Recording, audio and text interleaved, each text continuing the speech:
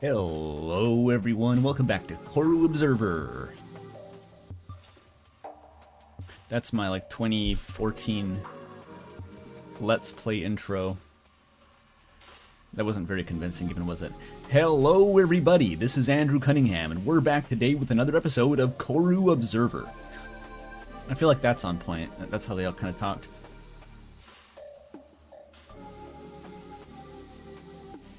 Sorry for the late stream. I mean, they're all kind of late. Had a later one than usual last night. Your first XP stream? Oh yeah, that's an annoying fucking feature. I was watching the that other small channel play Corru, and it was a situation where I was one of 3 people in the chat, and so the first, second, and third place were everyone in the chat had this giant fucking badge, and it just took up so much space. It's so redundant. And 99% of streamers on the platform, that is going to be what their chats look like. They're not going to have more than 3 fucking people posting in chat. So it's just going to have this spam. It's not even going to work as a ranking system. Hey Molly. Good to see you, Molly. What is the point of the badge? I don't know. Go ask Dream.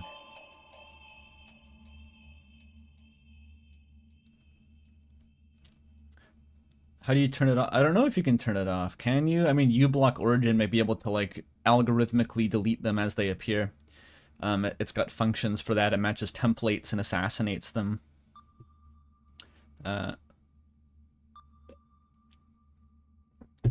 Which I've used to cut out some UI from the YouTube chat window already. Stuff that just takes up headroom. I want to be able to see as much chat as possible. It's a small window.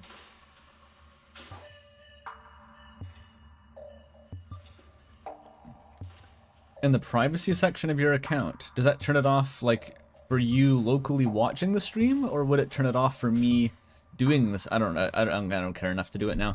If there's a bunch of viewers, that doesn't really matter that much. Okay, you want to look at the Corru? There, look at the Corru, Chad. It's so cute. But yeah. I won't start saying it now. Hang on, we got $2 from Champ Glorbus. Thank you for that. Fell into the Corru, now I'm observing. Yes. Yes, indeed. I'm not sure if that's what you meant, but I've seen a lot of comments on the Corru VODs. I feel like I get more comments on these VODs than usual, but it's a lot of them are people saying oh my god, I looked at this game because of you, and now it's I played the whole thing in 2 days and I'm obsessed now. I was yes, that's the intention. I told you, I warned you, dog. I warned you about Corru. You know, the line is never actually I warned you about stairs. It's I told you. It's I think that was a Mandela effect that applies to me only. I always thought it was I warned you about stairs, but it was I told you about stairs. Devastating. Molly's just tweaking for episode 4 ad 1. Me too, although this replay is actually sating a lot of my anticipation, I have to admit. But yeah, it was a late one for me yesterday. I was up. I stumbled across this video, which it's one of those booktuber videos. I don't usually go on booktube because I haven't been an actual reader for years. I used to be a crazy, voracious reader in middle school, high school. I would read a book every 2 fucking days for a lot of my life, and then I stopped for no reason. I think it's a common story. But I used to be super into Discworld. It was my favorite series. I read almost all of the books. I think I missed a couple because I basically got them randomly. I would just go to used bookstores and libraries, and whatever Discworld books they had, I would grab them and read those in any random order. So I think I've missed I definitely haven't read the Australia one, and I haven't read probably Thief of Time, I think. Anyway, it's not important, but I found one of those booktube videos that was specifically talking about the Discworld reading order, and it had a big conspiracy corkboard, and I was fuck yes, okay, I can throw an hour away to watch this. But then it made me want to reread Discworld immediately, and I was shit, it's been way too long since I've actually read any of these books, and so I grabbed a short one-off that I thought that I could do in one night, The Amazing Maurice and His Educated Rodents. And I did in fact read it just in one night. It was very nice, but I ended up staying up till like 5:30 in the morning before it was finished. It is a short one, but it's not that short, you know. Quite good, but it was nice to re-experience a little bit of Discworld after so long. Because it has been so long since I've read that series that I've pretty much forgotten everything. Like, I could reread it as if I hadn't read them before. The only one that I've reread a few times is Going Postal, because that's my favorite from the series.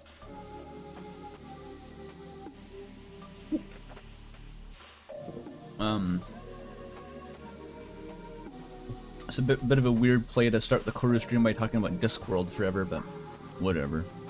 This is the niche interest stream already. I'm playing fucking corru.observer.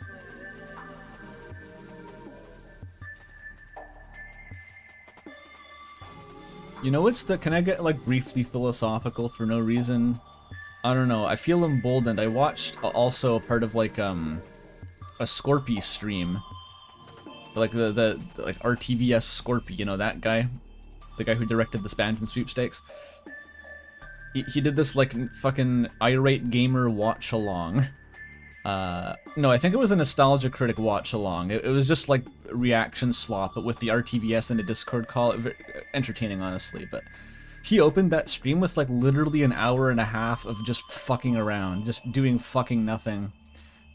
Like, showing off random DVDs that he found at a thrift store. And just talking to chat, like, an hour. And I was like, damn, I feel like I'm yapping for too long if my stream intros go over 10 minutes. And he's over there just doing that. Like, opening fan mail. So why not? Why not yap for a few more minutes at the start of the stream? But, wait, what was I gonna say? I had something to say, I thought. Oh yeah, I had the experience of, like, I went to the other room to read the book. Like, I left my bedroom computer setup into the living room that I barely use in the apartment, because I don't know what you do in a living room if you have all your stuff in your bedroom, right? I don't know if anyone else has that problem. There is a couch there, but so I sat on the couch and I locked myself down with the book. I made myself a gin and tonic, so just because I wanted to feel classy. I wanted to roleplay like I was a classy, you know, Dickensian sort of gentleman. And I read the book. But I was struck, like, after hours of this, that, like, the difference between wasting hours of time on a computer and wasting hours of time reading a book, which is, like, this is... I know, like, basic bitch thinking here. I just haven't read anything for quite a long time now. Was, like... Only...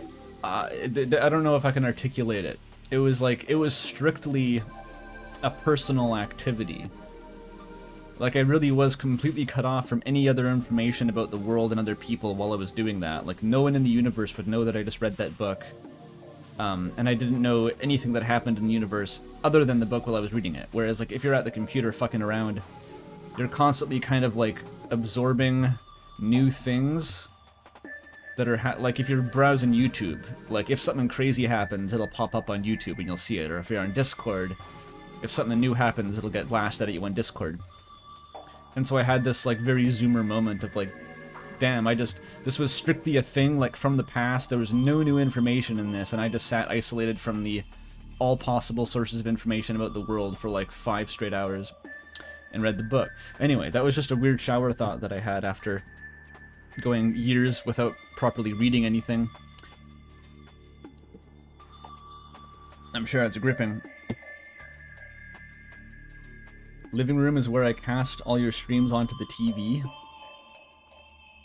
Oh yeah, that's true. I mean, it's about your living situation, right? Like, someone says put your desk in there. I'm gonna have a new roommate eventually. Don't ask me why I don't have one yet. Don't ask me why I still don't have a roommate. But I am gonna have to have a roommate soon. And, like, that's a shared space. I can't have my desk in there. So it's this kind of weird state of it's supposed to be like a shared space, but there's no one to share it with now, so I just kind of don't use it.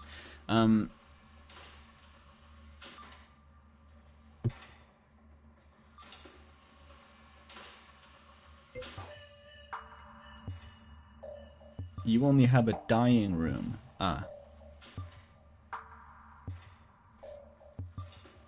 Well, okay. Maybe that's enough rambling. I don't have any, like, thrifted DVDs to show off. True, the Obelisk would have a dying room. A being dead room.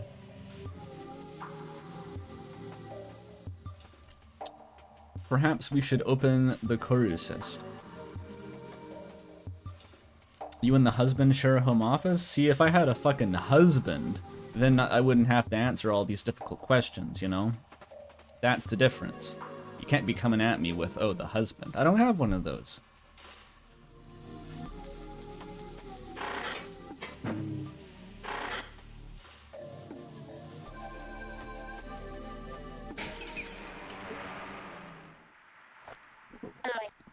Hello, Interloper. Have you seen your Velzy lately? It has still not appeared to me. That's because Velzy knows you're cringe, fun friend, and you would harsh the vibe. Okay, so this'll be good. We have a dense itinerary this stream, by which I mean a bunch of shit left to do in the game, just in general. What was it? So, we stopped near the end of the start of the collapse, before the move friend thing. There's still all of episode 3 and all of episode 4, and episode 3 add 1, which is a big fucking thing in and of itself. So I think what we do, and there's a bunch of side content too. Jokesiozo is still not finished. So I think I'm gonna jump right back into the embassy. I'm gonna finish that first segment of the collapse. And evil mode. Before that, evil mode, which is going to take a long time. And I think after that point, it'll be good for an intermission. I'll head back to Jokesiozo. I'll finish talking to the fairy.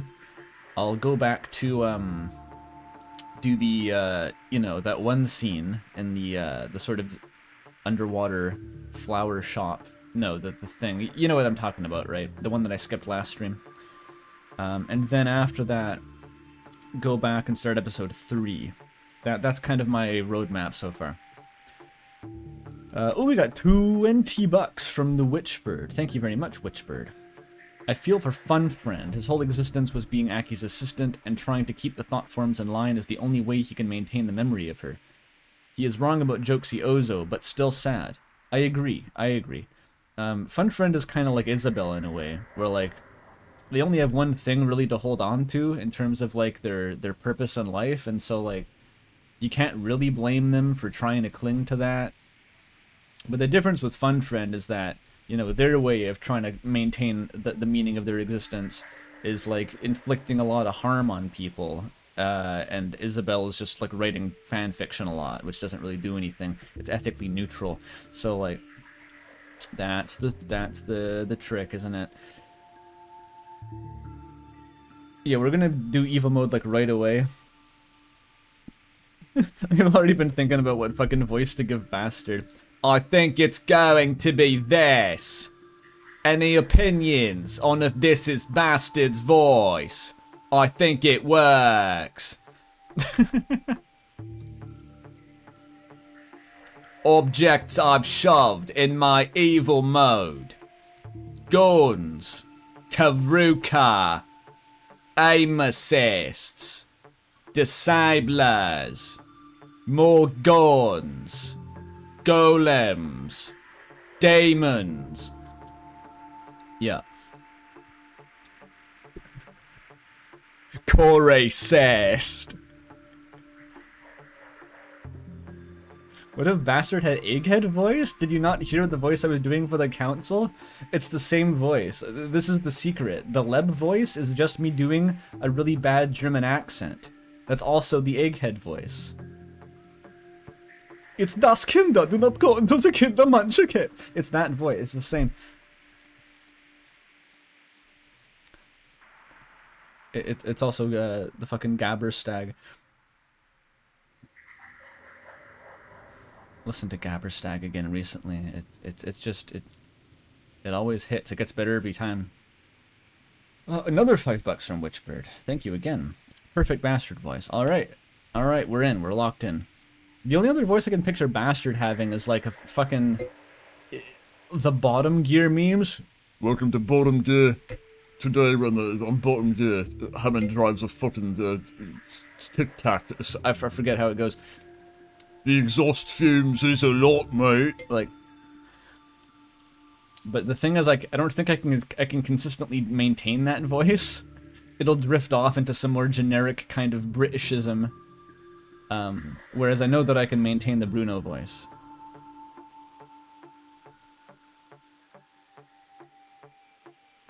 Exhaust fume.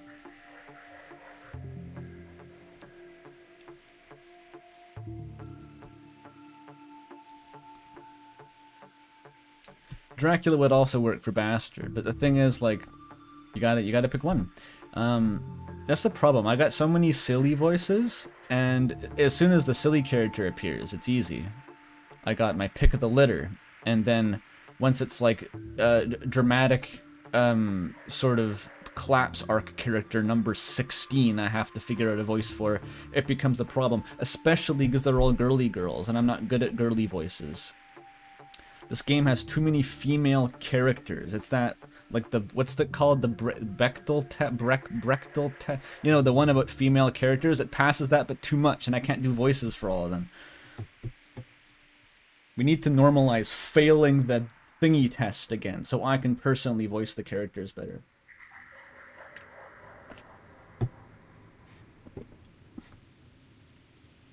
Oh, we got Courier in chat talking about Discworld. Lovely.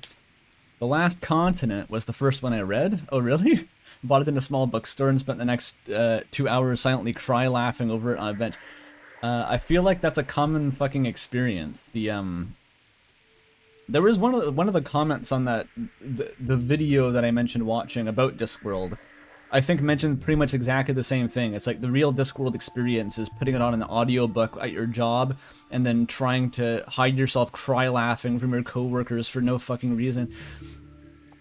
They can be so ridiculously funny sometimes. I think the hardest Pratchett book ever got me, which I don't think it was even a Discworld. I think it was Good Omens, like the Neil Gaiman collab from way back. That was the first one I read, actually, before I read any Discworld books. That was in middle school. And it was just a footnote about, like, describing the experience of going camping as, like, a British youth. And I can't recount it. Like, it's obviously not going to... The humor is not going to survive my hazy memory of it, but it was talking about, like, you made this tiny glowing ember and then crushed it under the weight of a massive log, possibly made of asbestos, and then stood around gloating about, oh, it's a good roaring fire, as the acrid smoke seeped into your eyes. I don't know what did it. It's always he gets you with the fucking footnote. Inherited context comes up and gut punches you. But yeah, I started reading Discworlds in middle school. I think I went from Good Omens to...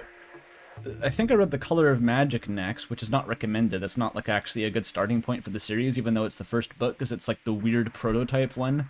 It's really fucking weird, but somehow I survived that, even though I didn't know what the fuck was going on.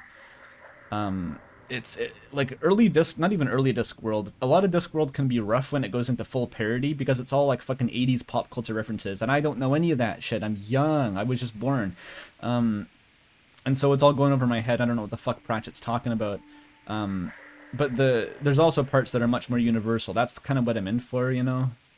Is when it's not just kind of goofy genre parody from a genre that I don't recognize, but it's the original shit. The actual world building really kicks into gear as the series goes on. And the Wii Free, the young adult ones too are excellent. Like, even though they're the young adult books, like when Pratchett does young adult books, they're still fantastic to read as adults. Like the one that I read yesterday, The Amazing Maurice, that's one of the young adult, not spin-offs. There's a few Discworld books that are specifically written for younger audiences, and that was one of them. And it has some of the edges sanded down, and it's a bit more blunt with how it's written, but it's still it's got the sauce. The Wee Free Men is great. Oh, Crivens. I think I learned how to do a Scottish accent from reading that personally. Honestly, the way it's that it is phonetically written in Scottish accent. This is a terrible version of a Scottish accent. It's really not coming to me now. But... okay, reminiscing about Discworld has to eventually end. I have to play the game.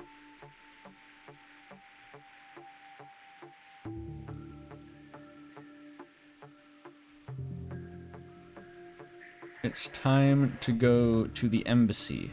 Is it this one? Is this the embassy? It is.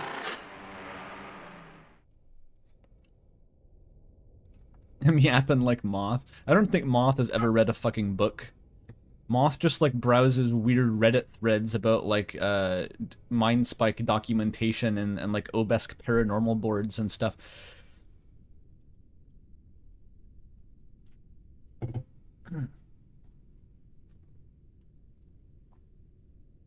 It's a fun dichotomy. Moth is like the terminally online weirdo, and then Interloper is like even further beyond, like not even terminally online, but just like never leaves the fucking Mind Spike. It seems just doesn't even understand their own reality.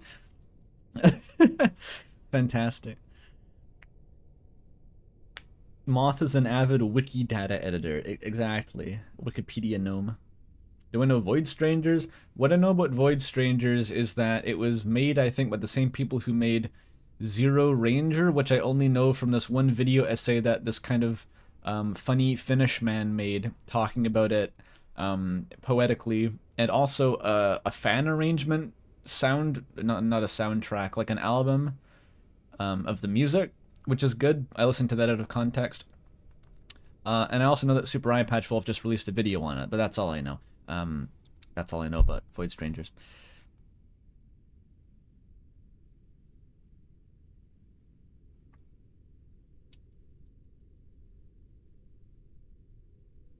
Do. You thought for a moment that Discworld was a place, like Disney World? I wish there was a Discworld theme park. That would be such a disaster. They'd have like those mascot actors, but instead of being dressed up as the characters, they'd be role playing as like thieves and muggers, and they'd take your money in dark alleys, and then they'd give it back afterward. It would be like a LARP experience.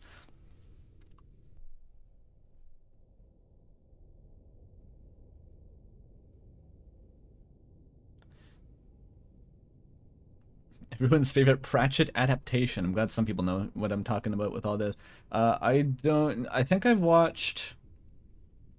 may have watched the Hogfather animated one. The Going Postal live action one is about as decent as I think you could hope for a Discworld adaptation. I think that's about as good as it gets. I don't really think they're very good for film. They kind of come off as stage plays, because everyone's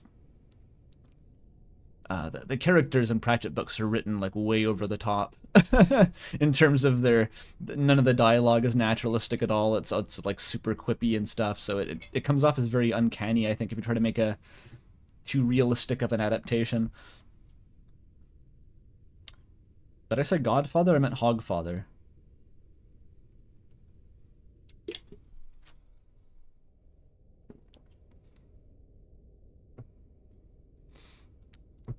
Where was I? This is the whole rest of the game is in the collapse. Let's load an iteration.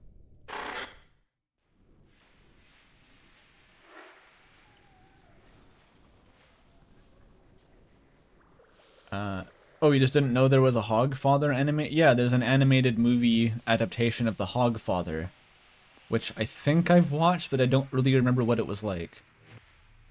That's the one that... Does that predate Nightmare Before Christmas? I mean, the Hogfather in general. It's like the fucking plot of Nightmare Before Christmas, but a Discworld book. I want to say that it predates Nightmare Before Christmas, but I don't actually know. Instead of Jack Skellington becoming Santa Claus, it is like the Grim Reaper himself.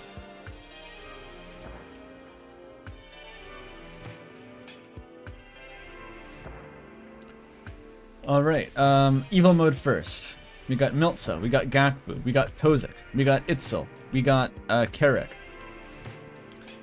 I think I tallied up the characters. There's gonna be like 12 fucking unique Obesks that I need to do voices for by the end of this. 12 of these dudes. This is almost as bad as Project Eden's Garden, except that they demand slightly more serious voices, so it's harder. Oh, really? Hogfather came after Night Before Christmas? Damn, I wouldn't have guessed that.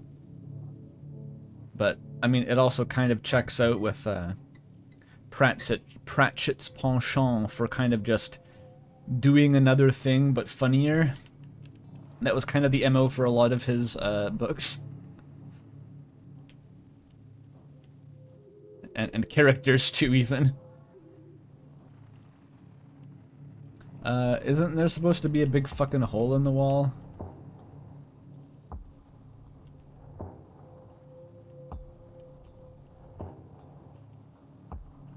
How do we get to evil mode? Oh, hunger mask? Really?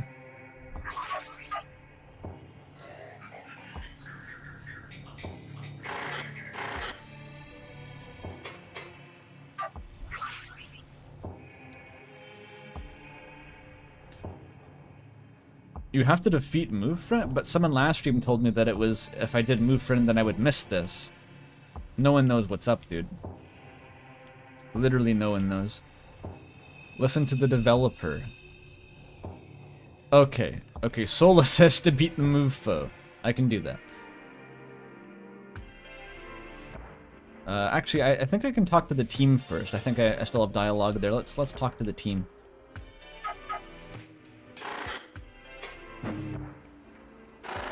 Besides asking Daku to turn her cloak off and on for our amusement, we take a moment to rest.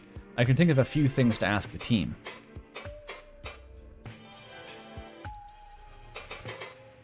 What can I ask Gakvu about Kazuki's room? The Gakvu stress toy. Gakvu, just in case the spell really does collapse. Kazuki will probably want us to grab some of her things. I've collected a few of her memory cysts. Can you think of anything else? Gakvu thinks it over. She snickers to herself before answering. Yeah, but her favorite bright weapons are the long ones. And there's no way we're capable of carrying her clothes. These are shameless excuses, but I agree, so I just nod.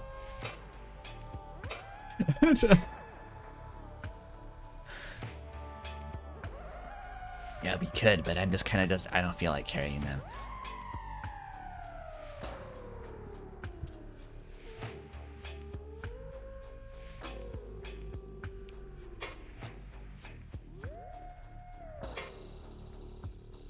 Oh, Tozik just isn't here, yeah. Tozik has become the void.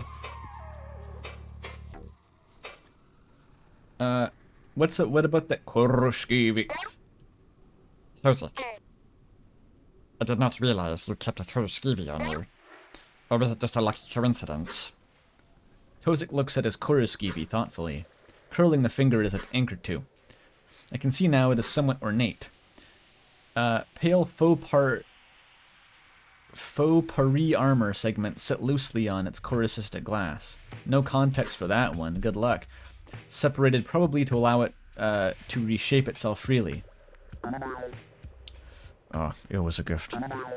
A parting present from a team member back home. I like to keep it internally, even if we do not work on golems normally. What did you do back then? Surface sentry maintenance. I missed the team, but it was for the best. With the amount of focus and tireless care they require, by growing disinterested, I've gotten someone hurt. Besides, what greater work is there than to solve the call? Even if we are now in this situation. We will make it through.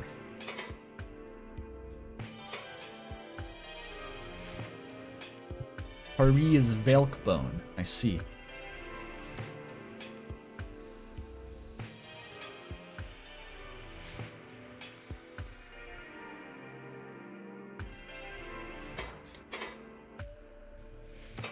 What is structurism, though? I need to know about your religion. Gakvu, about your little joke earlier. Yeah, I know, not the time. No. I was wondering, are you actually a structurist? That is a little old-fashioned. I see. No, not actively anyway. I was larval back when structurism swept Ekiva. And I hated it. My parents had their receptors entangled in the structurist song. They really wanted me to be one of the constructors, too. So I slowly became an expert in feigning interest. Did you work on the Yorkizika? For far too long, yes. On plain view of the eye. Dangerous and boring. It was truly cruel of Elsie not to introduce me to death like so many other workers. Though, I would not be here if not for that, so perhaps there is a greater role for me. Perhaps. I think this is most of the context we ever get for that. It's basically some weird spin-off sect of their... I mean, like, the Obesk religion is just, like, any possible opinion you can have on the Eye of Elsie counts as a religion on Obesk, so... I think this... I got the feeling the Structurists were more of, like, a ritualistic, pragmatic kind of cult that popped up. Fundamentalist, you could say. I don't know what they have to adhere to fundamentally. They don't have a Bible, but, like, the equivalent of a fundamentalist religion. And they tried to build this big fucking thing on the surface of the planet, which was, like, suicidally dangerous, because, as we've established, the entire surface of the planet's covered in, like, the Thing from The Thing, and the Last of Us zombies, and, like, the cordyceps fungus swarms and stuff. It's kind of like in Boat Murdered and Dwarf Fortress. Did I make this analogy already? I'm going to assume that everyone unconditionally knows the story of Boat Murdered and Dwarf Fortress, and how, like, the fortress was falling to ruin, and then we're constantly being besieged by, like, elephant plagues and goblins and like, evil creatures on the surface, but one of the rulers went mad and just sent out a contingent of people to make, like, a giant golden statue of himself on the surface, and before they collapsed to ruin. I feel like it was like that. They were all out there just getting slaughtered by elephants while trying to build a golden statue. There's a Fred Knudsen video on it. There's two Fred Knudsen videos, actually. Years before, there was actually a mainline Down the Rabbit Hole episode on Boat Murdered. Fred actually streamed a read-through with Jabroni Mike from Vinesauce, which I think I would actually recommend over the video. It's a bit more of an organic context. I don't think the Down the Rabbit Hole format was really suited to just discussing Boat Murdered, honestly. Like, it's not that heavy and research-filled of a topic. Like, it's just an ancient playthrough that was recorded on a forum, so I think a read-through actually makes more sense for experiencing it. Very funny, though. Mike and Fred are indeed a great duo.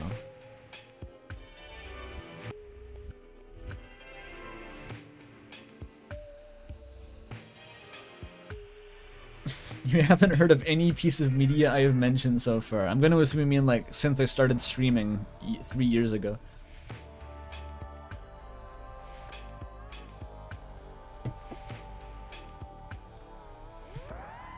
Anyway, we've established that Gakvu is like an ex-Mormon with religious trauma, basically. I guess is what we've got out of that. Her parents were in the cult and she got out.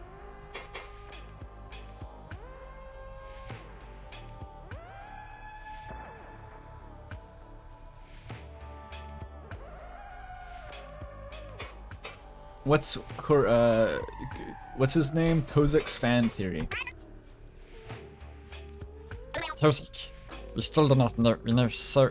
No, we still. Sorry, I'm having a stroke. Tozik, we still know so little. But what do you think is happening?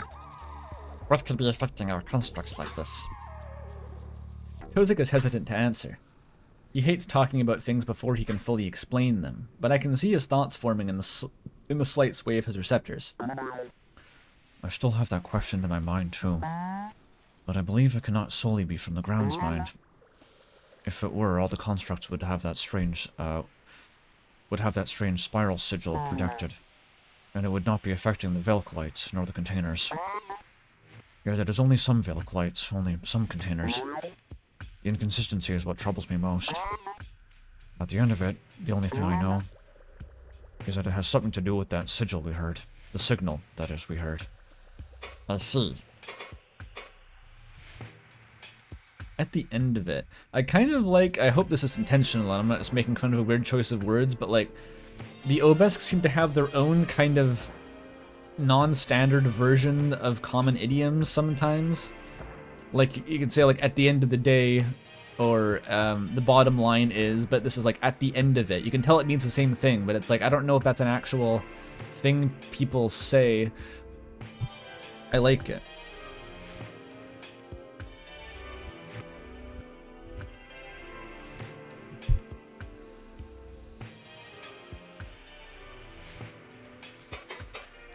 How are we holding up, team? How are you both? I'm doing fine. Good. Fine. Understood. Oh, that's the whole conversation. Maybe this is actually like a status check. Like if Gaku is on 1 HP, she'll be like, I'm dying actually. Help. What's the Obesk variant of get a load of this guy? Velocity's eye behold them. Something like that, probably.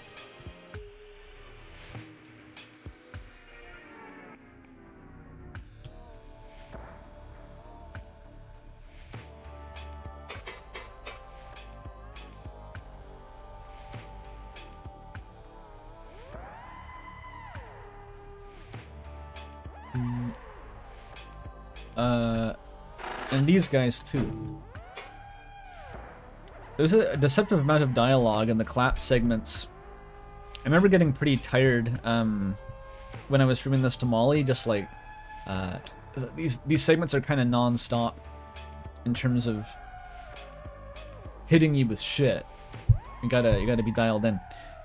Milt's idles with the within the relocator, waiting for us to fix it. I do not think she could help safely without a time stopper connector. But in this momentary peace, I can speak with her.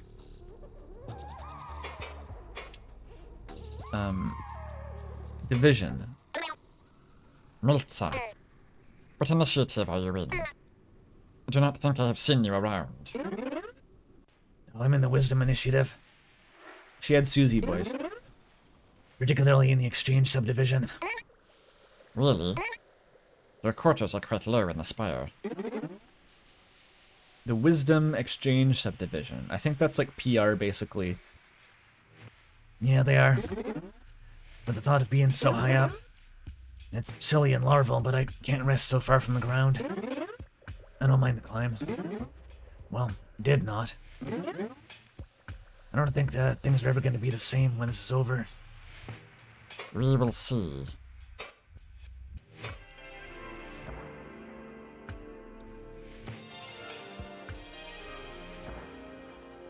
You can't be complaining about the Miltza voice, okay? I said at the start of the stream, I have a limited range when it comes to like feminine voices. And so like, you gotta use up the Susie voice on one of them.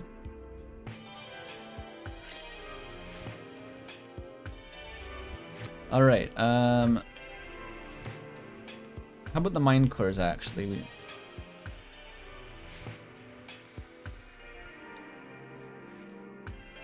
I still got the Elise voice on standby, but I think that one has to be Idril. I don't think the Elise voice can be used for anyone but Idril. I think that Vakoa was kind of going for like an Egon type situation. I could see that working. Freya? That's not... That's just a Scottish accent.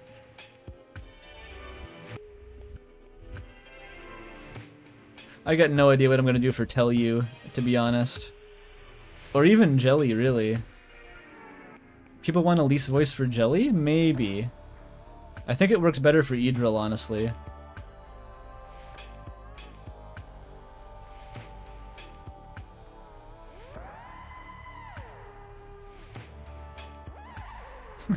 You have Freya. Honestly, okay, hear me out. Jelly with Freya voice. Which, I feel like it's a bit silly bringing that up as like a quote-unquote feminine voice, because it's just me doing a Scottish accent. But I think it is pronounced Jelly, because Bastard actually says it out loud, spelled Jelly once.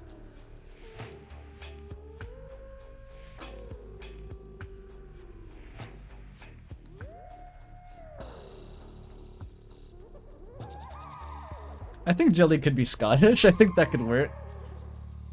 It'll be something. Okay, let's... No, I keep getting distracted. I need to talk to the mind cores and remember the voices that I came up for with the mind cores.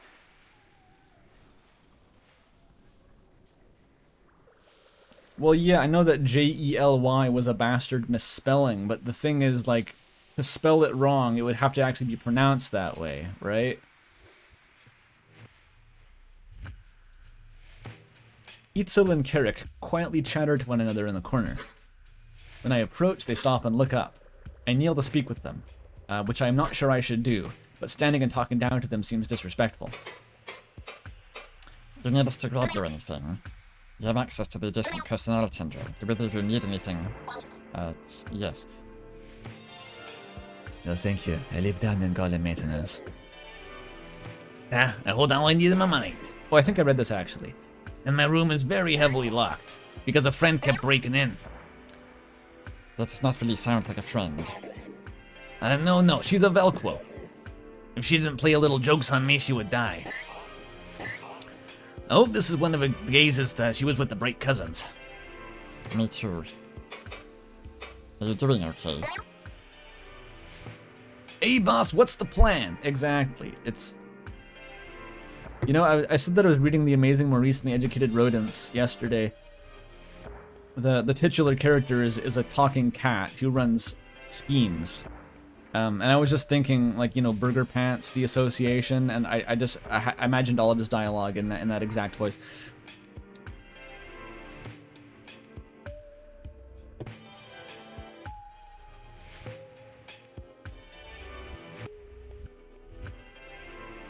Carrick has the faithful goon vibes.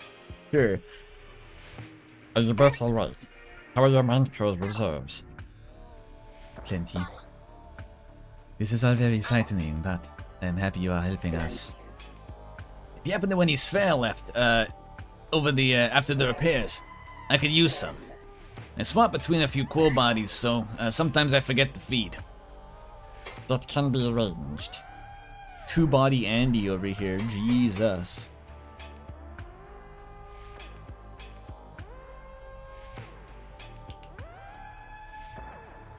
Alright, now I can talk to the friend.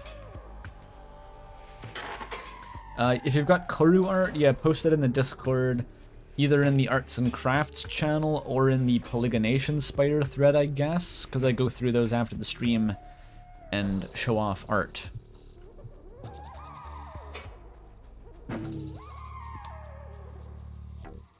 Repair. We approach the move friend once more. The sphere still sits nearby, ready to be used. Ready to get started? Alright, let's do it. It gives you this warning, which is kind of scary. But I've been assured by a devlet that you can do evil mode after this, and in fact you can only do evil mode after this.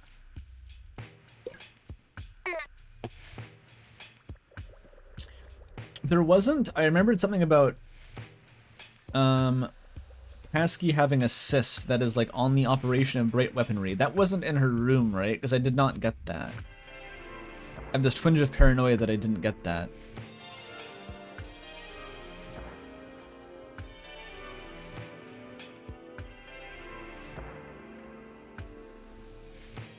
Okay, you don't get that from a room. That's good. Let us begin. I would rather not seal these paths, just in case. Yakfu, you watch the path to personnel.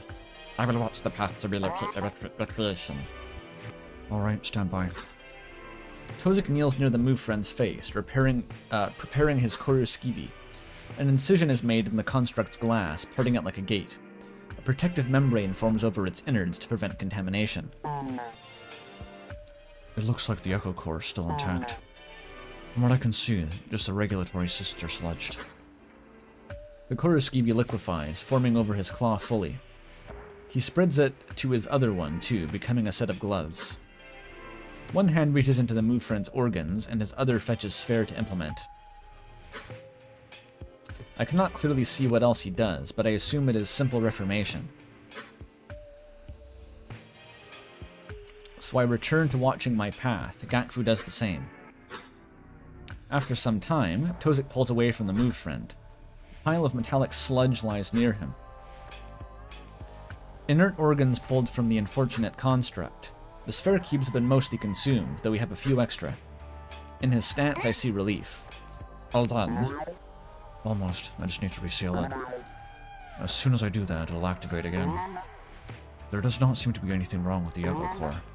Just like the bar friend, actually. So it should be perfectly functional. Stand by a moment longer. With his coruscavy, he draws the edges of the opening to one another. The cystic glass shifts in the dendritic patterns as it redistributes. Redistributes. And soon completely closes again. Dendritic is an adjective. I think it's probably a real word. I know that dendrites are brain cells. I don't know what it describes, though, exactly, besides the dendritic cyst had a bunch of tentacles coming out. Maybe it's like that.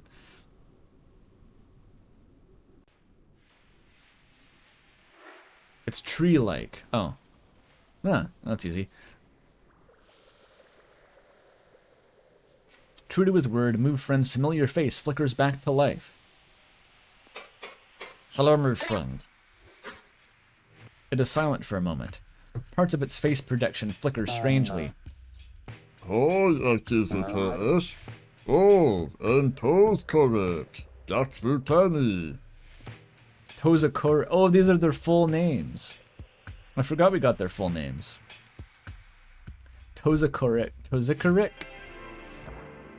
Tozakarik sounds like a medicinal root that you would brew into soda. Somehow, don't ask me where that association comes from. Gakavukani.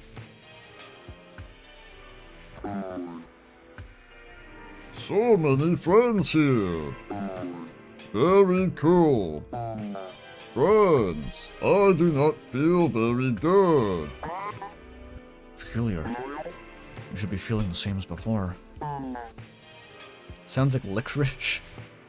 Tozakarish.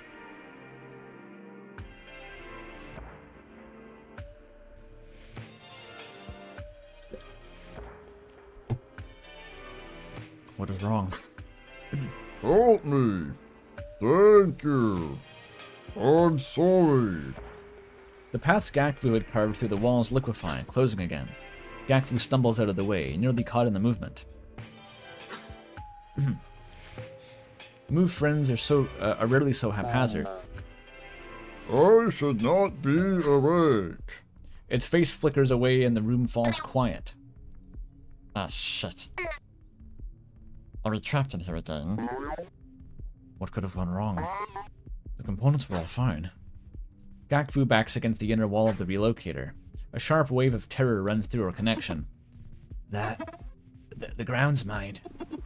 It sees us. The aggressor's sigil forms in place of Move Friend's face. I hear the sound of Corru shifting behind the walls. I'm not even going to try to pronounce that. I think these do have words in them sometimes.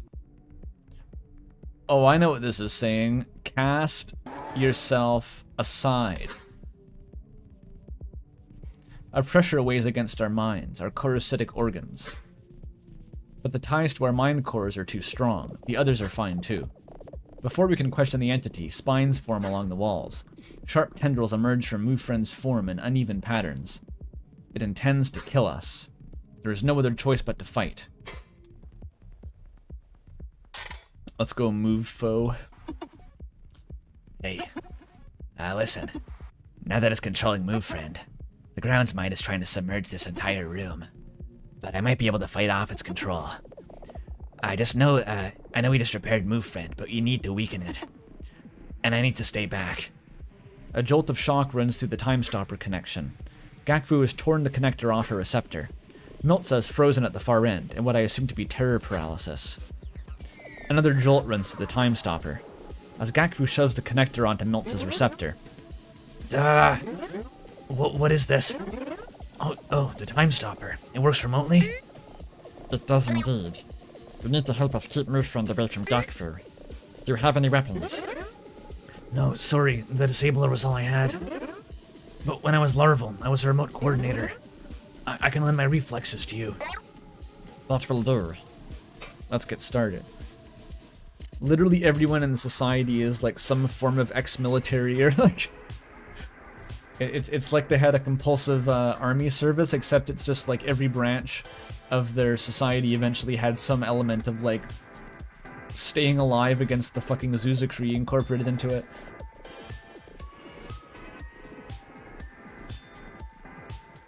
Miltza time. Never used her after this fight. Miltza's pretty good, actually. They're all good. That's the thing. It's kind of like how every character is the best character and your favorite character and the best blorbo. It's like that for combat too, where all the characters are like actually very useful. And it's a shame that you can only fit 3 in the party.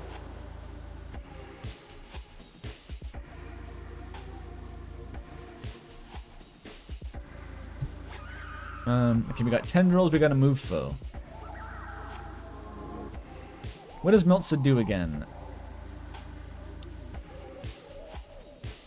Strike with a clever feint, make create distraction. Oh yeah, evasion to nearby allies. That is busted. It basically is like a full team, like as long as you can get one of these per turn, you never have to worry about defense. Which is a shame that Gakvu's not here, because Gakvu applies the status effect that gives you like automatic crits against the enemies.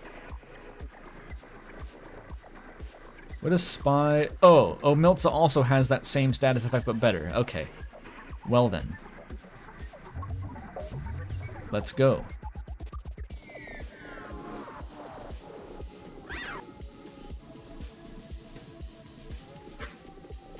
The walls shift around Tozek. Around Mufrin, the walls ripple strangely. In its spreading influence, spikes form out of the malleable black corru. Behind us, I hear Gakvu straining to hold the space together. I only hope she can stop it from simply crushing us all. Reminder that Gakvu has illegal groundsmanry capabilities and is able to hold back the structure.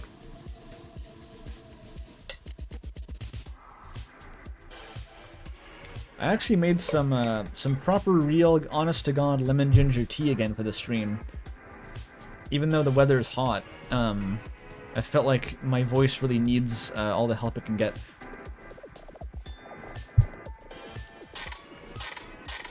Okay. Yeah, looks like Funfinder's right. Good luck, buddy. Thanks. It's Toho again. God trained me for this, though. I was trained by God. Shit ain't nothing to me.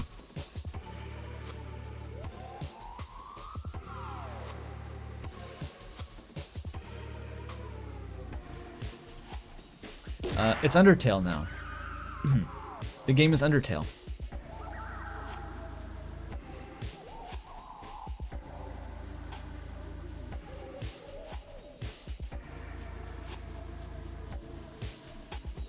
I didn't even know you could do them with Wazda. I tried, that didn't work, because like my mouse overrides it somehow.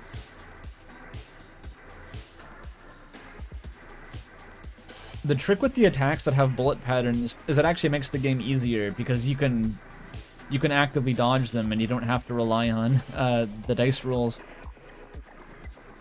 It's more control in your hands. I think stab is a DOT, right? Oh yeah, let's go that. And it's vulnerable. That's a lot of puncture. So that's gonna be like 5 damage a turn. And now Miltza just spams distraction forever, and we never have to worry about. Oh yeah, it is. It's a full team evade. So we never have to worry about focusing defensively again, basically. As long as we maintain that vulnerable status effect. Honestly, as long as you can maintain vulnerable on an enemy, it all falls into place. Like, all of your status effects just pile up. And Kuruskibi too. Just infinite healing now.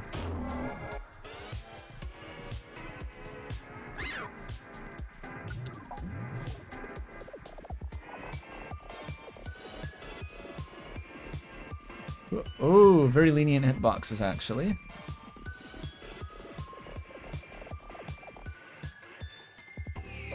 Ow. He's fine.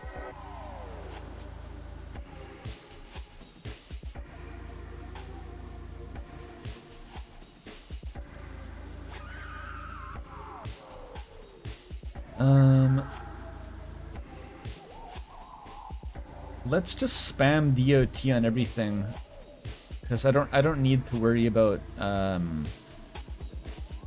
focusing to dodge now.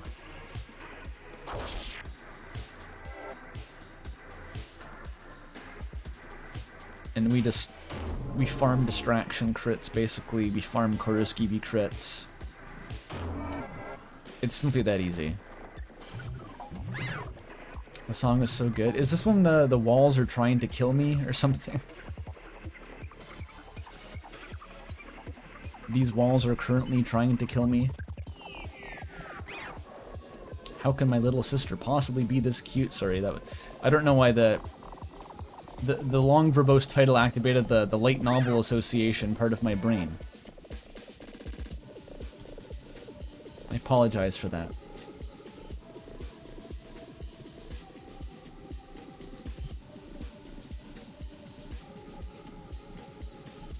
The part where he kills you, exactly.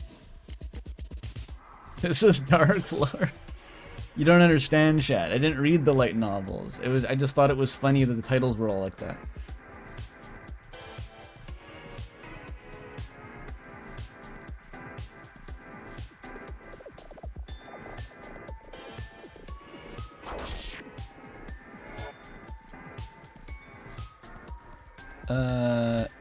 It's not vulnerable anymore.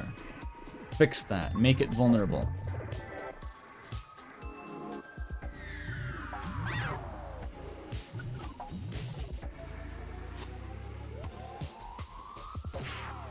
Where's my... Oh my god. I'm getting wrecked.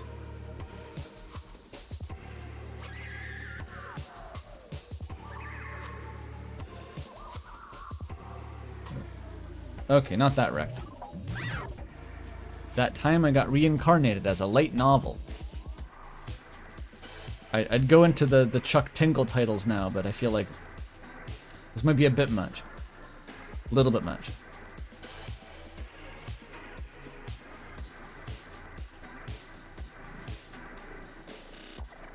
The walls are trying to kill me, and now I have a hot alien girlfriend from a distant, dangerous planet? Accurate. Another working title for this game. What was the joke from that other Corru stream? Bogo's Binted Girlfriend. That's the game. It's a pretty accurate summary, you have to admit. Bogo's Binted Girlfriend.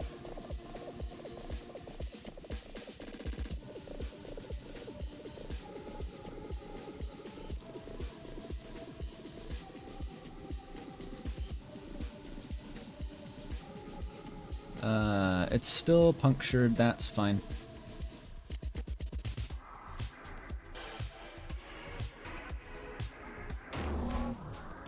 Ooh, a crit. Natural crit. And the usual. Thank you. Tozek's little bark there.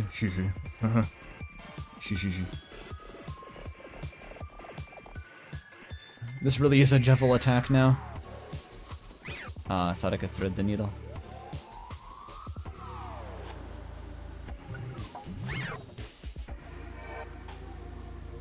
Oh, scanning the enemies? Is that a thing you can... Our move friend wielded as a weapon. The aggressing grounds mind intends to simply smash us. Explicit purpose, game element, not real, not a reenactment of violence, I swear mindsight, please work. That's a classic. These have unique lore, originating from the floors and walls. The hateful will of the aggressing groundsman, that may be how you pronounce it, made manifest. It's like Portsmouth, you know? Cunningham. That's not how I pronounce it, but I think you could pronounce it Cunningham.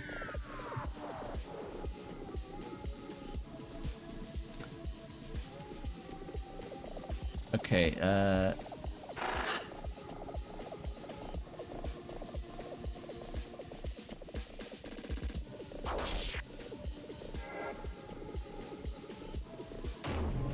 Wonk.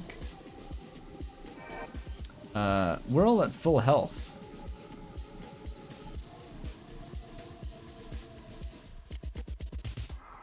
I guess I just attack for raw damage.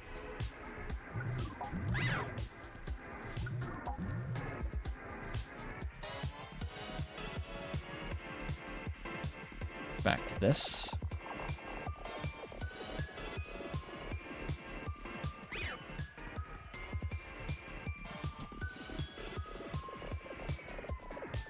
Oh boy.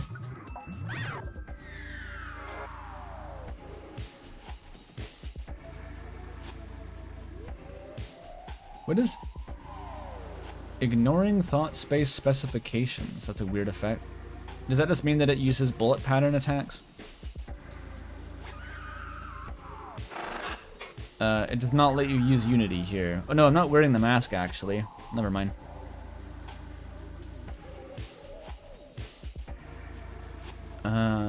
What does Akazet do now? These guys are dead from puncture damage if I just wait, so... Oh wait, I need to reapply puncture. Next turn I can do that. Go for a crit? Nah. Okay.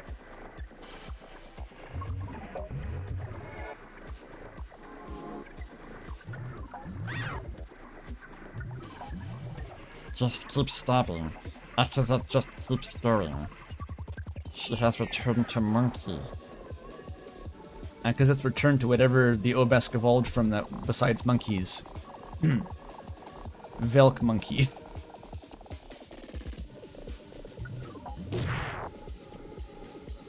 Return to larva. Yeah, return to grub.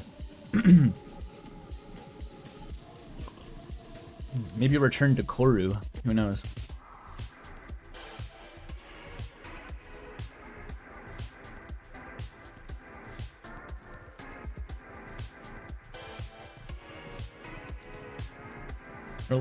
Their larval form is kind of buggy, I guess, but they're still fully evolved humanoids. It's not like they evolved from their larval forms. They had to evolve from super larva, some sort of large, pulsing grub creature.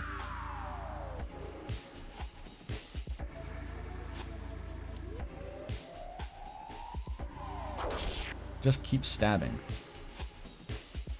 Oh, that's a rare non-crit on a vulnerable enemy. I don't know how the calculation works, because this is plus 200% crit chance, but like that's not additive. I'm guessing that's multiplicative.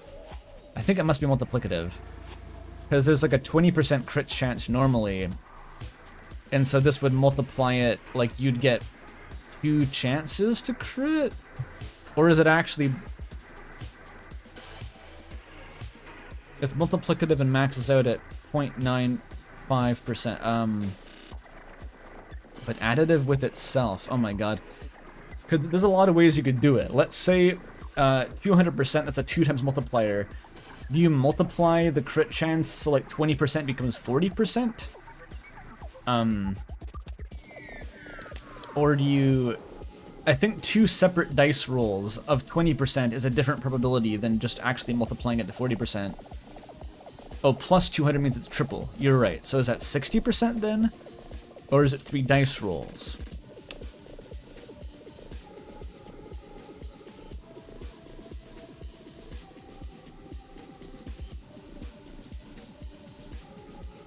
$350 because it's being added to 100.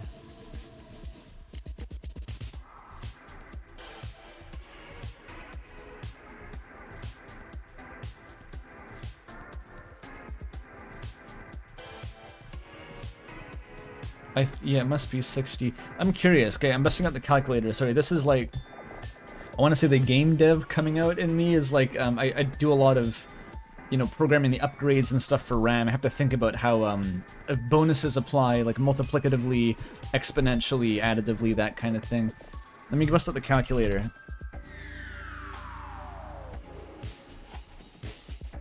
So the probability of like, say a 10% crit, it would be like 1 minus that, so like 90% to the power of 3, and then the opposite of that. So like 0.9 cubed. This is of like 3 separate rolls for 10%.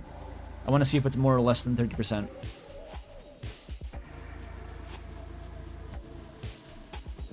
One minus answer.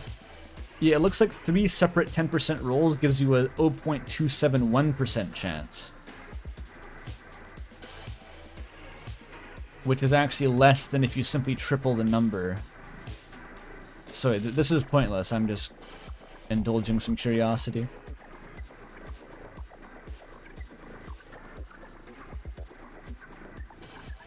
Because if you just multiply the number, if you multiply a 10% chance by 10, you get a 100% chance. Whereas if you do 10 rolls of 10%, that's still never going to be a guarantee of getting the crit. You know what I mean?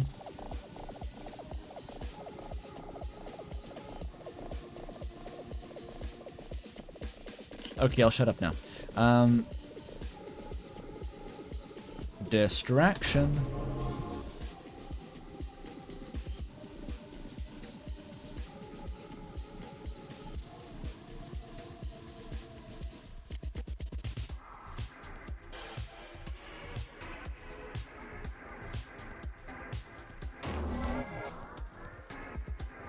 It doesn't really matter who I attack, because these guys are not contributing effectively, because we all have evade. Frenzy chains are a nightmare to calculate the odds. I bet that's like just separate dice rolls, because those can go on forever, I think, but I'm assuming that's just a percentage chance to stop each time. Which is how you get that really wild variation in how long they go on for. After that, it just keeps going. Okay, this thing is dead immediately. I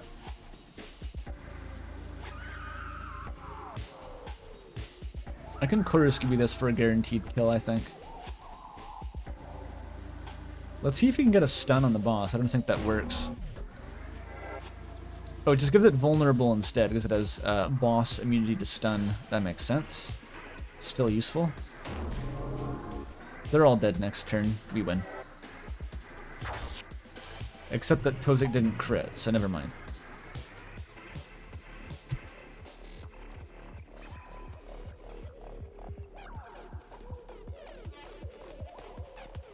Ow. Oh my god.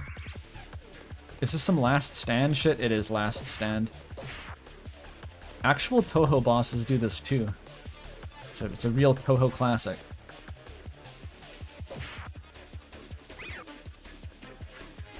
Oh dear. World's first hitless attempt has gone wrong. This is not the run. It's 1 damage per hit though, we're gonna be fine. This is like when Sans is dribbling the blue soul around the battle box. It's not doing shit. Just hold on.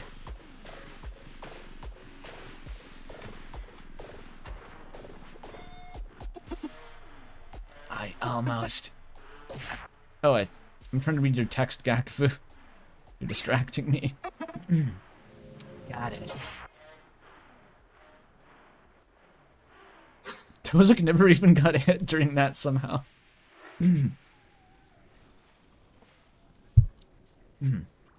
All at once, the chaos stops.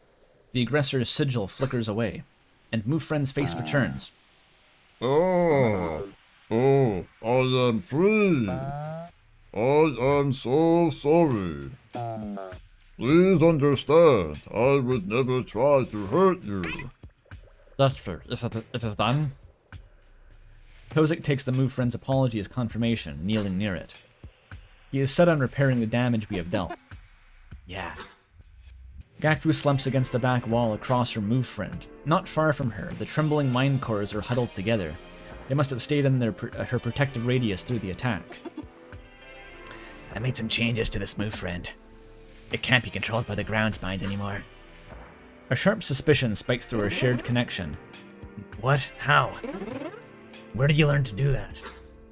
Gakfu only snickers in response. She waves her receptors negatively. Sorry, it's a secret.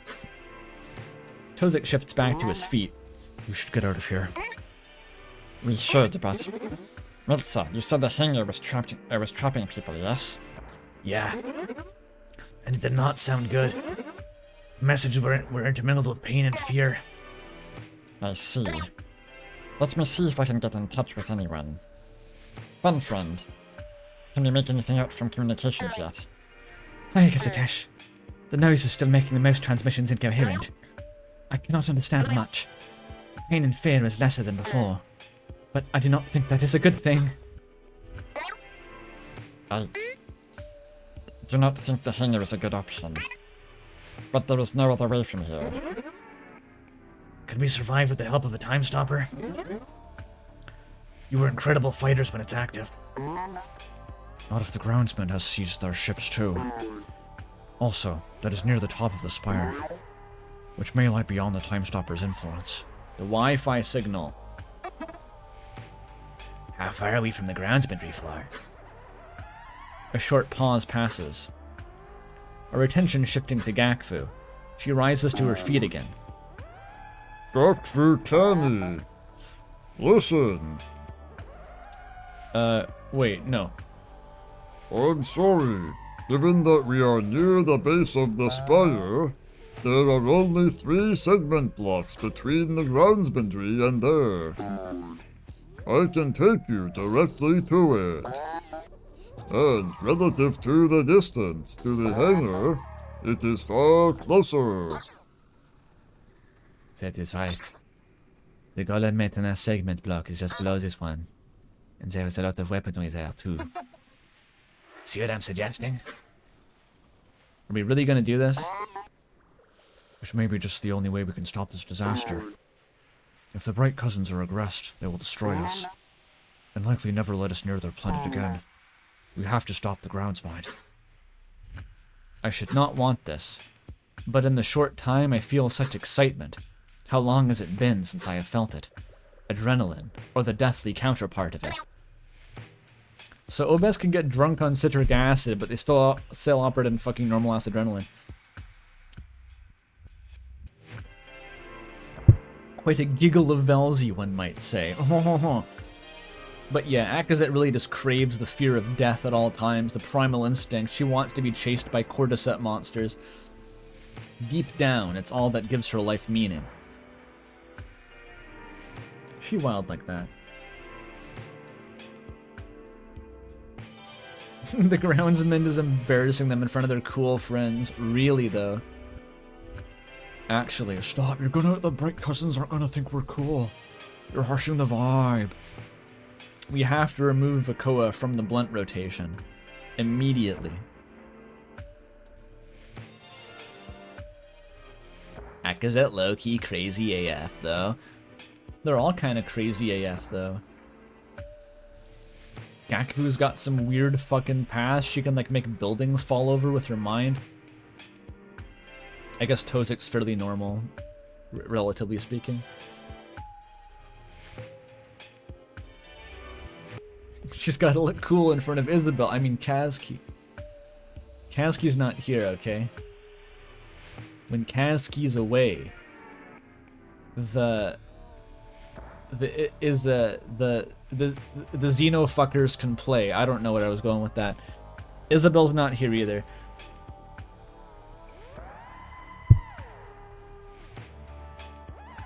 Does anyone object? I examine Miltza and the 2 exposed Quo. Miltza's receptors are twisted in confliction. But the mind cores speak up first. I am not leaving until I find my Kiwi. There's never context for Kiwi. It's not like a Chorus Kiwi. It's a Kiwi. I feel like it's just his weird nickname for his wife, basically.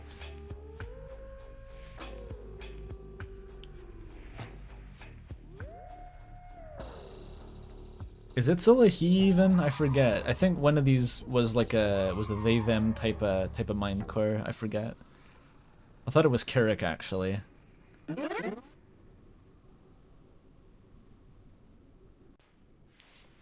Oh, it's from Kiv? Oh, it's like a diminutive of Kiv. I see. That's cute.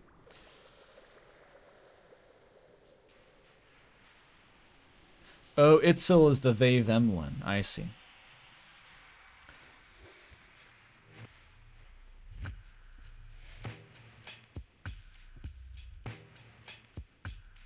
Kivi. Yeah, because the Kivi is in fact a Kiv. That's the lore. We're putting essential metals in the corru to turn the quo gay. They're already gay.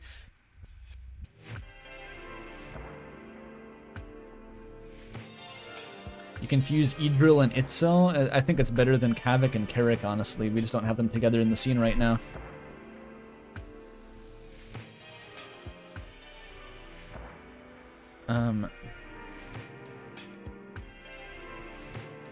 Maybe we could get the golems down there to help too. I don't see any other option. Well, he truly has chosen us. Move, friend, please take us to the golem maintenance block. You know why I like that voice for Gakbu? It's because I can't do it without making the same face in her little profile picture. I need to do the shit-eating grin to do the voice. Alright. Save iteration, end of segment, yada yada yada yada yada. Hello, Interloper. Please come back in a wink. I'm nearly done with this next part. Okay, well, looks like we have to wait a little while again. I'll keep an eye on the broad activity in the corru system. If I see any changes in these memories, I'll let you know. I bet FunFriend will be done tomorrow with everything I need to see going on here. If you want to call for today, then go ahead. Oh my god, the fucking options. Say, it's like a Nintendo menu pop up. Save and exit, save and continue, save and blow up the system. Just ambiguously save. Let's save and explore. The only correct option. This segment being operated by like save files is actually kind of sketchy because it means it's actually very difficult to replay segments that you've been through without, you have to rewind basically the entire thing. It's a strange way to do it. I'm not sure why there aren't just more of those little, you know, the little text entries that bring you to an embassy memory. It should probably be split out into those, IMO, from a user-friendliness perspective. Because if you skip past this part, I skipped evil mode in my first playthrough of this game, and I just never went back to do it again because I would have had to rewind the entire collapse save file. You can jump to specific segments when you restart. True, but I didn't want to erase my like episode 4 progress. I thought it would erase that. But on the bright side, that means that the end of episode 2 evil mode I've not seen. It's blind reaction. Somehow I did it. I didn't skip the whole thing. I found it, but I didn't finish it. Like the door wouldn't open. I couldn't figure out what to do.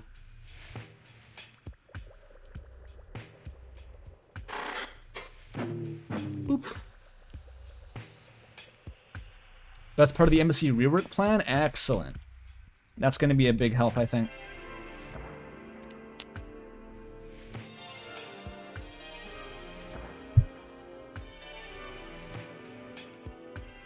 Wait, episode 2? Yeah, episode 2.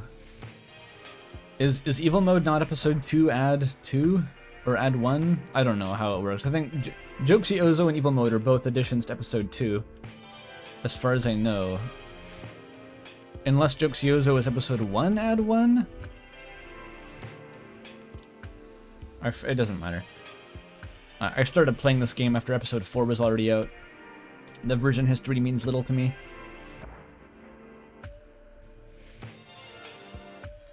Wait, Jokesy Ozo didn't exist until episode 3? What the fuck?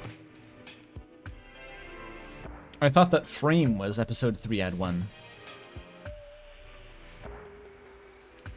And that's why the lost one was like kept on ice at first.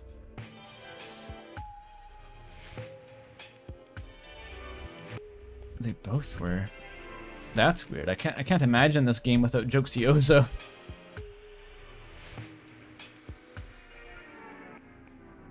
Okay, I've talked about dev history so long that I need to go on a piss break already. Piss break. Be back in a minute.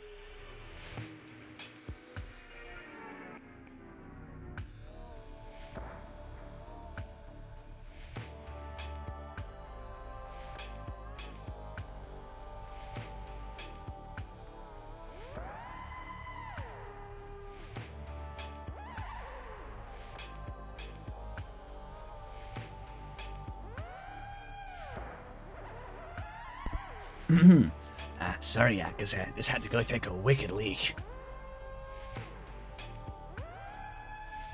That's the quote. They probably don't actually piss, do they?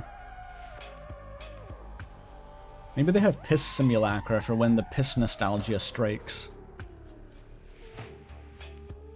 Never just say Wicked. like that again, eh?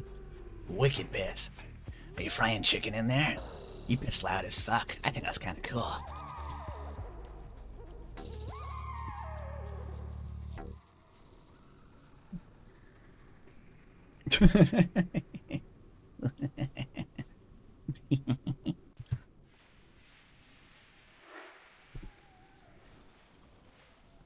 That's how Gakfu flirts.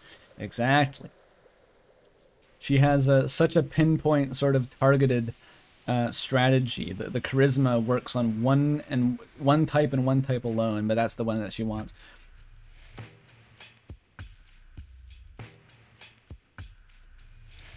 Anyway,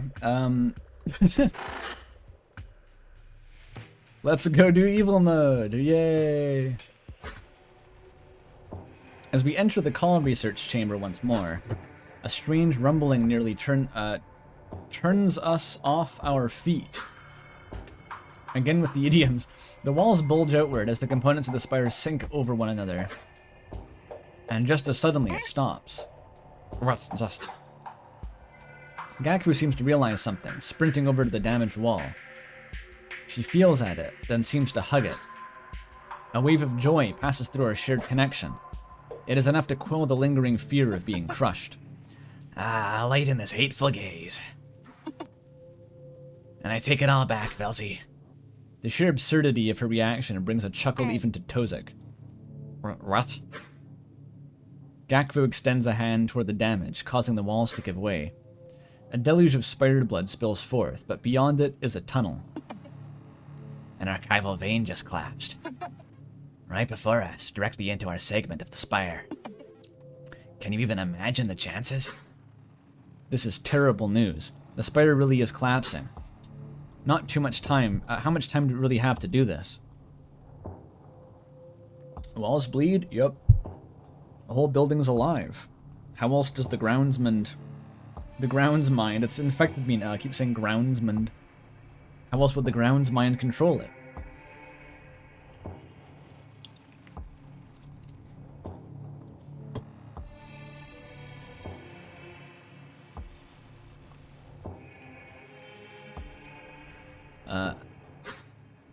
But she is right to be excited in the short term. There will be plenty we can use within. The veins carry all deliveries and knowledge. Like a herd of veil parting just for us. You should think about this first. If the archival golems are compromised, it will be extremely dangerous. I'm sure we can find what we need and continue elsewhere. But maybe it could be worth it. Think about it. This, I remember being... This is actually like the hardest thing in the whole fucking game in here. Like, even the later evil mode I thought was way easier than this room. I had to save scum just constantly to make any progress, but I've also saved up all my resources this time, so it might be a bit easier. On my first playthrough, I had to go, like, with very minimal items left. But I'm gonna be saving like this as a fucking Earthbound ROM hack.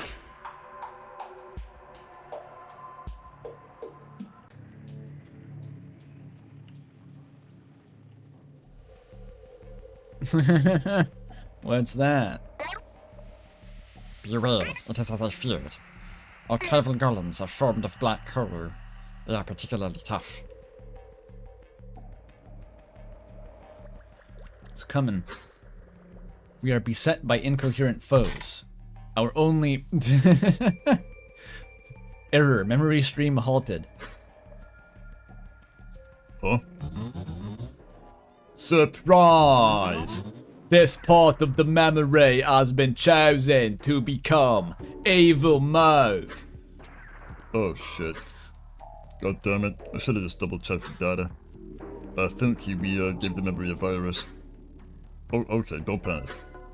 The core says two aliens supported outside of this framework. So this thing is limited to collapsed memory. Oh. And actually, it looks like it isn't exactly malicious. I don't know, see what's up. Hello? Anyone home? Thoughts? Who are you? Bastard! I'm here to make you have fun. Framing devices are boring sometimes, so I take a little part to improve. To enjoy if you wish. Smack, I can't read those. What did you do? Nothing. Lol. Okay, lol and Bruno voice. That's rough. I'm not sure.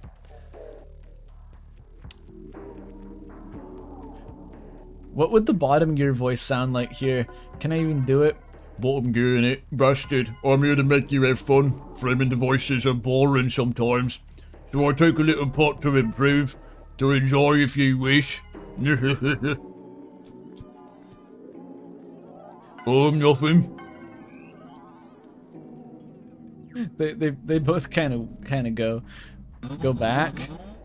I told you it's evil mode. It's extra hard.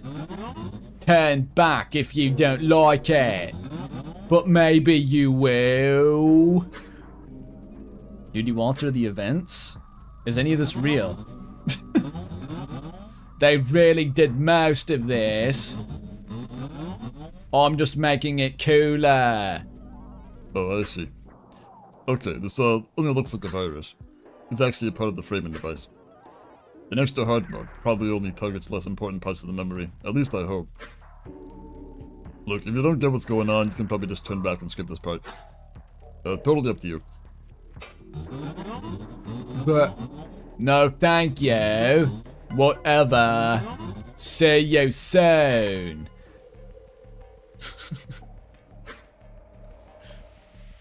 It cut off after the O. Finish to fight. To use a disabler charge so soon would be foolish. I agree, Akazet. I agree. We need to save all of our resources. I got some biscuits to munch on too.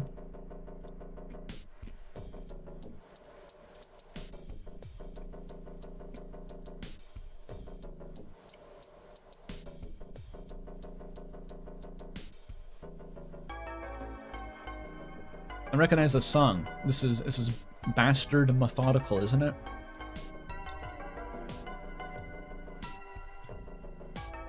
The Jutskin. This is the healer, right?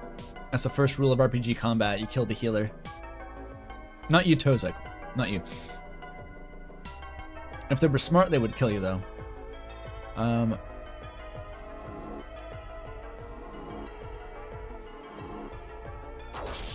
These fights are really hard. Okay, this guy has to charge up. So I think the tactic is to basically stun lock these guys, if possible. Because that'll cancel their wind up. Okay, Gakfu is bleeding to death. Akazet, it's like I'm pissing blood. I'm sorry. Gakfu is not going to become the piss character. That bit's not going to continue, I promise.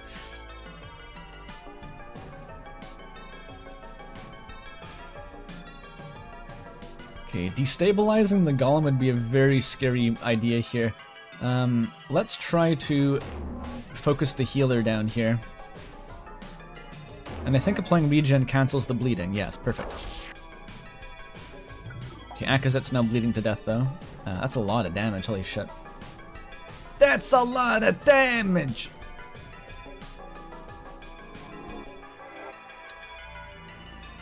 Okay, vulnerable.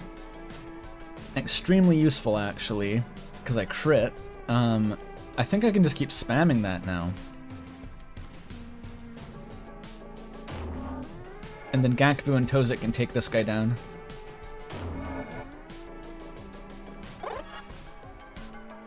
It's applying a shield. Okay, and because Akazet's focused, we can repeat the stunlock strat.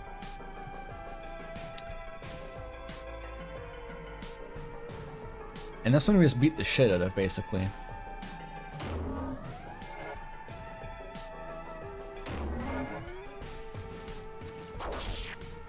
I think Destabilize is the only base 2 damage move that has 100% crit chance or a hit chance by default. So Gakfu is our de facto DPS. I think this algorithm's working really well, actually. Especially if you can just keep stacking vulnerable.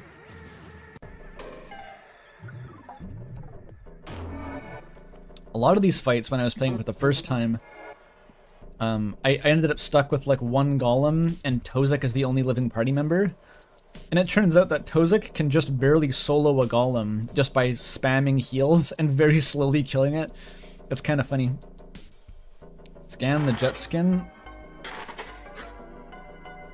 Lightweight hovering maintenance golem, constructed in the style of the active grounds mine signature. Maintains archival vascular system integrity. Interjection, evil mode. Nice.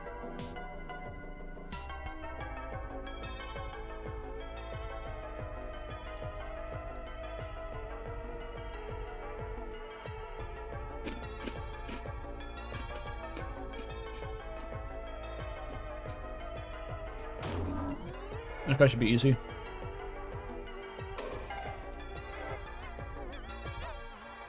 Actually, I should have focused up, what's her name? Gakfu. If you can get vulnerable on this guy, it'll be faster.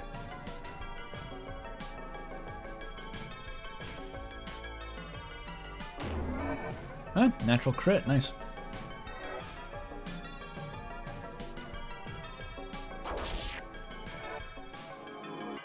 It may get an attack off now, actually. I think I've broken the pattern here.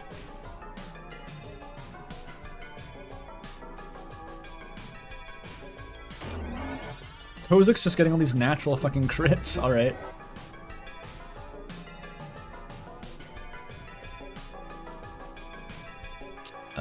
Yeah, only 20% chance to stun it again.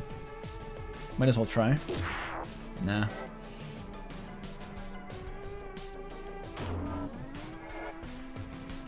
That was a misplay, it's gonna punch someone now. Only 2 damage, okay, that doesn't even matter. That's fine. We should actually slow our roll here, if possible. No, that's not possible. It'll die next turn no matter what. Which is fine though, because Tozik can just heal himself. Okay, that was perfect. That was perfectly fine. You find a static cyst. This is a shield. Nice. Really? A static cyst here? How peculiar. I turn it over in my claws. Its myriad applicators staring back at me. Perhaps the Archival Veins Delivery Center had a batch. But it must not have been intended for our Spire segment. Ah, how clumsy that thing was. Alone, perhaps. But if we have to deal with multiple further within. Tozik turns over the materials we've acquired thus far. Kavrukas, aim assists, restorative cysts. We should put these to work. Oh, I know how to use them, Tozik. I'm waiting until we get to the real tough fights. Fucking bastard. Kazette, I've become the Skybox. Do you like it? I thought it was cool. Yo, 9 New Zealand buckaroonies from Cool Gloop once again. Andrew Cunningham. It's just spelled normally. Nice, thank you. Please use items here. Please, I designed it for items. Please, please, please, just use one. If people aren't using items here, they're not gonna win. I don't know. This was brutal. It's probably possible to do it without items, but it probably requires a ton of luck. Do I have a disabler? I thought I had a disabler here when I played it the first time.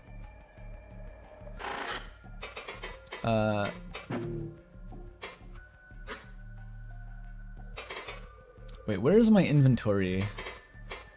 Do you not have an inventory screen until episode 3?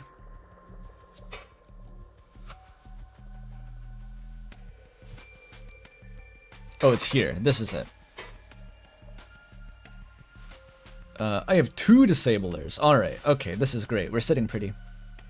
These are what they look like, by the way.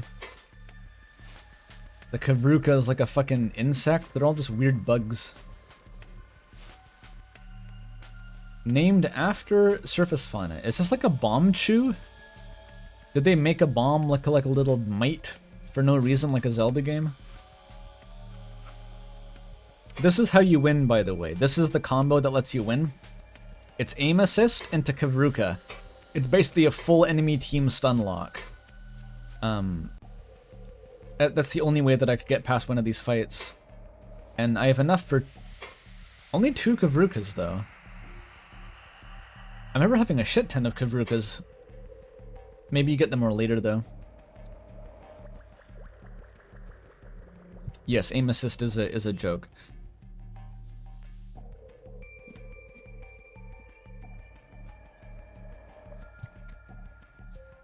Yeah, the restorative assists are key here.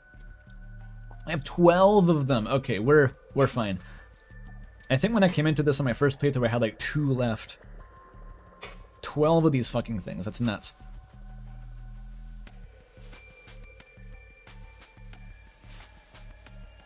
Aim assists are crazy good.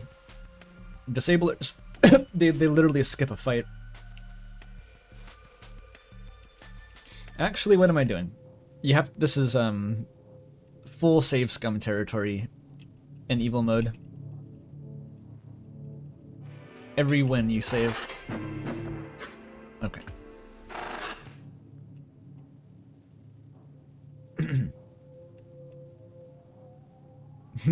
Bastard. The bastard door. I never got in here. I never figured out how to open it. It's too dangerous. You must destroy these foes. I swear I did. I swear I did. Oh, there's 2 of them. Alright. We can also expend the disabler. I think the harder fight was in the end of the corridor. Let's fight these guys.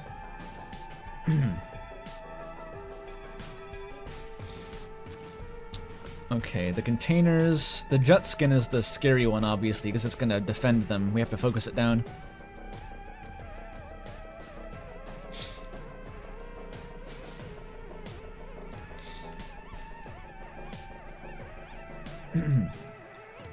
Would this be a good Kavruka? I mean, it would be a good Kavruka.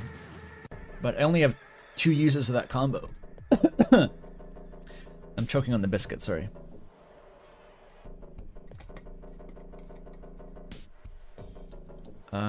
I could do the same stun lock combo, but I could only get 1 stun every 2 turns. And that's not very effective against something that attacks every turn. I think I might even want to destabilize to get this thing down faster. Just really bum rush it.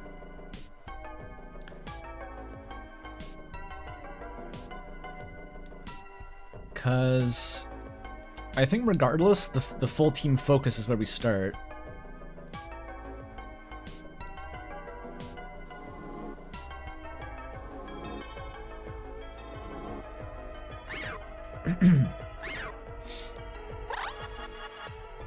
Pretty lucky so far. Okay, that's a great first turn. That's a great first turn. Love that.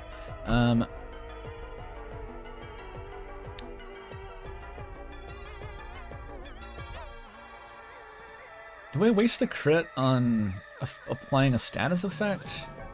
Or do I want to stun? I think I want to press the advantage and stun it. There we go. I can do a status effect next turn. And also, I don't want to waste focus on... Destabilizing doesn't have a crit condition. It just adds more destabilized. I want to put vulnerable on it.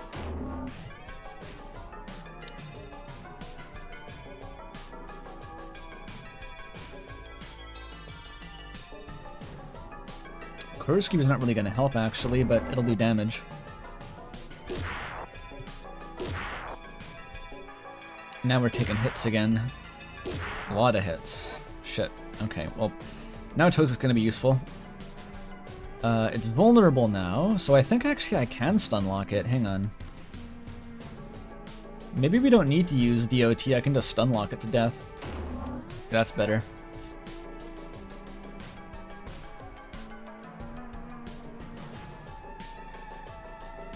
Maybe don't destabilize.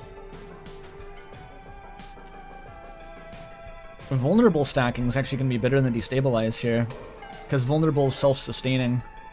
Unless you miss the fucking crit Gakfu, god damn it. Okay, the plan is in ruins, the plan is dead. Corru.observer will still help though.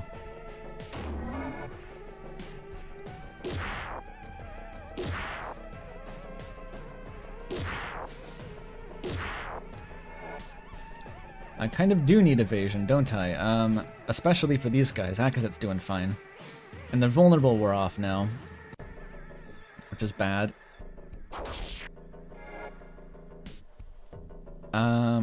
Scramble means it dies next turn. Okay, that's enough.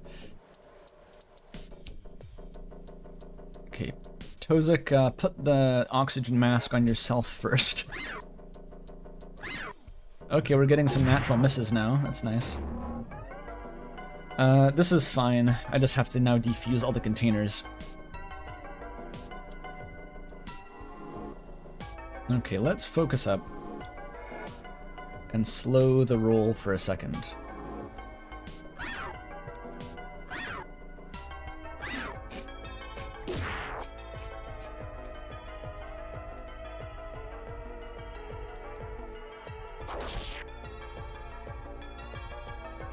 No crit? Oh, for fuck's sake.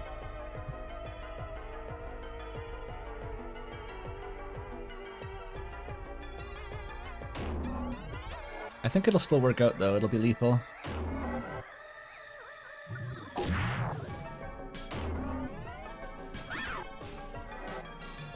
Could I have subbed in Meltzer for this actually? I don't even know if you can. I'm missing the mass evasion.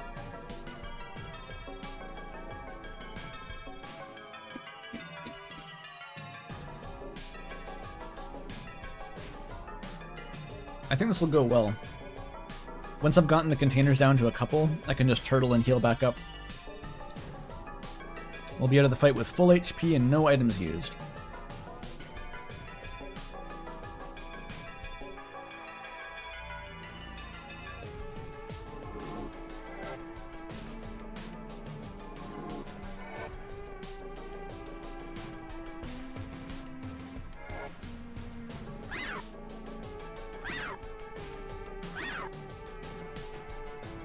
Could destabilize teammates for more healing too, actually, but that doesn't really seem worthwhile considering they take double damage.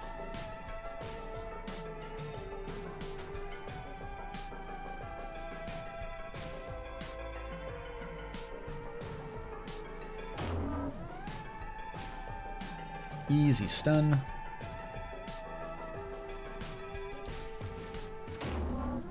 We don't need to focus this one down if it's stunned.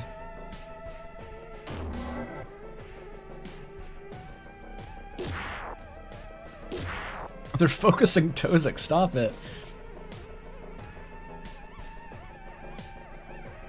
Okay, that one's vulnerable, but it's dead from a crit anyway. What could I... Corru.observer's gonna finish that one off. I think I just kill this one.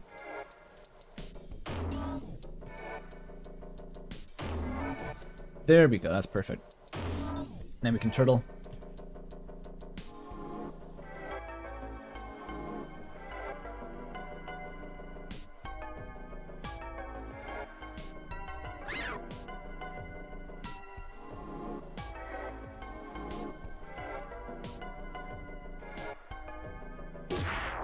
Fucking hell. Stop it. Stop doing that.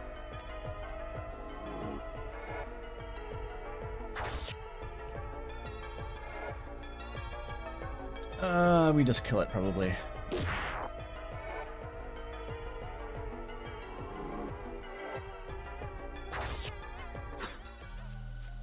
Okay, pretty close to perfect.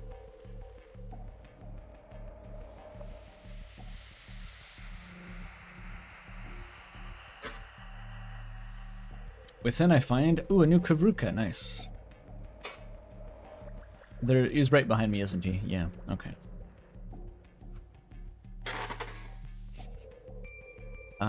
Only missing 1 health. There's no point using restorative cyst here. Let's fight the golem. I didn't save, but I don't know, I'm feeling cocky now, I guess.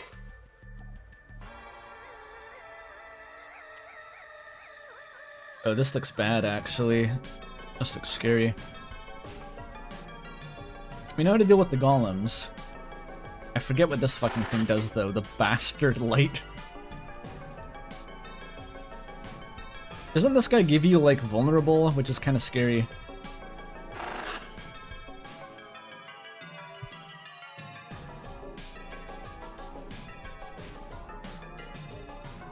Destabilizes fucking everything? Okay, great. It has the most health, too. I think we used the golems to unlock, like before with Akazet. Akazet and the golem just cancel out, basically. They just, like, subtract 1 from each side of the equation. They cancel out completely. Wait, no, never mind. Don't destabilize.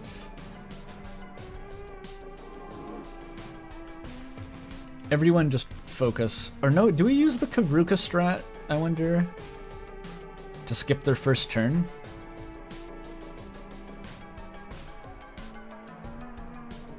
Let me think if I can use an aim assist instead here. Oh, and I can't actually go back and undo her turn like Deltarune, never mind.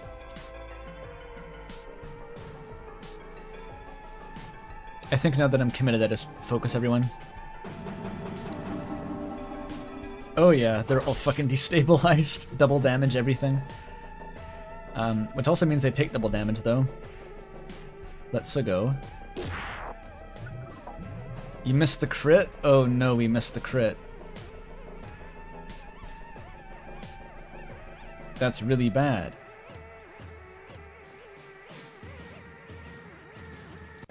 It seems like the plus 100 and plus 100 are additive, so it's like a triple damage modifier in total.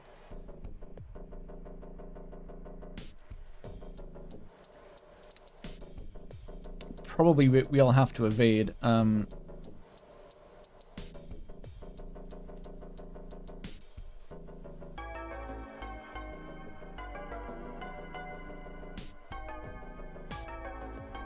These aren't gonna help except for the, it's a waste to use a disabler, unless you're just gonna skip the whole fight with it.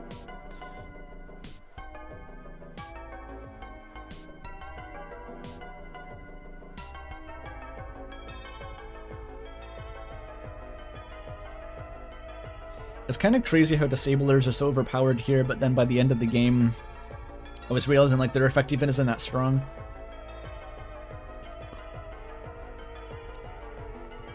Swag Kavruka. The combo? Actually, yeah, maybe this is where we try the combo. I'm doing it. I'm doing the combo. You aim assist into Kavruka. And Tozik's focus. Does that actually help? This should be a full team stun. Oh my god, yeah. Yeah, that fucking works.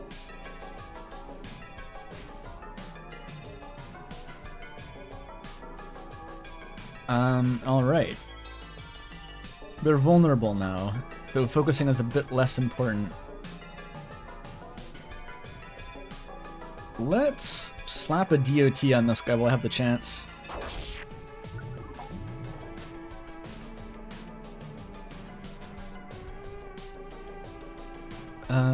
What does Gakfu do? Guess we're focusing the Bastard Light at this point. Although this one has less HP. I'm vacillating, that's bad, but that's a shit ton of damage. Can't complain, really. Gakfu is going to fucking die. Let's fix that.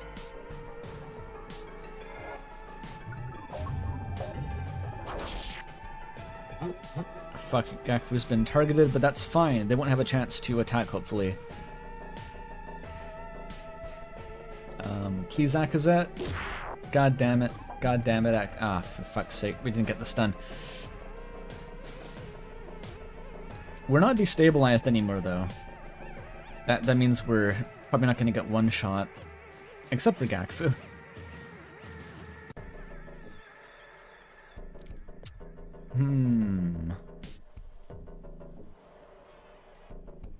I think we just want Gakfu to not die this turn. I think that's the plan.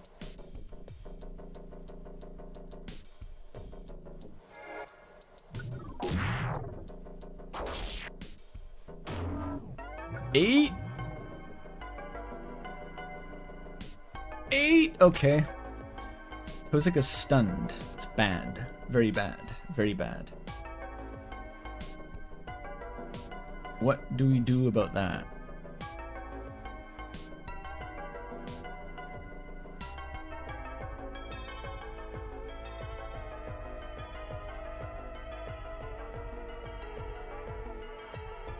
I can probably stun the jet skin at least. There we go, finally the stun goes off. In fact, I can probably kill the jet skin. I don't think there's any way to cure a stun effect.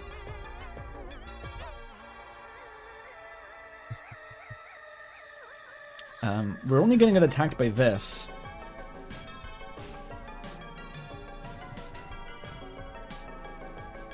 Maybe a restorative cyst could actually save us here. Or a static cyst, even. Yeah, in combat, this is only 5 HP, so it's not even a full heal. Let's do a static cyst, fuck it.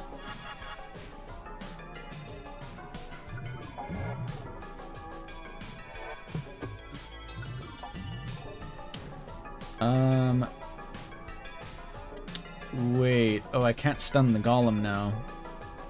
Uh-oh.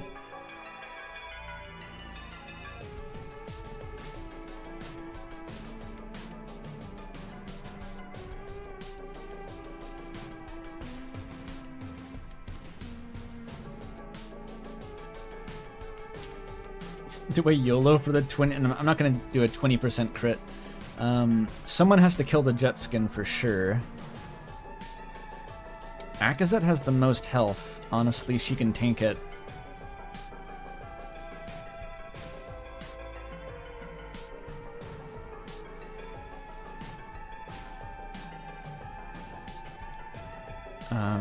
Destabilize isn't gonna help at all here. Let's finish this one off.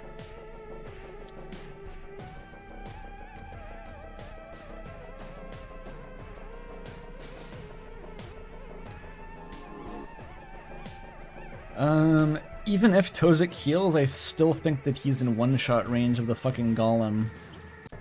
So let's just focus and hope to dodge it. Oh, okay, no, we just tanked it. The shield actually held up. That's good. Okay, Akazet is now vulnerable and unfocused. Bad. But we have time to get back into the rhythm here, which maybe will work to stun the golem next turn. This thing's regenerating? Fuck. Okay.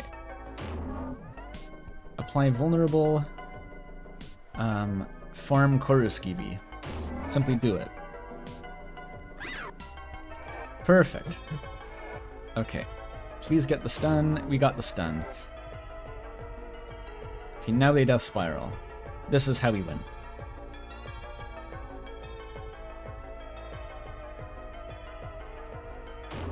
Stack vulnerable.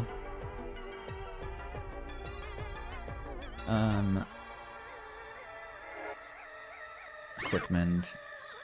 Perfect. Okay, we're coming back easy now.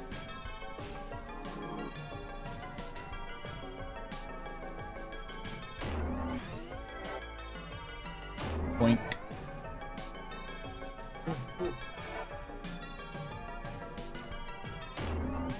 The stun lock, when it works, it works.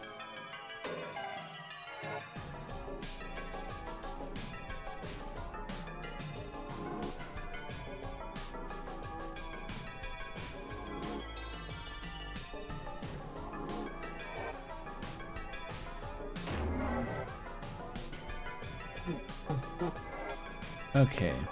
I wish I could move with Gakfu first to get a vulnerable on this guy. Not stab. That's okay, because that doesn't need it.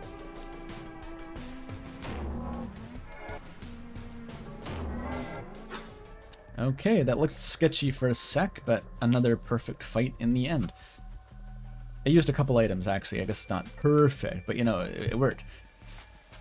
You're supposed to use items. Our foes lie destroyed. And then, oh, new aim assist. That's huge, actually. We're weirdly low on Kavrukas, even though we have tons of aim assists. We have 3, though. Never mind. I found some more. Honestly, 3 Kavrukas and 3 aim assists should be enough to kind of steamroll. Okay, I'm gonna go save before I forget.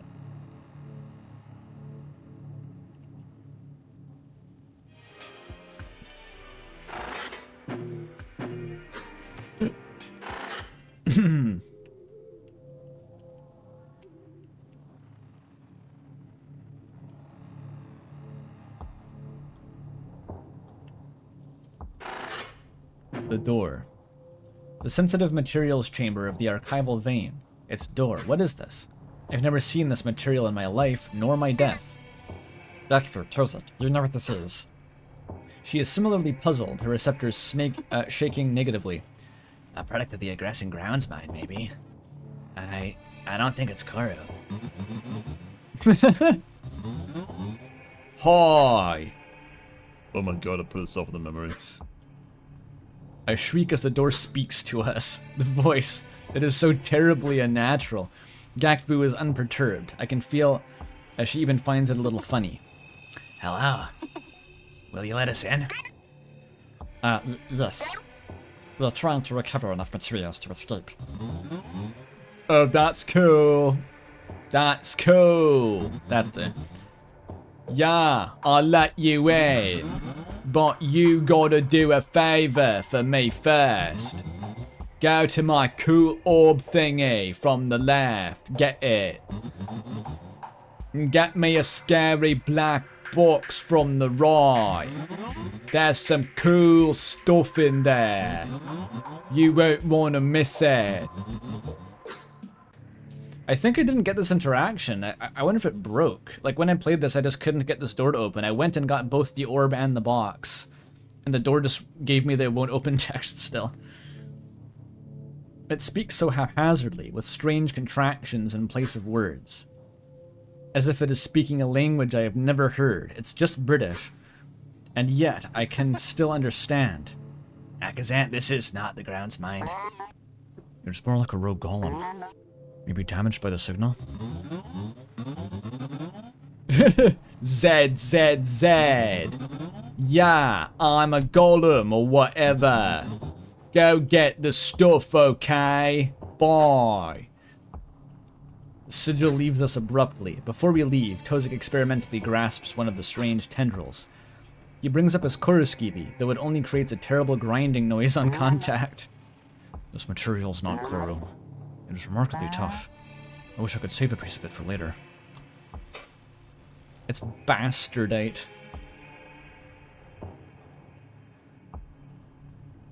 Stainless steel. Unity the bastard door. Why the fuck not? Actually, what does Moth have to say about this shit? I gotta give it to this bastard thing. The general cohesion is still pretty solid. It's still hard to tell for sure what's real and what isn't, though.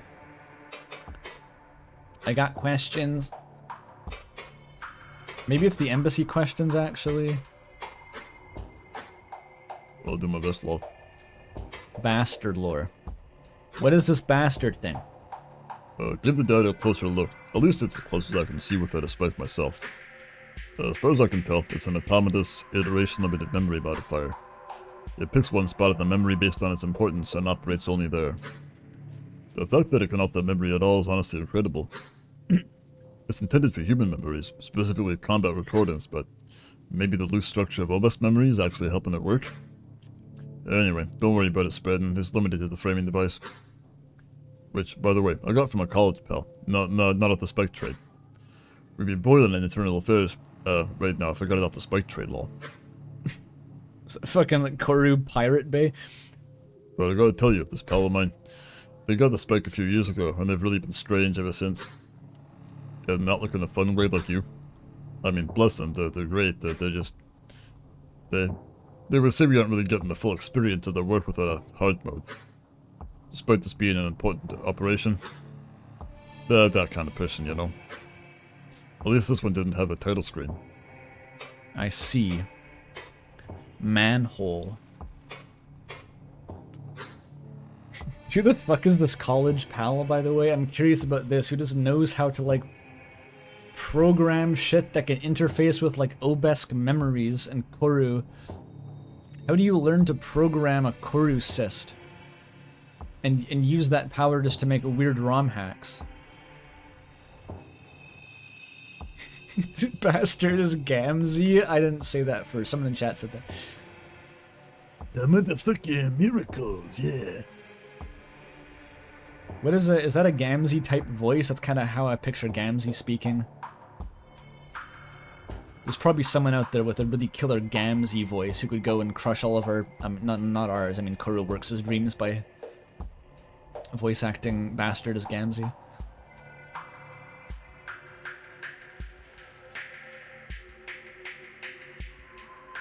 Honk honk.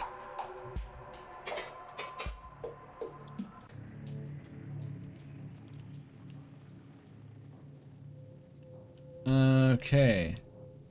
Interesting visuals in here, by the way. Reminds me of chapter 4 a bit. I mean, episode 4, haha.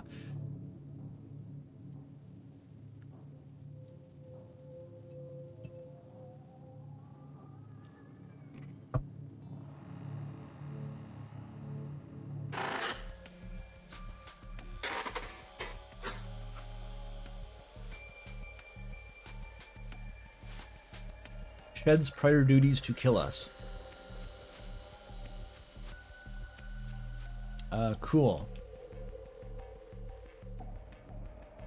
I never unified it?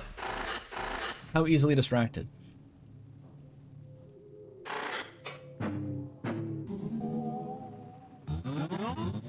What the fuck? No, that's Moth, sorry. What the fuck? That sounds cool, but something. I got biz hair. Maybe later. Oh, I think later, not Moth. Why am I mixing up Moth and Bastard? Not the same.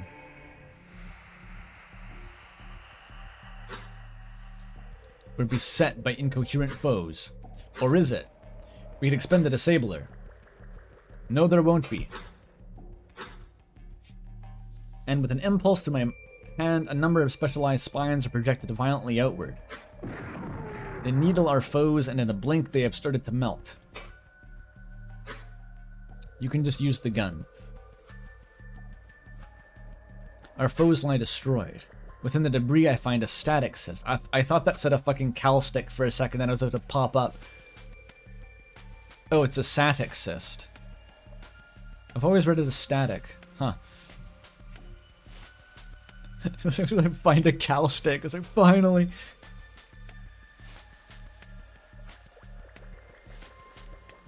Continue.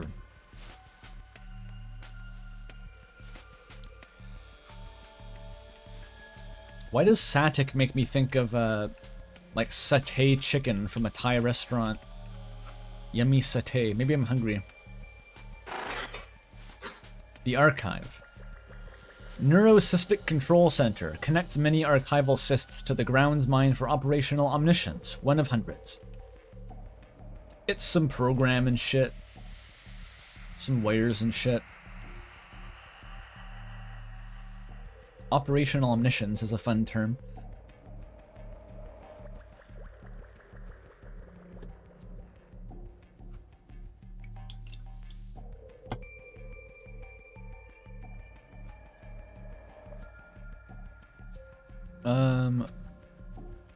Peculiar obelisk? Unfamiliar design formed from alien material. Bro just spawned this in from a Doom wad. The room is deathly still, aside from the dripping of spider blood from the melting ceiling. Is that it over there? That cool orb thing? Gakfu points forth to an eye-piercing monolith. Oh yeah, it's red. I forgot to comment that Bastard is the only source of this red color in the game. It seems to be made of the same strange material from before, and over it floats an important-looking corru cyst. Tozek walks forth to take it, attempting to connect to it, but he simply smashes it against his receptor unexpectedly. Its glass does not part as usual. He stumbles from the impact. Oh. That's actually a really fucking funny mental image. He still allows himself true pain? How silly. Now let me see. She skitters closer, and I expect her to snatch it from his claws, but instead she inspects his head and receptor first. Then she snatches it from his claws.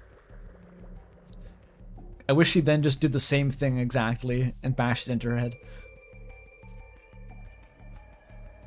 Yeah, he voluntarily... I don't know, Tozek's got weird lore. He's just kind of quirky like that. He's a loner, doesn't talk much, drinks heavily, experiences pain voluntarily. He's just kind of funny. Chris, yeah. Kind of true. I can see the conceptual connection.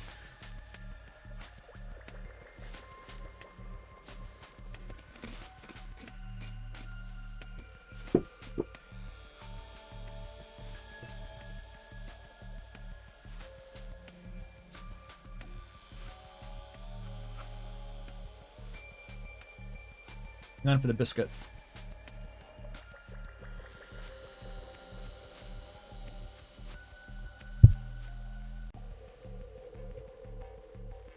You know, if you move Tozek's upper eye over to like this part, you'd have like this pink gash coming from the bottom of the eye, and this pink gash would be coming from like the top of this eye, and it would be like Gaster, you know?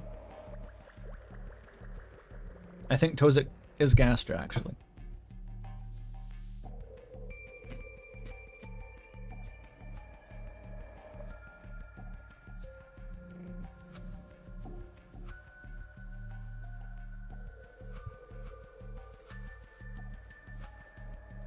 New life hack, by the way. Ginger biscuits are really good with ginger tea. You can ginger while you ginger. Gingerly. While listening to Ginger Root. And petting your ginger cat.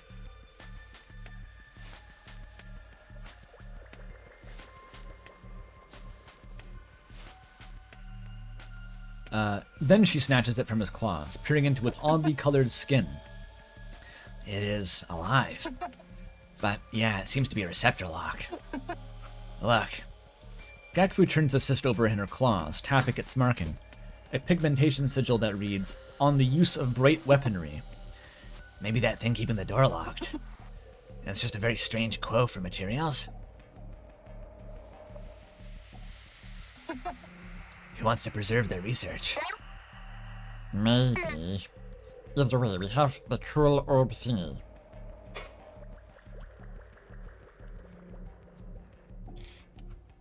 See, Gakfu doesn't interject that it would be some strange teeter or a strange jut. She keeps it cast neutral. I think the evidence is mounting that Akazet's just like that. Akazet would go right for some weirdo jut.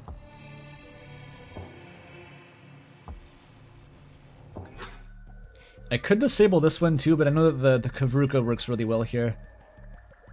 As soon as we enter the room, I see them, each and every one. Half a dozen containers with one of those surface scent lights. Too many to use a disabler. Oh, you can't use a disabler here, never mind. Before I can even curse to myself, they are upon us. Okay, this is the really hard one, but the strat though. Trust the strat. Actually, we only need 2 people to execute the strat. What does the third person do? Who actually gets to focus this turn? Actually, we don't focus. We don't need Tozek to act. Focus Akazet to stun, but they're all going to be vulnerable next turn anyway. I guess focusing is better odds than otherwise. I could just stab the light for some bonus damage. What's going to be the long-term strat, though?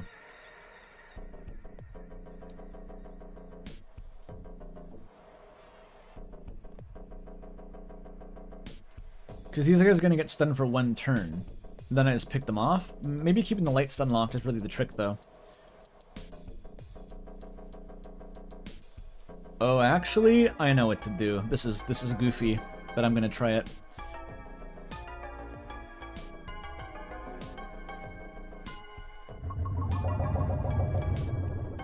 Destabilize the lamp.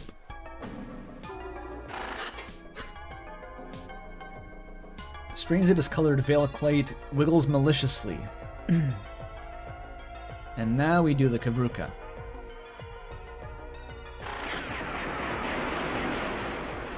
Okay, one of them was not stunned, but everyone else was.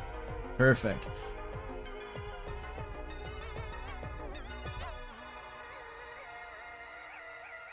And now we stun lock. Hopefully. Yes, we do. Okay.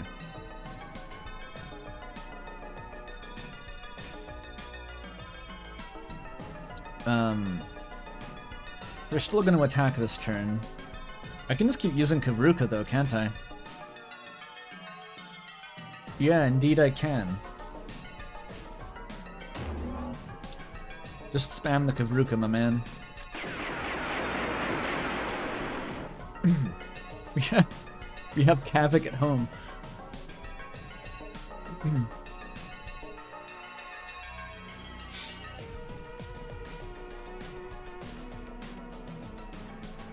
Actually, I don't think I even need to do much more.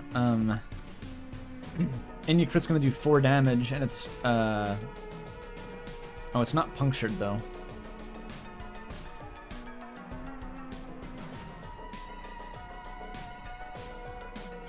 It's stunned regardless. I can ignore this for another turn, actually.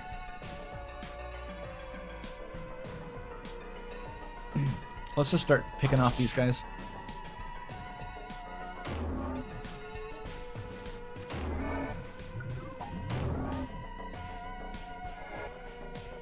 There we go.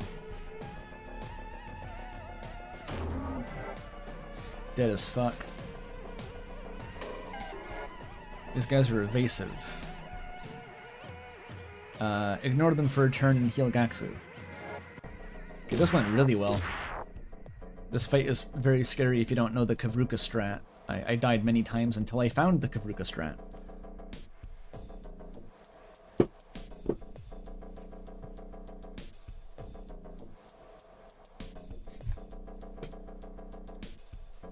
Yeah, using focus is kind of the trick to all this, honestly. Because it's not even like you're turtling. Focusing is both offensive and defensive at the same time. That's why it's so good.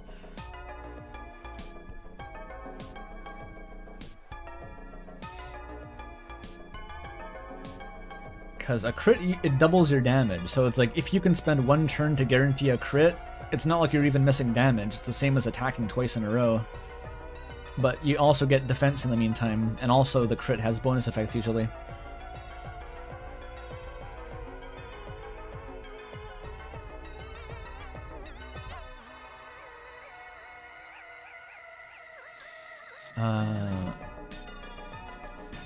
Okay, this thing is... It's dead as fuck, honestly.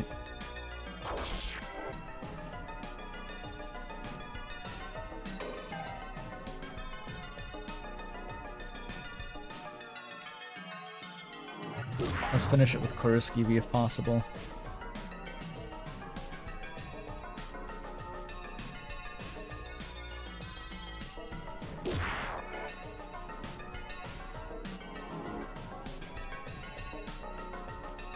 Actually, do you get... I think corru.observer in the last turn doesn't give you the regen effect. I'm literally turtling. Simply turtle.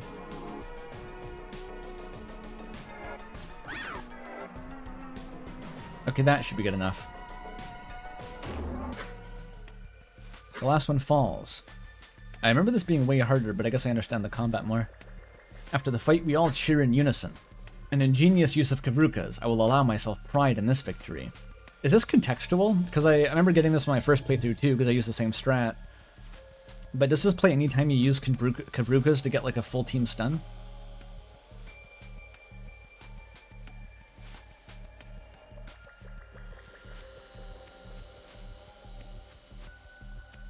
Only here, huh? I guess it's just meant to be the Kavruka fight. That could have been really bad. No tendril left to rot. All is harvested. Oh, use every part of the bird. I rummage a bit through the remains of these constructs. Within the debris, I find a Satic cyst. Ah, there, beyond the corpses, must be the scary black box. I go to take it, and then try to open it. But the dead metal latches and joints hold it firmly shut. And on closer inspection, that strange tendril material is present here too. It seems to be assisting in holding it shut. Curious, this looks just like it came from the Bright Cousins. I've seen them use these boxes for sensitive materials. Like what? A ping of anxiety shoots through my mind core. You know, porn. I should definitely not say. Like an experimental corru to bright lightning converter. Oh, like apples. Because they do not fare well with the low air environment of our spire. Ah, curious. Fuck. Even here, Akazet's bad at this. Akazet cannot lie to save her life no matter what. No matter what, she always finds the stupidest thing to say. They must think I am simply pretending to know. Fun friend help? Fun friend's just gonna tell her to say it's porn again. It's the only thing that works. Kazuki gave her the only good excuse she'll ever be able to use now.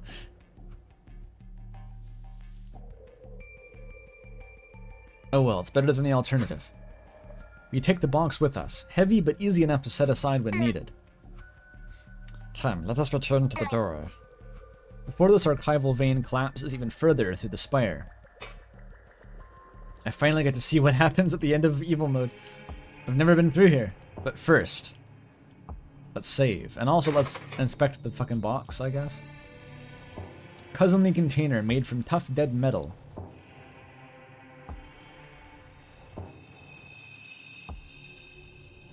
There's a picture of a fucking gun in here. There's totally just like a gun in the box. I'm pretty sure there's a gun in the box. Even on my first playthrough, I was pretty sure there was a gun in the box, and I was sad that I never actually got to use it.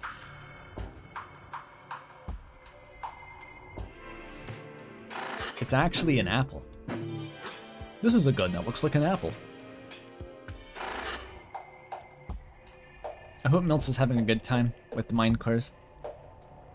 She's one of those tiers. They like spending time with people talking and doing gay shit like that. Whatever, she'll be fine.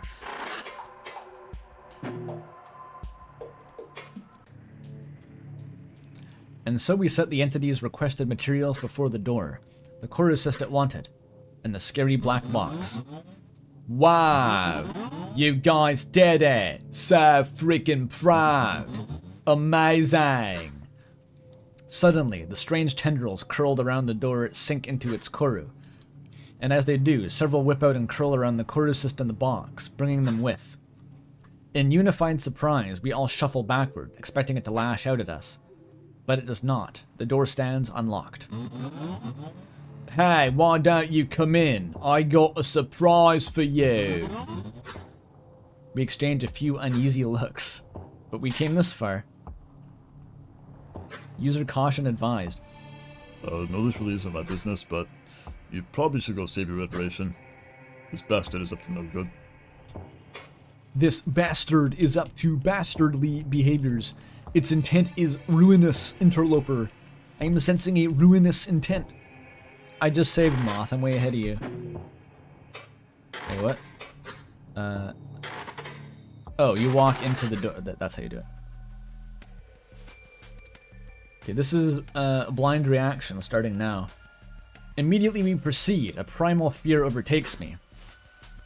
Though I am certain what stands before us is an archival shelf, a distant part of my mind associates it with a secretary. Oh no. Is it the malformed eyes, the elongated limbs? Or maybe the promise of death from its touch? There's no time to find the root cause. It is upon us with worrying speed. I have a disabler left. Yeah, what the fuck is that? Pain shelf. Inheriting physical characteristics of secretary. From attached archival cysts. That's the actual secretary cyst. It actually exists. We finally found Akazet's fucking secretary cyst.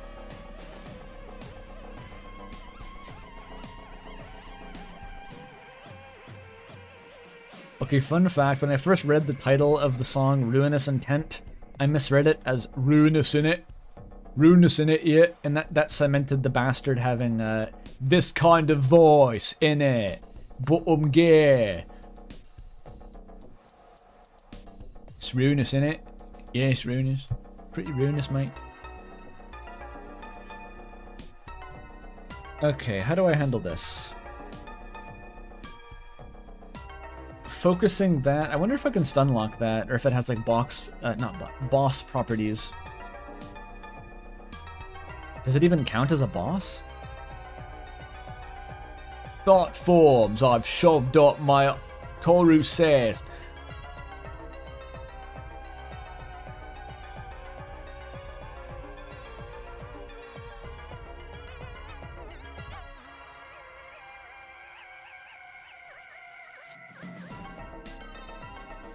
Do I blow disabler on this? It's pretty scary.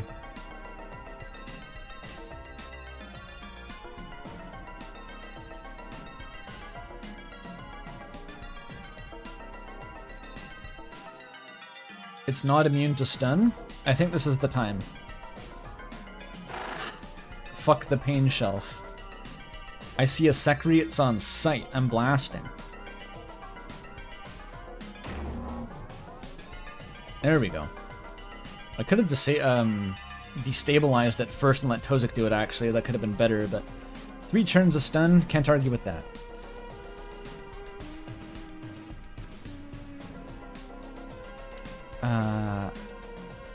I wonder if I focus on the jet skin now that it's taken out.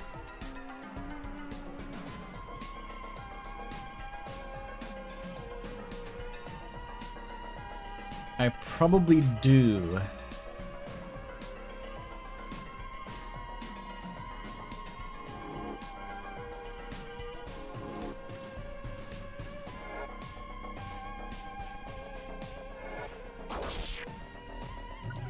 That's fine, I can take it. Okay, 2 turns left before Pain Shelf is back. I think if we can get rid of the ads before Pain Shelf comes back, then that'll help a lot. It's going over its max HP, that's annoying. I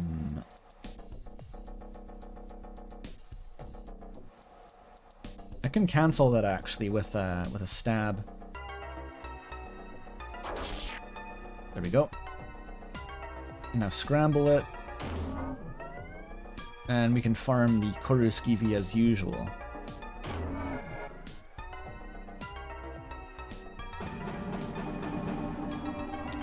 Okay. This actually works for us. Because it's now our turn and they've just fucking destabilized themselves like morons.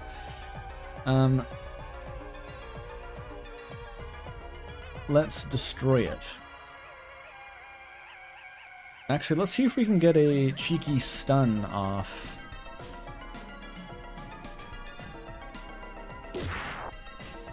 No stun. That sucks. That's bad. Very bad. I want to try getting vulnerable off on the pain shelf before its stun wears off. That is a big sprite, holy shit.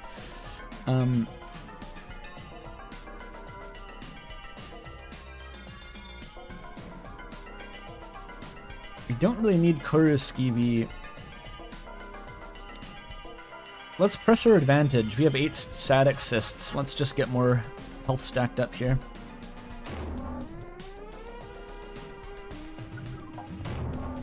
Especially because they're destabilized and attacking with big damage numbers. Okay, Pain Shelf is back. Bad, not good, but it is vulnerable.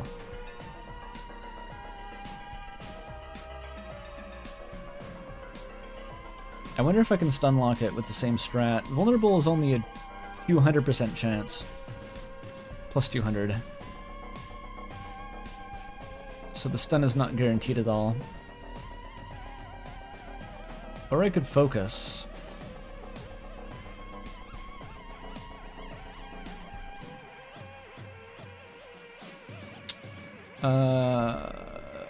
No, I'm gonna go for the stun. Just do it. No stun, that's too bad. Okay, we want to keep it vulnerable, though. That's important. And corru Skeevy would be good now. Okay, this is kind of falling apart a little bit, but our party is still okay. Withstand. Try a risky dodge. No, I can take it. Oh, that's fine. You just get dialogue options with this guy? It's not even bad. Okay. Fucking Secretary Shelf, who cares? Overhyped piece of shit.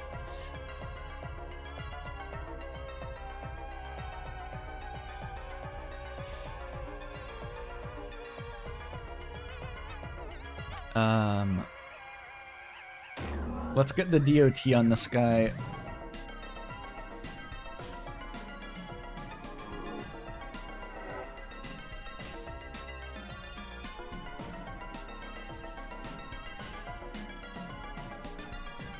Actually, we're not really even missing that much health. Maybe healing Gakfu is a better plan, because she had bleed. Blenda's at Gakfu. What the fuck? 50% minus 2 HP, 50% minus 2. Try it. It didn't work. Or did it? She only took 2 damage from that. Maybe you can't normally dodge its attacks.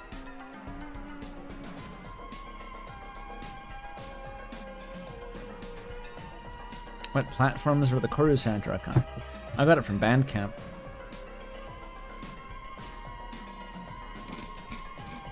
Although it is split out over a couple sub-artists. I think Ruinous Intent was its own fucking album for some reason. It came with like 3 different remixes.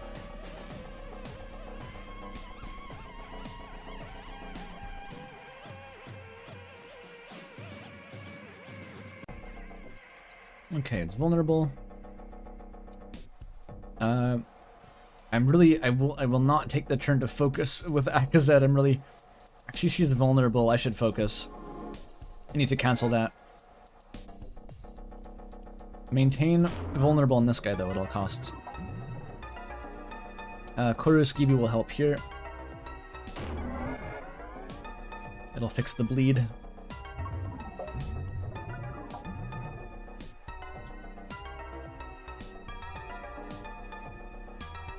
Just 3 HP?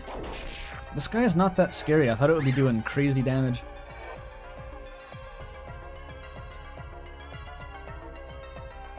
Okay, and now we can stun lock it. For sure this time.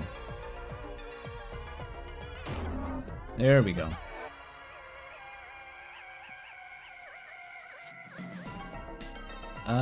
Is Gakfu focused? No, she should be focused.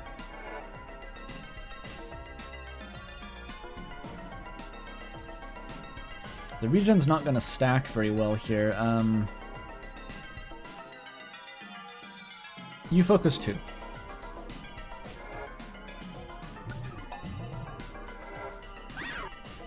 Okay, perfect turn.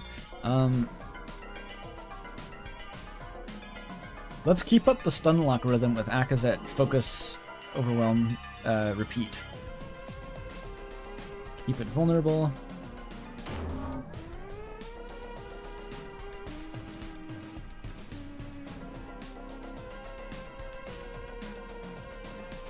Now mend.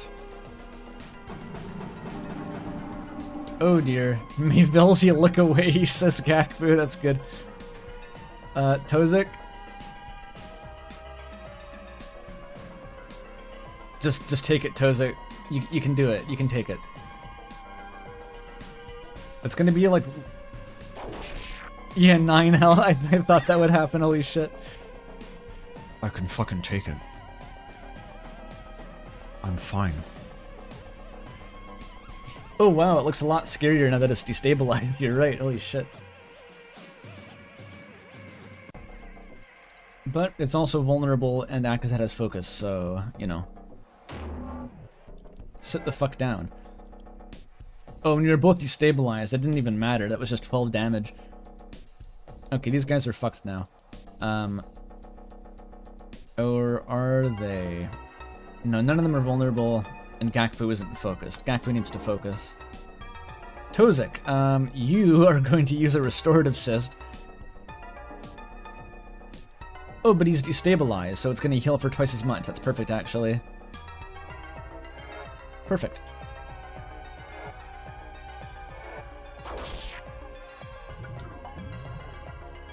Restoratives. Akazet's looking for a medicinal draft right now. She wants that orange juice. Okay, which one?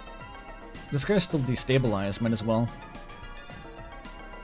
Also cancel the regen with stabbing. Okay, now we scramble. And now we steamroll.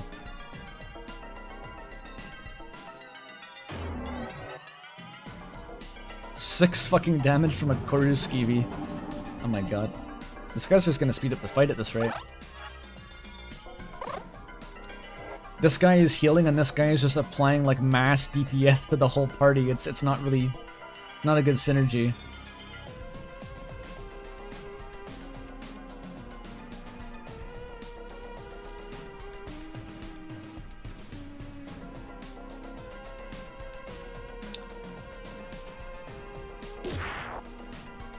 No crit, unfortunate. It's already destabilized. 12 damage, oh my god. That was... Okay, it died from puncture damage anyway.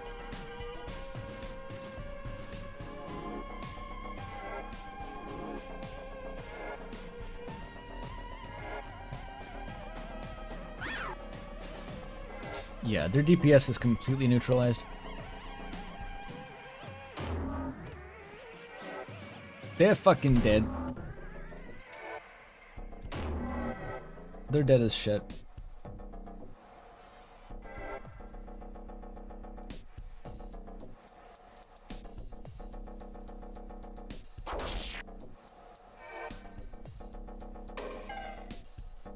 No crits this turn. No crits ever. Okay, that's fine. Ouch.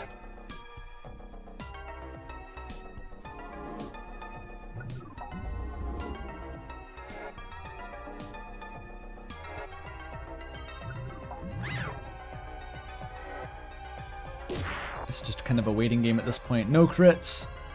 No crits allowed against this guy.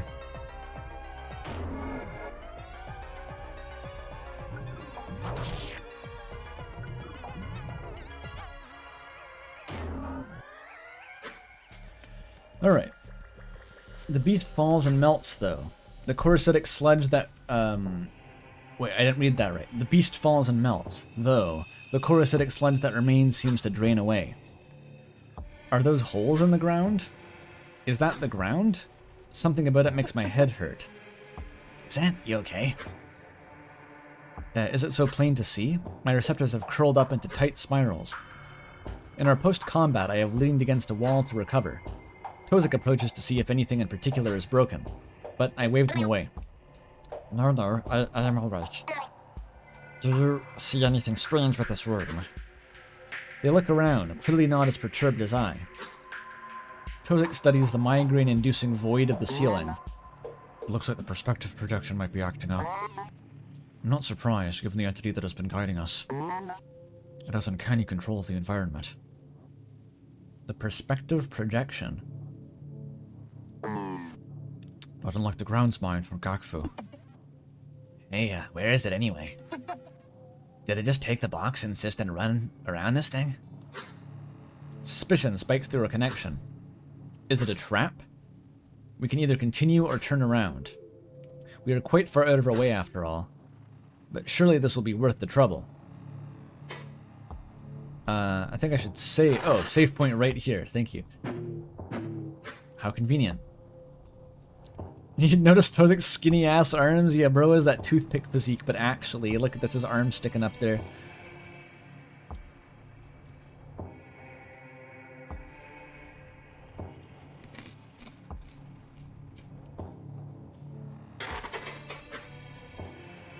More of the same.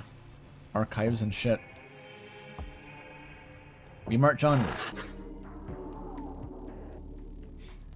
What the fuck is going on? Yo, interloper, I got my goon squad.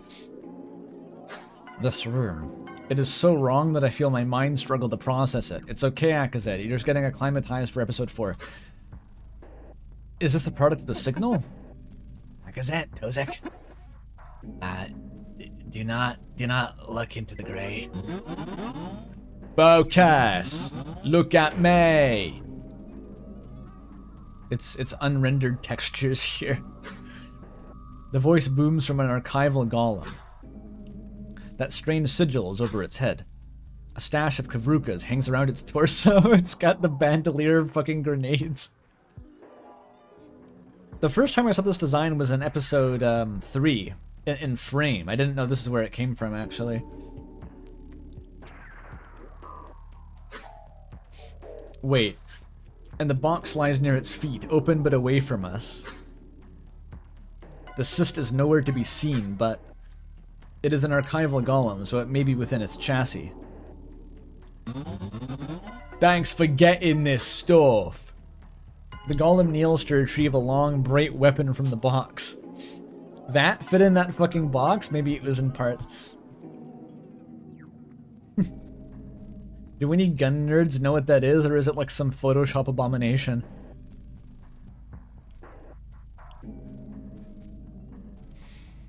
It makes a series of movements that produce clicks and snaps from the device. And the door shuts behind us, locked again with the same unnatural tendrils. You guys just taught a golem how to use guns. Badass. Shoot him, get him, dude. I feel like we need to shoot them. Get them, dude. Badass. Our hopes of having a new friend are stomped. Fort can even raise its weapon, activate the time stopper. We can only fight. We'll see how those bright weapons work.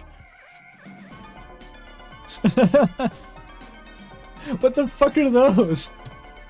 Why does this have the Jackenstein gag? Years before Jackenstein. Why? What the fuck? Who? Bro, why? What the fuck, man? The bros.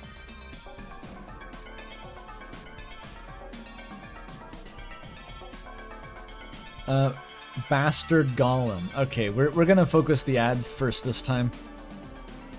I'm assuming this guy does have stun resist. I could have used the Kavruka strat again. I'll use it next turn. I'll use it next turn. We can focus anyway.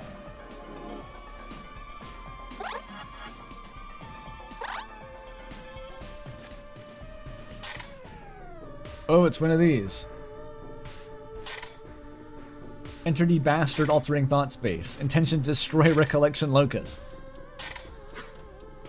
Golem pulls a Kavruka from its stash. I see its many legs flare with life as it activates. Tozik warns us urgently. Shit. If this thing throws enough of those, this entire room will collapse. It may sound insane, but we need to defuse them when they are thrown. Well, look how many it has. I know. Just do as best you can. The room integrity should be able to take a few. And I will lend my knowledge to the time stopper. There is a trick to disabling them right before they explode. Oh my god, the tutorial is gonna hit me in the face. Utilize interaction over highlighted areas to disarm entity. So click on them when they flash or something. There? This?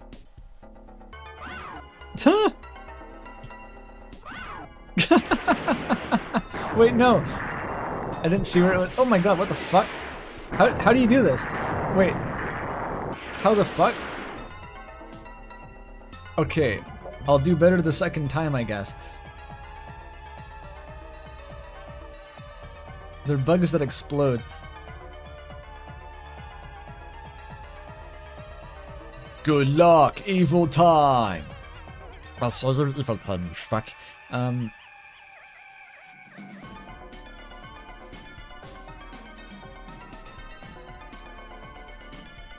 Yeah, use the fucking aim assist. You know what, let's be really silly. Let's just get silly. Destabilize the jet skin. And Tozik, throw the YOLO bomb. Tozik was just warning us, the room's gonna collapse if we throw too many Kavrukas. By the way, say hello to my little friend. Did it not even crit?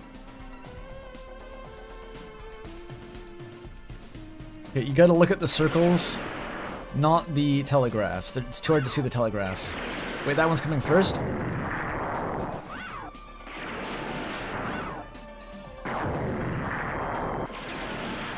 Okay, that was better.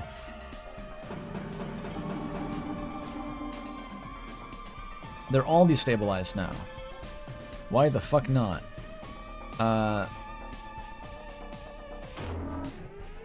There we go. Just annihilate it.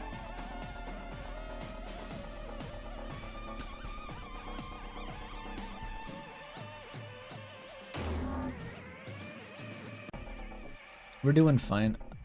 This guy's stunned. It can stay like that. I don't think you need to focus something to death if it's stunned. It's kind of the exception. Wait, I couldn't see it. It was up there.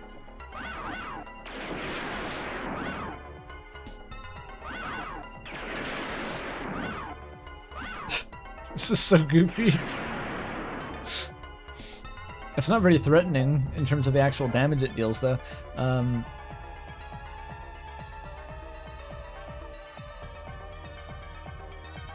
I thought it was just going to start spraying us with bullets. Maybe it will. Death.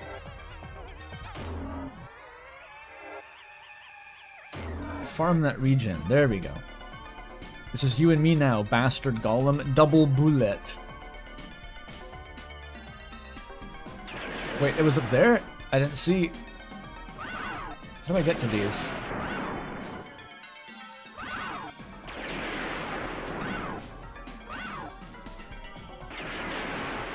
Okay, it works.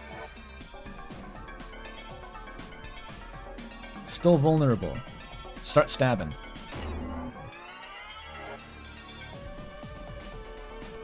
Fuck it. Keep it destabilized. See if I care. Wait, no, one turn of vulnerable? No, I gotta scramble it. Never mind.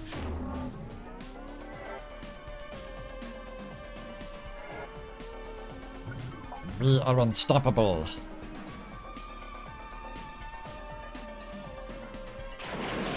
Oh, you can't go through those. I thought you couldn't.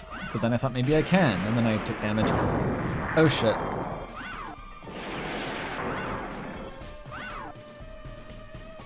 Kozik's down to 4 HP. Could be better.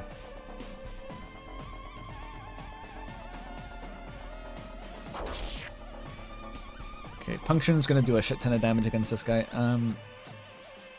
Yeah, fuck it. Destabilize him. I don't care. I don't give a shit.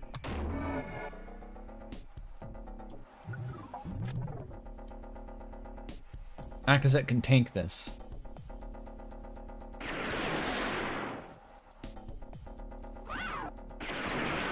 Ow. It's 4 damage per hit though because of the destabilize. She'll be fine.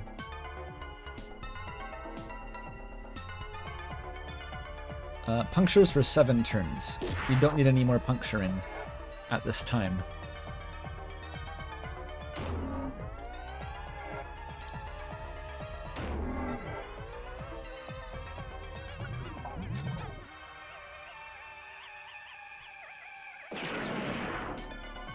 Jut skin down is still visible faintly for some reason. What the fuck? Oh, Tozik died. I thought the proxy had like overshot my cursor there. That was weird. I think we can still do it. It's scary with no healer, but we have a shit ton of restorative assists anyway.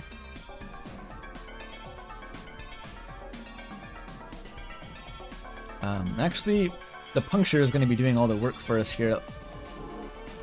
We can just play defensively.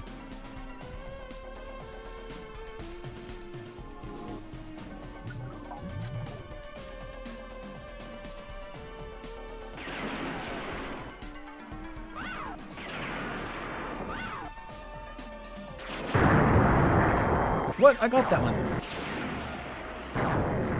Okay, I can't even see those over there.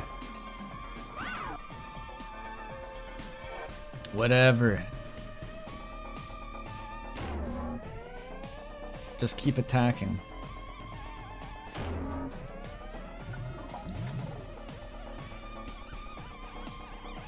I see you. Ow. Ow. Ow.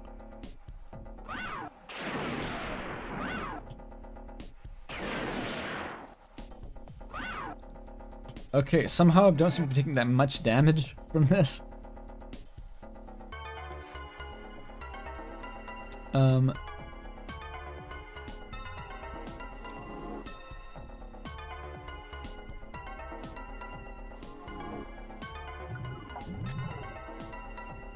It's only taking 1 damage per turn now from puncture.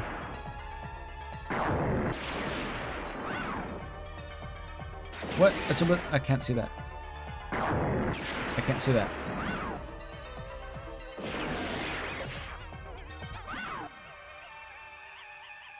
Okay, it's fine. It's fine.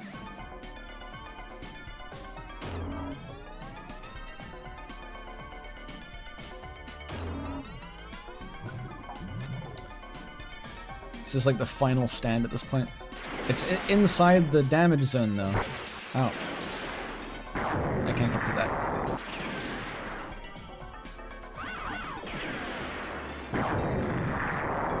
Oh my god. Oh my god. He sets down. Oh dear, this is bad.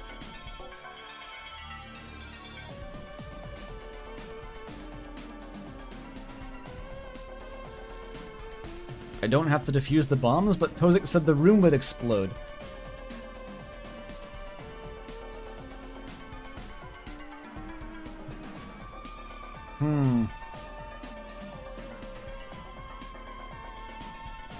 I think my best option here is just to turtle. Gakufu just can't get 1 turn killed. I can restore as much as I want, so you just ignore them. Just simply don't interact with those.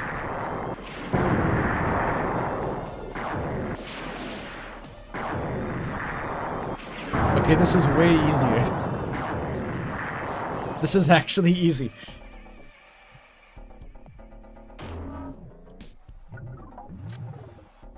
One health left. I can parry this one.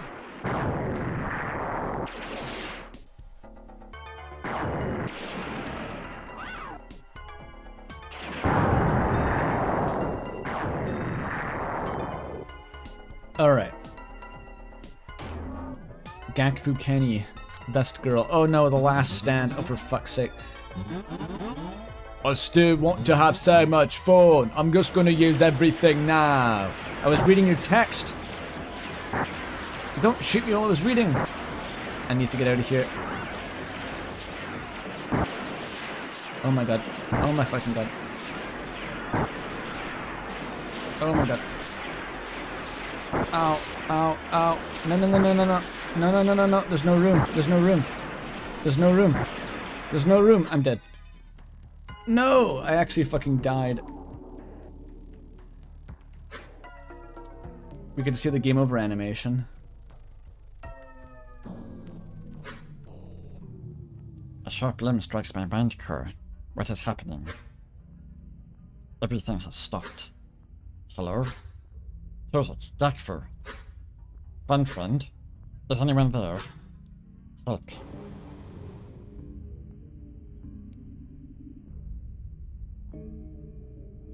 Loses with 11 restoratives? Well, I basically just got one turn killed. Whenever any character died, it was from near full health. Oh, hi, Velzy.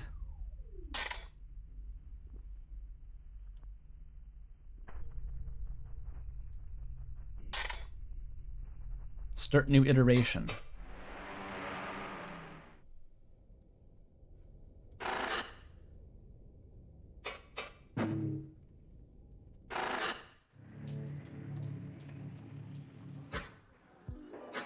Well, I know the strat that works.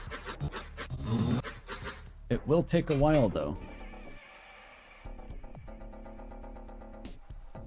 It was the deploy the corru thing.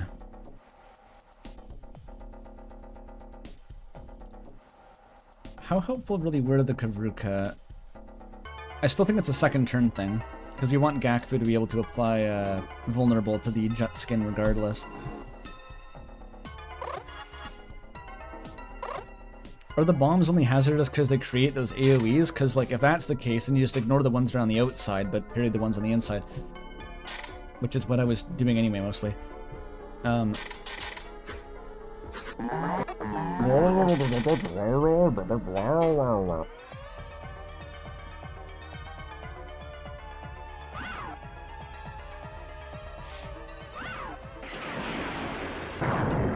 ignore those.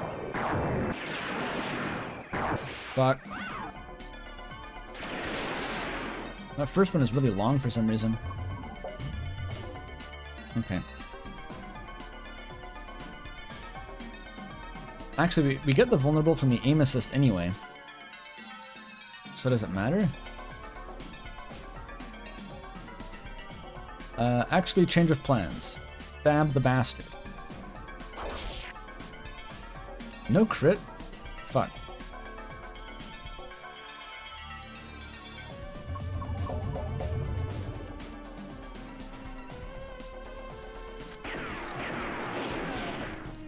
And this one still didn't stun. Okay. We're not getting lucky with our crit rolls here. Oh, I don't like that one.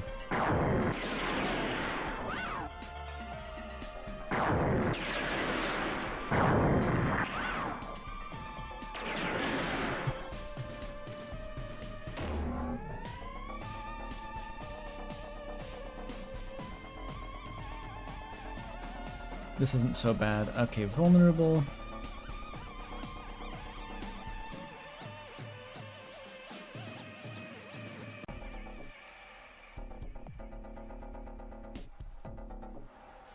I could go for a stun. There we go.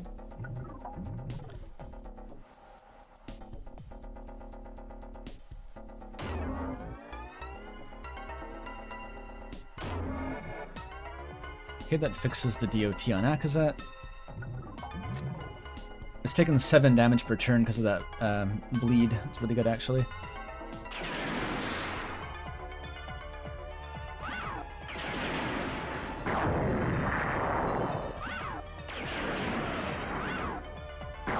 Fuck.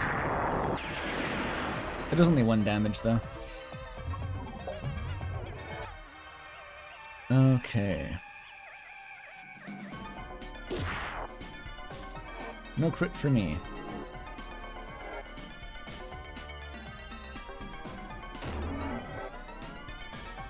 We are unstoppable. I love Akazet's little line there.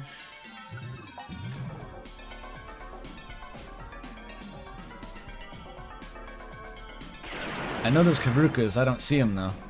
I don't need that one. I don't see any of them. Where the fuck are they? Alright. Sure.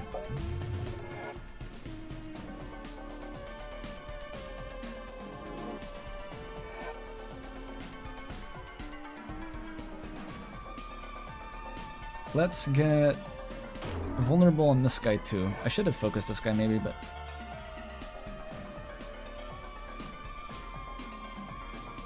I was thinking ahead, I guess.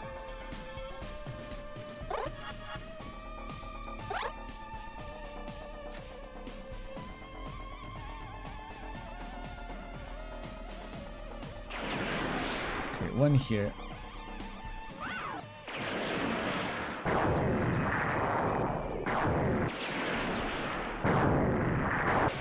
Ah, fuck me, fuck me, fuck me. Oh my god, that was... I stood in the fire, I guess. Okay.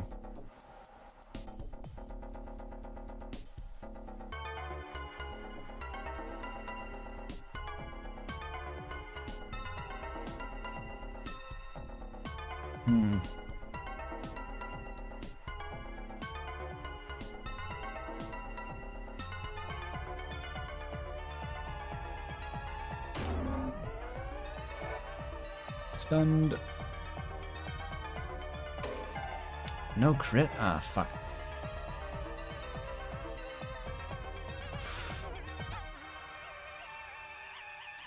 What's the play here? Probably quick mend.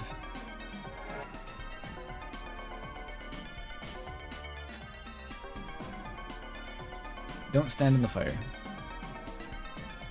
The giant blast crater's not going to be helping in the middle of the space here.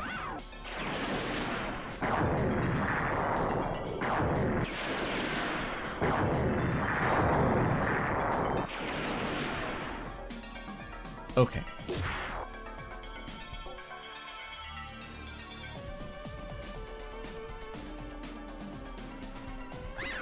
It got the dodge. God damn it. Okay. The vulnerable's wearing off too. I'm really struggling to get the final hit on this guy.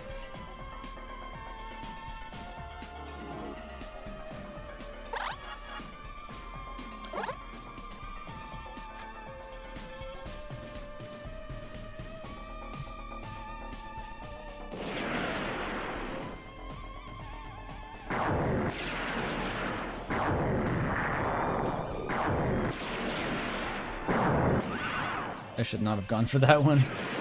That could have been disastrous. Okay.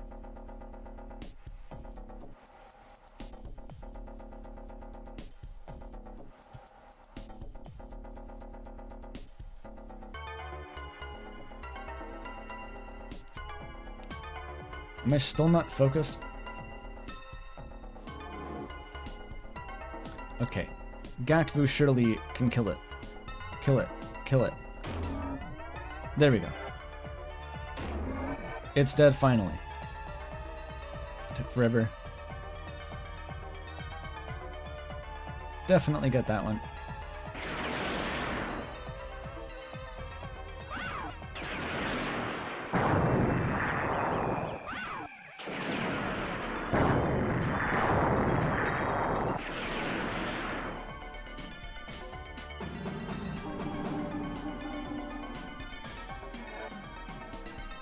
Destabilized, that's bad.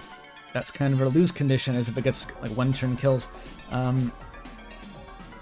That's fine though, we can focus this guy next. Perfect.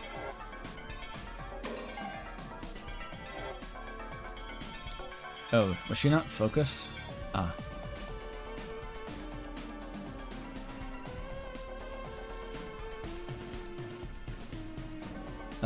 Let's pop the Sadix Cyst now. Because, they're destabilized and I don't want anyone getting one shot. I don't like that.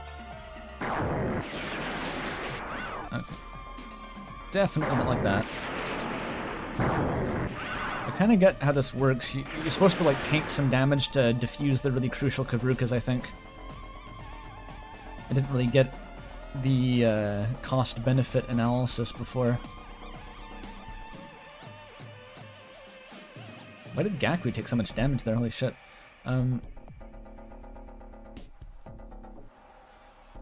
Wait, it's not vulnerable. I need to focus.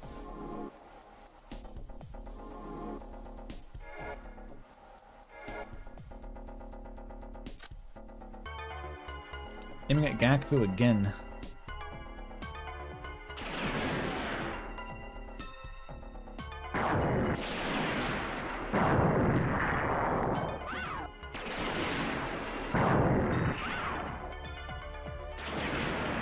Okay. More destabilization. Wee. Oh my god. Okay, I guess finish that one off with the corru skivvy.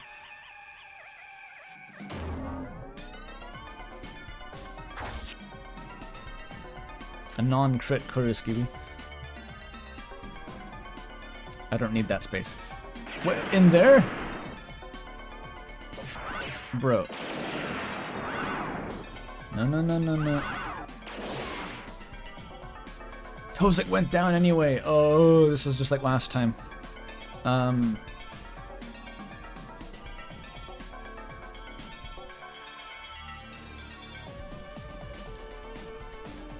He's got a lot of health. Start stabbing again.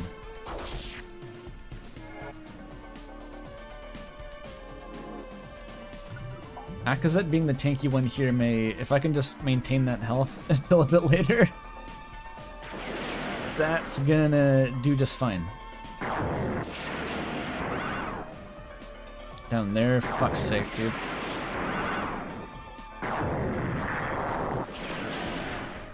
Okay, perfect, perfect. No damage.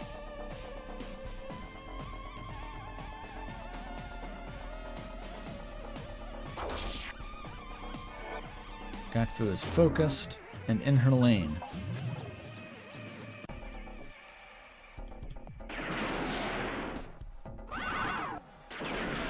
Spamming the left mouse button is also a good strategy here. Improves success rate.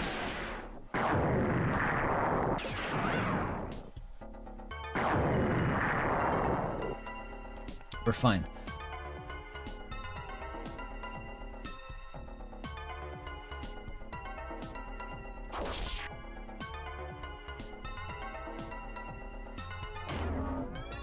We don't want to destabilize this guy. That will not help.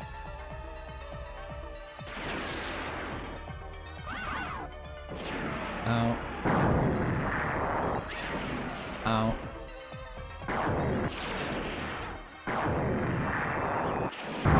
Oh, I just noticed every Kavruka is making the rooms smaller. Like the actual borders close in. I did not notice that.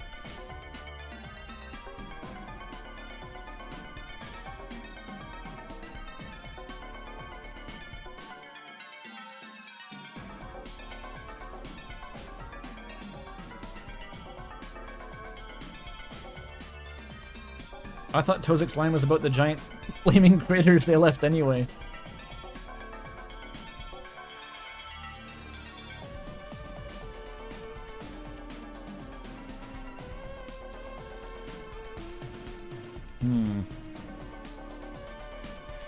We're fine, it's just the one-turn kill potential is rising.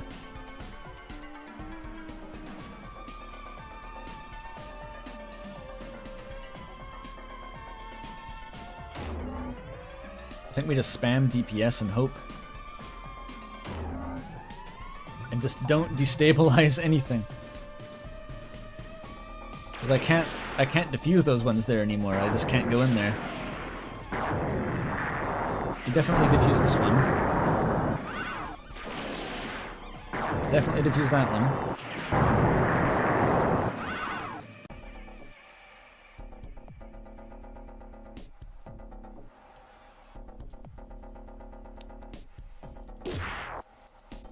No crit for me. No crit for Gakfu either. That's not helping our DPS race here, is it? Okay, they're all coming in here. They're all coming in here. That's actually good though, because it's not making the room shrink if I can parry these ones.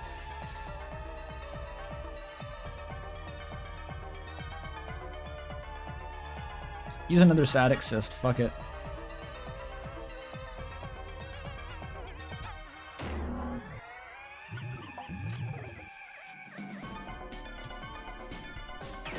This is fine.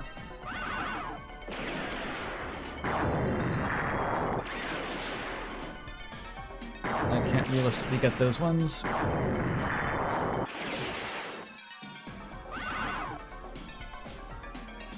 Okay.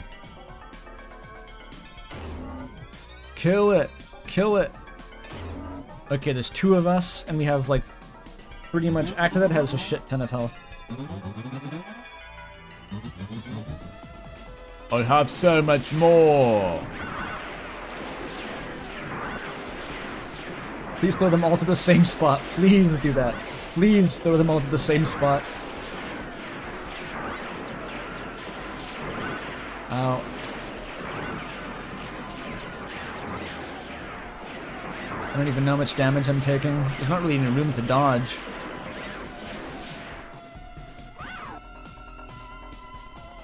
Is that it? Oh, we're fine. I barely did anything. Okay, I'm out.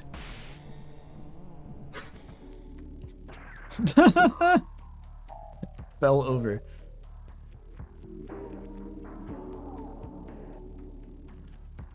The golem falls to pieces, its hovering capabilities sludged. But its sigil and strange voice remain. Holy smokes! Wow, you really did it! I was sure I was gonna kill you guys there. Why did... Shut up, I'm not done yet. Listen, I'm about to die, so I gotta tell you this quick. Ah, the pain. Oh, it hurts so bad. Ouch. Anyway, I found this outside, so you can have it. I'm pretty sure it's important, so hang on to it.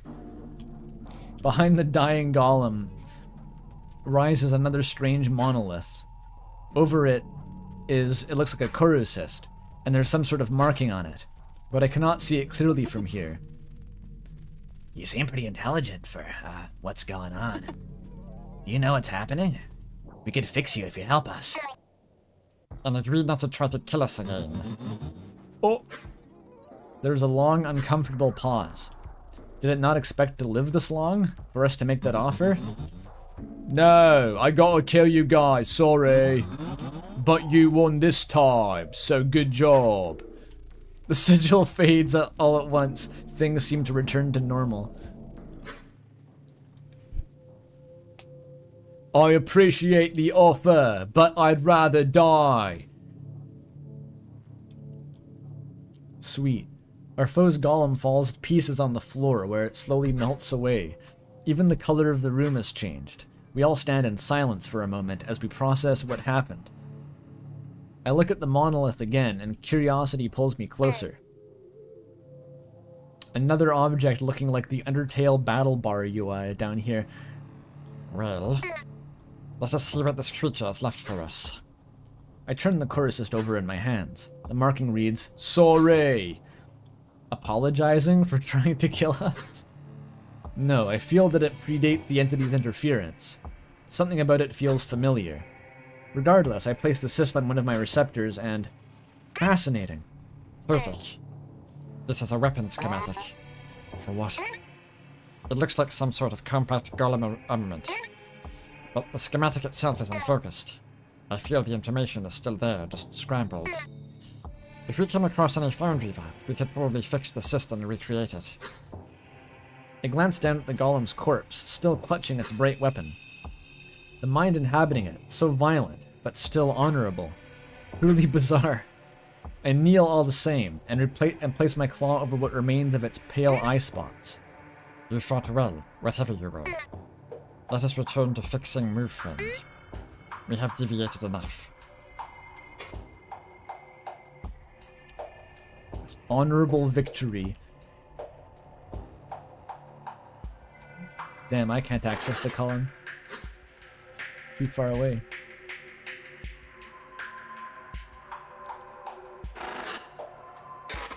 Check inventory. The sorry assist? A damaged golem weapon schematic. The inscription reads, Sorry. I'm sorry. so this gives you that one. I already saw this one in the memory hole. Meet me in the uncosm. Is this from Velzy? I literally don't know what's in this. Again, I haven't seen this part of the game. We got 10 sphere cubes. That's cool. We can feed this to the mine cores.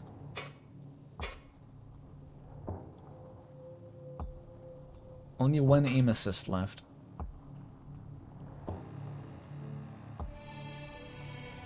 I should probably heal Kozak, actually. He is barely hanging on.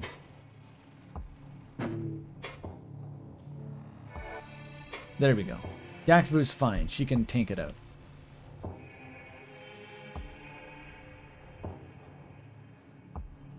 This just rotates here like a fucking N64 pickup. Awesome.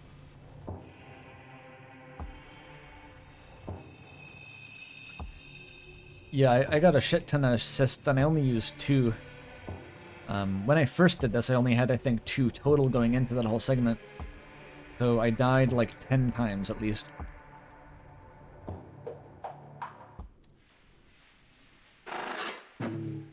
Save over Bastard's death. Confirmed.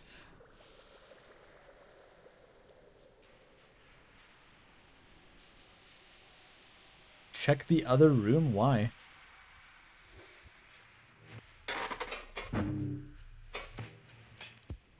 Miltza idles within the relocator, waiting for us to fix it.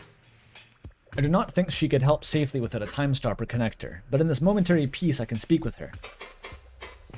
There's nothing to talk about.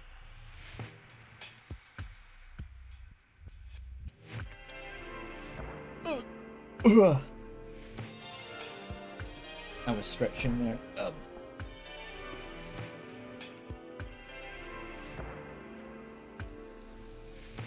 Because it said the golem was honorable when its motivation was, LOL, I got guns and grenades. I think she just meant that it wouldn't accept mercy. Chat still thinks Miltza is really pretty. I don't think anyone was trying to contradict that, chat member Olivia. I don't think anyone was saying she wasn't. It's okay though.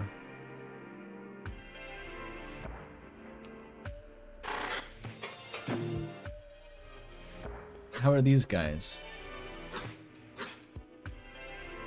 Oh, the weapon. I'm gonna ask.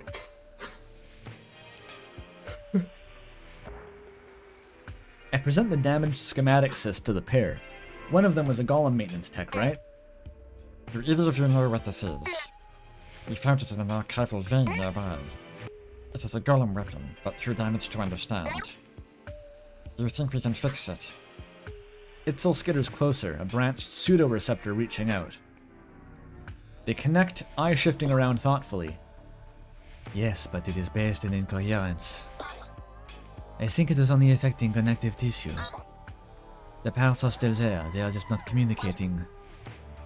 There are foundry vats in the golem maintenance floors that can fix this. I am kind of new to golem maintenance. A transfer in. If my receptors did not give it away, haha. I guess tier, maybe it's a jut profession. This is the first tier obesk to break into the patriarchal, tier, jutriarchal world of golem maintenance. Inspiring.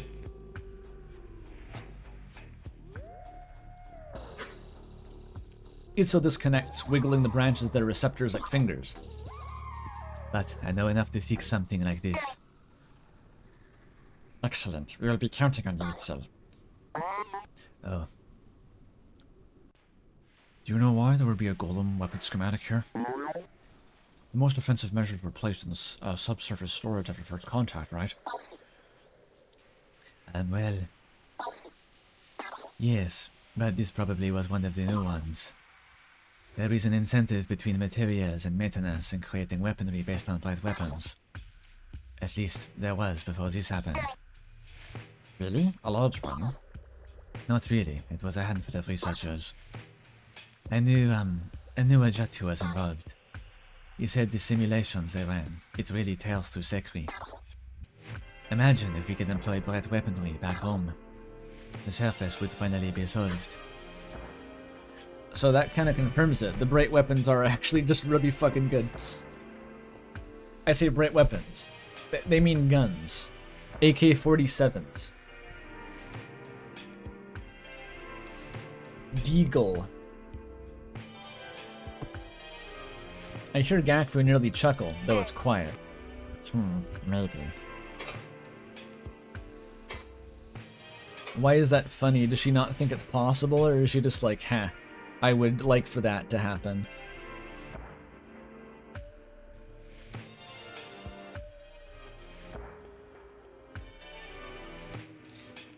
They would be pretty fucking good, you gotta admit, like, their bodies are made of corru, they're made of metal. Like, corru.observer are super durable. And if you have them all out there with, like, I don't know, what kind of guns do people use? I don't really know any fucking guns. Besides AK-47s and Mosin Nagant rifles, because that's what Simo Hayuha used to kill all those Russians once.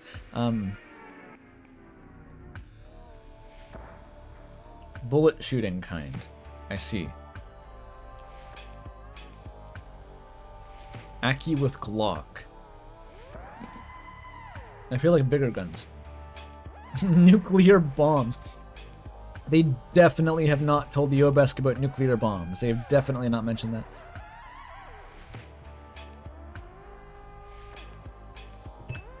Only Kazuki knows about nuclear bombs. She just hasn't brought it up.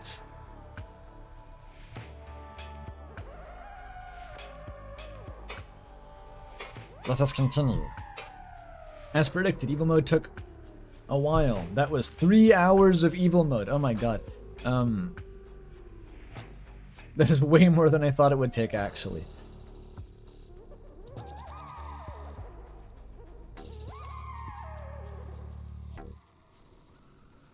They've not told them about the nuclear sub pointed at the embassy. They would have detected that. The Obesk can just live underwater. They already have lots of submarines. The other evil mode for 5 hours. We're not getting there this stream. I think what's going to happen now, I'm going to go take a break and I'm going to get some pasta. And then I'm going to come back and then I'm going to go back to Joksy Ozo, talk to the ferry. We're going to go to the underwater scene. An underwater adventure. And then I'm going to come back and go on to episode 3 finally. Pasta mode. Indeed. Alright. And you can't leave, otherwise you miss the Yuri. That's the condition. You have to wait for me to finish my pasta or no Yuri. I've planned this out. BRB.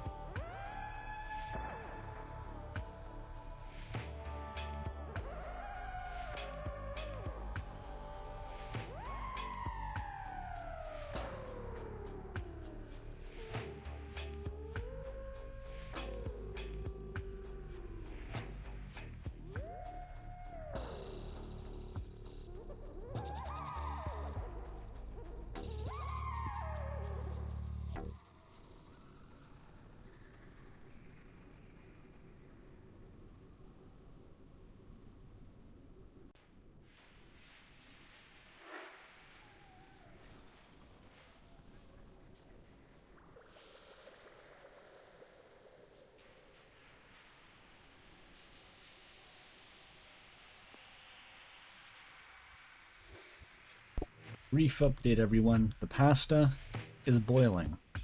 There's about 3 minutes of pasta boiling left.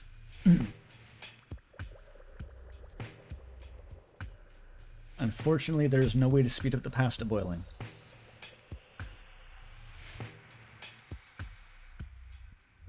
Now you want pasta? Gotta make your own pasta. I finally got one of those little basil plants that you can get. Instead of using dried basil. Which is much nicer. It nearly died, then I remembered you could water them and it came back, so thank God. The plant is going strong. It really does smell very nice. Fresh basil is like surprisingly, it doesn't smell like dried basil. It smells like it's kind of minty, kind of cinnamony. There's a lot of shit going on in there. Do they grow back? I've never really had one of those before, but like if you pick the leaves off slowly, do the leaves just keep growing back? Does it grow a new stalk? I don't really know exactly how basil works. If you prune them. Oh, it's an annual. Oh, so it just has, the whole plant has to come back?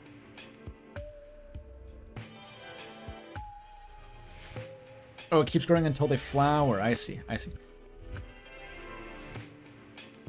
Do you know that restorative cysts can revive teammates? Did I know that? I'm not sure I did. I think I may have assumed that they don't.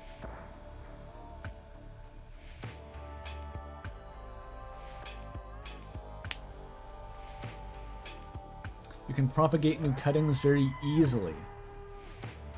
So you can just propagate. See, the thing is, I don't have any infrastructure to actually grow more plants at all. I need to buy like pots and dirt.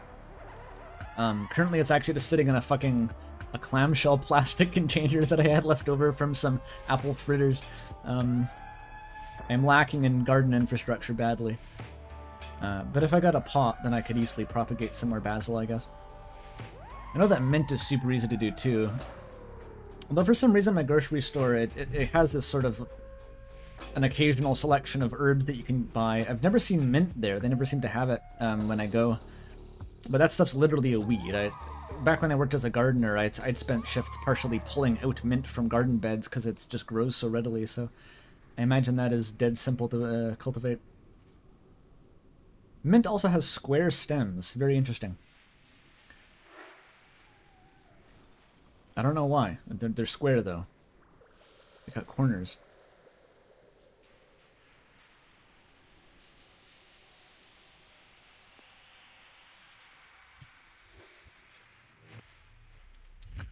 Your senior year prank was taking a mint seed ball and infecting the football field.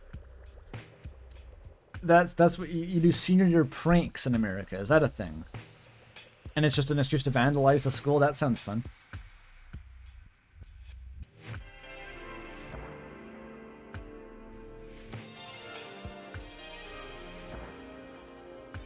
Okay, I think the pasta is probably close to being ready. I'll be back in a jiff.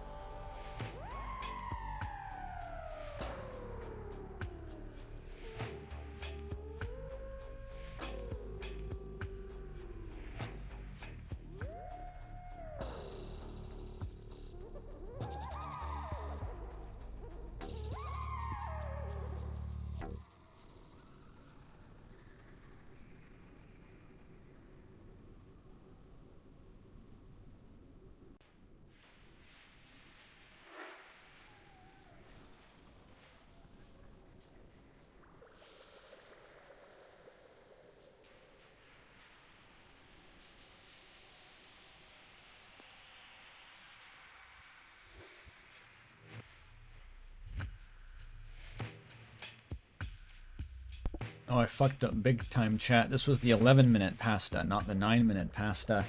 The old pasta took 9 minutes. This takes 2 more minutes, so it's not done yet.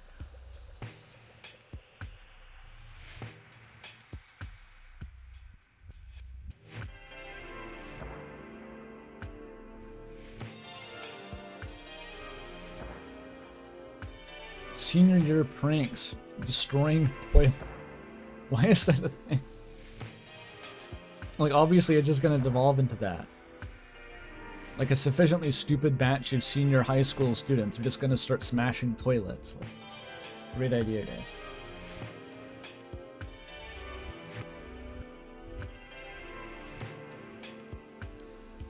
It is better to do the 9-minute pasta for... No, the 11-minute pasta for 9 minutes than the 9-minute pasta for 11 minutes. That is better. I agree.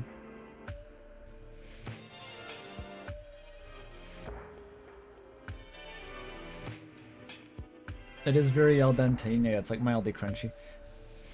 I'll go back and poke it.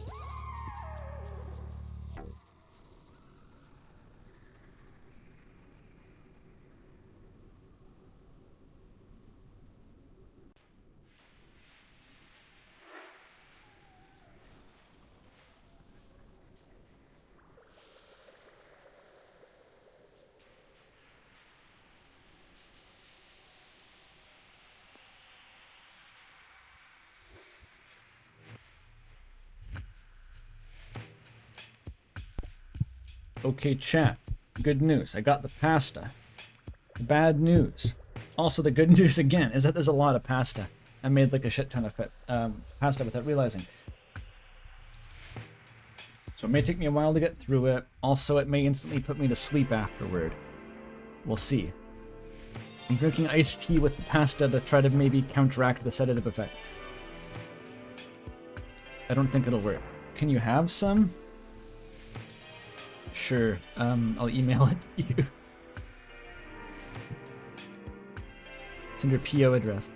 What kind of pasta? It's the usual sausage and sauce thing I make.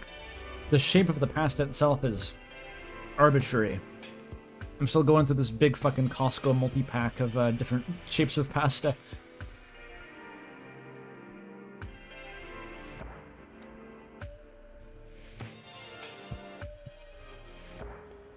This is the one I was trying to describe as like an extruded S shape, and no one could picture what I meant, and I can't describe it better than that.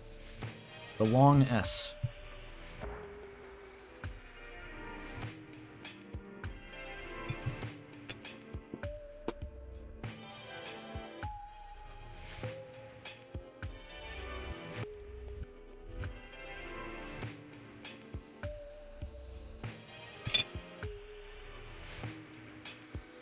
Why the fuck don't we have cool pasta yet? I don't know, go to fucking Costco. That's where these came from.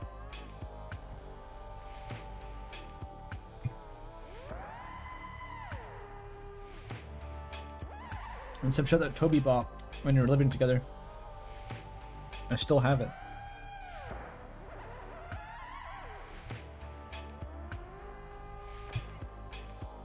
Oh, you mean the universal S?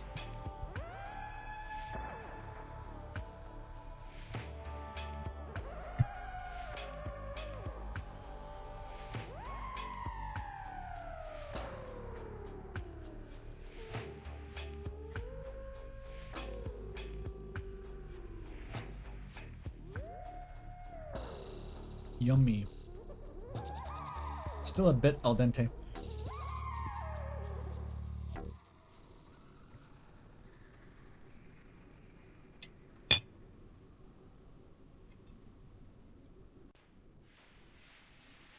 I do know about the cool S. I thought it was called the Universal S.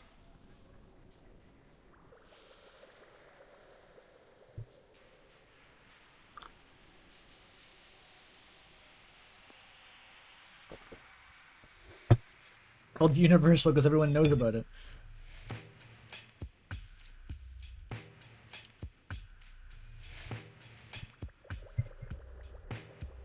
Clearly the name Universal is not universal.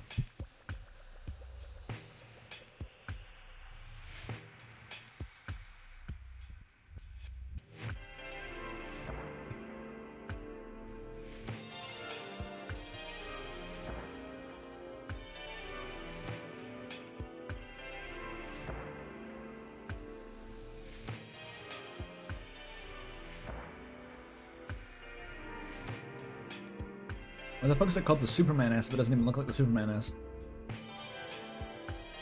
That's just dumb.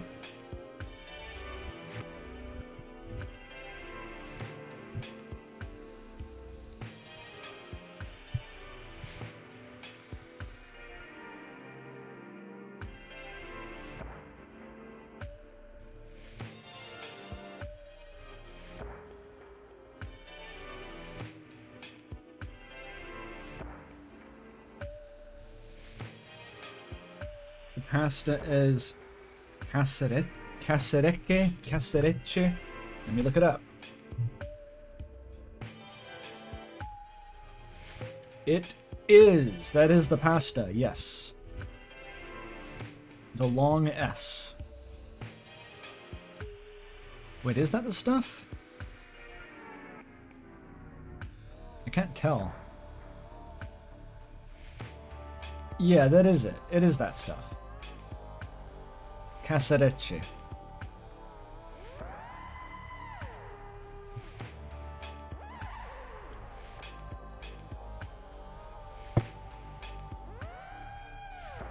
The Stussy X? S? What is the Stussy S?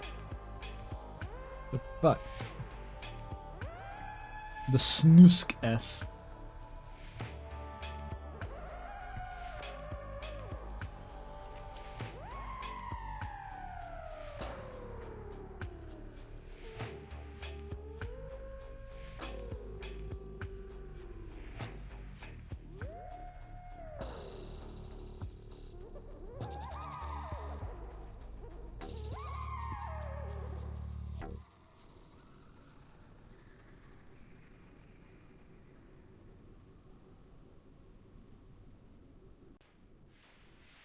Yeah, you see what's an S shape?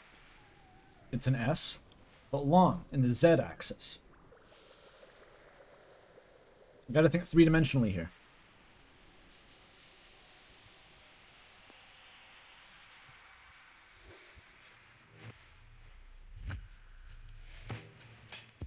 Okay, we're almost like halfway through the pasta. It's a lot of pasta. I just dumped in however much vaguely looked like enough pasta, and that's how much you gotta eat.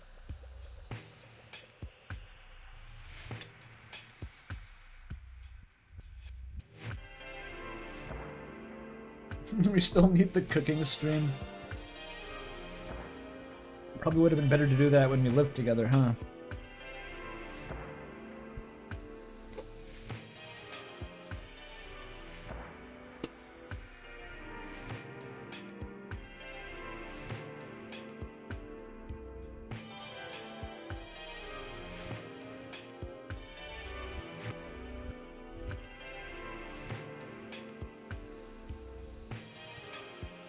What will I cook?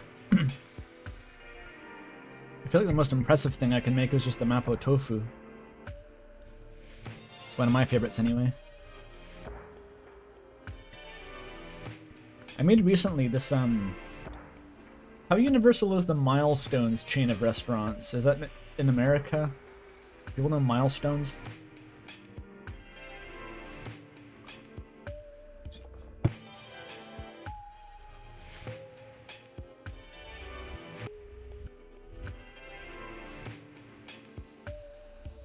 You do not need $500 to buy mapo tofu ingredients.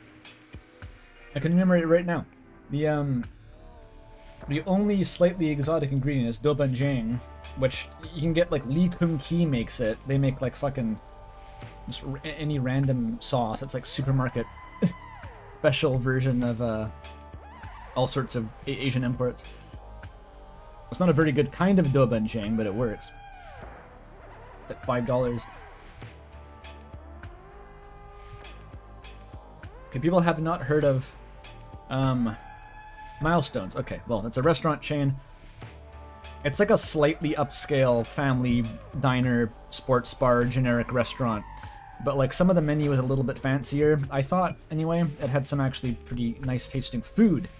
Depending on if they had, like, I don't know, the particular seasonal menu they had. It changed sometimes, but it's really good mushroom soup.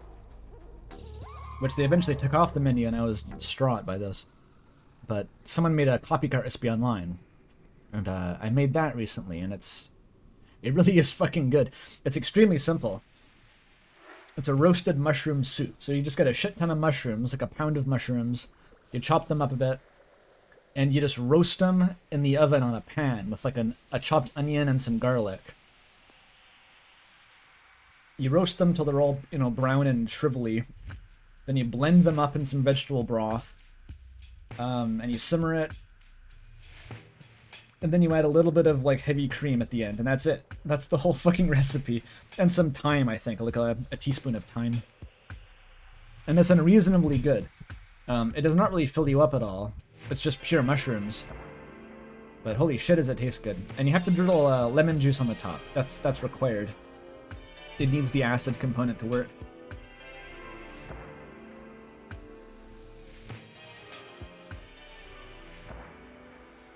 It's got this, like, very slightly lumpy puree texture. It's best with an immersion blender, I think.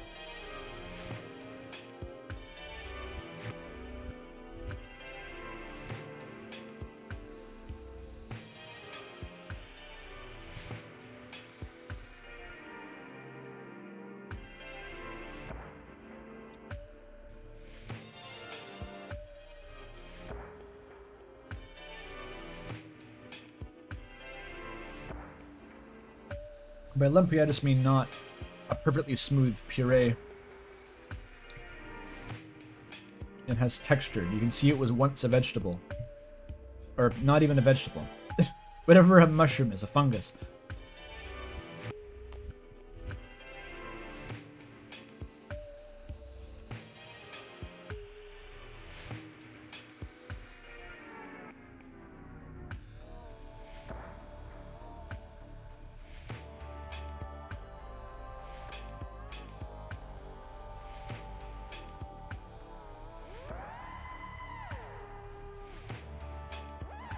Vegetable adjacent organism, like corru.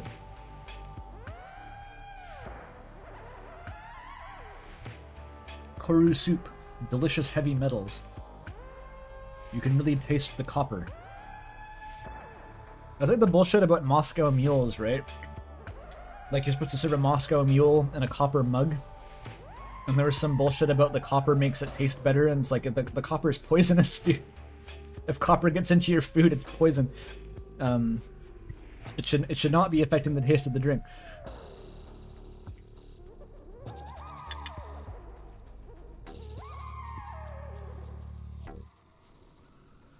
I need to stream a preparation of a Veilk fall. It's not a one-quote job, is it? I don't think I can even get through this pasta. There's so fucking much.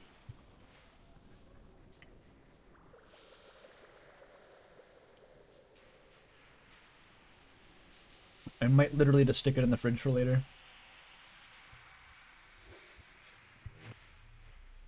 Consuming poison? I mean, yes, the alcohol you're drinking in the Moscow Mule is also a poison. The difference is that the vodka will not accumulate in your bloodstream and then give you brain damage in 20 years. It'll just give you brain damage temporarily for a couple hours.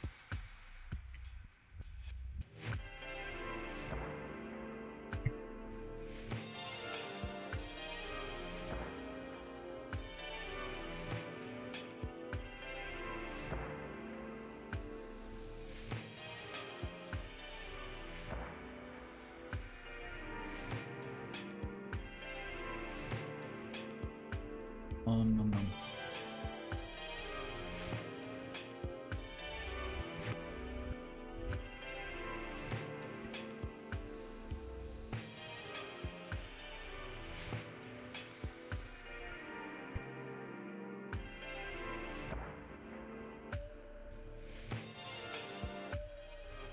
Okay, I'm gonna stick the last third of the pasta in the fridge, and I'm gonna continue.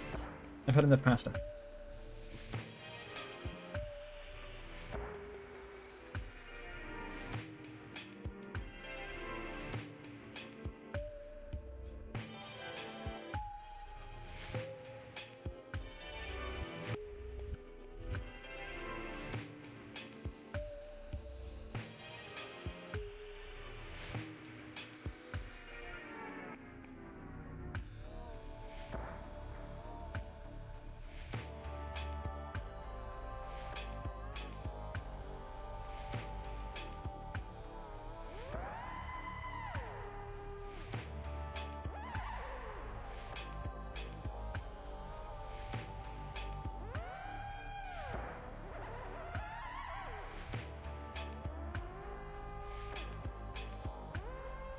Alright, we're good.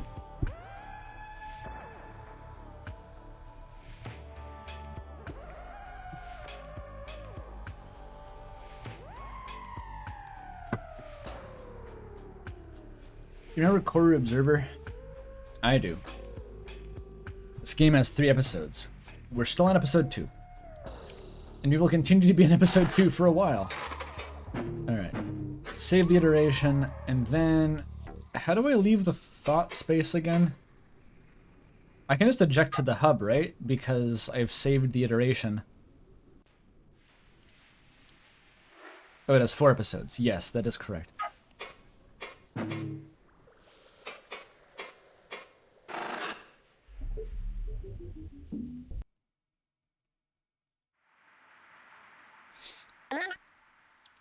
Hello, Interloper.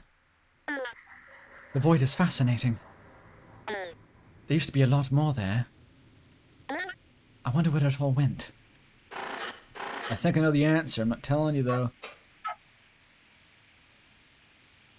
The membrane incision. It was called a lesion when it was God's, but Friend has an incision. It's a gentrified membrane lesion. Yeah, I already told him about Joxiozo by a misclick. A fucking misclick informed Friend about Joxiozo. Oops.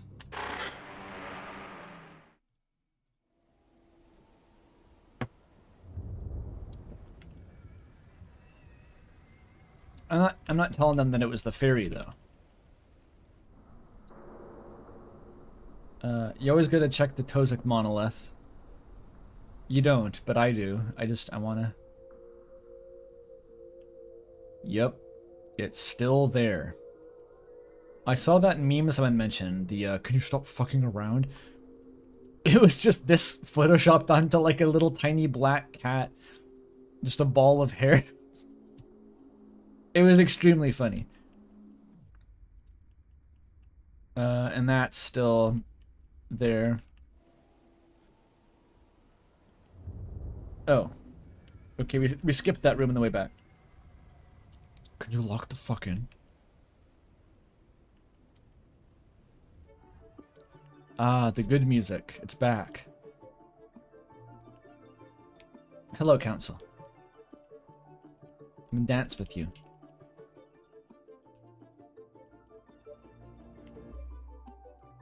Beautiful.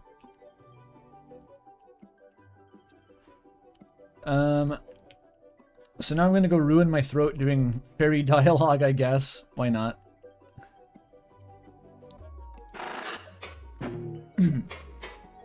Do the voice? Oh, okay.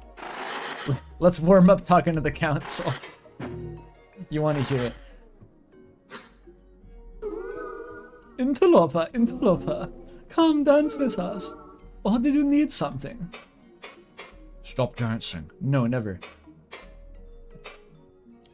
Why are you dancing though? Why do you like dancing so much? How could we not? You are our hero. You help us as we help you. We are so excited. You can help us restore Joxiozo to greater glories than it has ever known. To stave off the tyrant. You feed our world. Before, it was inevitable that the madness would come. But now the dreams will never end. Come, dance with us. Dance with us. I don't think I physically can. I don't have a button.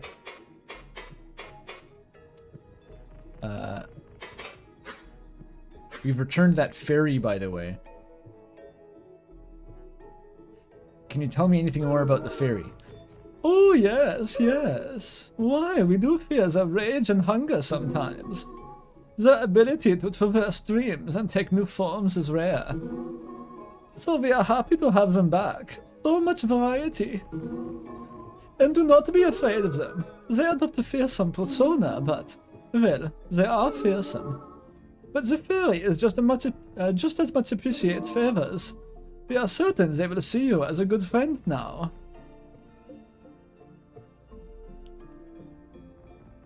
You can never hold a voice for a character in one dialogue section. I don't know.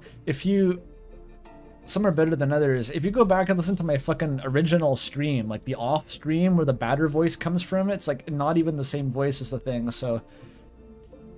Maybe it's like breaking in an instrument or something where it'll just be out of tune constantly until you eventually beat all the slack out of it. And then it'll just stay in tune. I don't know how it works.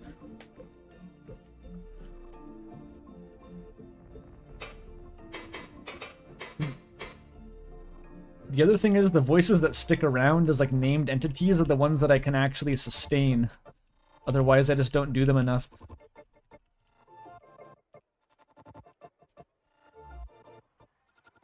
Every single tile and entity in these walking segments are divs. This sounds fucked up. I don't want to know. The more I learn about how Corru is programmed, the more I don't want to know how Corru is programmed anymore. It's like, okay, it's just a real Corru cyst. It's actually just magic. Don't worry about it.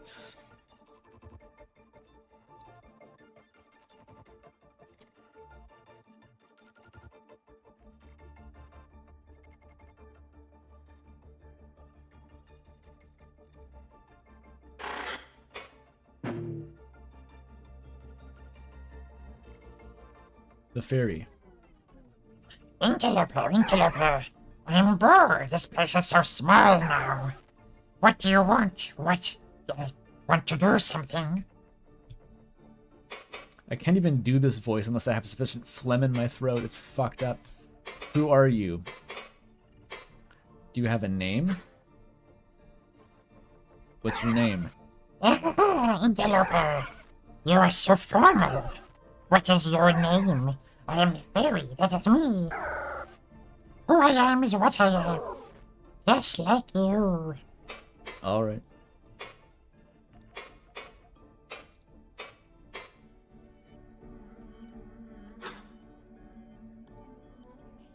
With a vaporwave jokesiozo seeping in.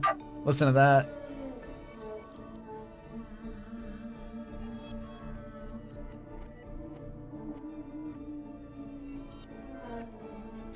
Why does this remind me of... Does anyone else know that this ancient fucking meme thing? I don't even know if we can call it a meme. The Price Master. Do people know what the Price Master is? This vaporwave jokesiozo just dragged it out of my memory. Okay, some people know. That fucking psychotic music that it has playing in the background. And it just gets louder and louder over time. It sounds kind of like this a little bit. But like 2 octaves higher.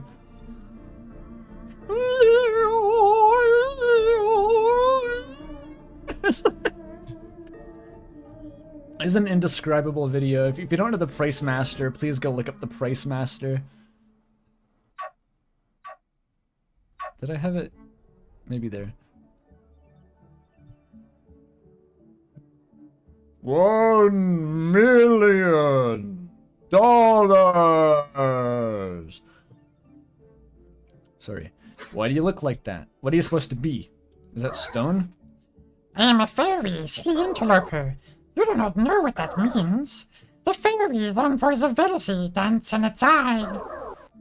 Both wardens and devourers of all creation. What about surface runners? Do you know them? Gazette was one. So she carried me, a little charm, a gift from her sister.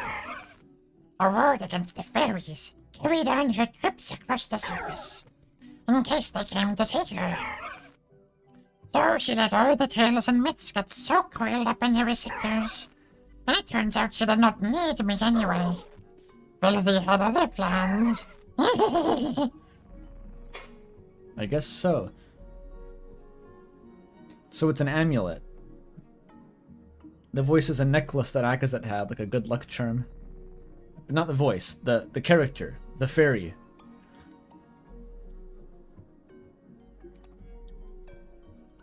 So the angels of Velzy predictably are also horrifying, malicious forces in Obesk religion.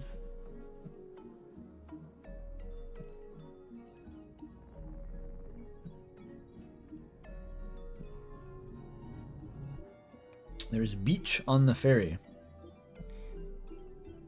Oh, this shit? Like these little markings here, this illegible shit?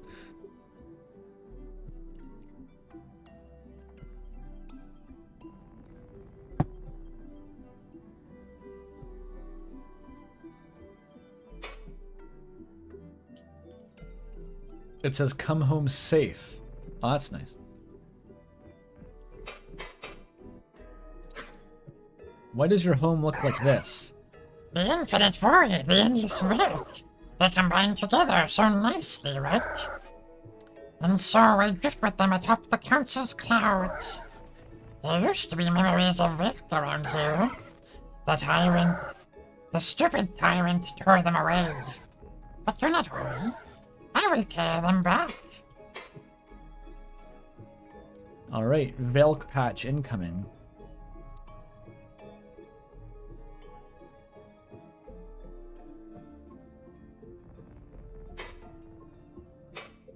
Wonder what the fairy represents of Akazet's mental state. Superstition, I suppose, but also like violence, impulse. It's like an id type entity, to get Jungian with it. It seems to be kind of like that.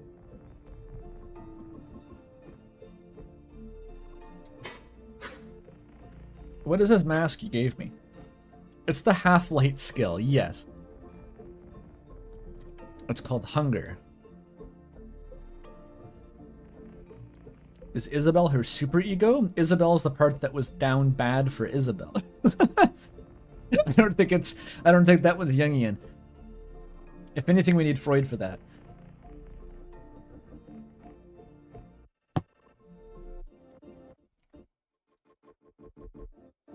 It's called Hunger.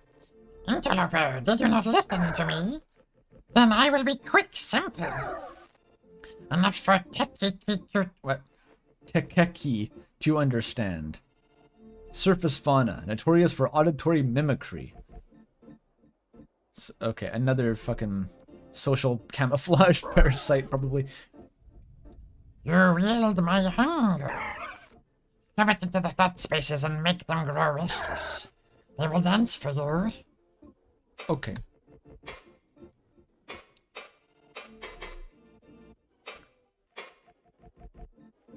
We get to hear about the Jokesy Ozo drama now. All the gossip.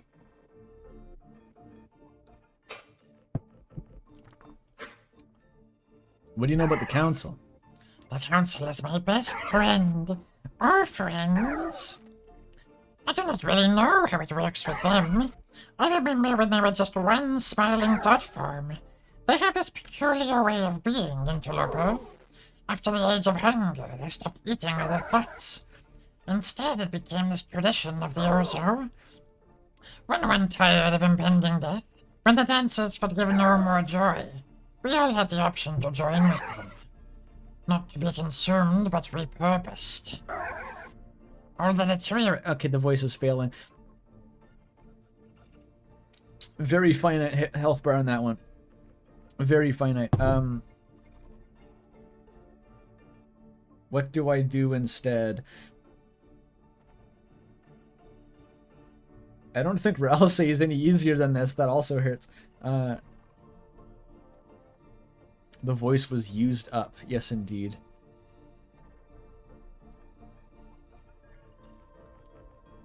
This is the funny goblin. Cowboy Flowey? Oh, they're deteriorating! Okay. That's just fucking Prilosec at this point. Evil Prilosec. Oh, they're deteriorating as one to hold together the membrane of Joxioso. That's... I can't even tell what I'm reading here.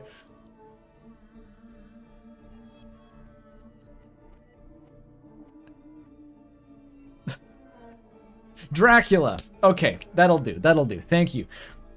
All deteriorating as one to hold together the membrane of Joxioso. Scary. Never would even think about that. But if I bit into the council, I wonder, what would I find? Think about it. Are they really all still in there? Anyway, I like them. They bring so much life to all of our dreams. Very good at multitasking. Look, I can do this forever. That's the point. I can do this one forever. This thought space means nothing to me, man. What do you know about the flower?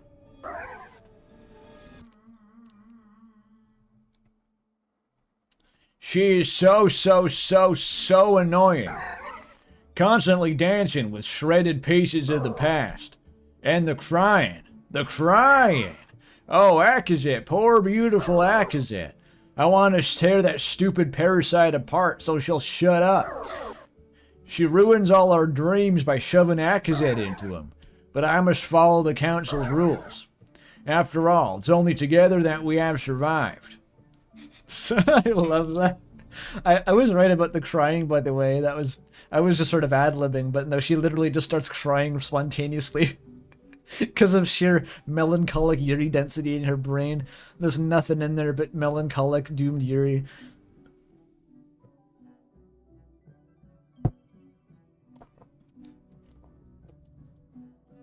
Her wife left her. She needs to kill herself, says the fairy.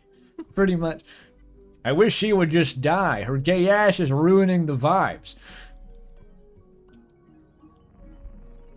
But the dynamic here is literally the fluff versus angst duo. I'm certain that is the premise of this. Is like Isabelle wants all the fanfics to be like domestic fluff, and the fairy wants it to be like surface running and eating of flesh. And they fight.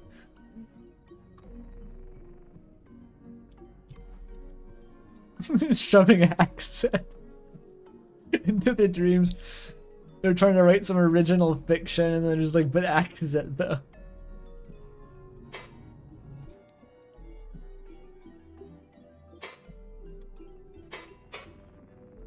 The lost one. You know what this fucking design looks like? I just realized. It's the weird thing from that Kirby game. The Comet. In Superstar Ultra. No. Yes, Superstar Ultra. That is what it's called, right? Superstar Deluxe? Why are Kirby names like that? Does anyone know what I mean? The clock. Yes, the weird fucking clock comet. You fight it.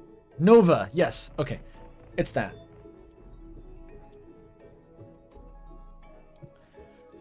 The council said there's a lost one they want me to find. Someone who went missing when you and the flower did. Oh yes, I feel their absence. One of Ozo's fresh wounds. But after all the tyrant has done, I have no idea where they could be. Or even what they are. But if it was so recent, surely they are hidden somewhere within Akazet's memories. Forced back into whatever menial role they served. Look at the areas the tyrant has repaired. They have to be there.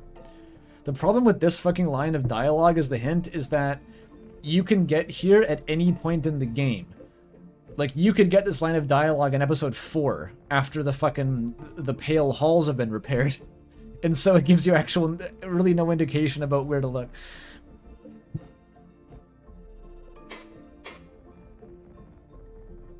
Just search the whole fucking embassy. 3/4 of the game. It's in there somewhere. I don't fucking know.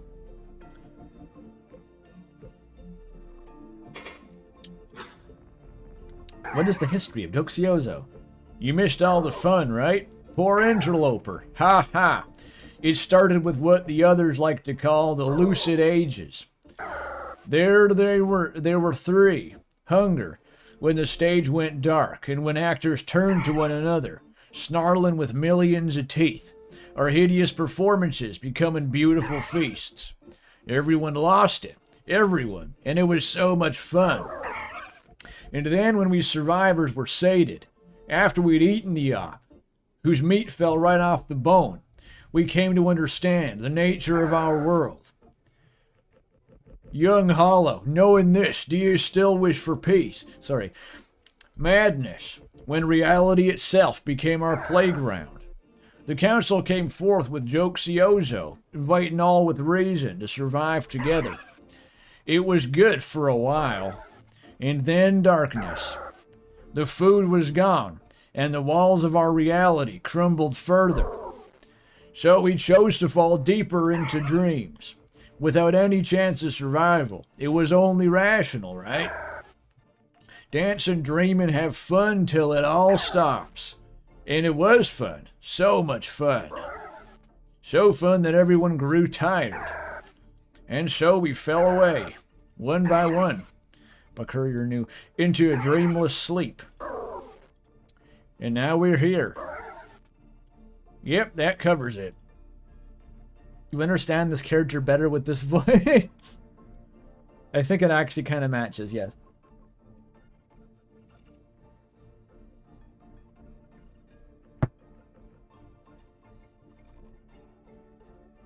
Don't give up, skeleton.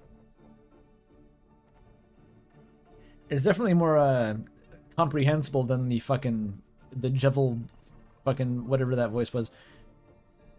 I don't even know how to do the original Jevil voice. That was a million years ago.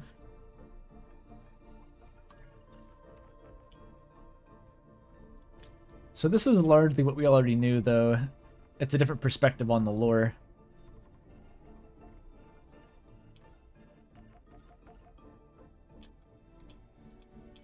They all had the apocalypse powwow until they literally fucking died. Sounds like a rager.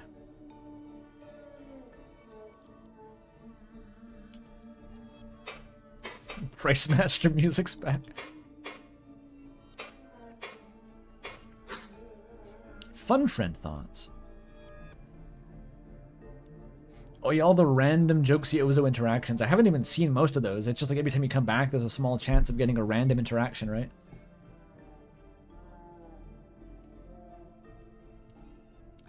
What do you know about Fun Friend? You were impersonating one of its proxies before. Haha, yeah. Fun Friend the Tyrant. It does its best, sure, but it has the same problem as the flower. Clinging to fading memories that can never truly be fixed.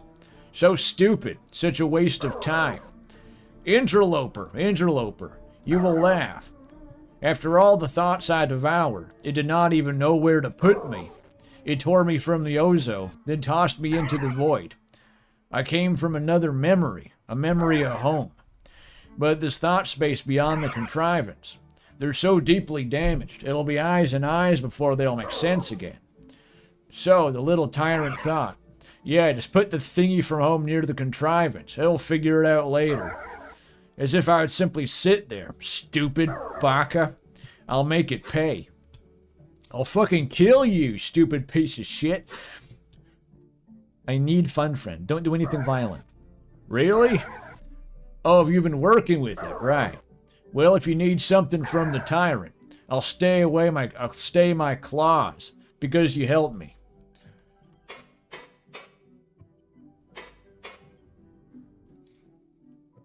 Eyes and eyes. It doesn't sound like we're going to be getting that in episode 5, does it? Eyes and eyes sounds like, I don't know if we're ever going to get that in the game. Can someone post the Price Master? I'll link the fucking Price Master. Let me find it. I forget if it's even easy to look up or not.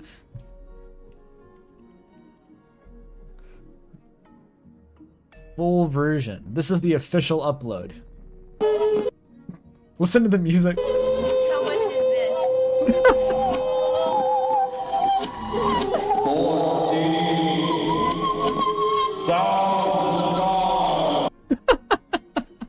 Yep. It's just like I remember. The fucking music, it just never stops.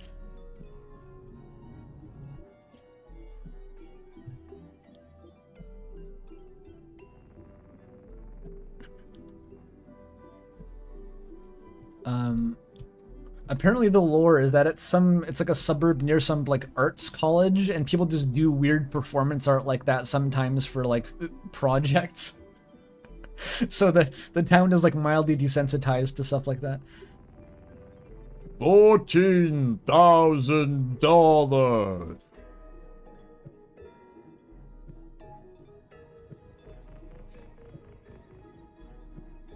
You don't want to know the lore of Price Master. That was from a fucking YouTube comment. I don't even know if it's real.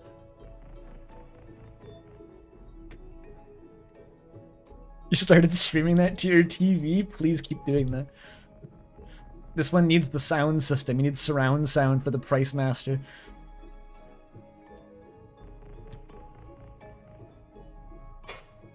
What are the fairies' thoughts on Akazat? Stupid. A surface runner who stumbled and died, and continued stumbling through death. You've been looking for her memories, yes? I looked at the embassy on my way here. What an idiot. She must have been stupid and got herself truly killed or something. I don't know what it was exactly she did, and I don't care. Because I'm free now, forever. What the fuck? She just can't... Don't got time for fail girls like that. Stop playing with me. Literally just says she's so much of a fail girl, she probably died, I don't give a shit. Extremely fairy thing to say. And this is why Isabel fights with her. Well, not... the fairy absorbed Isabel's pronoun there. That was interesting what happened in my brain.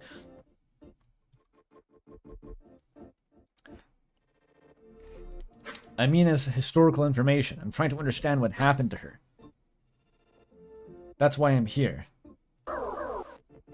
Oh. Oh. Right. Go ask the others then. Whatever memories I had of Akazet's fate are gone now. I deleted them to fit more meat. Cool contrivance. This leads to the fucking back rooms, the black space area, I think. And this one was incoherent, wasn't it? We can't go in here yet, yeah.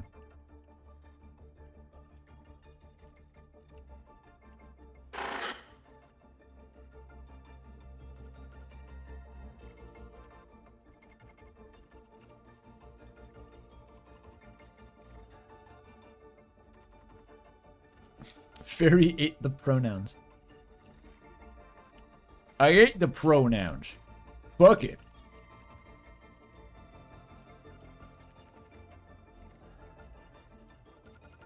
The music is too quiet. We need more. I think Isabel's dialogue is exhausted still. Or maybe she can slag off the fairy. You want to gossip about the fairy?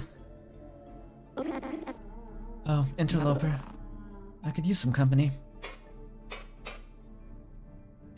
What do you think of that fairy, who I know hates you? The fairy? Oh. Yes, them. They're disrespectful and disgusting. Distorting memories as Velzy would for some sort of cruel amusement. Don't think that I enjoy sharing the thought space with them. I simply have no other choice. Disgusting. Okay. Collect my Akazets, by the way. That's something else I can do, is collect the fucking Akazets. These are just lying around. And in fact, there's some on the way to the Yuri, so I'll go grab those.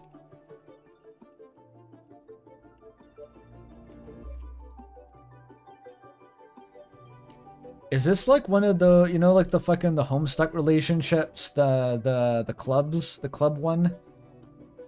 This is basically, this whole area looks like a fucking club, right? And the council's in the middle. The I don't remember the fucking name. It's not an auspice.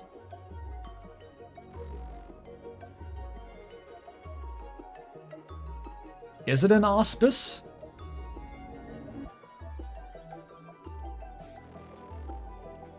It's fine. I'm allowed to compare corru to Homestuck when it's something that doesn't even make sense and it's bullshit. It's only rude if it's comparing things that are actually like Homestuck to Homestuck. I'm pretty sure that's how it works.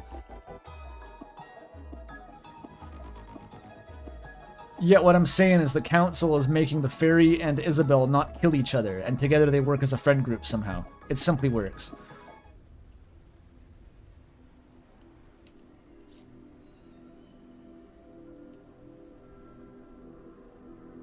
If without the council, they would become kissimises and do the... Okay.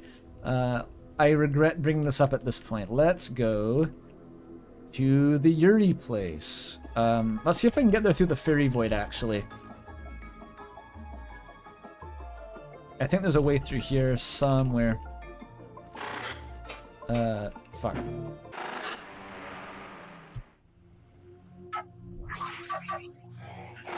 Equip hunger.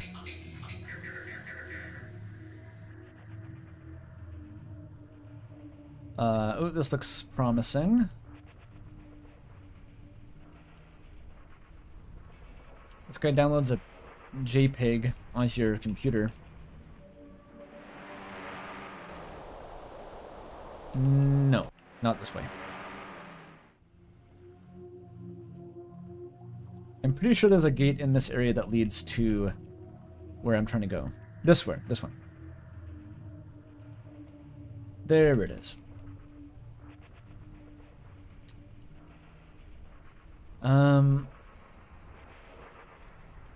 Wait, weren't the Akazets over here? They are. Okay, here they are. I can salvage them.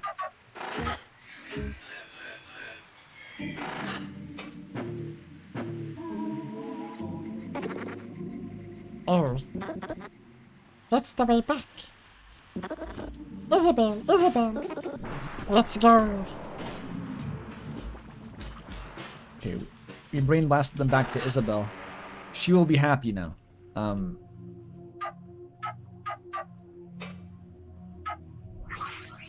Alright. This is interesting.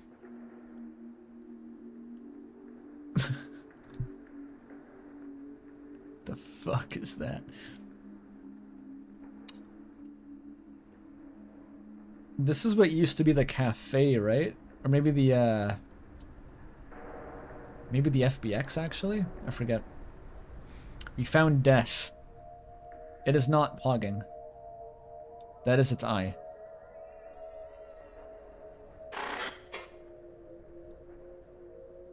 It's Kozco.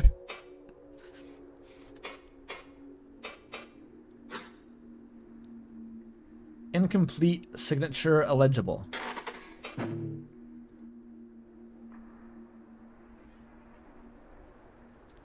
Hello? An uncomfortable attention fixes upon your mind's eye. Come, Akazet. We are just in time. Are you Kazki? What the fuck? Is that what that is? It's hard to pick up what you're talking to on my side. These in-between places are so scrambled. The thought form's intention turns frantic, like a cornered animal. Something ripples beneath the render, beyond your connection's ability to properly perceive. What kind of question is that? Silly, Val. Oh, got it. Yeah, it's definitely some intact visual data. I wonder where this one came from. Definitely not the embassy memories. But be careful, dude. I only spotted that because it's an incoherent spike. If that goes too high, your mind spike is gonna bail and retrace you out of here. You're already on thin ice from the environment. So this is actually the best, I think, visual depiction of an obelisk we ever get in the game. This is as close as we can see to just what Kazki literally looked like, I think, because it's all the memory data, or the visual data from the embassy was lost, and FunFriend had to substitute in the Discord profile pictures, but this is actually a memory of Kazki, even though it's fucked up.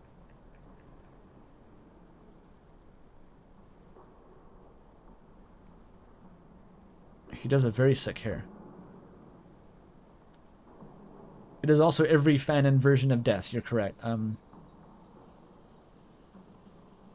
The antlers, okay? You can just say it's the fucking antlers. Girl has antlers.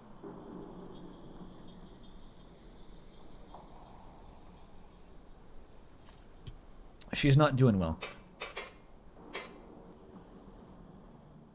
What happened?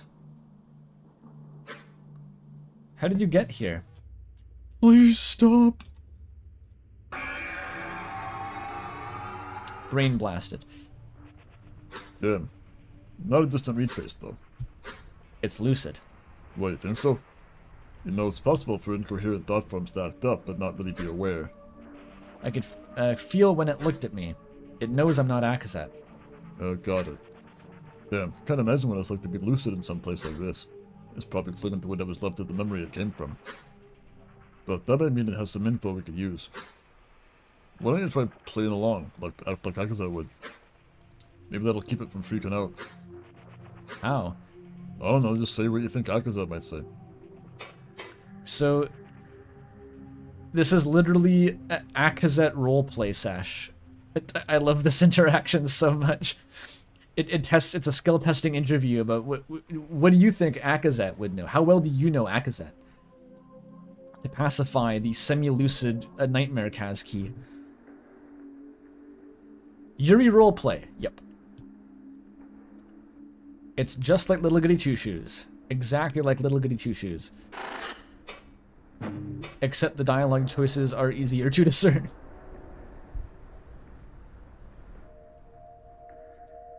Let me pour some more tea.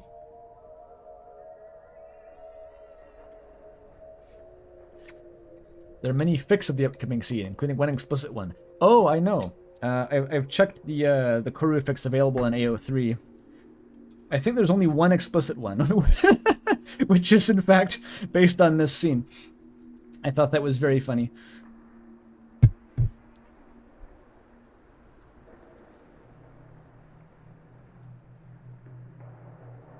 It's not roleplay, it's a simulation. Andrew's AO3 adventure? I have a habit of doing that. Like, I look up just games on AO3 to see what the fuck people are doing with them. It's always very funny. Like, Deltarune has, like, it used to be that Spamton X Reader was, like, the meta on AO3 for some fucking reason. I found that hilarious. Now it's, like, Reader X Tenna. The meta has changed. They have a new toy to play with, and they've dropped Spamton like that scene in Toy Story. Assuming it's not Spamton X Tenna. They also ship them together sometimes. Calling it the meta is crazy? It's real. It's funny to see like what the actual ships are. I mean, like you have your own perception of what people want to see from their fan media, from like my audience and stuff. But like the actual unrestricted sample of just like looking at AO3 tags, that's what tells you the real story. And yeah, it's spam Tenna. People want Tenna bad.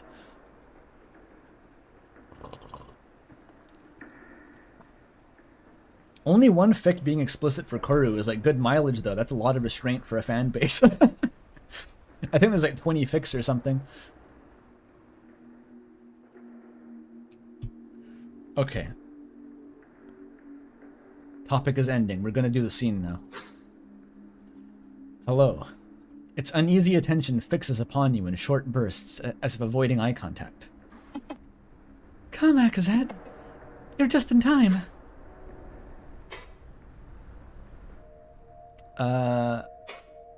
I think long time no see is wrong, because you work together. What's happening? I think where are we? Because why? Akazet would probably know what's happening. Where are we? Oh, that was wrong, that was wrong.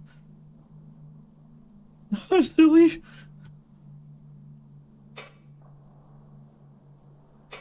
Is it long time no see? But they work together. They see each other constantly. Just in time for what? Oh, okay, okay. The thought form stirs, its unease dissipating slightly. After a short delay, a new thought meets yours.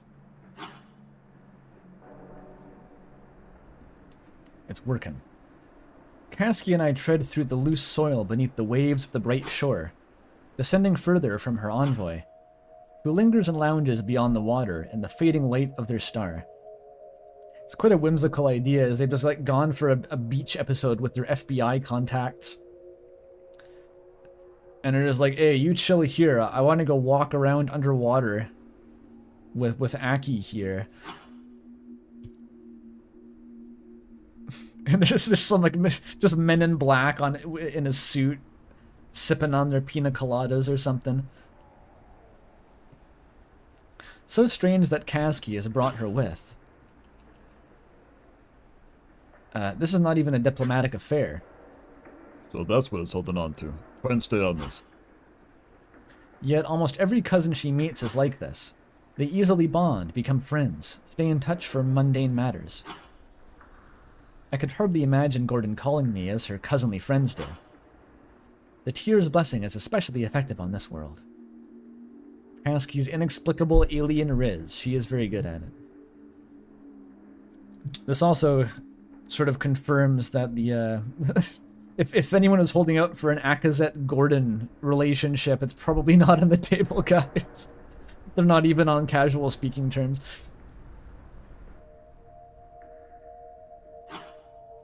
A gentle flame's warmth through presence. Even as we descend into this cold... Let me try that again. Even as we descend into the cold dark of these waters. I'm so glad you asked. It is a sight afforded only to the dead. You see... Around us, through occasional impacts, bubble-like creatures gather, tendrils drifting in the current. You mean these little bubbles? You look like tiny Akazak. Burrowing slime. Sinkhole. Many arms. I think this is non-Discord profile Akazet. Aki, this is not a problem to solve. Just listen and I will tell you. The coils of my receptors tighten. Aki? What did you say? What did you say? Sorry. An ancient meme just surfaced in my brain for that. I won't go into it. I pull my receptors back in disapproval. But the tendrils of hers only spread with her cousinly smile. She dips down slightly, looming over me. God, she's short as fuck. Akazet's 4'8". What? What? You let Kavik call you Aki, right? The giddiness in her voice is heavy, unfettered. The effect of citric acid, simulated but as high as can be allowed. Hardly uncommon for her downtime. She is hammered. But even in the presence of her envoy friend, I would simply turn it down a little if I were her. On most occasions, anyway, this is different. I lift my orange simulacrum to my lips, glancing away to explain. That is different. In honor, he holds some larval lives. But it is just that. Childish, larval, silly. Well, I like it. And no one else can hear us here. So you will just have to feel silly. She rises again, pausing to drink from her own simulacrum. I relax my receptors from their coil. I will permit this, for now. This is amazing. They're sipping pina coladas under the fucking water, watching the jellyfish swarms, you know? Kasky is off the shit.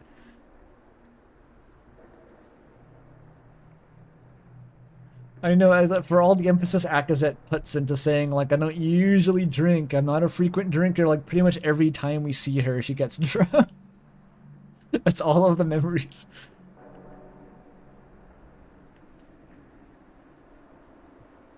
They're both getting citric. This is a hella date night idea. If you can survive underwater indefinitely and or have scuba gear, I mean, this will go crazy as date night. What are you talking about? That probably, if you've got like a scuba diver girlfriend or something, you probably do shit like this. Maybe that's what scuba diving is. That's the appeal of scuba diving. I've never thought about it.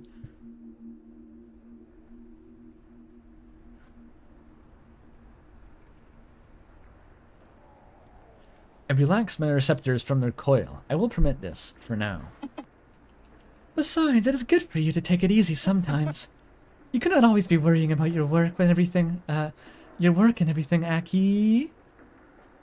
Can I get the delivery here? You can't always be worrying about your work and everything, Aki. You know what they say about Vel? If you do not make Velzy smile, a storm will find you.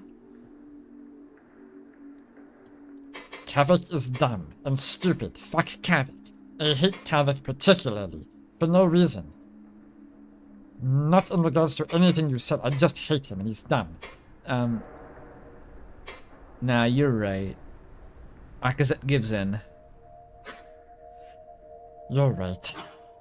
Maybe it is simply the citric haze, but... When was the last time I thought about anything else? Recall or research. It is only that. Every gaze. Like the natural curl of my receptors are simply out of stress and focus. What? The natural curl of my receptors are simply out of stress and focus. This is a bit advanced. I don't know how to parse that one. Yet here we are free from this burden, just for a while. I understand the deserters now. Yes, for this bright evening, I will eschew these weights. Yes. And that means I can call you Aki too, right? For now. And not in front of others. Even with my stern delivery, her receptors curl with delight, and I occupy myself with my drink. Where I expected teasing, her receptors are spread with a genuine warmth. Okay. Cool. Oh yes. It is getting dark, look. One of her tall receptors gestures toward the blackened depths, away from shore. The little bubble creatures are swarming, bumbling blindly around one another. These little things, they are called jellyfish. They are a big problem for our cousins because they bite when you touch them. But do not worry, their tiny little teeth cannot hurt us. Finally, the last of the cousin's star fades. We are left together in total darkness. We should kill them. I love the obviously wrong option.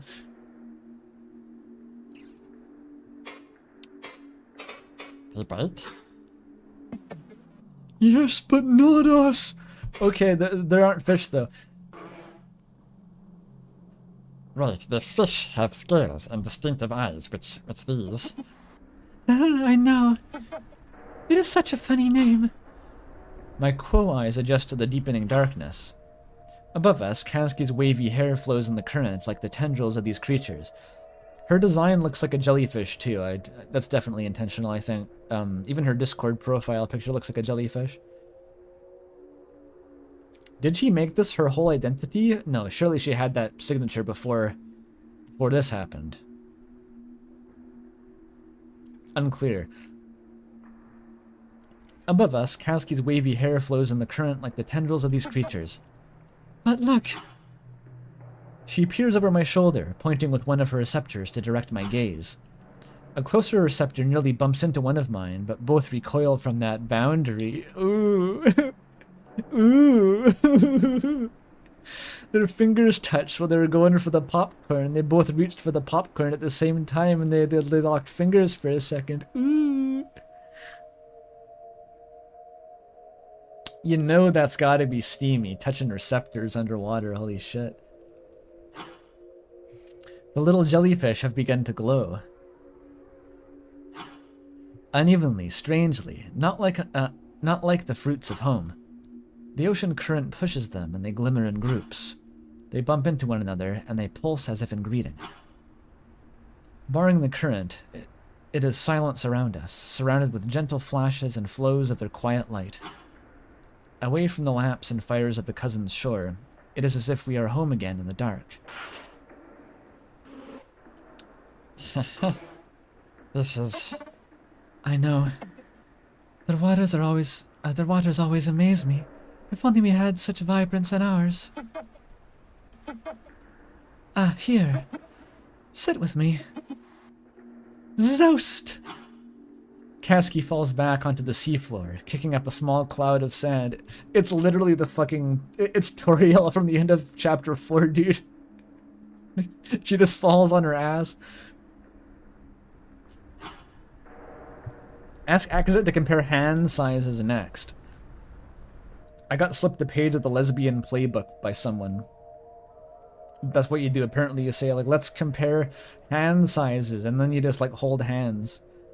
Does that work? Someone told me that works. I settle down beside her, laughing. She reaches over, clinking her simulacrum against mine with a pleased giggle of her own. We both take a drink. Thank you for showing me this, Kasky. How often does this happen? Not often, apparently. Which is good for our cousins, of course. These forms mostly take them by surprise. So after seeing it myself, I knew I needed to bring you. I give her a curious look over our luminescent drinks. And not Bosco, or...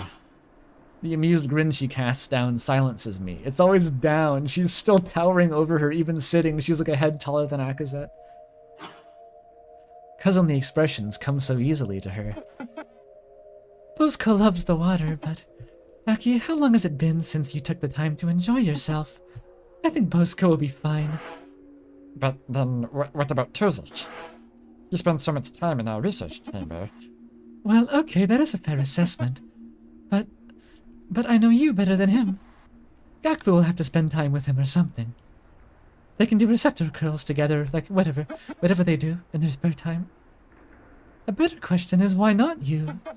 You are working so hard to find her. Why am the voice is getting weird? You are working so hard to find a reason not to be here. Why is that? Why are you not happy with me? You're not unhappy with me, are you? No, I peer down into the warm glow of my simulacrum. you know, you are right. Thank you for thinking of me, Kasky.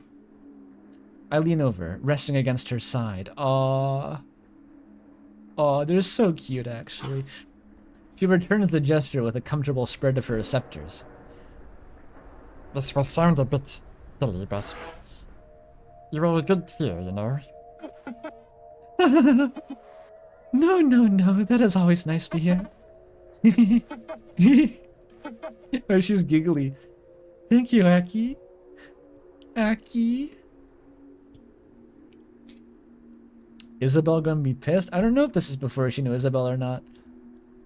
I don't think maybe this is a hot take among the Jokesy Ozo, or not, Jokesy Ozo shipping circles, but I don't think Akazet ever thought of herself as being in like a definite relationship. I think it was always like a little bit unclear. It was always a little bit up in the air, and that's why Isabel doesn't have any clear memories. Isabel the flower, I mean. She doesn't have clear memories of whether they were a thing or not. Because I don't think Akazet maybe ever totally knew either. She was just, you know, just a little bit open to options.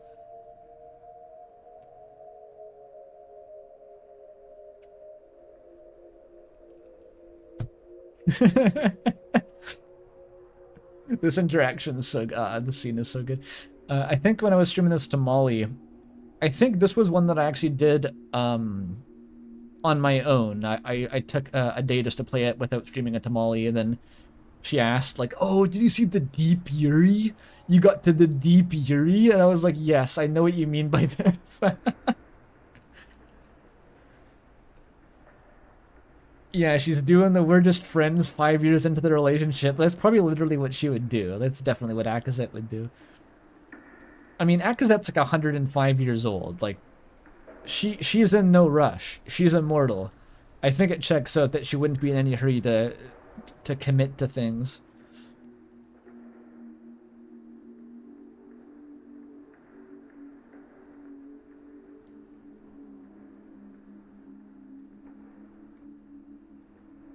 Watch the creatures. We relax together amidst the glimmering swarm, in no hurry to return to the shore. The silence is comfortable, but is there anything I want to ask her? Okay, that part was different. More incoherent than the rest. I think that came directly from it, so keep playing along. But this could be a chance to get some info out of it. Q&A time. Beautiful.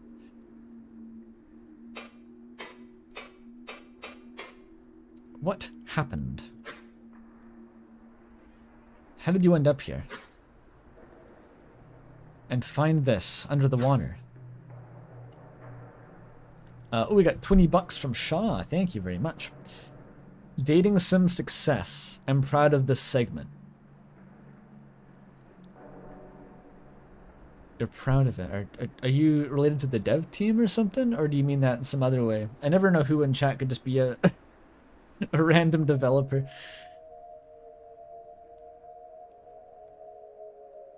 They get everywhere.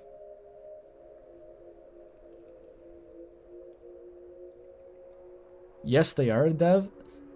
That one's a dev. Okay, Shaw is a dev. Okay.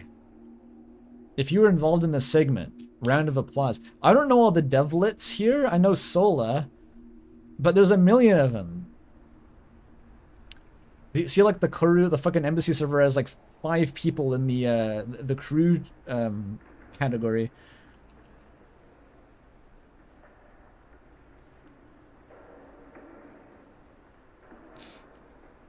Not a devlet. Oh, you were the moth model. Okay, I remember you saying that before now. I remember the moth model.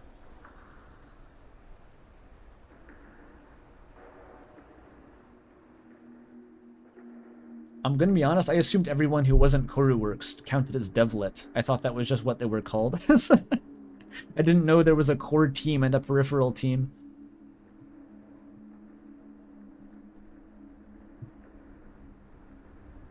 Yuri hype moments and aura.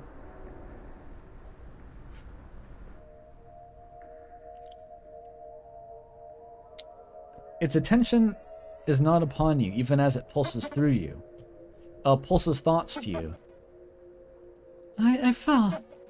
I stepped off a little boat and the bright cousins were showing me around in. And they were so worried I would get bitten by the swarm. But we are tougher than that. If you stay positive, you can survive all kinds of things. Okay, that's an interesting, fascinating response. That was, it's speaking in pure double entendre now.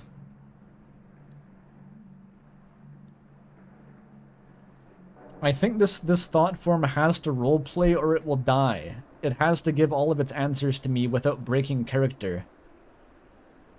Or it's just gonna fucking dissociate and die instantly. So it's all like in Minecraft roleplay. Like, what if we kissed in Minecraft? What if I got sucked into the uncosm by the tyrant in Minecraft?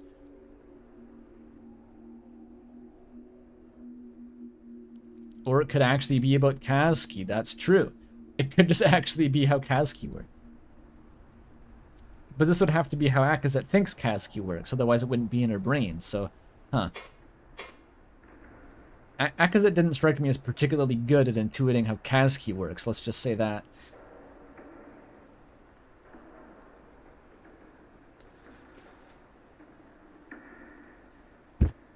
Ah, fuck.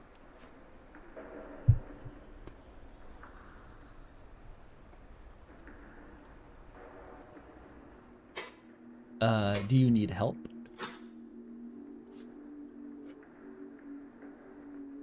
Is there anything I can do for you? What do you mean? We have everything we need right here. I do not know what you could do to make things even better. But thanks for asking, Aki. You are a good friend. You too. You have everything we could need. Kasky definitely had a thing for Akazet. Like I'm saying definitely. I don't know if Akazet had a thing for Kazki, but like at least it was a thing for Kazki. Because Kazki's the instigator, right? She's the one who has to drag Akazet out into the fucking underwater moonlit jellyfish date.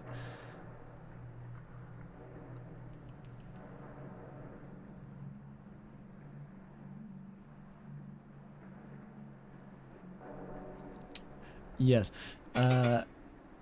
You want to leave? Why would I want to leave? We're having a good time, right? And more than that, I know I am safe here. And it is familiar too. But I hope that you come here with me again, Aki. It is so nice to talk to you. I do not want you to become lonely, you know. So please think of me from time to time. Okay. This character is unutterably sad. There is a door behind her. You can see the little yellow threshold. What's over there? The thought form fixates upon your mind's eye to understand. This is the thought form that Moth looks at and then rethinks their opinions on Isabel and goes like, okay, maybe Isabel is coping pretty well, all told. Isabel's actually not doing so bad.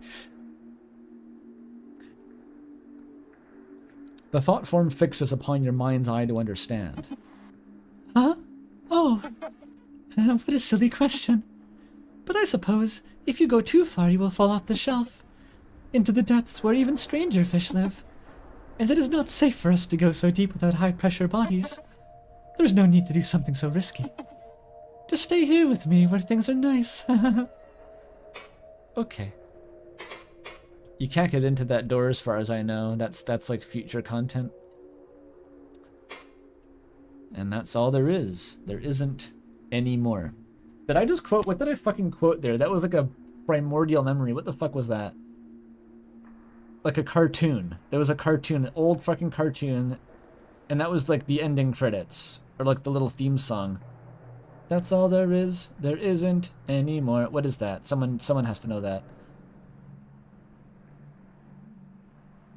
Sorry, I just got my own fucking incoherent thought form bubbling up from the uncosm. Okay, let's use Unity.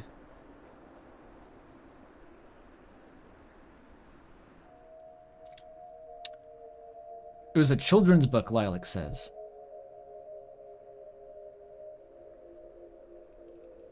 Okay, one fucking, I don't know if this is it. This is a deep cut. Does anyone know it was some old cartoon called Madeline? It was some French thing. Was it like a French-Canadian thing? You can never trust old cartoons. They can be Canadian sometimes, and no one knows about them. Was it that? It is! That was actually, oh my god, holy shit. The French one, yes. I don't even remember what that cartoon looked like. I only have the memory of that little jingle. That was some weird ancient ancient memory that just came up. Bizarre. I need to Google this now.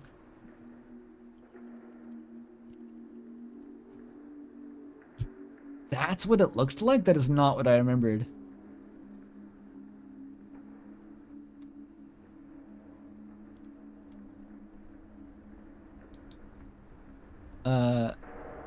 Wait, this is the IMDb page. I need the image.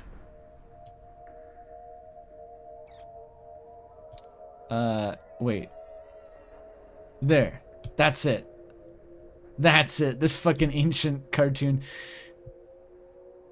Now we all know. I still have the Price Master open. I missed a dono? Oh yeah, we got another $5 from Shaw. Thank you again, Shaw. Tipping you for clarifying this, but Corru, me, and Pokal, the official artist, know everything. Sola and Rainbow are new and also stand beside Kazki. I will do these things. Wasn't there someone called Shaman as well? I thought there was a Shaman. Or is that just their handle on Discord and they all got different Discord handles, like how I'm Tree3 and no one knows that fucking handle? Aki, what do you keep looking at? I do not know what is on your mind, but just enjoy the moment. Stop stressing, Akazat. Stop thinking so hard. Relax, Akazat. Lean on my shoulder some more. Drink your citric acid. Touch your receptor against mine. Yeah, there's the door back there. Okay, I'm missing the Madeline lore though. I loved Madeline as a kid. Was it good? Maybe, I guess it was good. It was very French. Super French. Shaw is shaman. Oh, it's just short for that. See, you can't expect me to make these brain connections, alright? If your name and shit is different, you're a different person. That's simply how it works. I'm smashing them together like Barbies now. If Isabel's allowed, then so am I. And Isabel would never do this, by the way. I think that drowning here, the spread is called drowning, I think, internally. She needs some love as well. There is no one to write ship fiction about drowning except for me. Isabel won't do it.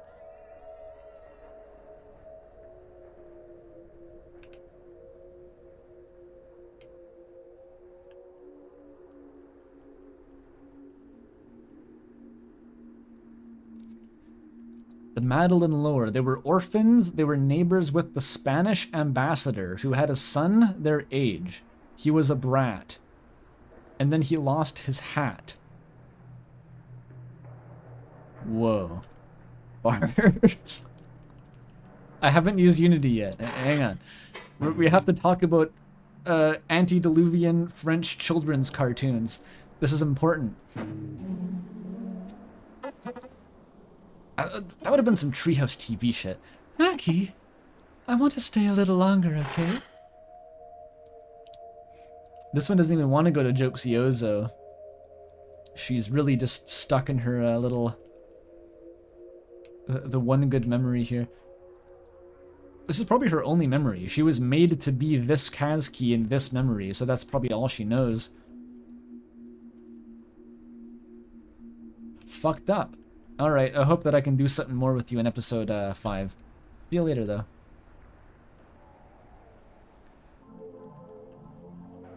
I can't even scan this fucking thing. Blast her with the Joy Mask. That would do it. Maybe the Joy Mask would actually instantly kill her. You gotta think, it's coming from Isabel. And you don't know how she might feel about rival ships. I don't think Isabel's going to be good with the polycule angle. I think Isabel's going to have the Joy Mask just instantly detect that she is a competing love interest and vaporize her.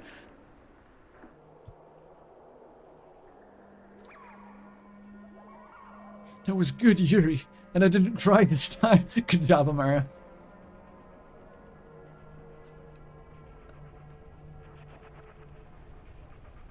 I wonder if I can find any more of the effigies. I think there's some in the fucking black space if you wander around enough. I vaguely recall where they were.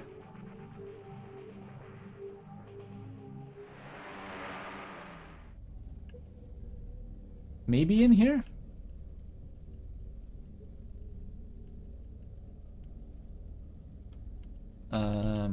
There's multiple exits here.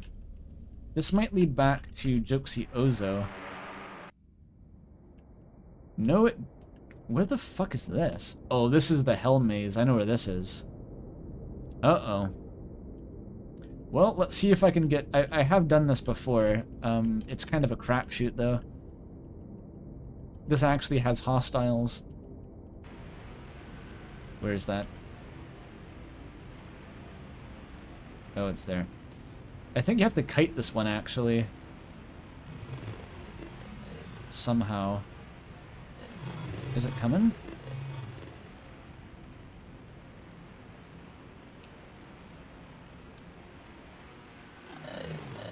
Yeah. Oops, I cornered myself by accident. Not what I meant to do. Is it still coming? It'll de-aggro in a second. These guys have really short aggro range, that's the trick. Okay, back off, please. I don't think I can deke past it. Maybe I can. Oh, I got fast feet and fast as fuck. Fuck, too far. Okay, you can do it. You can do it. Now you get the second, harder Hell Maze. Okay, this is the remnants of the interview thought form, actually.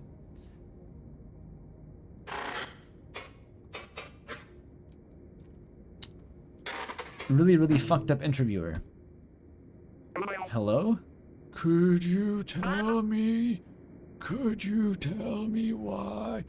Tell me why you so afraid? Sorry. Could you tell me why? Are you aware? Tell me what you want. That's the script. That's the script. The script. I think this one's lost, buddy. There isn't much coherence here anymore, but what we're looking at is the last vestige of it. You see walls, right? And the table? I think this thought form's actually clinging to what's left. Man, this poor thing. Moth has empathy sometimes. Occasionally. I wish we could help it somehow. I wonder. Digital Sin Forgiveness Blast.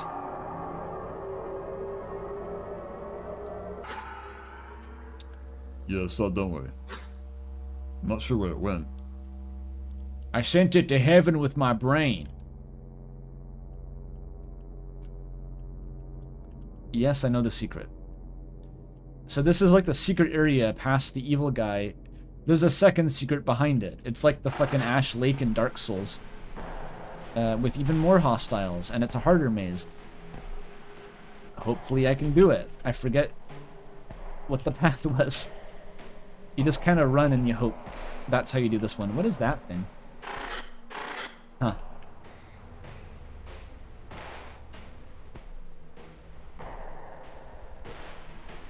Uh-oh, it's right there, isn't it? What's my plan? How do I... Maybe I run to the right? I don't know if that even continues. There's a limited render distance here. Maybe I can double back. It didn't aggro.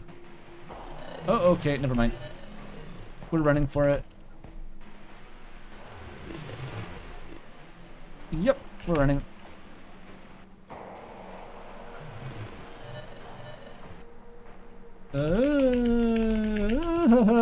Yeah, easy, easy, easy. What the fuck is this? I forgot this room actually. That is the visual representation of the call, isn't it?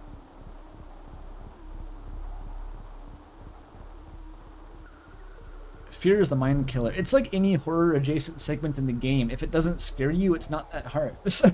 I don't find that one that scary, so it's not that hard.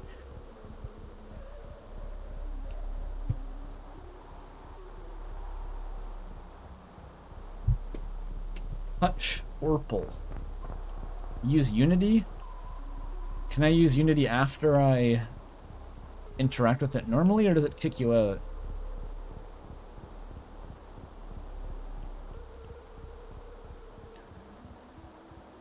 Oh.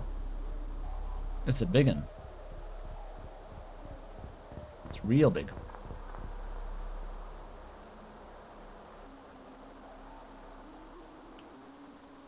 You only get to choose one? That's fucked up, man.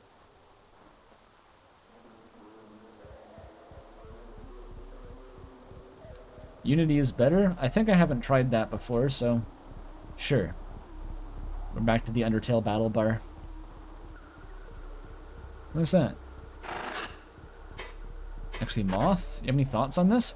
Don't look at me, just keep going.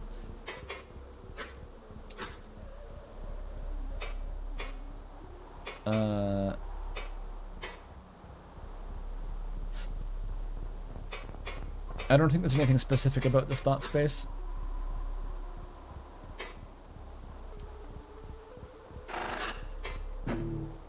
Okay, Unity for the dialogue.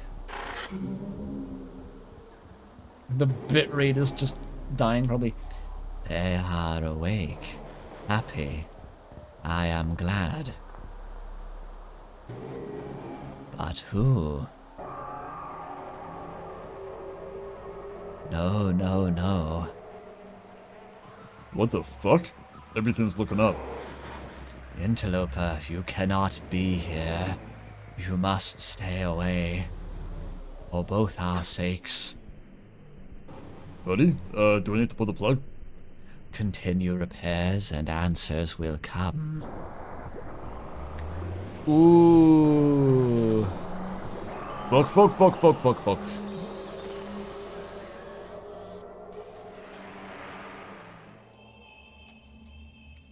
Fully out of the cyst. It said, they are awake, I am happy. Is it before it realized, like, that I was talking to it?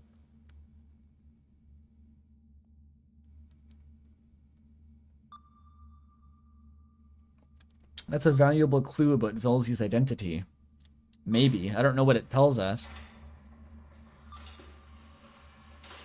Does that just mean that it knows about Joksiozo?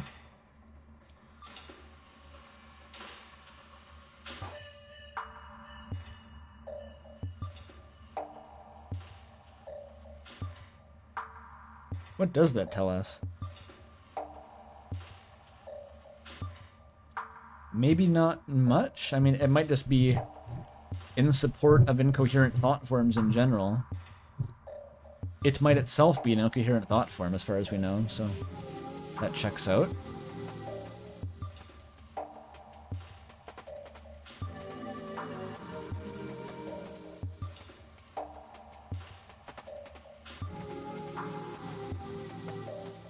I don't think that one's been a part of Joksiozo. I think there was dialogue in the previous stream that mentioned Velzy with no context, but apparently that was a bug. I thought someone in chat said that was actually supposed to have context. So I don't know if Joxiozo actually knows anything about that, Velzy.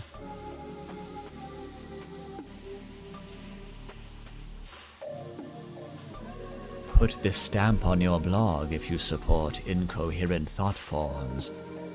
Yes.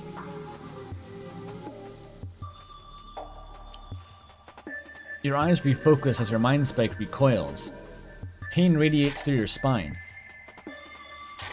Emergency ejection complete. No connector damage, minimal neural impact. Again, minor brain damage. I was seeing the wrong colors for a second there. Thank God. Looks like the limits I set up kept that in check. What happened, dude? You were moving around a completely unreadable nonsense in my log. You tried to initiate movement to a new thought space, then it just exploded? I found something. I tried to enter it, but Velzy stopped me. Just like the last time this happened. But this was different. Velzy was surprised I was there. It seemed desperate to stop something from happening.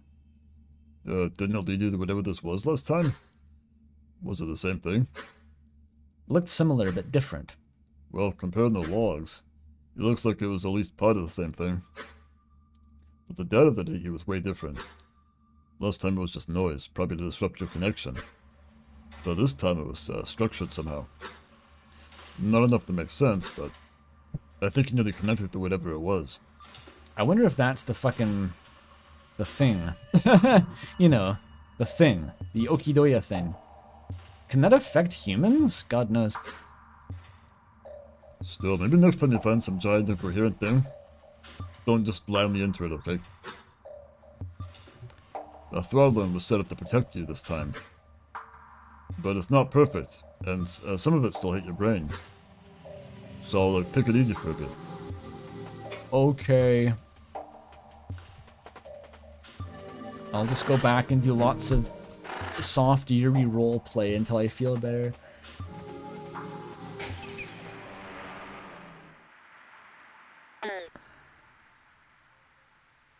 Hi, Interloper.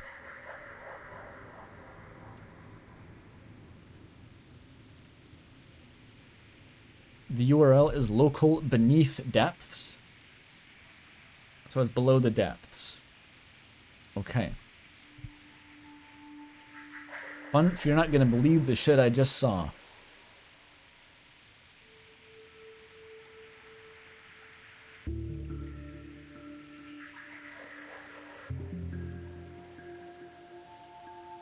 I mean, below the depths, it's like underwater.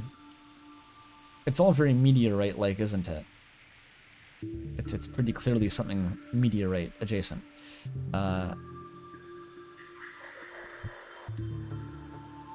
It's interesting how the depths kind of work as a double entendre in this game.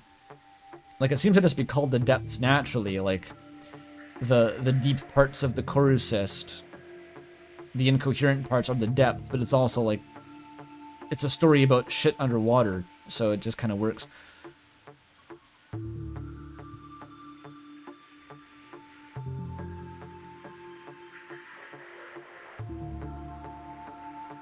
Thoughts on who you think Velzy is? I don't know, dude. It seems really... I don't see how it would be anyone in particular.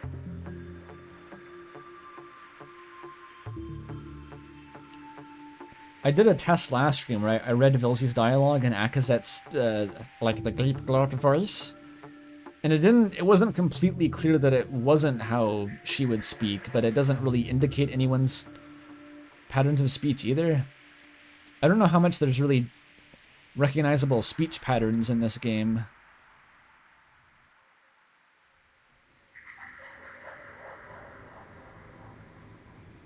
Velzy is Carol. Fuck. Yeah, they're pretty formal. It's Star Trek-y. Even Gakbu, who I picture sounding like May fucking Borovsky, kind of has these really formal turns of phrase sometimes that throw me off.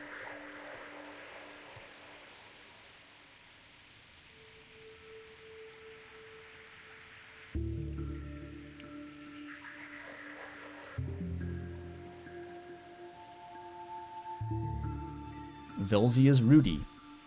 Okay. Okay, we could do more memhole, or I could go...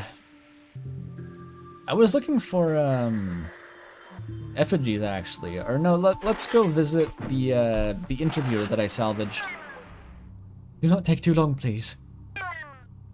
Fuck you, fun friend.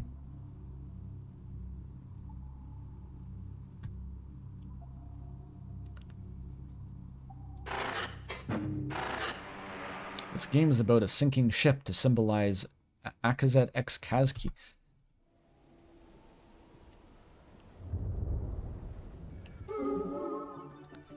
Interlopers, there you are. You caused quite a stir with that strange short form you sent us. It clamoured at our boundaries as if it fled the predator. Half shredded, pieces torn away completely, almost beyond reason. What happened to it? We must know. Something tore apart the thought space it was in, that Velzier mentioned. I was able to go back to where it was and found it in the debris. But there were entities I think were hostile, too. They forced me out when I touched them. Except that never happened. That never happened, Interloper, because I'm a gamer. Ah, brave interloper, you must have been well within the uncosm by then. Sword spaces can be chewed at, broken piecemeal. But to simply shred one apart like that, nothing we know holds that much power. How could we have never seen this before? Perhaps this Velzy of yours is a greater issue than we predicted. The power scaling is nuts. You can never get your finger down on it, like... Just when you think you found, like, the top dog in the power ecosystem, there's always a higher one, you know?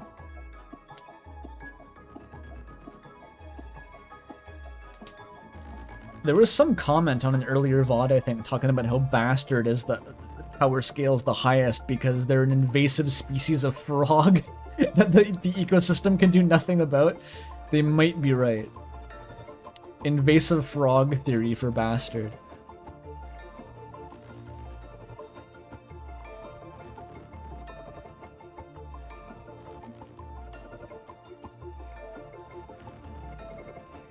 But Moth also said that Bastard literally couldn't do anything outside of areas where they had permission, so, like, it doesn't matter.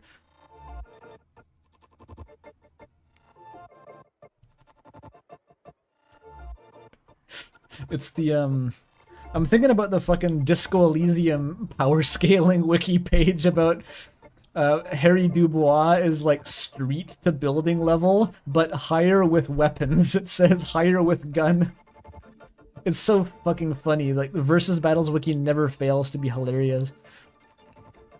Bastard power level is possibly omniversal. Higher with gun. Bastard with gun is, like, even more.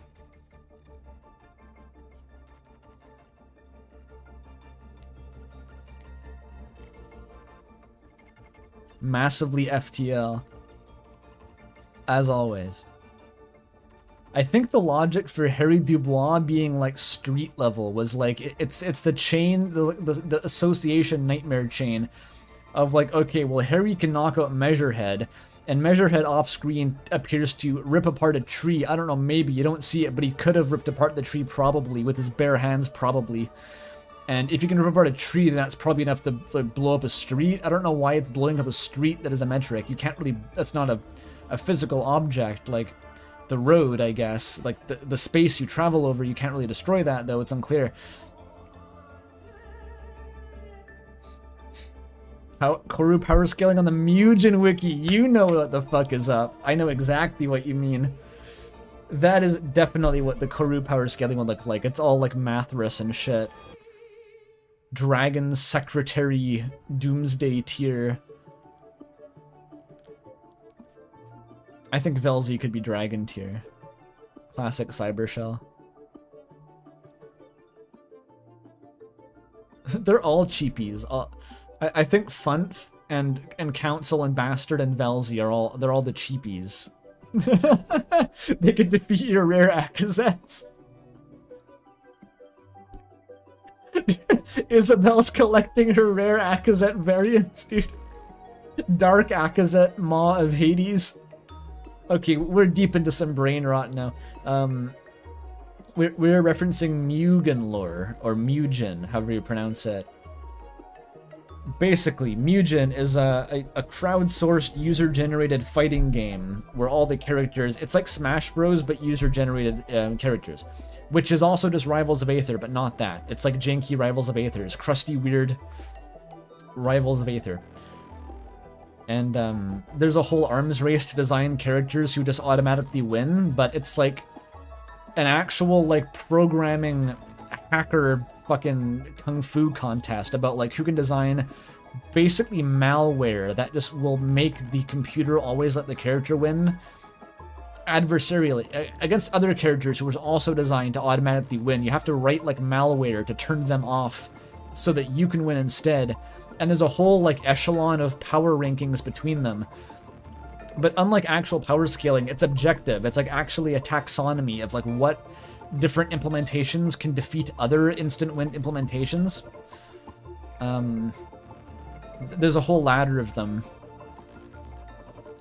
And the top of it's just the creepypastas. It's just like, this one blows your computer up. I don't know, my uncle got it once, he told me. And no one knows because it's deleted. Tom Hanks was OP in Mugen. There's a lot of OP ones, that's the thing. It's how you make them OP that counts.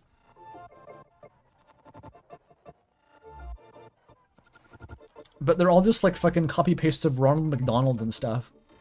That's the thing. There's a whole... I think it's a separate industry. The cheapies are separate from the Ronald McDonald industry. It's not even called Ronald McDonald, right? They're just called Donald. That's like the Japanese name. It's just Donald's. And people make like progressively more absurd variants of Donald. Just using the same animation set with like recolors and stuff. Tom Hanks has no hitbox and all of his moves featured his movie posters coming across the screen. That's good. The cheapies don't even do that. The cheapies aren't just overpowered characters. The cheapies just like, they flip a bit in your hard drive that turns off the other guy's brain. And like deletes the Mugen client from your computer.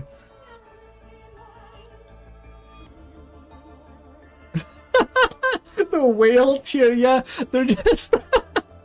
The Mugen character just loads a link to a YouTube video of their character beating yours. It's so good. It's so good. It's inherently Corru core. It's beautiful. I love the cheapies so much. What the fuck is Mugen even about? Nothing. You can't comprehend it.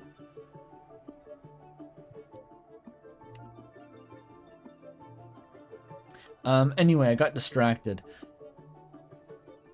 Just go and watch, you know, like Joel from Vinesauce. Watch his Mugen streams. You'll get the idea pretty quick. They're very funny.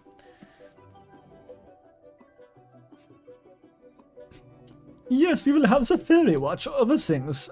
Watch for anything like it. That was a thought form you sent to us. We gave it to Isabel. She is skilled in thought form repairs. And so that is where it will be best served. In another time, it would have simply been another thought to consume. But replete in metals as we are, thanks to you, we did not resort to that any longer. Okay. I guess the Uber Eats quest is off the table now. I was thinking of that, like feeding the fucked up thought forms in the city, the streetwalkers to the council, but they're not hungry. Yeah, we got more effigies. She's got her hype squad now. This is the canonical heights of Akazet and Isabel. She's got her weed-smoking girlfriends, dude. Except they aren't smoking, they're just weeds.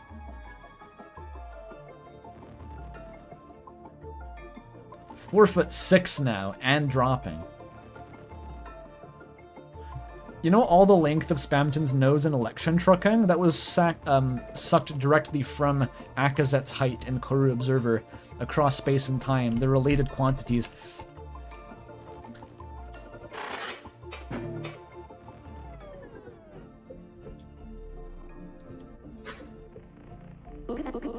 Oh, interloper. Oh my god, I read this as Interview Andy for a second. This is bad, okay. My brain is not doing so good, it's getting cooked by this. Interview Andy. The council said they sent that human lady thought form to you. How is she? Not well, interloper. Together enough to feel pain and confusion over her state, but any complex reasoning or memory is gone. An unfortunately common state. You may see her if you'd like, but you won't get much out of her. She is important to you somehow. I don't know. Okay. Well, I'll restore any memory I can. Just in case she knows anything. But before anything, I'd like to try to ease her pain.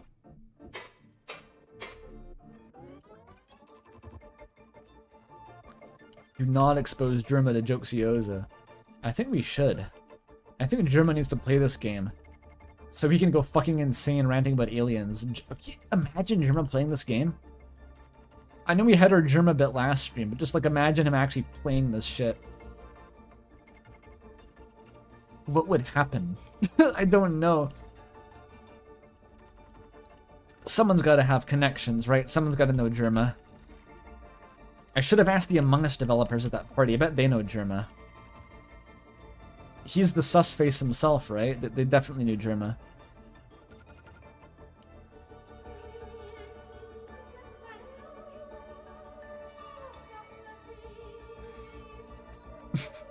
Who creates a rift in space-time? Outsin knows Germa? Okay, that could work. Actually, you know what? Yeah, oh, Outsin could do the Joseph Anderson strat. I still don't know if that worked, by the way. I think we have to wait a literal year to see if his scheme worked, because like the Joseph Anderson Stream Awards are in like the end of the year. So we don't know if that shitpost is actually gonna get him the marble or not until then.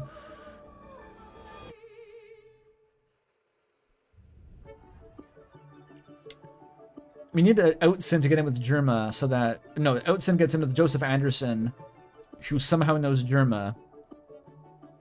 Joseph Anderson knows fucking Jello Apocalypse. Somehow. I don't even know about that one. But like, I feel like that's probably closer somehow. We need to do the 6 degrees of Kevin Bacon, but exclusively to get to Germa. So I can call in a favor.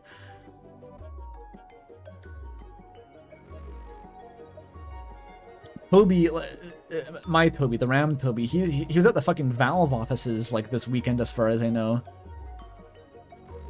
Some Valve offices, I don't know if there's multiple Valve offices. Maybe Gabe Newell knows Germa? That could do it? I don't know, dude.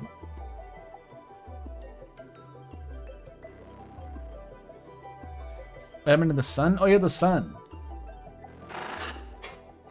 That sun.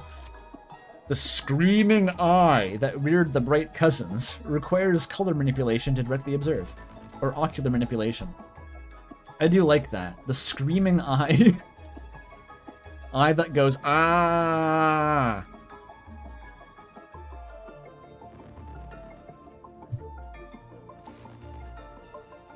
I don't think Gabe Newell's actually there. It's like the Seattle offices.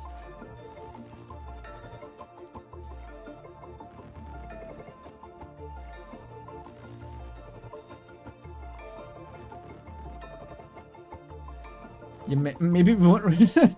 I wasn't saying we recommend the game to Jello Apocalypse. I was saying that maybe we can clout ladder from Outsin to Joseph Anderson to Jello Apocalypse to someone else who could know Germa.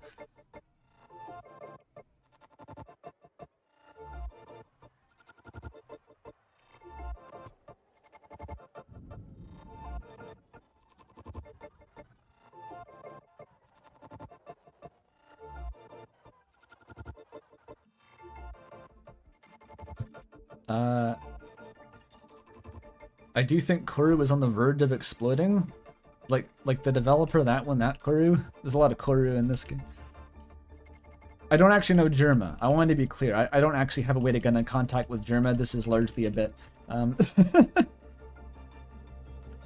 It's mostly just funny the kind of like random weird connections you gradually pick up over time, though. Especially in the game industry is fucked up like that, you know? Like, I think I talked about this after, like, GDC a lot, but, like, if you go to any kind of, like, game industry event as, like, anyone even slightly remarkable, people will just, like, you can just meet all these like crazy fucking people. You meet like Double Fine developers randomly. Just like Pokemon Company developers wandering through, like ancient, like the we met Mark Cerny and shit. Like, it's weird how rapidly you can just meet all these famous people and they don't give a shit. It's just like that atmosphere. It's just a soup. I met the developer of fucking Firewatch at a bar in Vancouver after that full indie summit. It's just goofy. What am I trying to articulate? I'm not trying to flex my clout. I'm trying to convey the point that like the game industry is weirdly small. It's like the West Coast especially is like everyone just kind of fits into a room, and you're like, oh, that's the Celeste developers. Oh, there's Lena Rain, and shit like that. And there's the Inscription developers over there.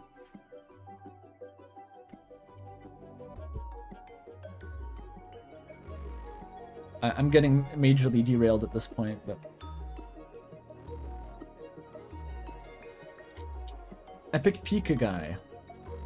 The developer of that B game. I know someone connected Materia at my local meetup. Also a developer on Job Simulator. Yeah, that you get the idea. He's flexing clout. Get him, get him. It's not even clout, dude. I don't Firewatch dev even remembers I exist. And Hideo Kojima wasn't even there, so like, you know, what's the point?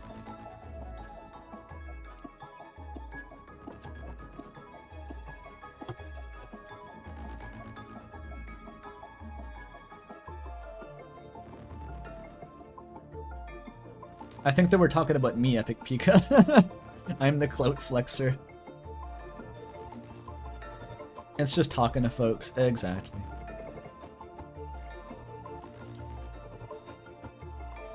Let's talk to the interviewer. Oh, also these effigies. Yeah, Firewatch was good. I never played it myself, actually, but I watched... I think fucking Sips back in the day. I watched Yogscast Sips play Firewatch. And it's a damn good game.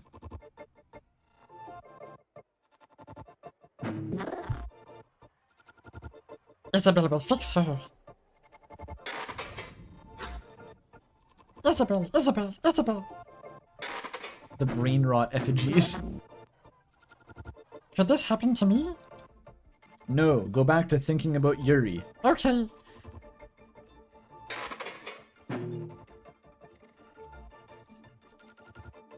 Jello Apocalypse knows Prosy D, who knows Drew Gooden, who knows Witty Burback, who knows Ted Nivison, who knows Schlatt, who knows Ludwig, who knows Derma. That could work. I mean, if it's a voice actor thing, I technically met Troy Baker for like 5 seconds at GDC. So maybe we could shortcut it like that? I'm sure he remembers me.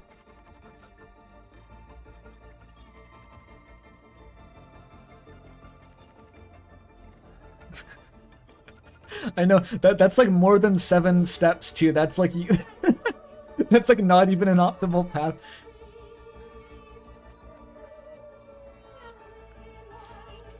We can get to Ludwig faster, yeah.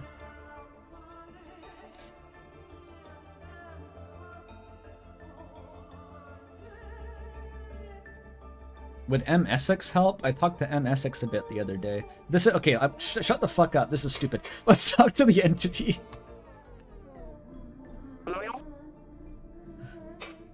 Hello? Meteorite.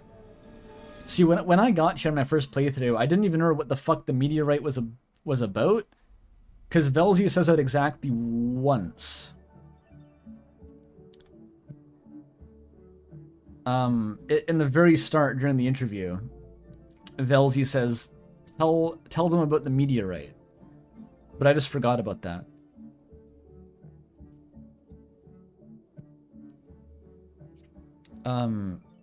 But it is in reference to that. Do you know anything about a meteorite? The thing Velzy destroyed the interview room over. No. Is this real? This thought form's completely mangled, dude. But she made me think about the situation some more. The version of Akazet in the interview, remember how Velzy tried to make her talk about the meteorite? She probably had no inherited knowledge of it. Like, whatever it was trying to pull out of her and show us. It must have been from a different memory, or something that happened to Akazet later. But why was it trying so hard to make her talk about it? Did it even know? How could it not have? All these Joksiozo thought forms seem to know how the world works. They just made these masks things. They even seem to be able to change each other. If Velzy wasn't just doing that to scare us or something, the only way this makes sense is if it doesn't know how thought forms work. But then, how's it able to do so much? Look, it can control and change things, but it doesn't realize the memory lacked context? I don't know, something to think about. This is some of the juiciest lore in the game, actually. I love this, but, it implies, yeah, like Moth was saying, Velzy doesn't seem to be like a native thought form in some way. Like, because all of the Joksiozo thought forms, like Moth says, they seem to have some intuitive knowledge about, like, how the thought spaces work, and Moth is saying that, like, it tried to essentially ask a question to a thought form as if it was the real Akazet, without realizing that that Akazet only contained the memories from that one specific scene. Like, it only knew what it needed to know to recreate that memory. And so it had a fundamental misconception about how this all worked. That's why I think it's Akazet. Maybe? Actually, my first thought when I read that was that it was, I thought it was a signal, basically. Which, I don't know, has the game talked much about the signal being conscious? I forget if I'd even heard much about the signal being conscious when I thought about that. I just had a vague sense that it was some sort of raw corru. Like, it was a form of corru that was alive, but didn't know how the constructed thought spaces of Obesket technology works.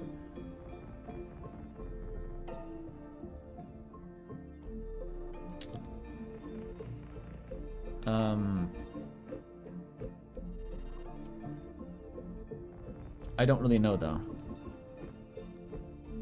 It has an emotional attachment to the embassy. Yeah, that's true. So I don't know if that really holds up. I was just trying to think, because I assumed that Akazet would have a similar understanding of how thought spaces work. To the extent that Moth does, anyway. It'd be kind of strange if Moth knew more about thought spaces than Akazet, but maybe it's just kind of like, if you're an Obesk, you use it like a smartphone and you don't think about it too hard because you got FunFriend to do it for you.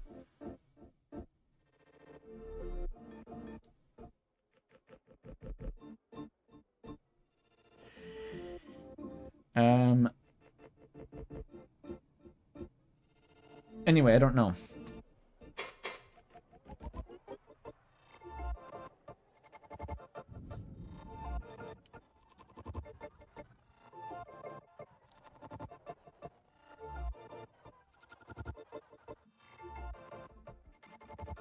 It's allergic to being lucid. It was allergic to coherence, I think. Which is a strange way to put it. It's not totally clear what exactly coherence versus incoherence means. You can kind of vibe it out, but like the specifics of what it means are not clear enough to really draw much memory from, or to draw much conclusion from that, I think. Like, what does it mean to be allergic to coherence specifically? The sanity hurt it. It only can exist in incoherent, insane thought spaces. Because, like, the Joksiozo thought forms, they're self-aware because they're incoherent, but also they can't exist in pure incoherence. They made Joksiozo a bubble of coherence to live in, despite themselves being incoherent, so it's not like a binary thing. It's more complex than that.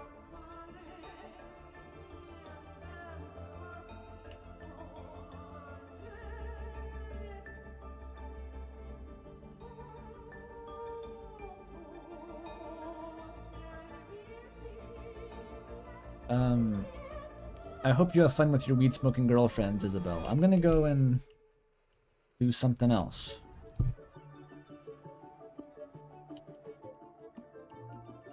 You think the closer to incoherence, the closer they are to raw raw corru. Perhaps, but I also don't know what raw corru is like.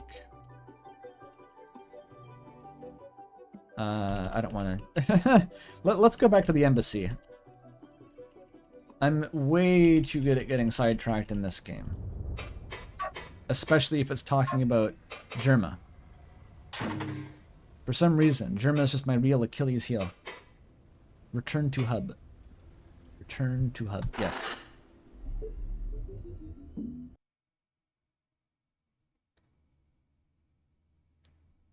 You want the MSX lore?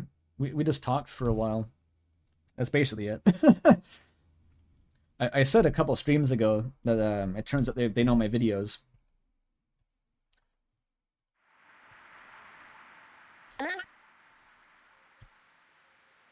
Hello, Interloper.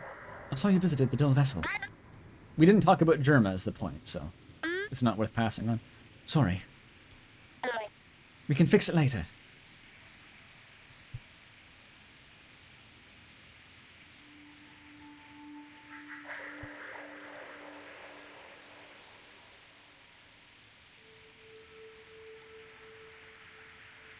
Leave out the weed under a box with a little stick to hold it up, and when the girlfriend gets the need, you pull the stick.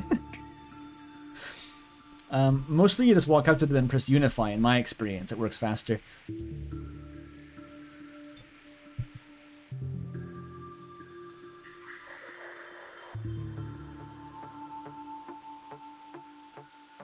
Oh, that's how you obtain the weed-smoking girlfriend. I was talking about how to send them all to Isabet. Isabet? That's almost a ship name. Isabel. And she doesn't share. If Isabel can't have the real Akazet, she's gonna make do with a polycule of 50 homunculuses.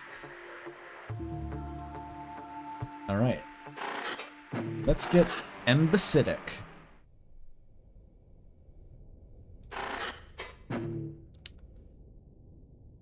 Akabel, yeah. Izatesh. Kazkazatesh. That one goes kind of hard. Kazkazatesh? I like that.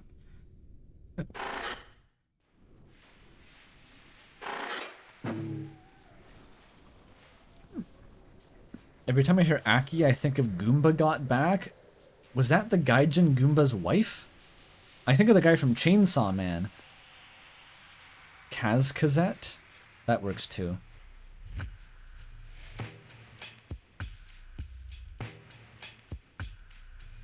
Yeah, you get what I'm saying. Akabel isn't canon, but the idea of Akabel is. That's what I said that's very early on. The ship is not canon, but it is diegetic.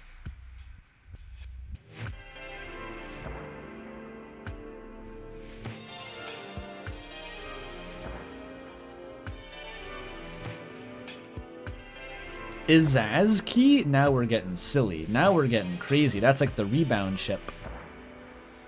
That's the rebound from when Akazet gets together with fucking Gakvu.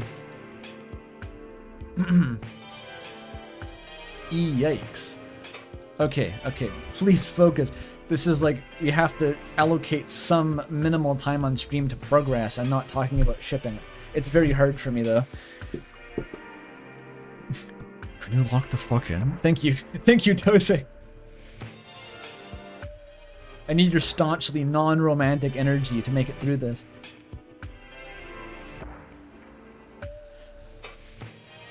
Alright.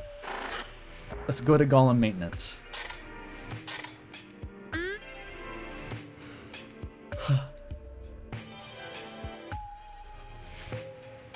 Hello, Interloper. Please come back in a wink. I'm nearly done with this next part. Oh, I gotta reload the fucking log. Darn. Ah. Shoot.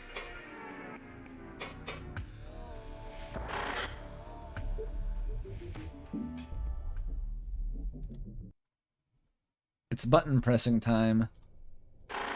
Let's do it. Fuck.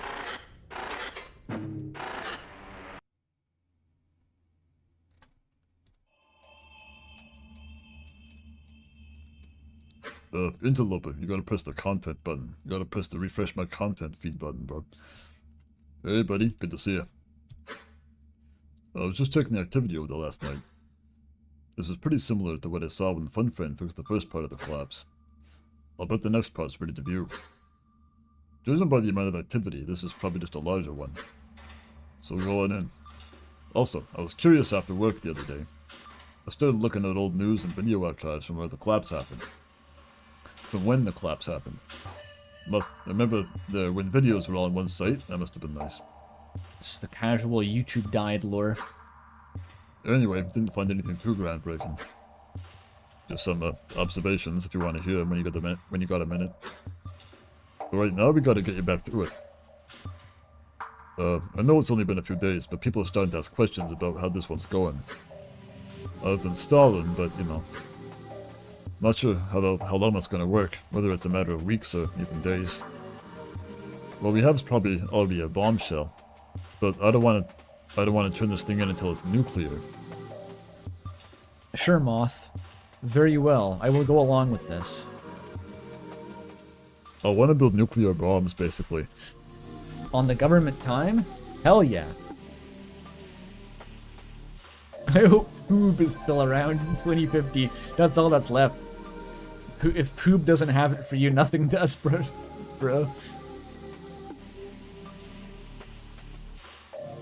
I want to detonate a nuclear bomb in both of our faces, down here in the basement. Just blow the fuck up. Be sick.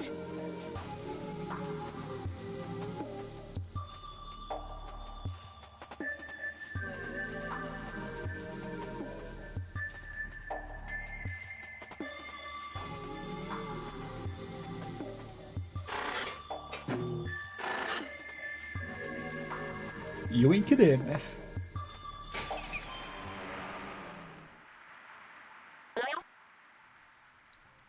Interloper. Great to gaze upon us again. I have news for the state of repairs. Bye, Amara.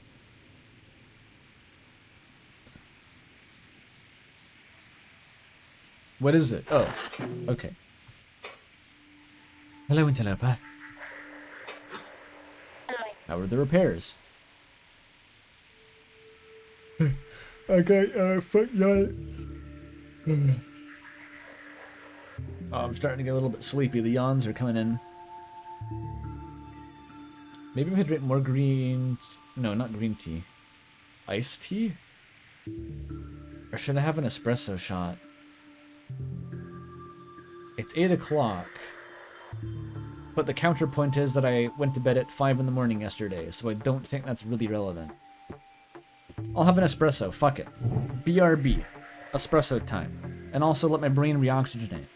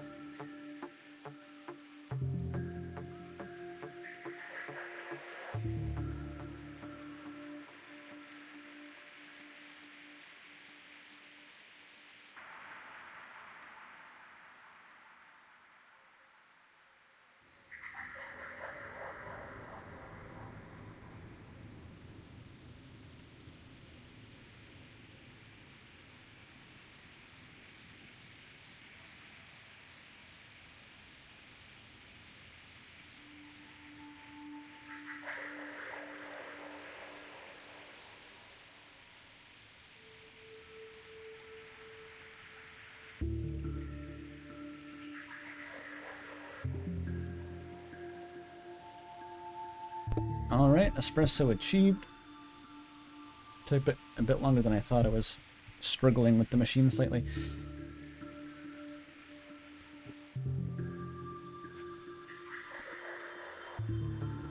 Still got a good 100 viewers for this. Viewers been pretty good on these streams. I don't know if that's because my channel has gotten larger since the last video, or if it's just that Corru fans really want streams. But over 100 concurrents at hour 6 of episode 3 is it's pretty good.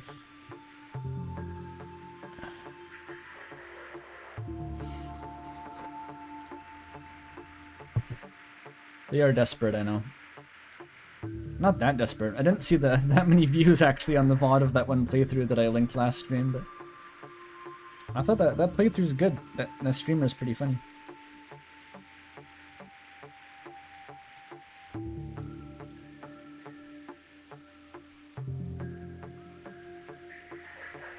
You like my Corru streams because they acclimate me to fandom lingo.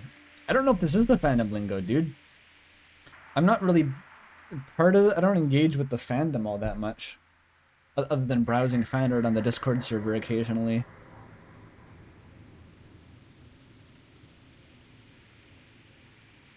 We are trying so fucking hard.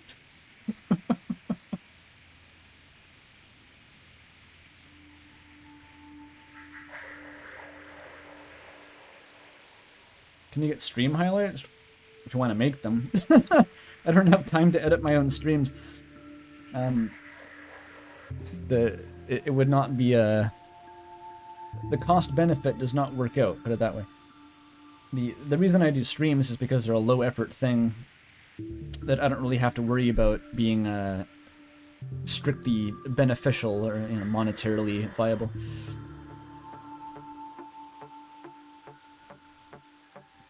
I browse AO3, but only browse it. I don't actually read fanfiction unless it's for Undertale or... Not even Undertale. Or no, yes, Undertale. Undertale and Deltarune.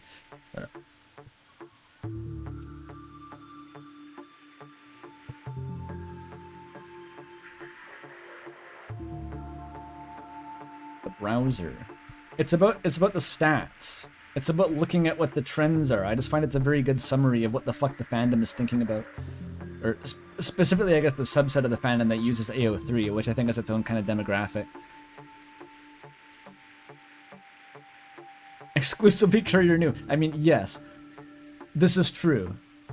It is more accurate to say that I read fan fiction only when it's by one particular author. With the exception of that one Hollow Knight fic.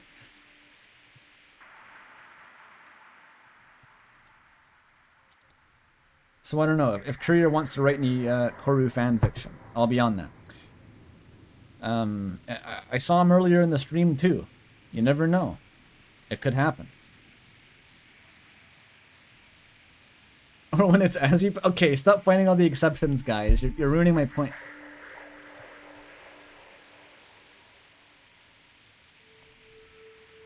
The Courier 9 Sol's fic is fantastic? Yep.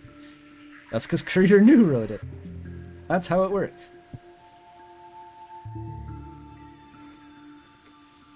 You think Courier would write Kaz Kazette? I don't think Courier's ever tackled Yuri. There's some occasional gay stuff, like MLM gay stuff, you know, but... I've never seen, the women's living. What is Zaya mod? Is that like Undertale Yellow, but Corru?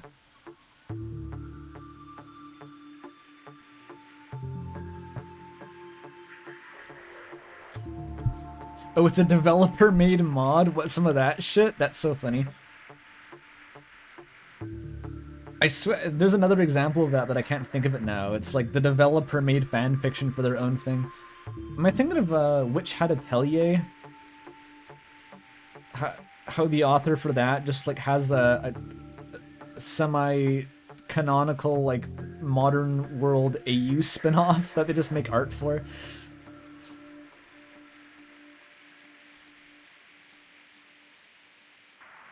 Something like that.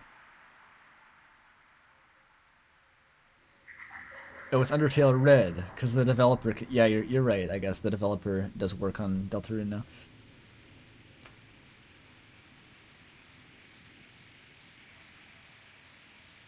What the fuck is Episode 3? I don't know what this is.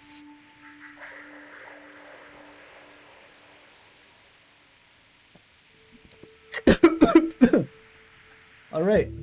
I've downed the espresso. I managed to choke slightly on it. Why is that becoming common now?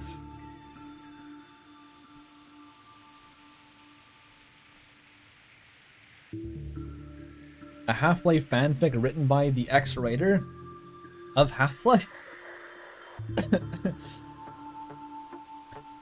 What do you mean Half-Life wasn't written and programmed and modeled exclusively by Gabe Newell?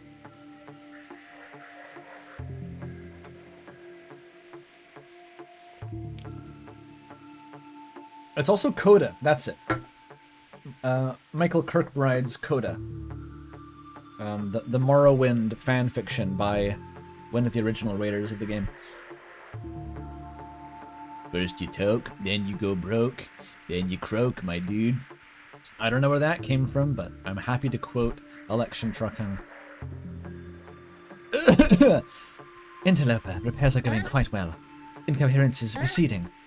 I have a new coherence regulator keeping deterioration to a minimum. Can I make them? What? No.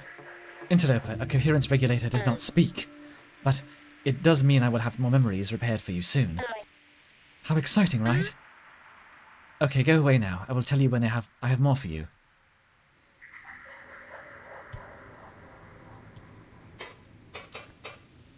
Question? Oh my god, there's a lot of questions. All the fucking Jokesy Ozo lore. What is a proxy friend? Yes, with the resources afforded by your efforts, I've been able to construct a few. However, they cannot withstand prohibitive incoherence. I can only use them for tasks with insane thought spaces. So I will still need your assistance occasionally.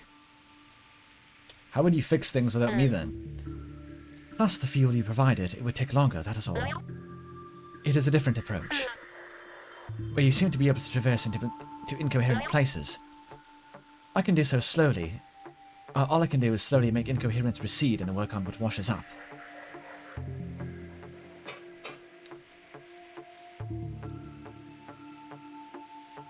People recognize that as Cassidy? Hell yeah.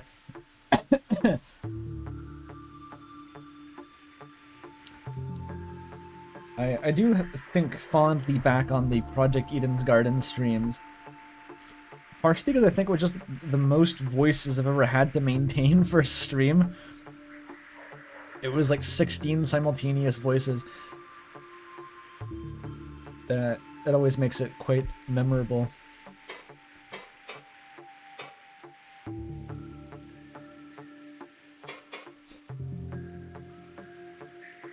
Oh, 17 with Tozu. You're right, I guess.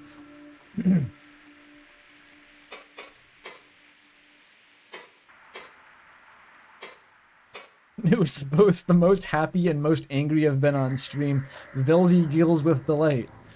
A place of joy and terror bow. That's what anime games are for, as, you know, to use the Joseph Anderson terminology. Okay, let's hear more of Fun Friend's cringe takes on Jokesy Ozo until I get sick of hearing him run his mouth. I heard you were part of Jokesy Ozo once. Is that true? Yes.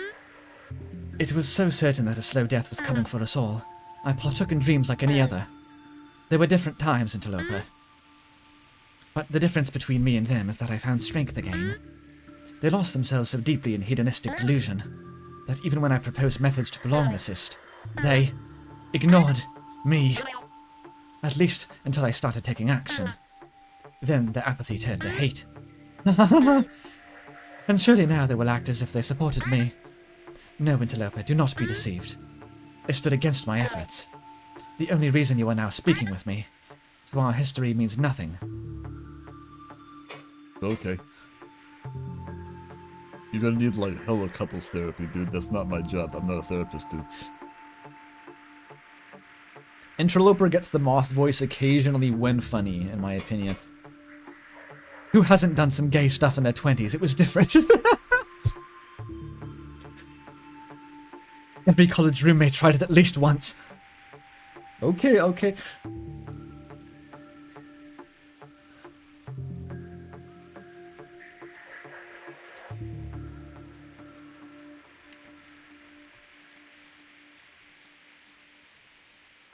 In Stars in Time was the least Velzy giggle.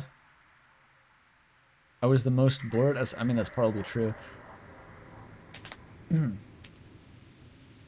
most exhausting streams to do are ones that I'm not enthused by. Ones that are kind of boring. It's much more tiring than if it's like crazy, wacky, zany. Destroy Ozo? Nuh-uh. I'm not doing that. Nuh-uh. What do you think of these things they put in my brainstem? Want fun friend chips? I mean, honestly, pretty tasty. I wonder if you could make it out of like hard candy, like crystallized sugar chips with food coloring, like a stained glass. How the fuck would you do a fun friend snack?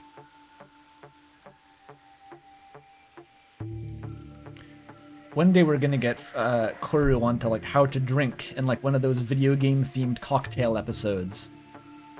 It's gonna happen. There's gonna be like a fun friend sour where their eyes are made of Angostura bitters floating in egg whites or something. It's gonna be blue curacao and fucking Angostura bitters. Fairy knows a few recipes. I think Fairy's recipes are get a lump of meat and then it's done, you eat it. A frozen SpongeBob popsicle, you're right.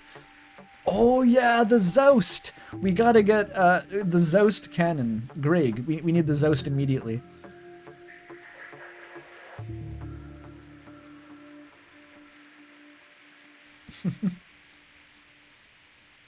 Take a bite out of the nearest object.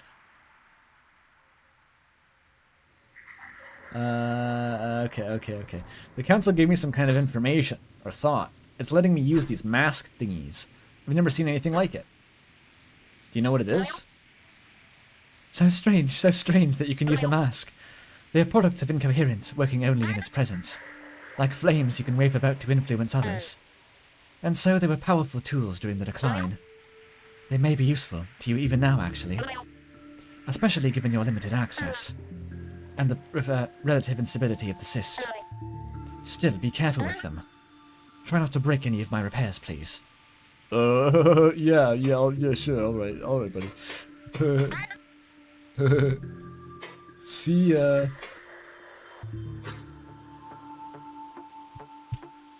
Zosts! Inherited context says it's not properly said unless shouted. I know. I forget sometimes. I remembered with the Kazki scene. It's shit you say before you fall on your ass. And you grab Akazet's hand on the way down and you pull her down next to you under the jellyfish swarm. And you're like, ee, so clumsy. And you kick your feet a little bit and plumes of sand come up while you're kicking your feet. Anyway, what's new, fun friend?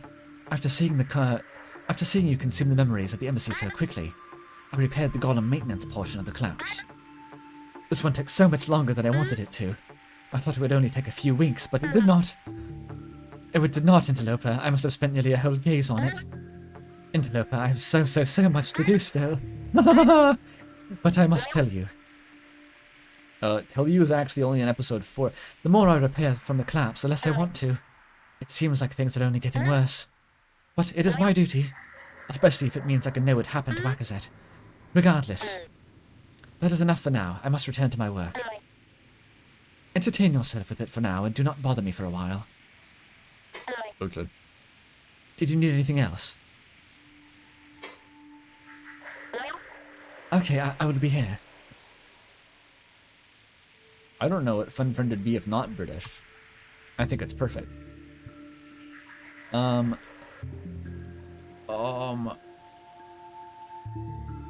I gonna say something? Oh yeah, even Friend is like, I don't like these memories very much. But they're still gonna like take everyone from Joksiozo and like shunt them inside the nightmare memories. Fucked up. It's not British, it's the Asriel voice. Yes, Asriel is the only member of the Dreamer family who's British. His parents are at best mid-Atlantic.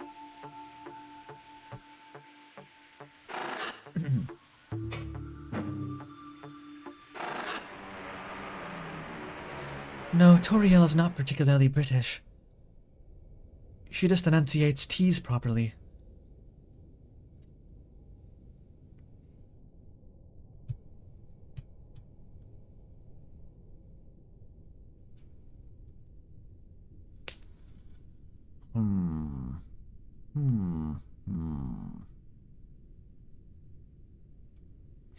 You gave them the Wheatley voice. I don't think I could. I can't even do a good Wheatley, I think. I don't know. It's something British. I think it would turn into the hero from Slay the Princess. That's the best I can do. Which I can't even really do that.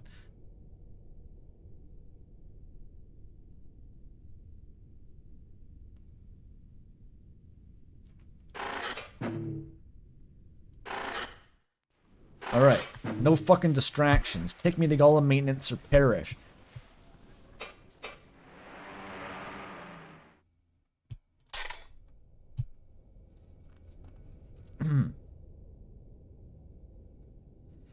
Oh yeah, it was supposed to be a Bakura impression? I don't even know who that is. That's some guy from Yu-Gi-Oh!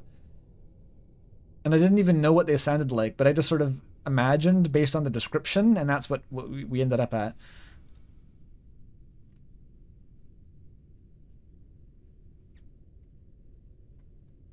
So just no fun, friend. Your voice is inherited from gay Deltarune fanfiction. Continuing memory stream. Inheriting iteration context. Okay,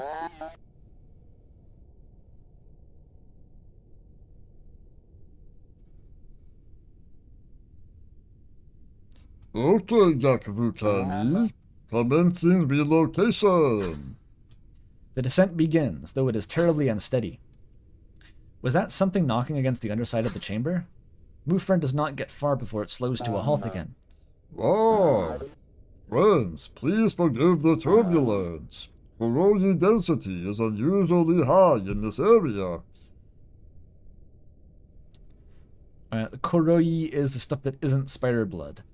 Aqueous low-activity corru occupies space between cystic organs. Terrestrial use only. It's like spire juice. It's just goop. It's filler goop. Like plasma? Plasma is too much like blood. It's not blood. It's like if you had goop in your body and it wasn't blood. Instead of organs. Mucus, sure.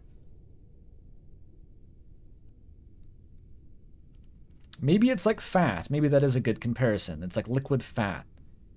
It's all liquid butter. You could fry up a buttered chicken in this place. So there's stuff between the other stuff, you know, that stuff. In fact, all standard currents have ceased. But do not worry, I can still get you where you need to go. I feel like I've landed halfway between the Dark Souls prattling pates and like Bonzi Buddy. It's fine. What does that mean for the spire? I feel the chamber's ground shift beneath us, pulling outward. Ah, it is forming limbs outside of the chamber. Indeed, it must physically crawl through the spire blood and drag the chamber with it. An extremely strenuous process, I suspect.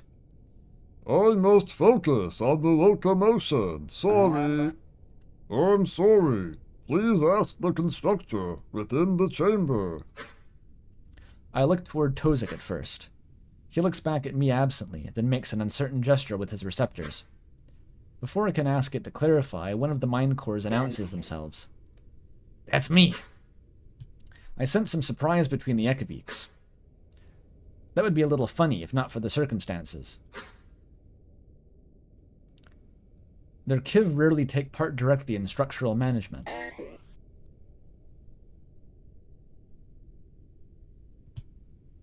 Is that... Oh, Carrick's a Kiv. I didn't notice.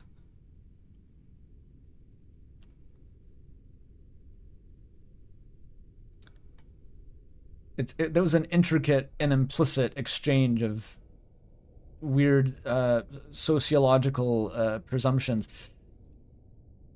Difficult to unpack.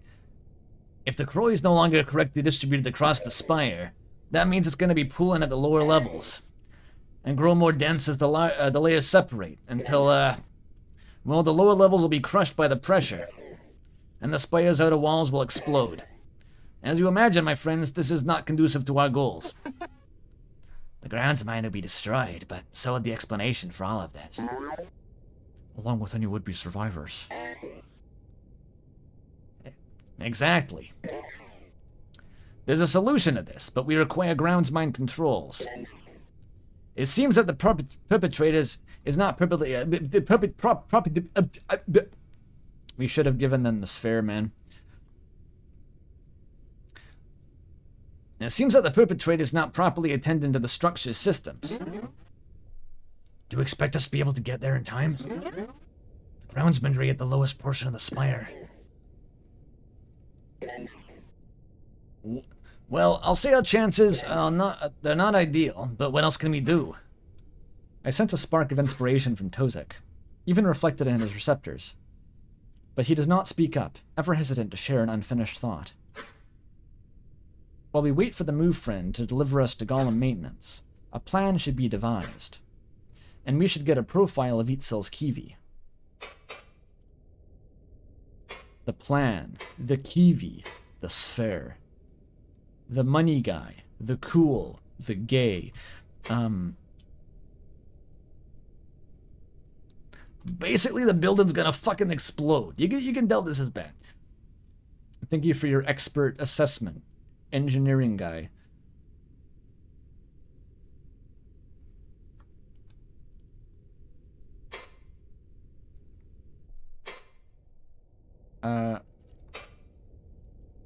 What about this Kiwi? Itzel, tell me about your Kiwi. Their name, the receptors, where you think they may be. Anything will help. Ah, as I said that, I felt the murmur of my larval life searching for missing runners. I may have said those exact words before. Velzy's fondness for repetition is truly nauseating. Everyone clapped. She said the line.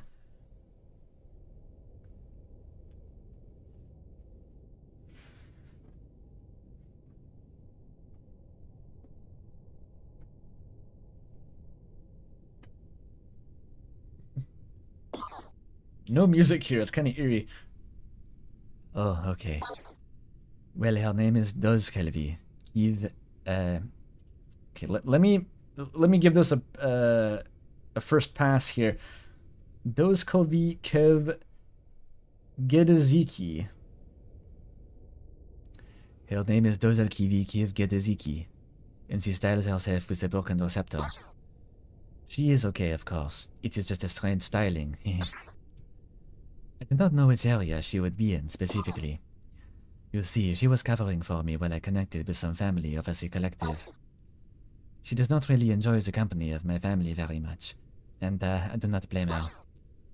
They were never happy with me finding a mate from another cave city, you see. Oh my god. Their whole life story, the family drama. It still trails off after seeing the look upon my face and receptors.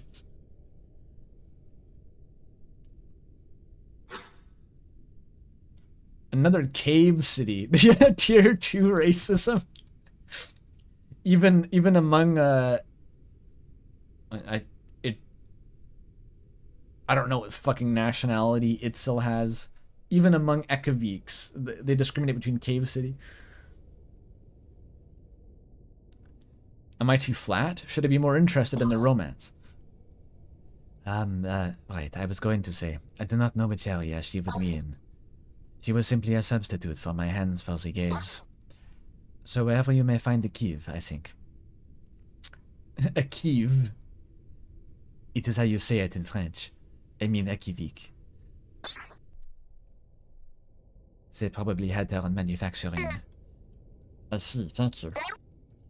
We will find her, Itzel. The sphere. Kirik, did you mention earlier that your sphere reserves were low? I'm still unsure if I should crouch while speaking to the mind cores. If only Bozco was here, he could just hold you upside down to talk to them more easily. But it seems kinder than looming over them. Yes, I did. I know our parent move friend came first, but if there's any left, I would not protest. There is a little, do not worry. I draw a cube of sphere from our stash, and simply set it beside Carrick. Because, though the thought has occurred to me, feeding them directly would be so strange.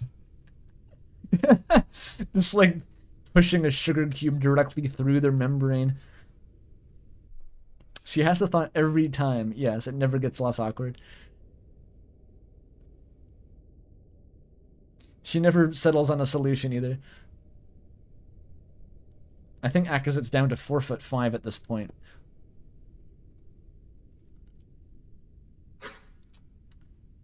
Thankfully, Carrick does not hold conflict. Thank you, Akazit. They coil an emergency leg around the sphere and press it against their side. Their shell extends to envelop it and draw it inward. Ah, that's much better. I appreciate your efforts, my friend. Of course. The plan. We can't repeat that interaction, because we do not diegetically have infinite sphere. Sure. In the near silent tension of our descent, I can feel our lack of a clear plan is causing even more anxiety. All are in thought, though Itzel is pacing, so I speak up with what I know. My friends, the time is coming. We should align our paths. I briefly pause to gather their collective attention, then continue. The fucking lineup. Why did they sort themselves based on a height? It's like a police lineup. Notza is massive. She really is just gigantic. We established that Gakfu was tall already, but oh my god.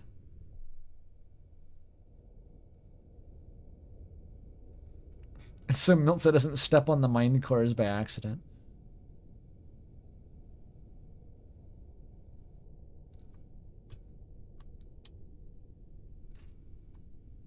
I briefly pause to garner their collective attention, then continue. I am unfamiliar with the layout of the golem maintenance segment, but Itzel, you know it well, yes? Itzel ceases their endless skittering to nervously wave their receptors. Oh yes, even better than my home. Excellent. Then tell me if any of this seems unreasonable. When we arrive, we should immediately find ways to arm ourselves. Assuming the foundry vats are still operational, we need only find some schematics. Next, we should probably find a body for...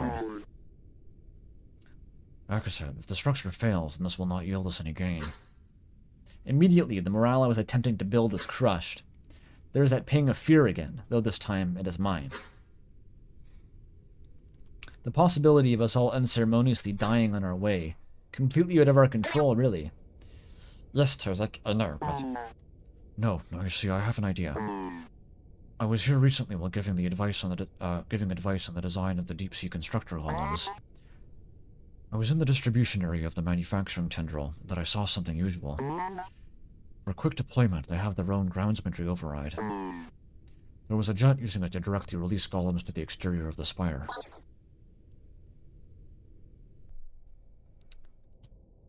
Ah, of course. It's only a small range in which it is effective, but that could let us, that could be just enough to delay total collapse. Do you think it would work, Eric? Oh yeah. By releasing some of the pressure, that could buy us some time. And so he shapes the morale back up, though in a different design. We could use that to evacuate any survivors we find. We can form tunnels to the outside, yes? The way Miltza stands and fidgets.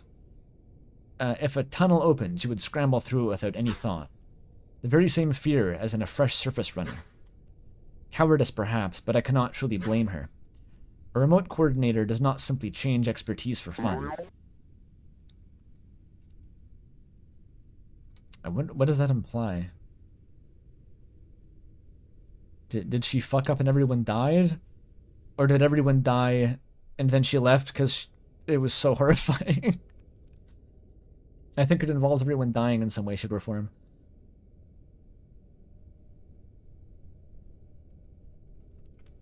If we must, I suppose. But we'll need all the help we can get if we intend to assault the grounds mind. What if I expand the control of the override? In a brief stunned silence, our attention is drawn toward Gakfu. How many unauthorized miracles does she know how to perform? Groundsmanry overrides are tightly controlled, but she's clearly capable of more than I have ever known. How could you possibly do that? In fact, how have you been doing any of this? It's so convenient that you can guide us through the impossible as you have been. Miltza's voice is heavy with accusation, her receptors closed like fists. An outburst simply driven by fear, but what is she implying? Itzel skitters forth, announced by the clicking of their sharp legs against the cystic glass. Hey, does it matter? Gakfu is helping us save everyone. Itzel's assertion earns Miltza's attention, for she seems to have no retort. But this alone is not enough to diffuse her suspicions. Gakfu hangs her receptors back cynically. She could elect not to even answer, but... Alright, if you want a proper explanation, then fine. Yes, I have a mind core with groundsmanry capabilities. Now, what can I say? I'm quite attached to it. Where is the spite coming from? The briefest silence passes, Miltza looking between us. She seems to take the particular interest in Tozik in this moment. Is this issue only mine? Are tools and golems usurped, and therefore, and here before us, is a cynical Vel with that variability? Is her groundsmanry destination truly to help us? Miltza reaches a peak, and Tozik eyes me. Itzel backs off to the corner with Carrick, their eye drifting with concern now. I will admit, this coincidence did not even occur to me. It is suspicious. But it's without roots. Gakfu would never intend us harm. Yes, I should intervene. Behold my retort, She says, punching Miltza in the face as hard as she can. No, I'm kidding. Miltza. She pauses and gazes at me, her receptors slightly releasing from their fist-like clench. You can see Tozik peeking out. Is Tozik there? I don't see him. He's hidden. I have worked with Gakfu long enough to know she could not be doing this. In fact, the terror I felt from her when the attack first occurred. No, she could not be the perpetrator. But it is still unusual, this is true. Then I turned to Gakfu, disappointed in her unhelpful handling of the situation. She seemed proud of herself with her little joke, but now I see apologetic shame. Her tone softens to explain. Yeah, I know how it looks. The truth is complex. Meltza, you must trust that I'm here to help. I can explain everything later. But we have to get out of here intact first. I see a wordless agreement as Miltza's receptors lose their tension. Though they do not stay near one another, they have an accord for now. Okay. To return to our path. Top priority, we use the override in manufacturing to stop the structure from collapsing. Next, arm ourselves. In fact, if we can make more time-stopper connectors, even better. Also, we should find a suitable body for Itzel and Carrick. Then, find any survivors, Itzel's Kiwi included. Finally, we descend to the grounds mine and cease this madness. Alright? Sounds good. The order is malleable. The others agree with a simple forward wave of their receptors. Excellent. Miltza hesitance. Scary short woman Akaza. You don't really see that she's scary until you get her the augment. The Akaza just keeps going augment. Miltza. No, Akazet, hello. Sorry. At once it seems she may launch into an apology, gesturing even with her third arm. But I simply waved the notion away with my receptors. I find there's a bit of a... It's not a mismatch. There's a bit of a tension between the way that Miltza's design wants me to see her. It's just kind of this, like, large, broad-shouldered, spiky, kind of scary-looking design. But then she's also, like, one of the more hesitant and kind of... I don't want to say demure. She's kind of terrified of the situation and is having trouble keeping it together. I sometimes misread her tone because of that. That's just how the Obesk are, I guess.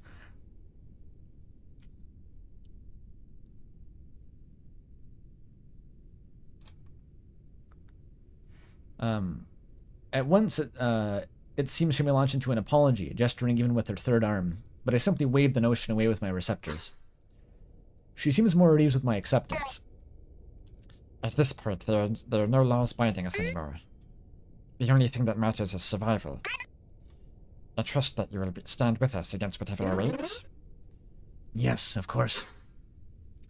Gagfu pretends to be uninterested in their conversation. The room is too small for any secrets. But let me say, there's a reason Ekava frowns upon mobile groundsmanry. I never much cared for structurism, but the anti-structurists were a sour option themselves. They used illegal groundsmanry to sow chaos anonymously. I mean, that is all flicker in the past now, but the flame is carried unto death still. This could be a coordinated attack, not just by one person, but many. Still, if I can trust Gakfu, if you can trust Gakfu, I will trust her too.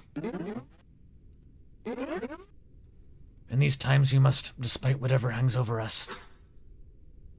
What a strange turn of phrase. She certainly means culturally, but there is something in her tone. I feel a certain weight to it. Was her larval history affected? Has her larval history affected her so severely? Or is she within the greater conflict herself? Despite her flightlessness... No, despite her flightiness and her outburst, I feel I can trust her. Yes, she must simply be scared beyond her limits. Remote coordinators like her rarely saw any direct action, only ever experiencing the terror of the surface through their distant eyes. But it seems that terror has found her now. Final death has never been closer to us all. True. True. True, though. True. So it seems kind of like, it seems kind of like Miltza is drawing a parallel between Gakfu's illegal groundsmanry and a sect of known terrorists from her upbringing. The anti-structurist fucking... I don't know, I can kind of picture what they might be used for, like a power that lets you remotely manipulate the structure of buildings. If you were sort of a rebel faction fighting a guerrilla war against a religious cult, how you might use a power to let you spontaneously make buildings fall over with your mind. Just a thought, though.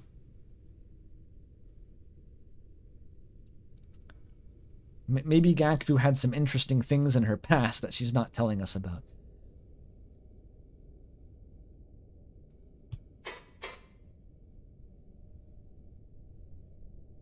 Gakfu did Obesk 9/11? No, we're experiencing currently Obesk 9/11. That's different.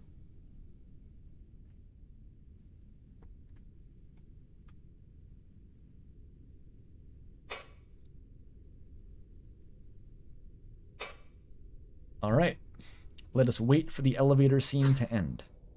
With my curiosity sated, we wait. The remaining sphere we collected is distributed among ourselves. To mend wounds, attempt repairs to inner components, and so on.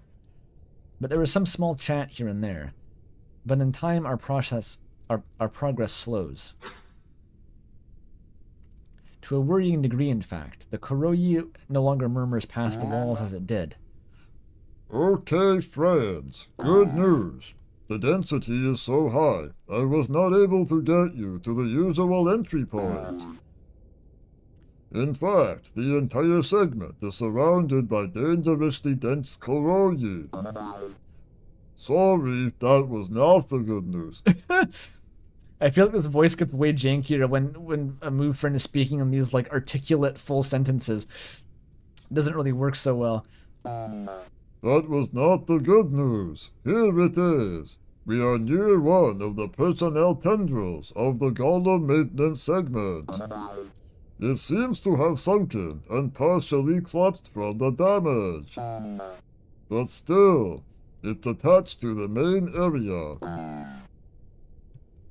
I can connect you there, but until the corru flows are restored, that is the best I can do.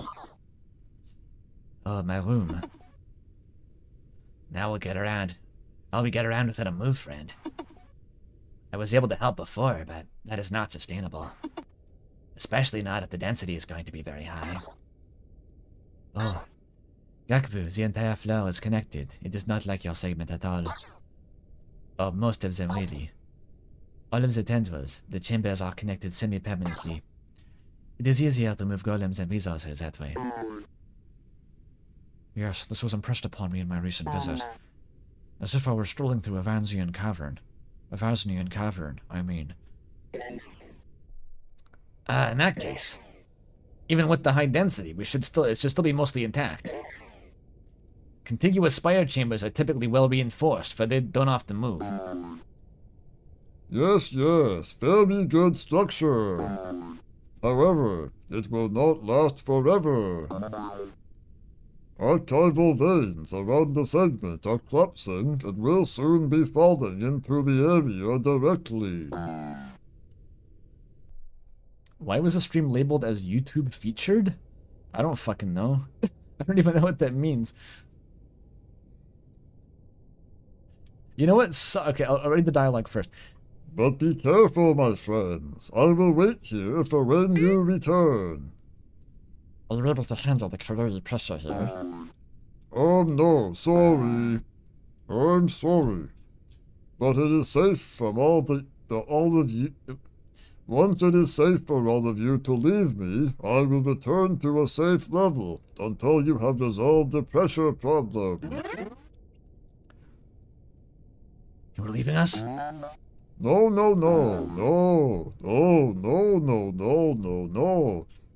Only a little. I will be back to deliver you to the groundsmanry floor, of course. And if you take too long... never mind.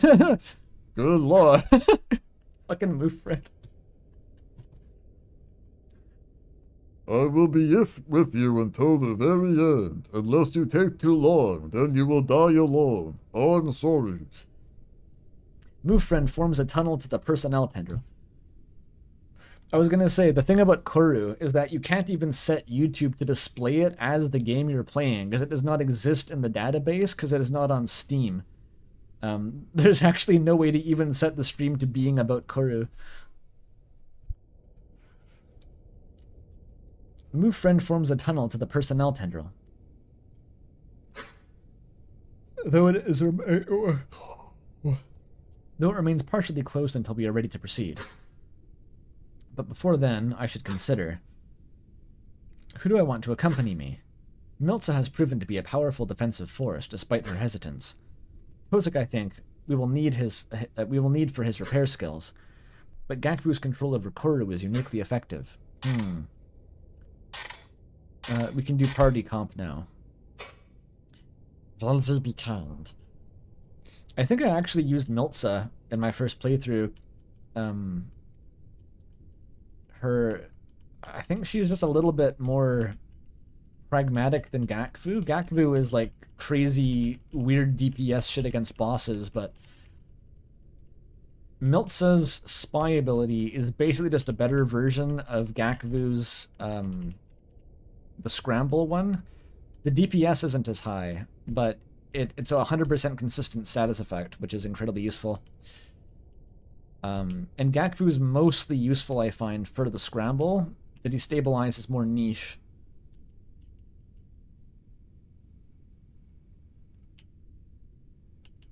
So I think we sub out Gakvu. Even though I like Gakvu better than Miltza, you know, on a personal level. I'm a Gakvu guy. I'm a Gakker. But Miltza is just better for the party comp, in my opinion.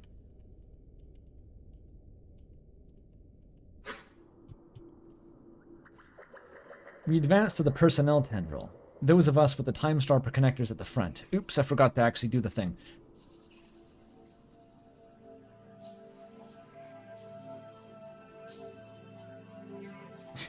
Gakker is a terrible word, as it should be.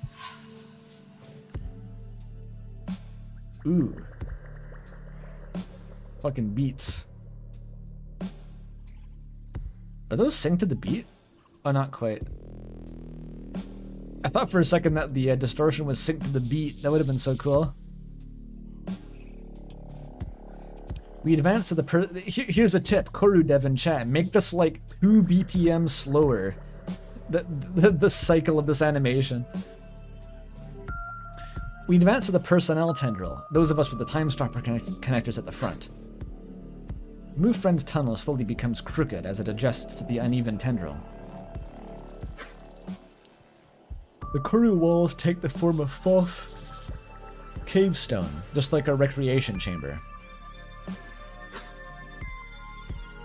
And so the terrible brutality before us is like a vision of the past.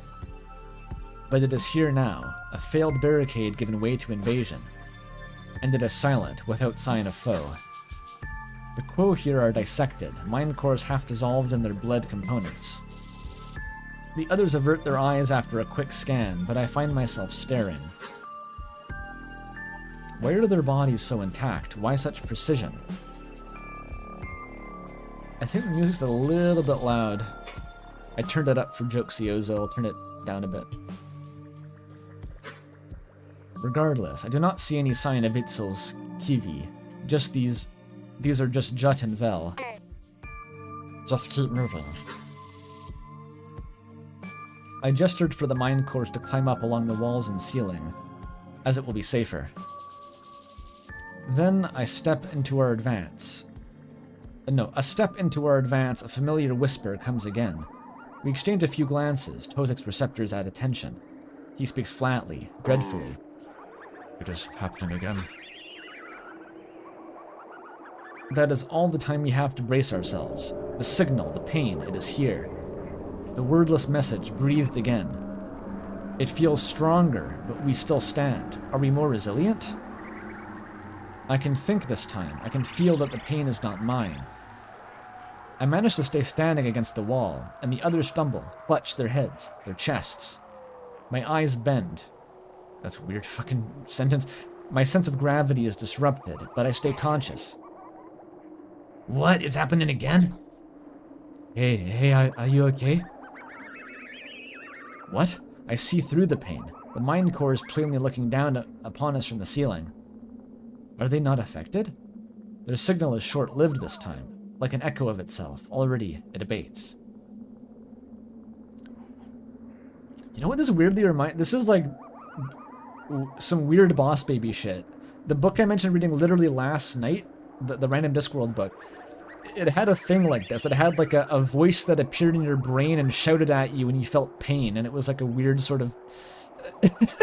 it's weird that it happened twice. That's all I'm saying. No connection otherwise, but like... Yes, it's the Boss Baby. This is just like Boss Baby. It's Velzy's fondness for repetition, dude. It's nauseating. You're right. Was that in Homestuck too? Don't say it was in Homestuck. There's no way. My eyes slowly recover, though I feel my perception is still not entirely accurate. But before I can say anything, there is a rustling throughout the room. The slain quo, some have risen. Their bodies distorted by their damage, as if drawn to terrible life by Sekri. Parasite reanimation. We fight zombies now. It's like Signalis, kind of.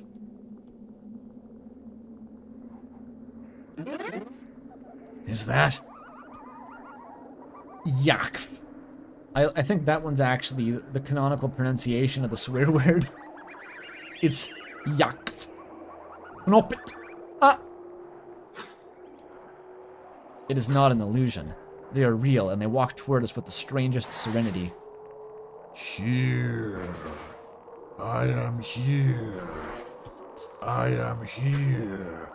They speak in unison, each unique voice blending into one another.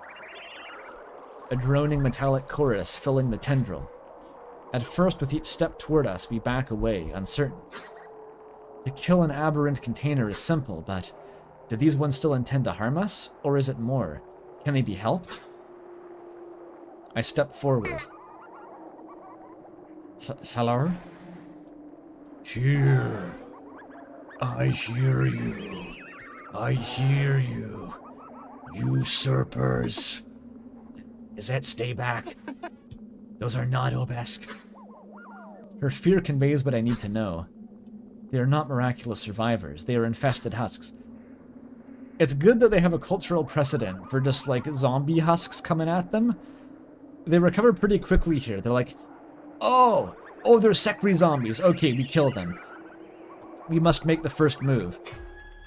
There's not as much sentimentality, I think, as if they were humans witnessing this.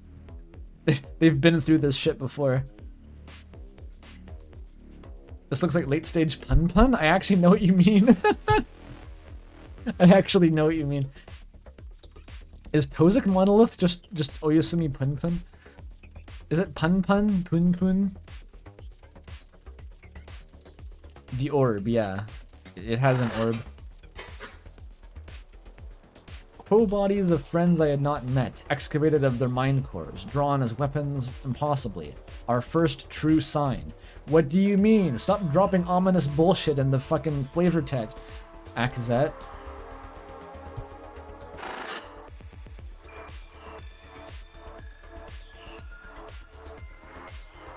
It's Poon? Okay. It's depressing manga, yes. I've not read it, but I'm aware of it.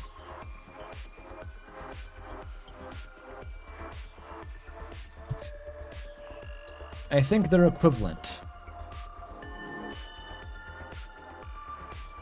Oh, I have Meltsa by default now from the... It's still from the Mufo boss fight. I see. Which is what I wanted, so that's perfect.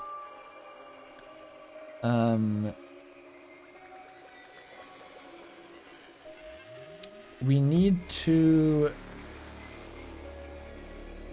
This kicks the whole ball rolling here. Applying spy is what... It's revs our engine up, basically, and then we can steamroll.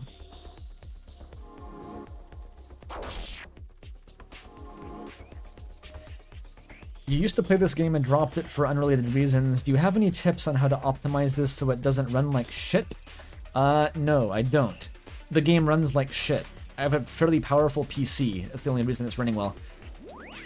It runs like shit because it is written in HTML, CSS, and JavaScript. It's just kind of like that. You can't really do much.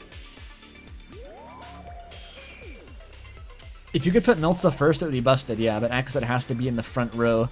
She's hogging the limelight.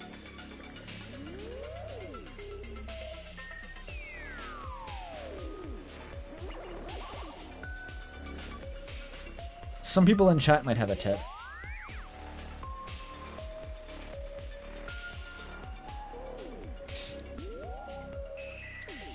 And now the vulnerable one, we can stun lock their ass.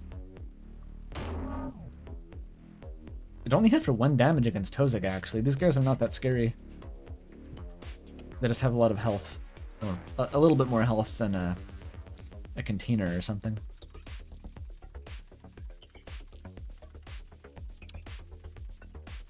Enemy distraction farm.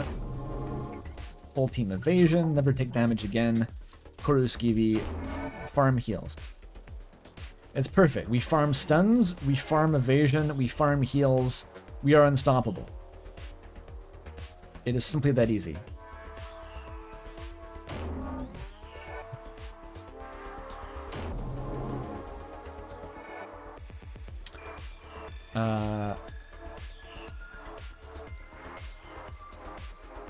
I don't even need to finish it. I could. I probably might as well, actually.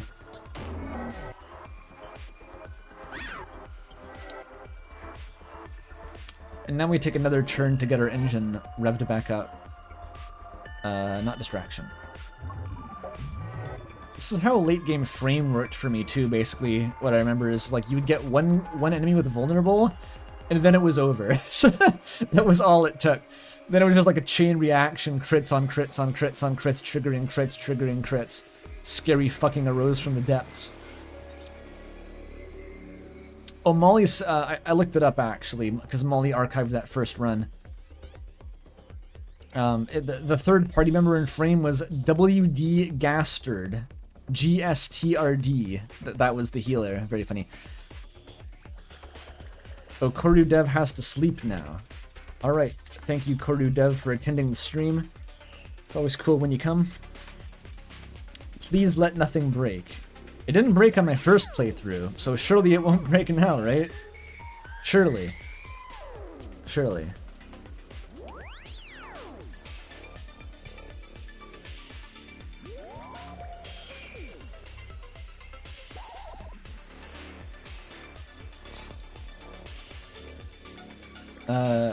Keep poking it. I don't know. Call me Pocahontas, the way I got my corru skivvy going.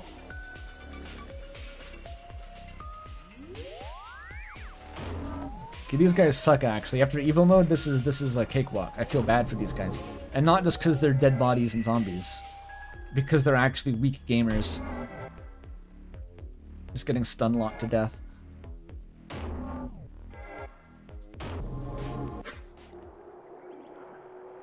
Why did that crit for 8 damage? What the fuck was that?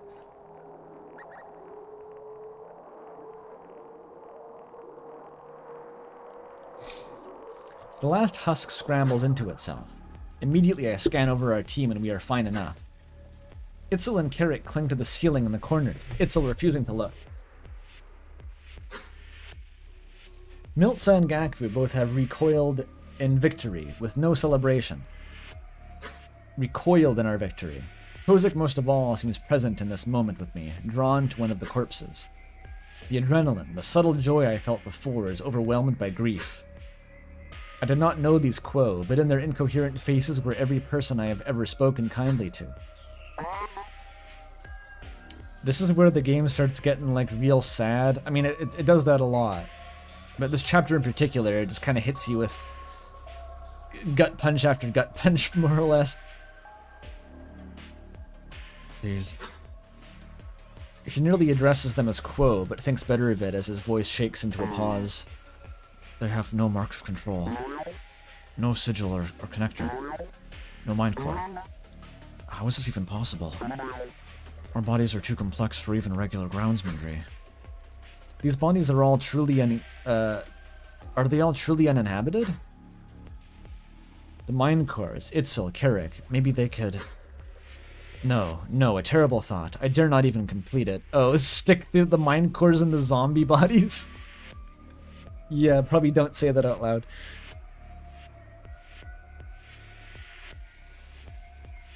Crawl inside them corpses like the Luke Skywalker and the fuck was it called? Tonta Beast? You know, the big Luke Skywalker animal. The Wampa. Yes, that thing. No, terrible thought. I dare not even complete it. But that does bring something to mind. Hey, Itzel, Carrick. No exclamation mark, restraint. Do not feel the signal a moment ago. The same one as before, the pain, the madness. They look at one another, though Itzel returns to huddling in the corner, I spot turned away. No. I mean, I felt something. But it just passed. It wasn't like before. Duckfur, Miltza, you felt it. A simple affirmative receptor gesture from both is all they can muster for now. Gakvu and Miltz are like just like holding each other's hair back as they take turns vomiting against the wall like Birdly. They're having a rough time. They don't have the fucking combat experience. And I guess Tozik's just kind of a freak.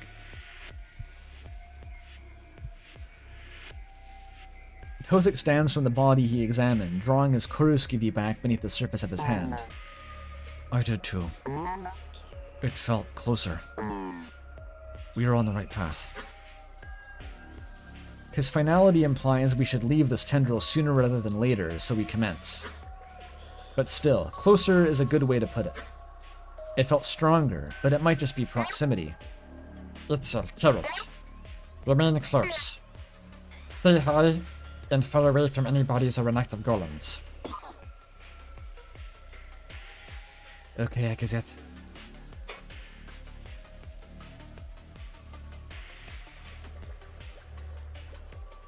It takes Agazet this long to start having fun with the combat? Fair enough. The girl was kind of pent up, okay? She needed to fucking kill some shit. She just needed to kill a little bit, okay? It's just the natural Vel urge to kill some shit. Occasionally. For fun.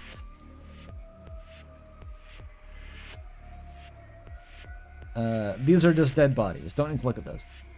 They have Minecraft blocks here. That's cool. And this is a door, I think. It's like a weird door. It's locked. It's locked. I forgot about this. If you try to go in a locked door, you just get mic spammed by Akazet. It is locked. It is locked. It is locked. It is locked. It is locked. Let me in! Yeah. Nope, won't do that. Nope. Dang it. Oh, another bogey. God, the room is dressed like Gakfu.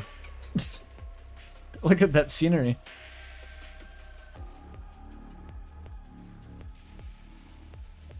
Pretty cool looking. I think the graphics get more elaborate and also make the game lag more. Room, turn off your wall lights. Gakfu unconsciously reaches for her cloak toggle, then realizes that Akazet wasn't talking to her.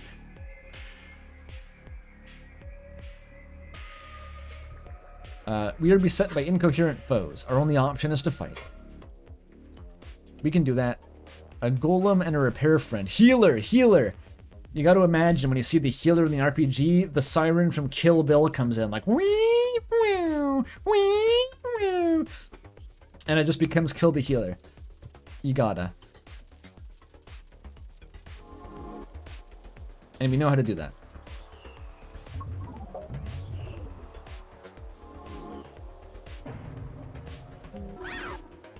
It destabilized itself? For fuck's sake. And with spikes. Oh, this is a trap. It's vulnerable and destabilized, so if you attack it, you just fucking kill yourself. Interesting.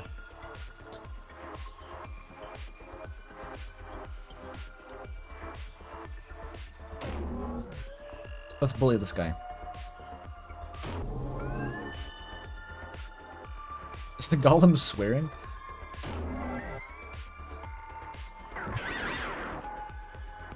It explodes? Did it take damage from that? Oh, it did. It blew itself up. But we dodged it.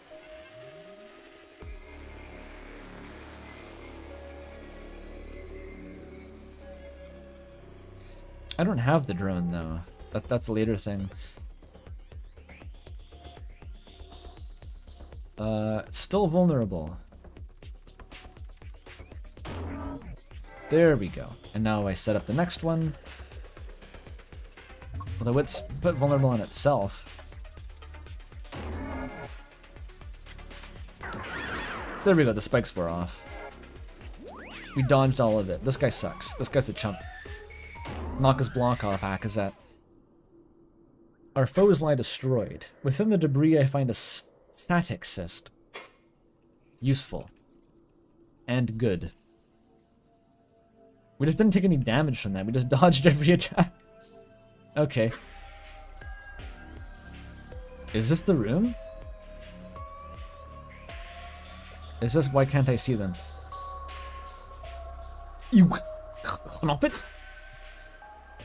They are here too, and they are drawn to us immediately. It was not a single moment of madness. Veldy's eye hangs heavily over us. I feel its delight in our torment. These husks must be destroyed before the others can come through. Alright. Let's fucking charge at them. We are beset by foes. What the fuck is that? That's a crazy looking one. Also another very good hint about what Obesk just look like normally. They got floating limbs, that's cool. Looking like that one Rotine album cover, which I'm sure everyone knows what I'm referencing. Damn, Obesk got some sick fashion. They're dressed like a... like an indie game protagonist fit, you know what I mean? Scan? I've already scanned these ones. You mean this one? Kiv skin. Tough design used in underwater construction, seized by the groundsman? It's a Hyperlight Drifter fit, yeah. They actually do kind of look like the Drifter. Very cool. And like the high boots and like the kind of like the baggy pants. Damn, I gotta get myself a fit like that. What kind of outfitter do you go to for like the Hyperlight Drifter drip?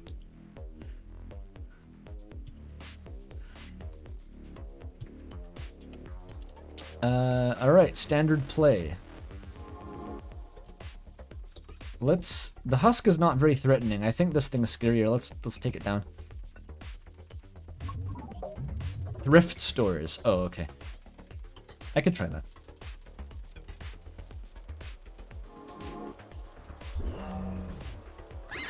Where's my alien poncho? Oh, it's a tank. Okay, so we can't focus the husk even if you wanted to. That's fine.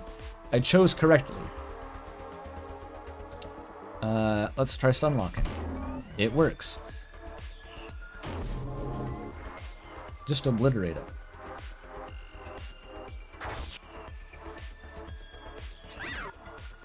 At this point, it's like sub out Tozik for Gakvu. We don't even need the healing. I'm getting cocky immediately, but like, there's so many turns when the Kuruski regeneration just doesn't even help us.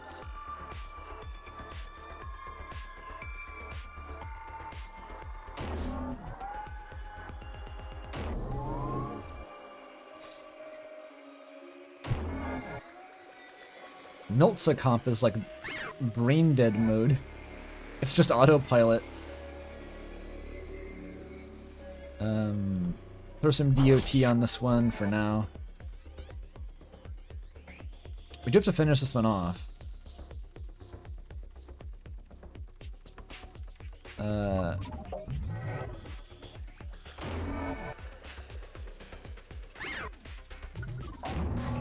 Oh, we took damage. Okay. Dead. Kozik's bleeding. He can fix it.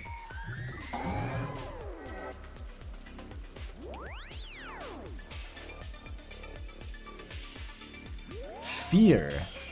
What does that do again? There's a lot of status effects in this game, and I very quickly you lose the ability to remember what they all do. Some actions prohibited, removed by any crit. Okay.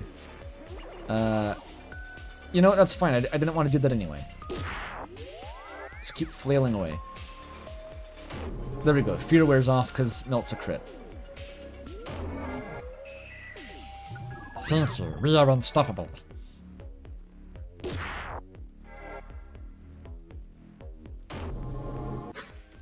Distraction is fucking good. With the area clear, I also noticed the doors here are sealed. It is safe enough, so I call back. It is safe to proceed. Come quickly.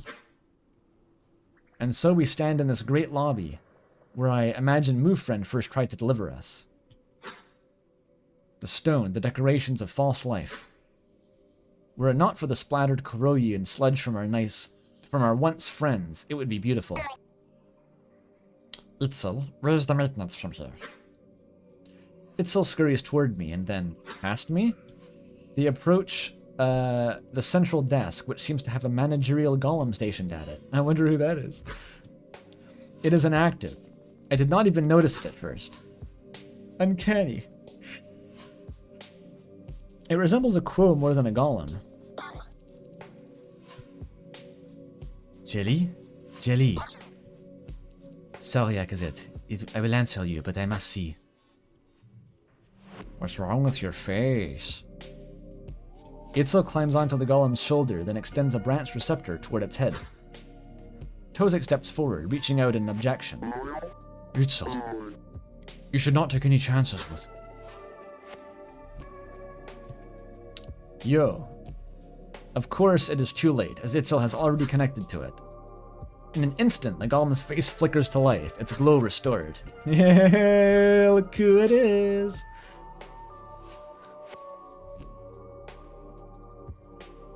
Then comes the rest of its body. I look down at the mind core on its shoulders, away from us. What did I say? I said that I would try the fucking Freya voice, right? It's do or die. Let's see if it works. Oh, hello, Itzel. What are you doing here? I thought you took the gaze off. Its voice is feminine, shifting between intonations strangely, as golems tend to. When Itzel disconnects, Gelly looks toward us, pseudo-receptors extending in greeting. Itzel seems alright, though they are looking at Jelly strangely. Perhaps with an engineer's eye, assessing the damage? Though, this is interesting. It sprouted disconnected receptors. The physical marking of an echo with lifelike personality. It is likely bearing a strong echo of a tear in the embassy, or perhaps one carried from home. Oh, welcome. You're all from another division. If you're hoping to use the... Gelly's eyes, I'll say Gelly sometimes, by accident, I don't know, drift around, scanning over the carnage, the damaged ceiling and the walls. We got $2 from Lilac to say its wife. Indeed. My waifu. I think it's better with a hard G, but based on what Bastard says, I kind of think it must be Jelly. Bro is named Jelly. Makes me think of the Gelid Cryotheum. Remember from all those Minecraft mod packs the Yogscast would use back in the day? And even then, no one ever knew if it was Gelid or Gelid. No one knows. Thermal series mention. Maybe only I remember that. I used to be really big into those the big reactors mod packs. Anyway, we're not talking about Minecraft. We're talking about Jelly. Do I split the difference and say it French? Jelly? Jelly.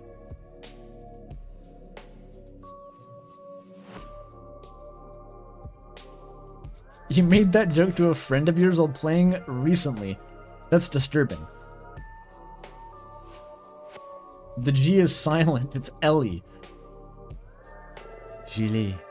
Gilet. Gilles. Gilles. Her name is Gilles. Not even her. I think Jelly is firmly without gender. Okay, I guess Gelly's eyes drift around, scanning over the carnage, the damaged ceiling and the walls. Then it seemed to stare at me with the strangest expression of bafflement. Or through me? I move out of the way, but it stares at me still. Then I check over my shoulder with a spin of my head. But when I look back at the golem, it now looks at me, not like before. Oh, I see. Jelly, oh, you are okay. Can you help us? There's an emergency. Everything is going crazy. Itzel scurries down onto the desk to speak with the golem. Jelly smiles like a bright cousin, dipping its head respectfully. A strange behavior to assign to a golem. I suspect they wanted Quo here to practice smiling in case of public appearance. I do like that little tidbit about, like, they stationed like an animatronic golem who could, like, normalize the obelisk to human facial expressions. Like a remember your smile golem. I'll do what I can. What do you need? The doors seem to be locked. Maybe the golem can help us through.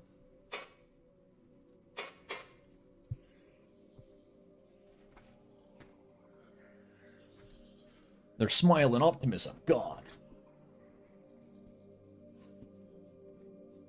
Obelisk, I remember your smile. Isabel, I remember your smile. Do we save Jelly this stream? I don't think we have time for that. There's no way we have time for that. Even if I went for a 10-hour stream, I don't think we'd have time for that.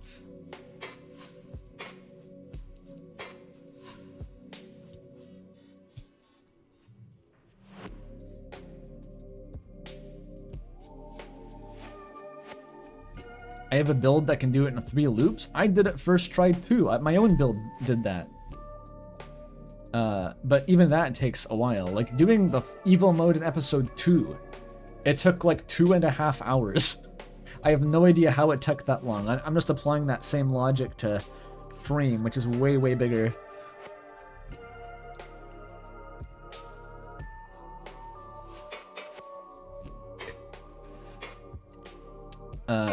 Let's interrogate the golem. Gally, I am Axet. That is Gakfur and Miltza, Tozak and Kerik. It seems you already know Itzel. There was some sort of attack upon the spire. We thought it was the groundsmind at first, but now unoccupied crow bodies are being manipulated too. Did you receive any communication or signals while inactive? Gilly gives a negative wave of its pseudoreceptors. No communications, Akazet. Although I had the strangest dream. An endless repetition of some terrible gaze forever. And I couldn't wake up from it. Stranger still is that I'm not supposed to dream, you see. But then came Itzel to save me. Thank you, my friend. By the way, I don't recall you being so small. You look so silly. It's talking about Itzel and not Akazet. Okay.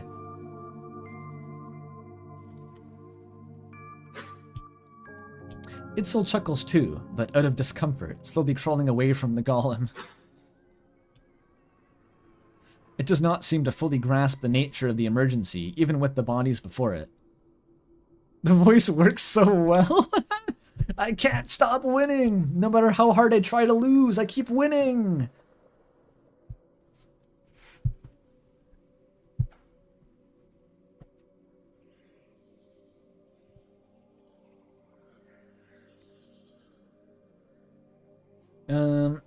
Where was I? Oh, I'm yawning again. Gelly giggles with a strange naivete. Itzel chuckles too, but out of discomfort. I read that. It does not seem to fully grasp the nature of our emergency.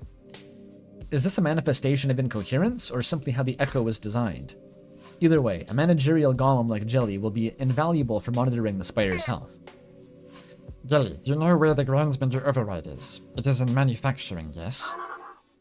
Let me see. Jelly's faceplate freezes as it draws its attention inward. It seems to be connected directly to the floor, and undoubtedly to a larger organ beneath. Jelly is like the fucking, the ice cream grandma from the SpongeBob movie. Everyone knows what I mean, right? It's that kind of deal. You haven't met Mr. Whiskers. Olivia gets it. You haven't all seen the SpongeBob movie? I thought everyone saw the SpongeBob movie.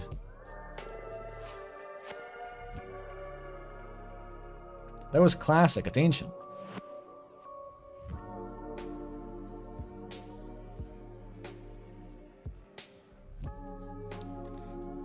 A terrifying scene. There's many terrifying scenes in the SpongeBob movie.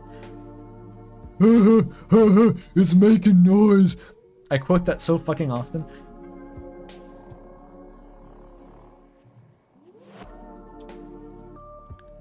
I suspect Gilly can sense the entire segment in some capacity. Oh yes, it is. And the override is within the distribution chamber, which is in the final segment opposite the entrance. So just walk through and you'll see it. Gilly is visibly pleased with its answer, smiling again. Gilly, is there an operational impressor in this area? Its gaze is drawn inward again, taking slightly longer this time. What is that, Tozak? An instruction cloning deep tool. No, I mean a cloning deep instruction tool. I mean a tool instruction deep cloning tool. Usually it is only used in core body and golem construction, but I think we can use it for this. You see, we want to make more time stopper connectors. It is not enough to simply copy them, for their connection to the time stopper is complex. A total dual synchronization must occur, and an impressor will let us do that remotely. Forgive me delay, Tozak. Most of them are broken now. But there is a functioning one in the chamber just behind me. Advanced operations. It's in the form of a Torboku, so I should be able to grab it for you. I understand you want it right away, so I'll be able to connect it to manufacturing. Please wait.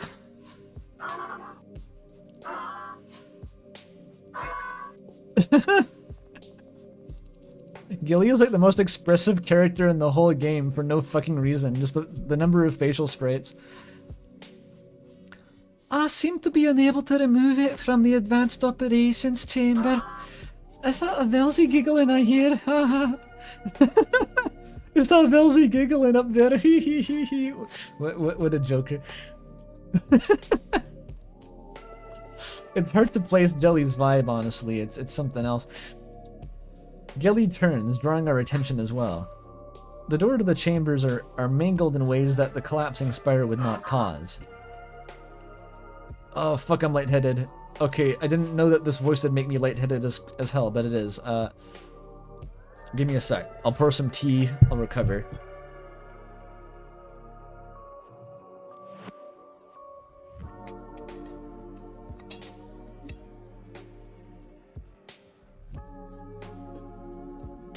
Gilly's curse. If it's making me lightheaded, stop. Dude, doing the stream makes me lightheaded. Doing voices in general will eventually make me lightheaded.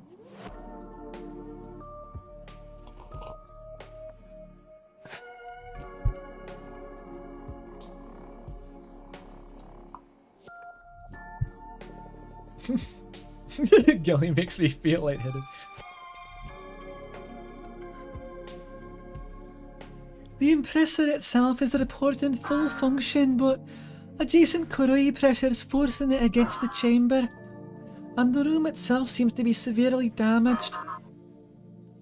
I suspect that has something to do with the foundational construction golem they're working on.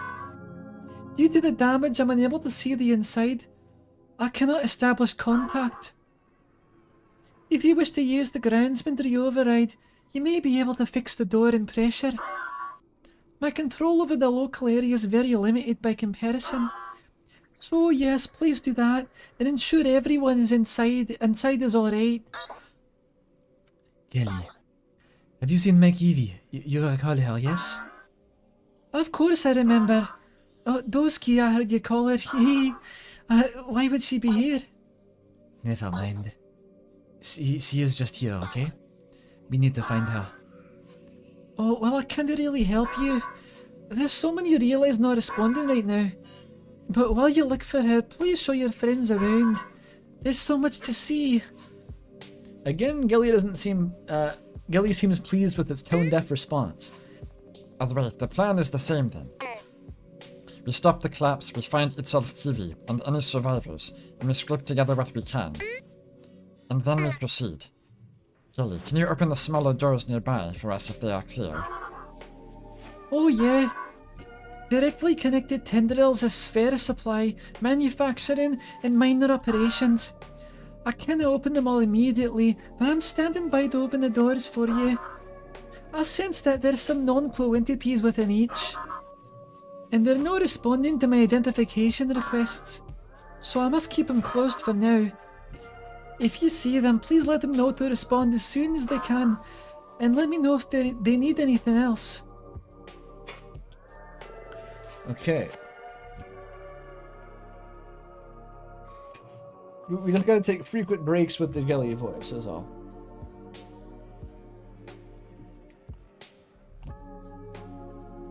Frequent breaks. In fact, new piss break.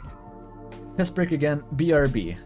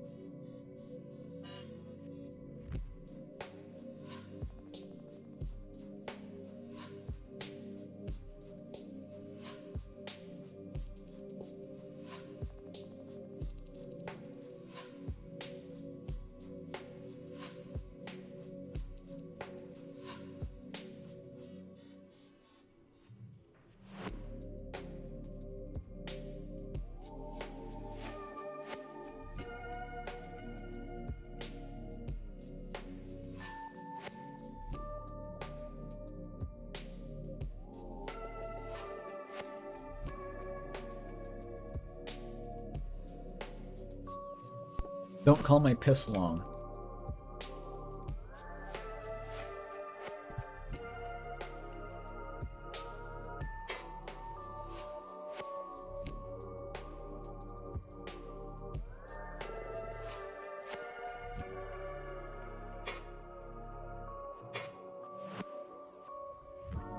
We're back. Wait, why? Oh my god, I thought because I got really tall for a second, but it's the third person perspective. Oh my god, this is slightly nauseating. Bill's repetition for fondness for donuts is truly nauseating. This could be a screensaver.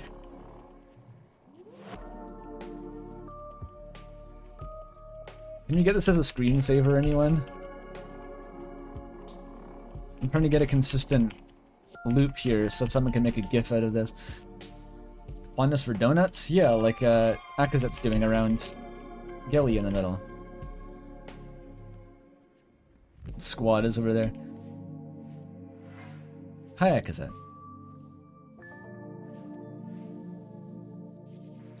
Oh, she does face the camera POV. What the fuck? Or is she just double-sided? Is there a way to tell? Is it played to ask? Can you ask a lady if they're double-sided?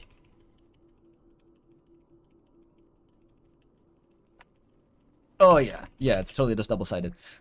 Okay. This is silly.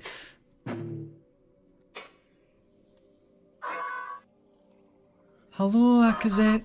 What do you need? How do you get the funny line? Where's the funny line? I forget how you actually get that. Let's save.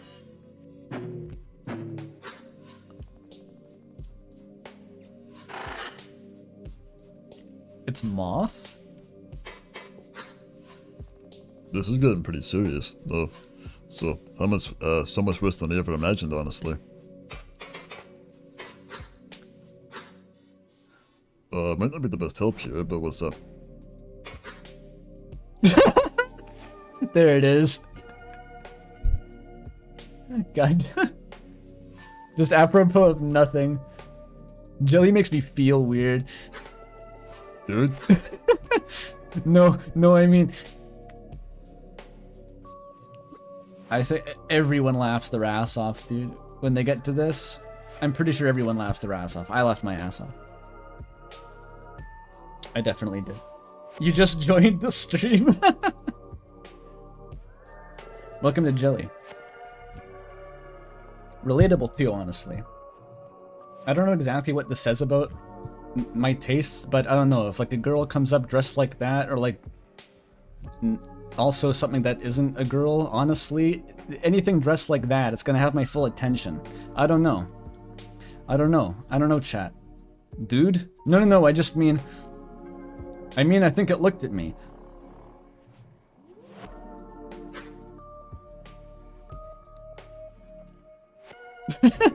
Jelly makes Solo feel normal. Is it normal to feel weird around Jelly? It's to my benefit to say yes.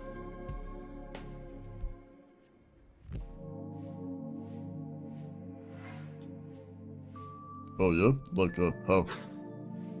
Cast Akazet at me. Like Fun Friend can.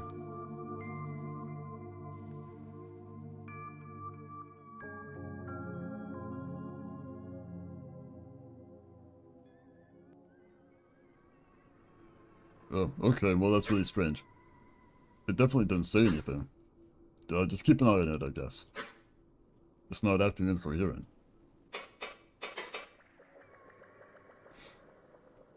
I said in my first playthrough that I like made a false memory of using the Unity mask on Gilly. And I think it's because there was so much dialogue sort of related to it being incoherent or not, that I just sort of assumed that it was from a Unity interaction. But I never actually tried it somehow. It was dumb.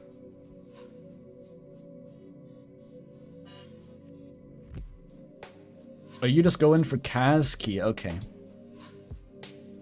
Different types, I suppose. I don't know what those types are. Aliens with antlers. Okay.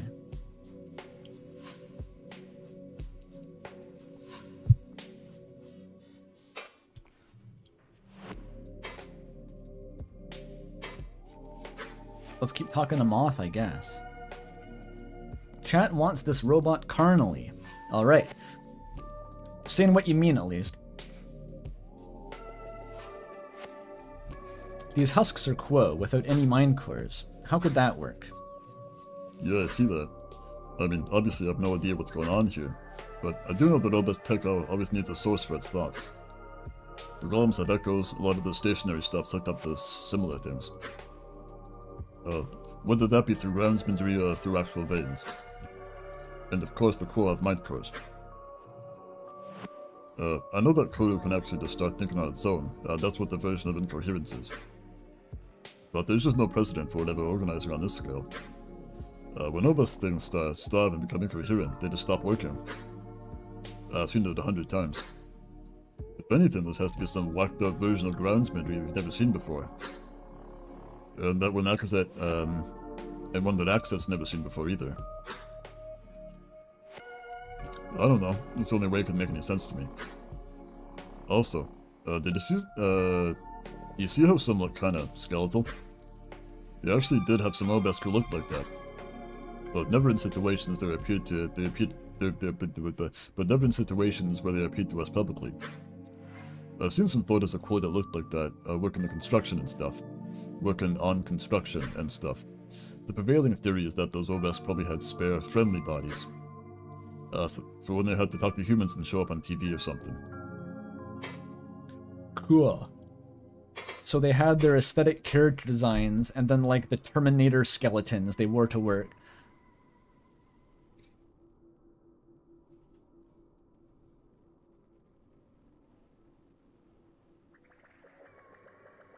The Tear Kissers Coalition. I guess the common thread between Gelly and Kazki.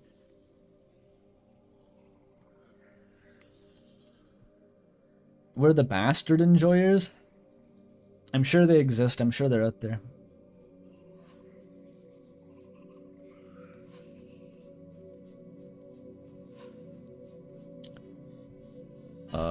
What are your fan theories, Moth? Do you have any... What do you think's really happening here? Even with a few decades of hindsight, the public info is pretty sparse and unhelpful. Gravity miscalculation? Give me a break. I can never believe I ever fell for that now. Fuck, dude. Anyway, my best bet is that it's tied to the storm. You know, the electric corru thing that Axel gave us apparently. Like, okay, I'm not saying I think a human caused this, but it seems like the Obus had a good thing going for a really long time. Then around the time Axel hands over something she herself said was shelved and experimental. Well, that's when it all blows up? Still, that doesn't explain what the golems never hurt the humans. At least, not on the public record. But there's no way even a single Obus attack would be able to be covered up. Not in the climate the 30s had. So, I know it's not helpful, but I haven't really had to think too hard about this. We don't need to theorize. I know we're gonna get some real answers eventually here.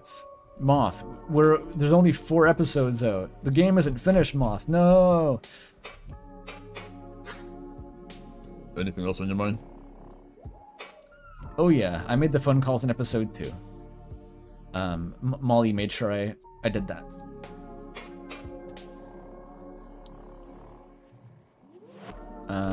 So this is a big fucking area. These are all doors. Hi, Gelly. This door is fucked up. Can't do that. Gelly, I can't see you. There's too much. Oh, there we go. Okay. And the team just kind of stands here and chills out.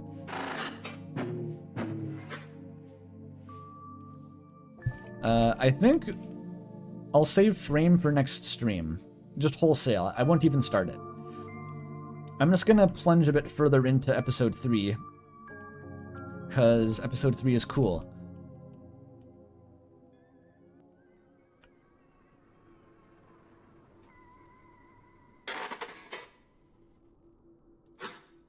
The fuck is a Velk spear? Imitation of Velk parasite lodges into Velk tendrils. Sprouts are prized for their hard, translucent skin. Again with the Dwarf Fortress narration. Akaset admires the Velk spear for its hard, translucent skin.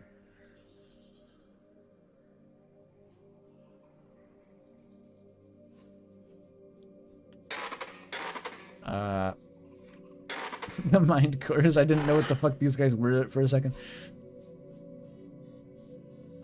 Hang on, Meltsa. I gotta talk to my OG crew for a sec.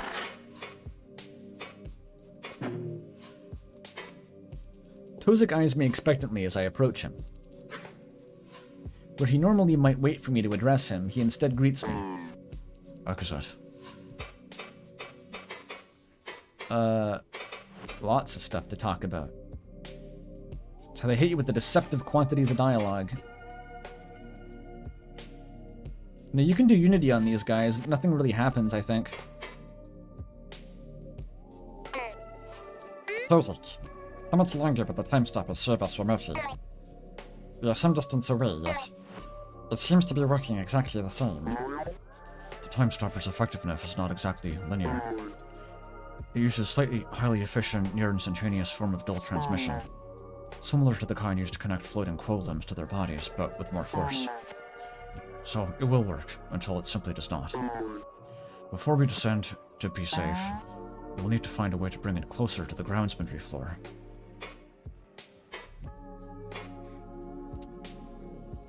Points of interest. Tozik, is there anything we should watch for here? Any equipment you saw in your recent visit? Tozik's attention drifts away for a blink. All the equipment of particular note in the troublesome is in that troublesome room. Their impressor is all that comes to mind. And of course, the larger construction golem they are putting together. It will not be a simple foe for us to face. Still, this may be not a full engineering floor. But there are vats we can use for construction, lesser and greater. If there is not much of note to find, we will need to make our own equipment of note. All right. Do you know anyone? I think chapter 3 is where it becomes fully standardized that Akazet opens every fucking conversation by just screaming the person's name. Tozik, is there anyone we should watch for? Or any friends of yours, or anything? Does Tozik have friends? I know his relationships are a sensitive subject, but they must be even more so now. Still, I must ask. No. An answer without delay. It would be foolish to pry further. All right. We've had enough theories for the moment.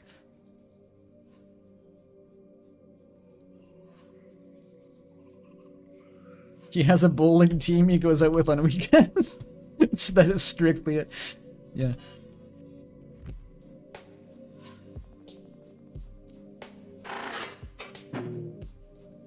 Turn your fucking cloak off.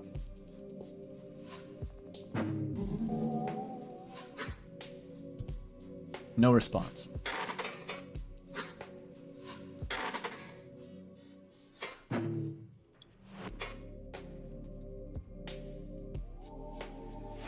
As I approach Gagfu, she dips her head in receptors respectfully. Though their playful twist has been undone in light of what we have seen. What do you need, Akazet?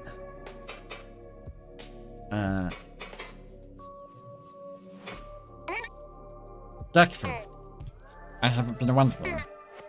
You have had your groundsmanry this whole time, yes? Have you ever used it before? With us, or in the research tendril? I never even had the slightest suspicion. Well, Akazet, the punishment far outweighed any benefit for using it. Even when I was alone, or lazy. It's a tool that has laid dormant for a long time. Say nothing of Akoa's attentiveness. Besides, I must admit to you, that's part of why I took this position. I wanted to get away from everything. Everything I involved myself in back home. You do not simply climb into a mine core with groundsmanry by accident. Still, it is like I said. Even if I have brought us so far with it, it must remain a secret at all costs. I sense a pointed edge in her words, just when she nearly opened up even more. Of course.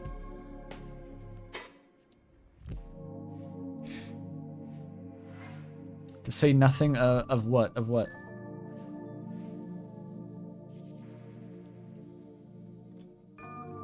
Did she say that?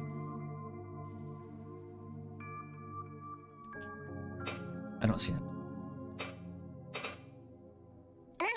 What about that Miltza weirdo? Gakfer. About Miltza, I keep my voice down, but even still, she cuts me off. You want me to feel that? You want me to feed this flame, Akazet?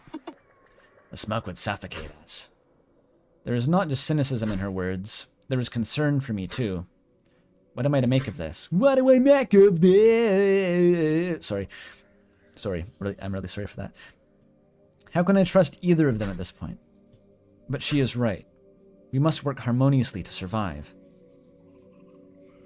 You can't handle my smoke, Akazet. It's too strong for you. Gakfer, I need your strongest smoke. It would kill a quoll, let alone a larval. That doesn't even make sense.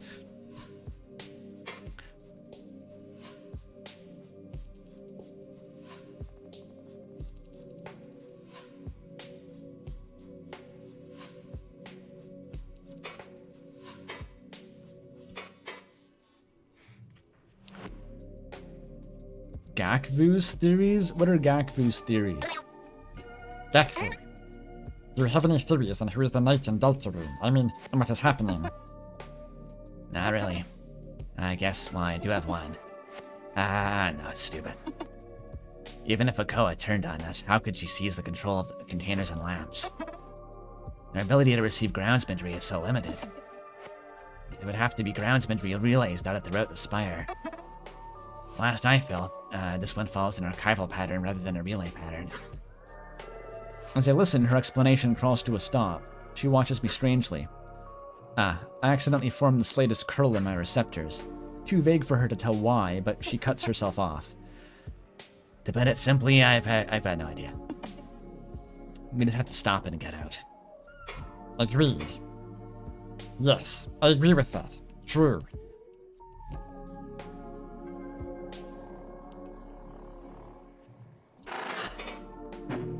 Let's ask Miltza the same thing about Gakfu. Let's just like run a rumor mill between them for no reason.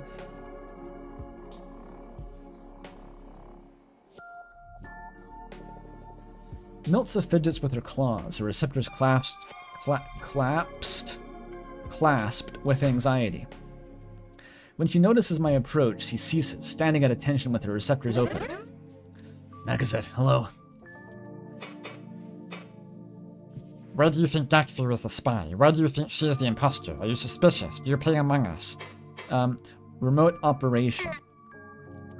Miltza, did you have a cyst delivered to my room? Miltza. What kind of remote work did you do? You were a coordinator, yes? Oh, yeah. I kept watch over the surface around Akavina. No. Akaniva with the rest of my team. You recall the early coordination pods? Before groundsmanry had even been tried. Our minds were projected onto airborne surface drones where we guided runners and... Well, since I was the only tier, I typically handled all the casualty trauma cases.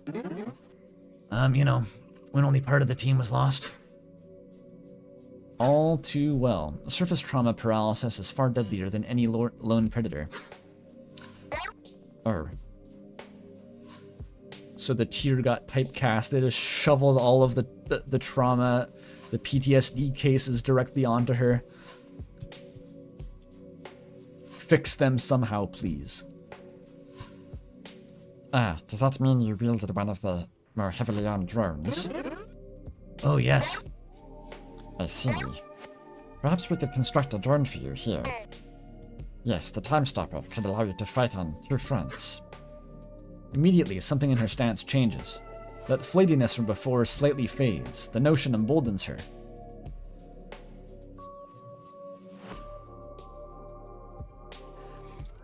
The flightiness from before... Oh, yeah. You're right. Even a small one can change our odds. Bill, it's like an echo of my larval life. Billsy's fondness for repetition is truly nauseating. Truly.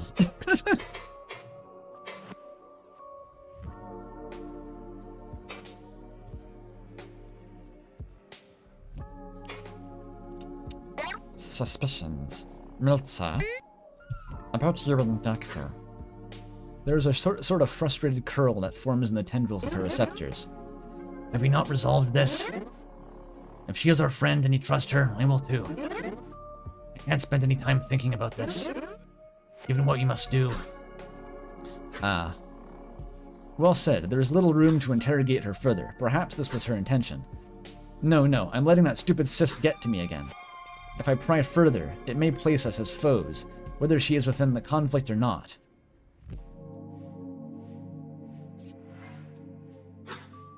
For now, things must be as simple as they seem. Yes, a simple cultural dispute. Of course. Both Gakvu and Miltza are like Akazet. Don't start shit.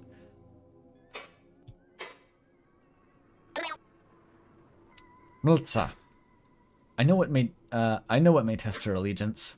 If she's within the Akazet, we just talked about this. If she's within the conflict, maybe she has a clue. Do you have any theories on what may be happening? The source of this madness. Do you know what it is? Snop it! That just spilled out. What did she say that was wrong?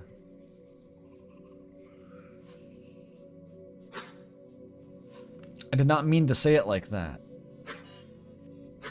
Fuck. Velzy, strike me now. Shit. Fuck. God damn it. God fucking damn. She's just having an absolute meltdown. What did you even say? What even happened, Akazet?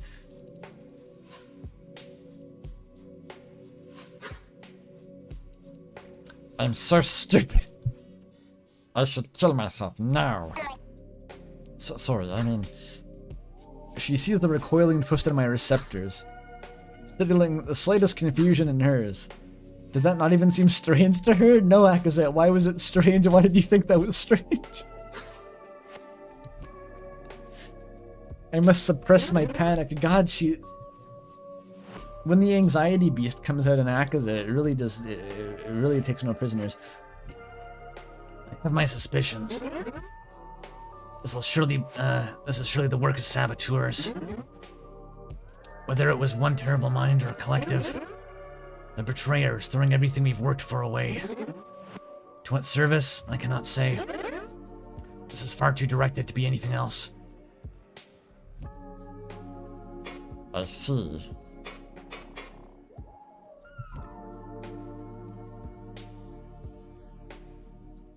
Let's run some more laps around Gilly, it's fun. I am de-stressing. Don't look at me. Don't judge me.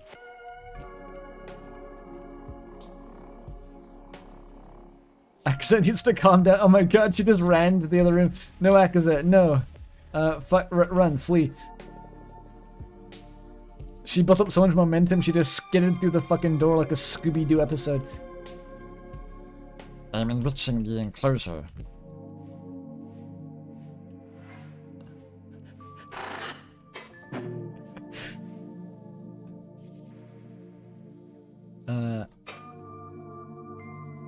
Itzel and Carrick chatter to one another quietly. After 2,401 laps, you unlock Jelly as a party member. After 800, you get a special purple cloak. My approach brings that to a slow halt, and they turn to face me. Akazet, how beholds you? Hello, Akazet. Why does Mom let you have 4 conversation topics, Itzel?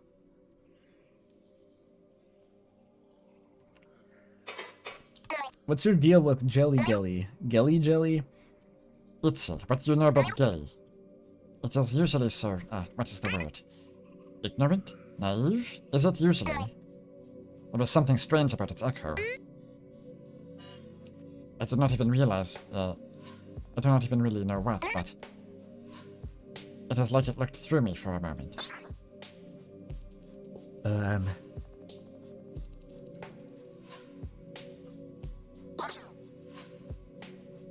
Jelly is extremely smart, usually. Maybe it just has some damage from the signal. But I know what you mean. When I connected to Jelly for that instant, there was a strange and terrible vision. A dream, like it said. It was brief but so strong. A pale sphere of light glowing briefly in the thickest fog. Or was it fog? I could not tell for certain. but it obscured nearly all vision beyond a few steps. But yes, a dark, cold place. The sphere of light. What the fuck is that? Is that some episode 4 shit? And from the light, slowly came a strange flickering tendril, which touched my head. Then the vision ended, and Kelly awoke. Is that?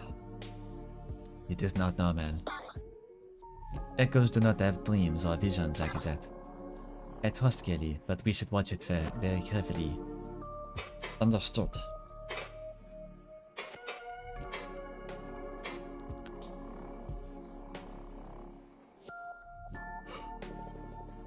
Golem weapon.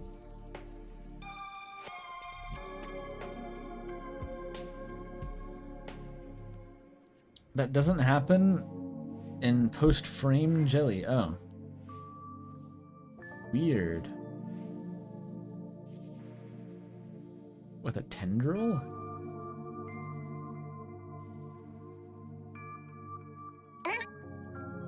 Itzel. There is that, we can use that weapon schematic. I offer the strangely marked cyst to Itzel. Though the gesture is unneeded, waved away by the receptors. Easy, that would be the lesser of arts in manufacturing. If you want to make anything small, fast, that is where we do it. You'll be able to make some real weapons there. Got it. Herrick, you seem to know much about corru construction, especially with the spire. What is it that you did before all this? You lived in the research segment with us, right? I did, my friend. In these recent eyes, I've focused upon designing schematics for polygonation towers. That's probably why we've never met. I spent most of my time prospecting for locations and then preparing polygonation designs. You see, the terrain on this planet's so varied, no one design will do. And before that, I did help with the growth of the embassy. Not since the eyes when Velzy beheld the bare spire seed, though. Oh. You have been here since the beginning. Hardly. I was here only in the most technical sense. Much of that time was spent waiting or hibernating. Spire construction's not very exciting. I see. So officially, 100% certain, the ball of light does not happen with fake jelly. So that's something to do with Joksiozo? There's not many balls of light going on in Joksiozo. It's not really a ball of light type thought form, in my opinion. I don't know.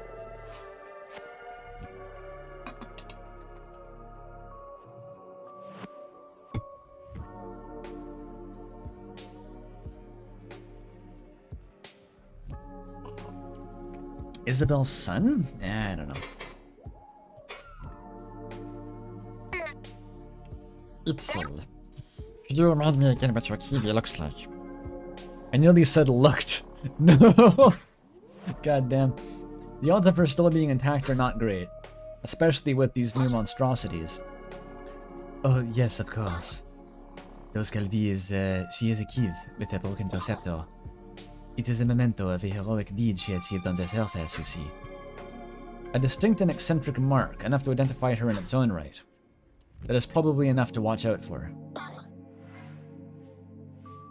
She is an expert with remote lighting tools. Lifting tools, that is. If she is still on the segment, she probably is in manufacturing somewhere. Velzy instills a vision. She has been smashing these creatures with ease, no doubt. Once we find her, our odds will grow so much greater. They certainly will. Itzel, this place is practically your home. Is there anything we should watch out for? Perhaps any locations to find armaments or schematics? Oh yes. Beyond the override, which supersedes all else. Manufacturing has a few vats we can use to create things. The Manor Operations Tendril has some archival connections that may lend us schematics. Oh, and this fair tendril will grant us a pool of resources to create with. It is not as much as if we were on, say, the material segment. But since we worked on so many golems down here, we have our own mini supply. We even have our own preprocessor. Some pride is carried with Itzel's words, enough for me to pay it mind. But as I do, Itzel suddenly withdraws, their eyes drifting around. Their eye, rather. Well, had. The receptors settle into a sorrowful clasp. Thank you, Itzel. We will get through this. Yes, they have seen us cut down the animated remnants of their team. What are they supposed to feel? What do I say? Any support I offer will be washed away by the blood of any further husks we must fight. I briefly shift my gaze to Carrick and gesture a receptor covertly. They understand, I think, to help brace Itzel. This is not easy for any of us, but Itzel knew each of these people.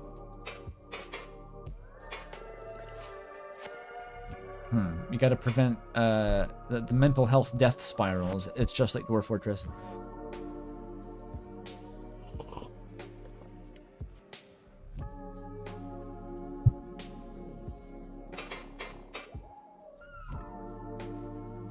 Okay, we can come back and get the rest of this dialogue a bit later. Let's kill shit for us. Just a sec.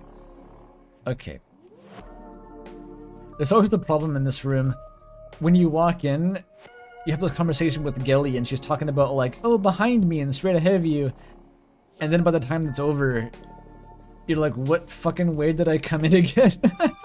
None of the... You can read the signs, actually. I didn't realize this for a while. Personnel, minor operations, spare supply, manufacturing.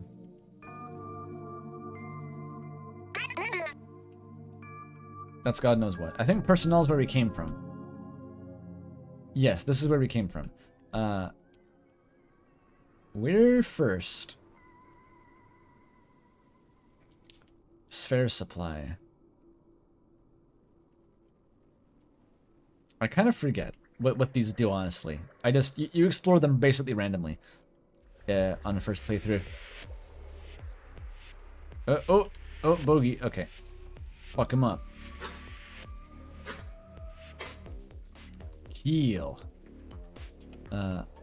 Another husk. And a fucking container trying to help. Okay.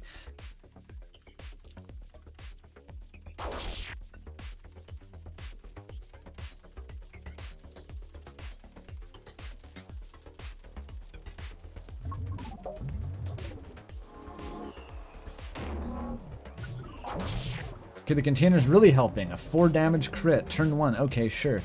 Why not? Okay, now, the engine started. We're fine. We're doing fine. We immediately bounce back.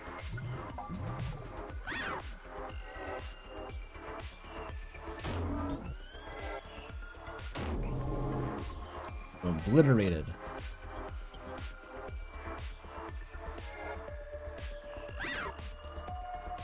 And even more evasion. It's just that simple.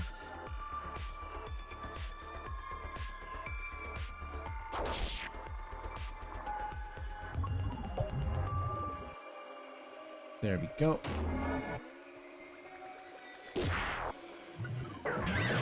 You don't remember them being realistic? I think they're just randomized designs. There's a lot of different ones.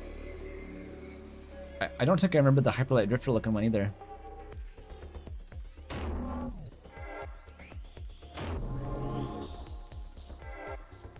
Getting obliterated. A natural crit. Why the fuck not? Blocked? What does blocked even mean? Tozik's taking a bit of damage, but whatever, I don't feel like turtling. It's time to get cocky.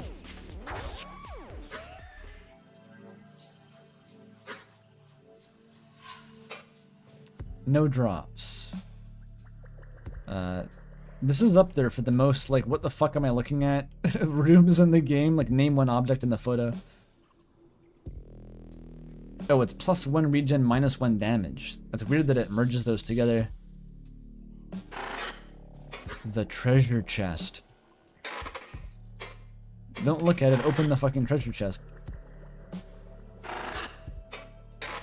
God damn it.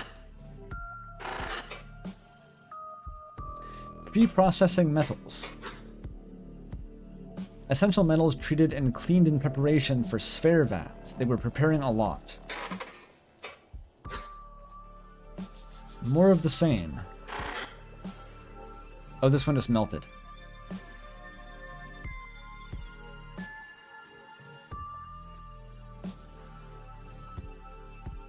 My thoughts on mimics? I have no idea what that is. You mean from Dark Souls? They're good. I like mimics in Dark Souls. Is that how they laugh? They have a funny laugh.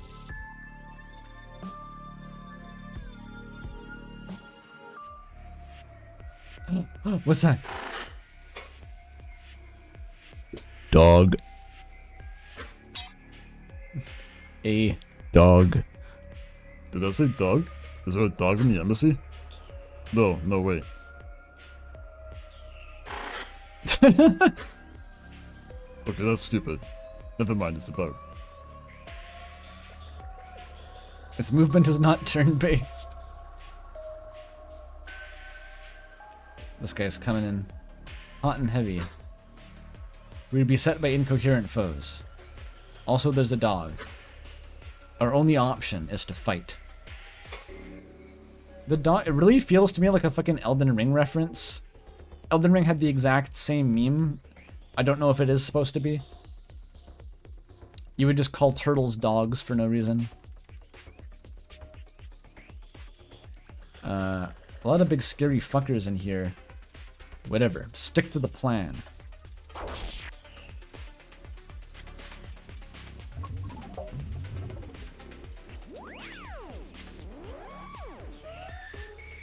Probably better to focus. We don't want Tozek taking early hits.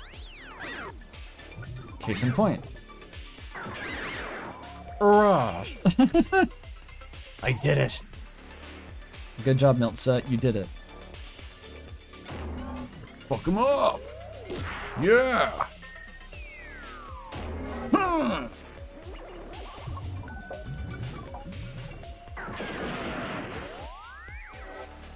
Oh, I think if you take your turns fast enough, it merges the damage numbers. Weird.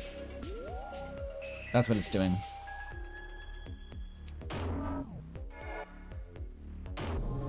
Bonk.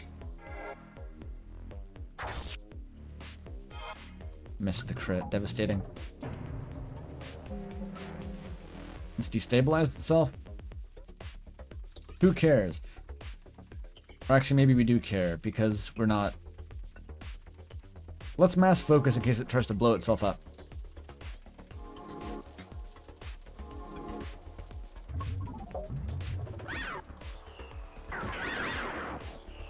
There you go. That's the focus is 2 turns in 1. Now we... Wait, I can... Stun this.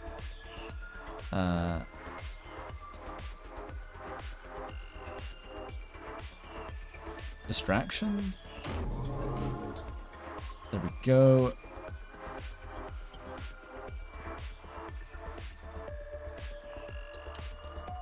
It's not gonna die, unfortunately.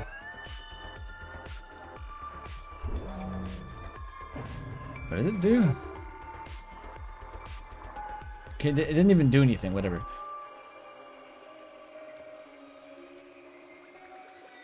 Who cares?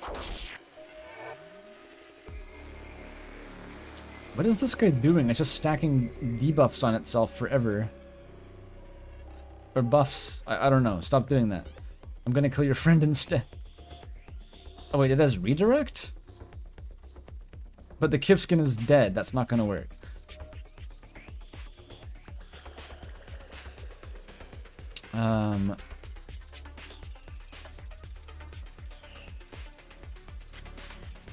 Spy. Yes. There we go. Poor Tosik. Not having good luck with those dodges.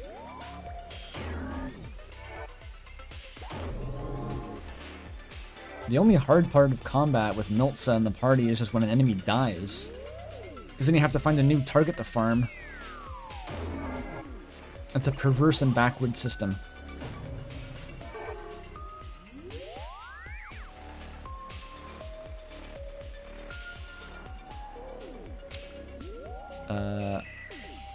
Yeah, Akazet's gonna fucking murk herself if she attacks this. When do we get to attack the golem?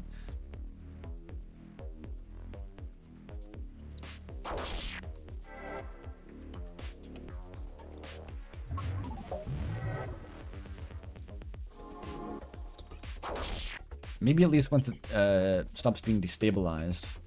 Okay, now we gotta try it.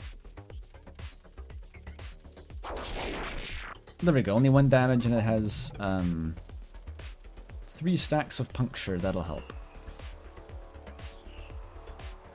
I'm gonna take more damage if I attack it.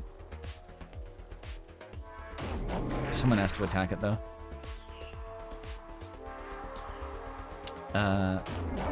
And why not corru.observer? There we go. Okay, it's dead this turn. We can turtle.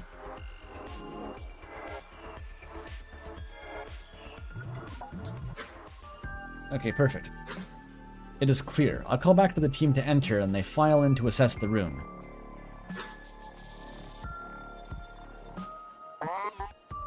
The sphere vats are functional.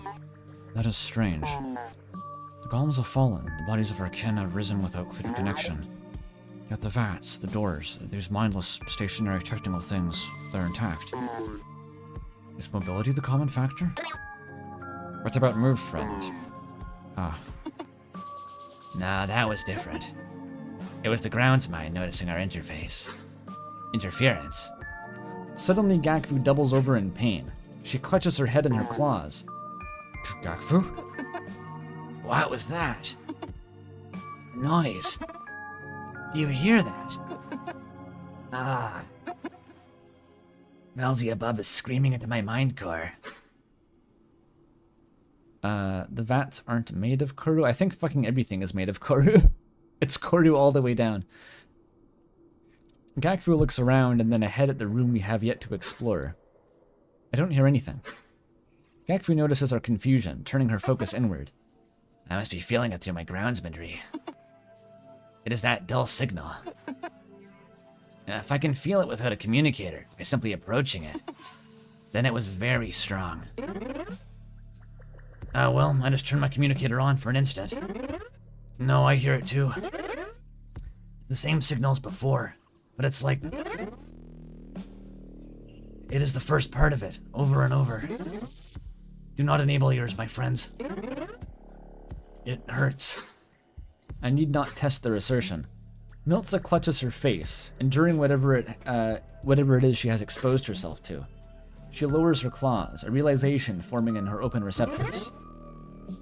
No, wait. That is the noise. I heard that earlier, over and over before you found me. That was what was disrupting all our communications. Or at least a part of it. Maybe we can destroy it to restore clarity. That is a storage room. It is only a delivery golem. It only has a delivery golem for directing sphere. Why would it... no, that is not what Shelly was talking about. It uses dual micro connectors to send sphere and the spire instantly. Maybe it is using that to broadcast the noise? We should stop it, definitely. Maybe I could even connect my Kiwi. Contact my Kiwi. Well, it's worth a try. Dual micro connectors. That sounds like... Okay, I'm coming back to fucking Minecraft Tekkit mods. Remember in Buildcraft they had those really expensive teleporter pipes that would just instantly take a thing, an item from one pipe to another segment of pipe across space and time? I assume it's like that. They just have the Buildcraft teleporter pipes.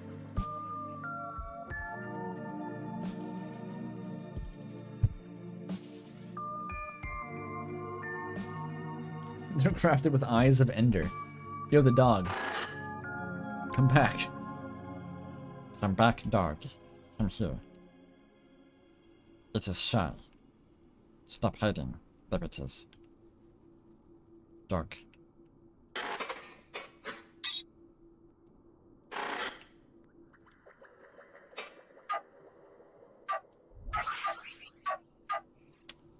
I'm wearing Unity.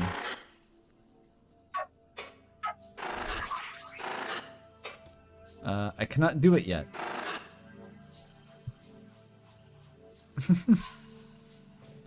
Dog. Did Moth have dialogue about the dog, actually?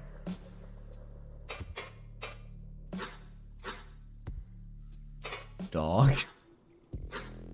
Why is that a dog? It's not a dog. I don't know what's going on with your mind spec, dude. Those stuff I can't see, I don't see with anyone else's. Probably because you never updated, but hey, that's why you're here. Anyway, that's not a dog. What it's gun is probably like a corru imitation of something they domesticated back on Obeski. And it's so similar to the concept of a dog that your mind spike is just like, dog. Okay. Culturally equivalent dog organism. Dog. It's just going. Running laps. They got weird Minecraft blocks. They got the purple zone. I mean the pink. I mean the magenta zone. Ooh. I want one of those. Oh, this one's broken. That's why the sludge apron is here. The whole game is bisexual lighting, dude. Have you not noticed? Literally the whole game is the bisexual lighting zone. Inactive terminal. Likely a monitor for the progress of the sphere vats. Setup was incomplete, not connected.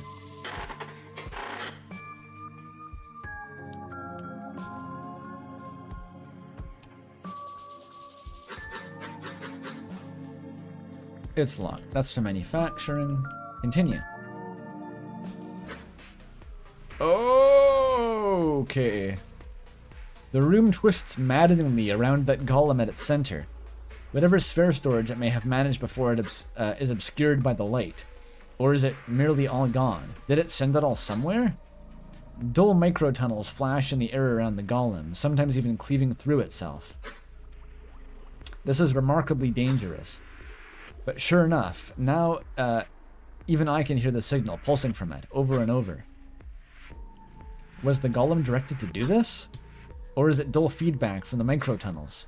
No matter, we must destroy it, immediately. The dull contrivance is its head? Oh, true. It does have a dull contrivance for a head. I assume that's normal, because I didn't mention it.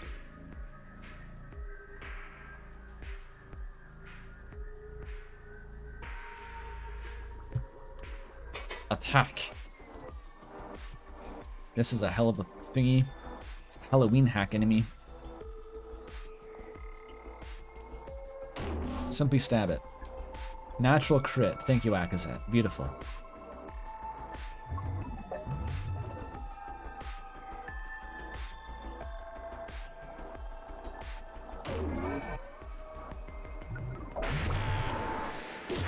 Rosika conjures... Oh, it just spams allies. I remember this shit.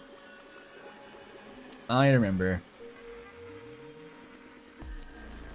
What's the play? Keep it punctured and just deal with the ads as they come, maybe?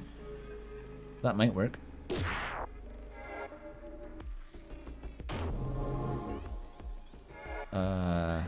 Except that we can't do 2 damage reliably without Akazet. So I guess the other 2 are on boss DPS duty.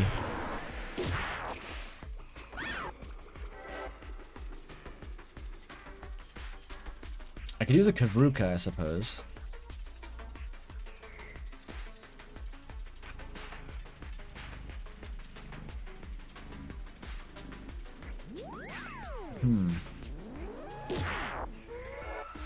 Gotta keep it lopsided for no reason.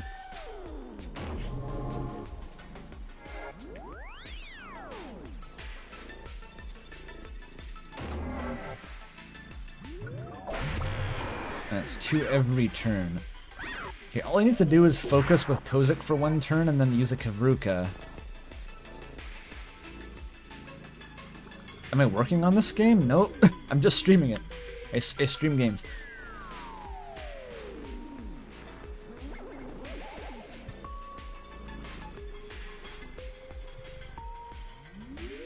I get danger if it spawns too many?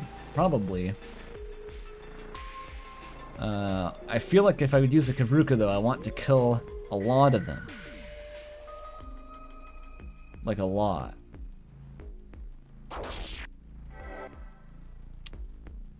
Oh, it's not vulnerable anymore. Natural crit, massive clutch actually. Focus.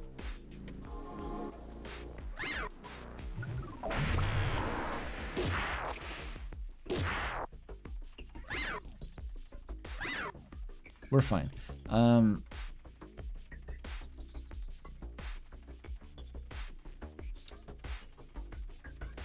we need an aim assist for this? Probably not.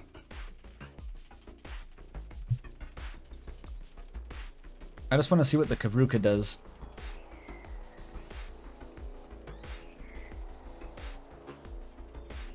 We still have evasion. Why? Oh, it's because I'm focused still.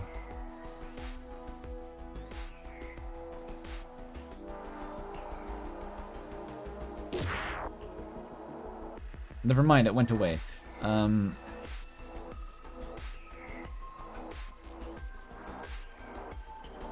We need to reset this anyway. Just do it, Tozik. Wait. I don't have any Kavrukas? Fuck. The plan has gone awry. Poor. Not great. Well, can't go wrong with the sad assist. Thank you. Thank you. Oh no. Stop killing Tozik. Stop it. Stop it. Holy shit. Okay, that got really bad really fast.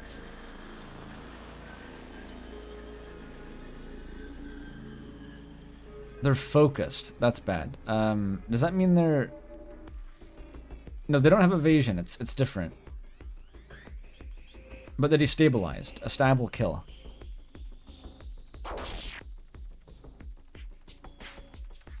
We need the evasion badly. That will not give us evasion. Okay, this is bad. Quite bad. Kill this one at least. We are... It's taking DOT every turn still. Okay, they all missed for no reason. Great, love that.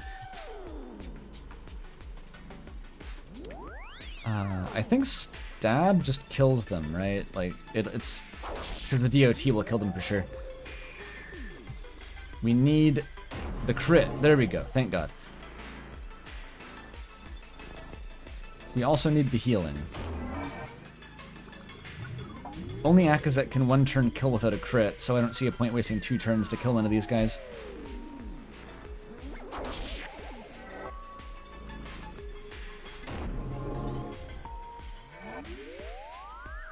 This'll work.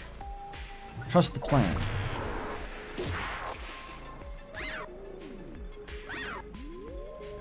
No Kavrukas is pretty fucking rough here. Funnily enough.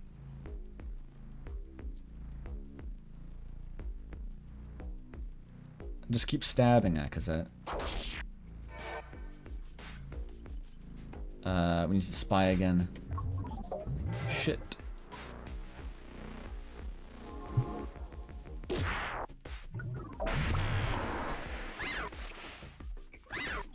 Uh-oh.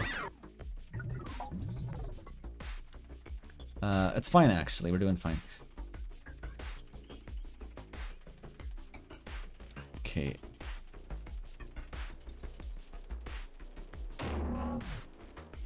Just a crit, okay. It's working. It dies next turn.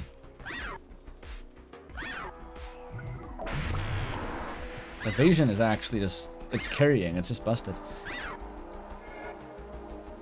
You don't really need any other component to your plan. Do they die when you kill the middle guy? I hope so. I mean, it would be nice. They don't. Ah, okay. That's not great. And he misses the crit. God damn it.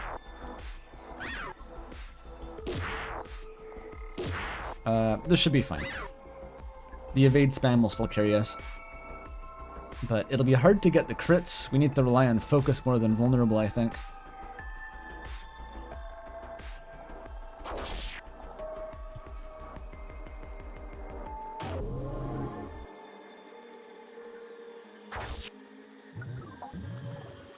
Easy. They just didn't take a turn? What's wrong with these guys?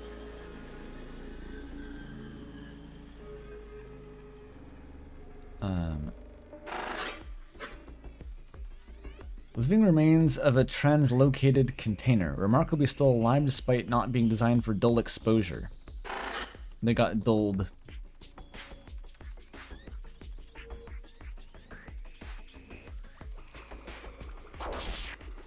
I know that overwhelms 2 base damage, but stab is effectively 2 base damage on the first turn, and it also has a 100% hit rate, which overwhelm does not.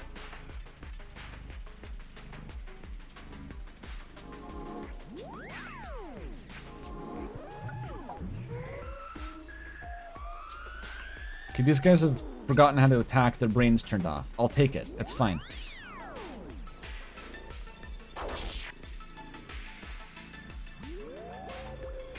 When an ethereal enemy dies to puncture, it skips the turn of all enemies after it. Okay, that's good to know. I didn't know there was a special flag for being ethereal. Excellent. And we win. Just cheekily heal yourself up there, Tozek. Okay. The golem's limbs cease their flailing, collapsing to the ground with enough force to sludge the false stone decorating the floor. The golem's limbs ceased. I read that. The tunnels are sealed now, too, and that terrible noise is distant once more. The dull light is fading. We allow the peaceful silence to persist for a moment before I call back. Clear. The rest of the team enters the half-melted chamber, witnessing the sludged remains of our foe. Gakfu, most of all, seems to stand taller, receptors at ease. It would be nice if she didn't stand taller, because that makes me feel more like I'm 4'4". That is so much better. And it works.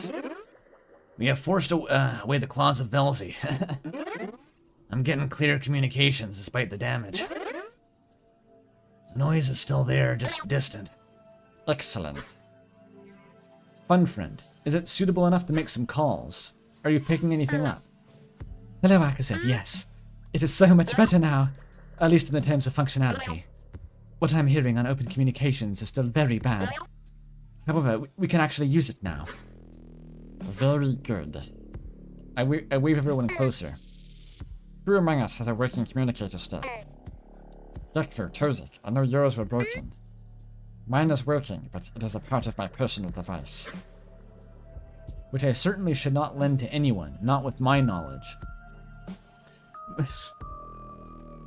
Right.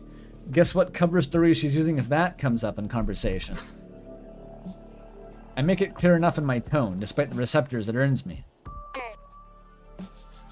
For Miltza, is yours still functional after that last exposure?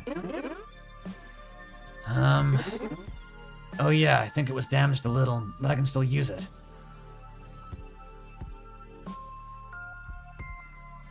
That's kind of cold too. Like Gakfu has gone out on a limb and revealed her heinously illegal groundsmanry core, but Akazet doesn't want to let on that she has, you know, some minor clandestine relations with the government of the United States.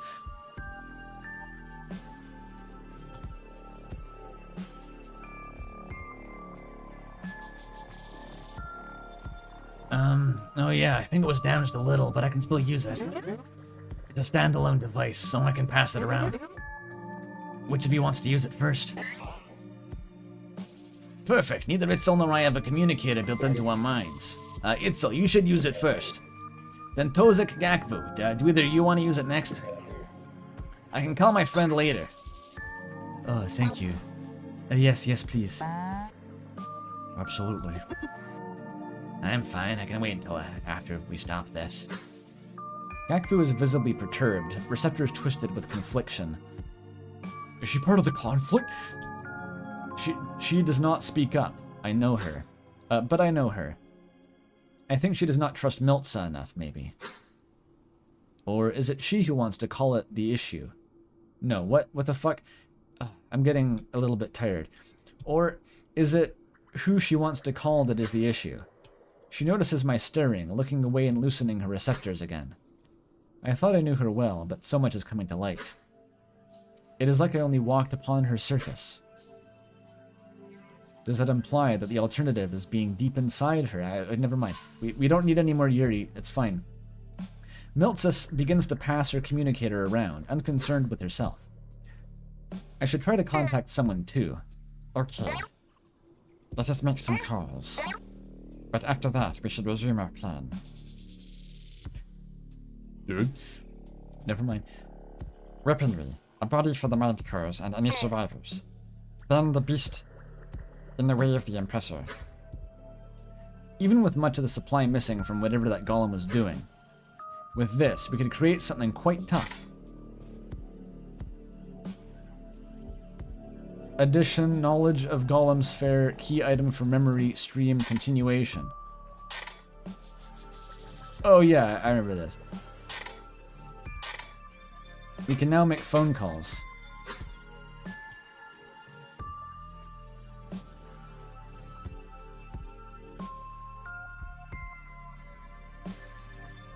One friend, activate communications. Okay. Standing by. There's a lot of them. There's a lot of them. Holy shit.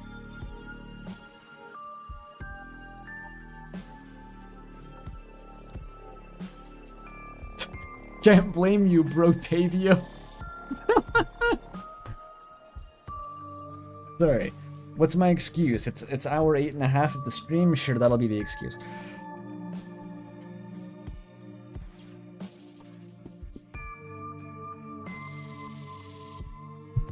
Audiobook time. Let's go. Who do we start with? I wonder what Kazuki's doing right now. Kazuki. If she, I think she was out of the spire this case.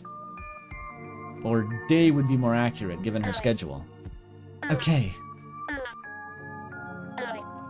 Akazet, when I tried to call her, it is like that noise you stopped. It is overpowering. I do not know why, but something is stopping me from reaching her. And what does that mean? Is she in the embassy? I do not know, Akazet. She does not sound like anything I can hear in the embassy. It does not sound like anything I can hear. The noise you stopped. What the fuck is Kazuki doing? I knew that she was suspicious here, but... why she got Ukidoya shit in her phone?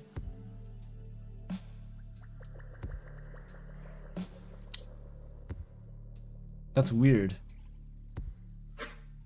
Peculiar. Velzy, guide her to us again. In episode 5, maybe. Please. Kavik. We need to know if he is still in the spider at all. Okay. Kazuki is at a rave. It happens to sound similar. Yes. Connection established. Okie dokie literature club. Shut up. Kavik. Akazet, you got through? It's so clear now. I nearly fall over from the relief. Thought of Kavik dead from this. Akazet, where are you? We can come get you. What do you mean? We? How many do you have? You have a way around too? What? Do you? We have been using the archival tunnels. Most are still connected despite the veins collapsing. And Bosco's been taking care of all the golems. With what?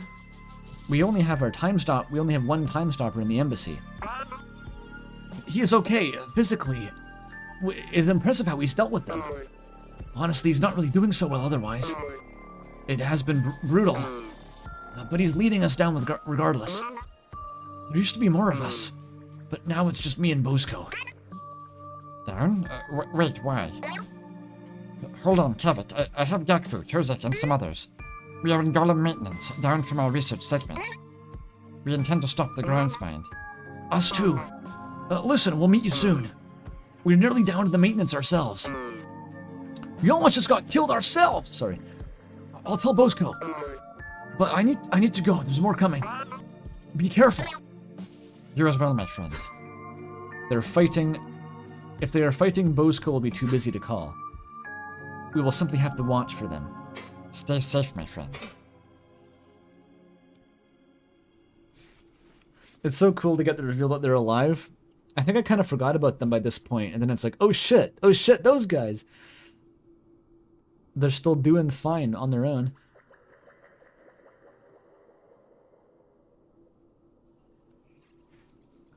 It does a good job of implying everyone you meet has their own kind of subplots that are going on before you find them. You're not the only one who's progressing through this.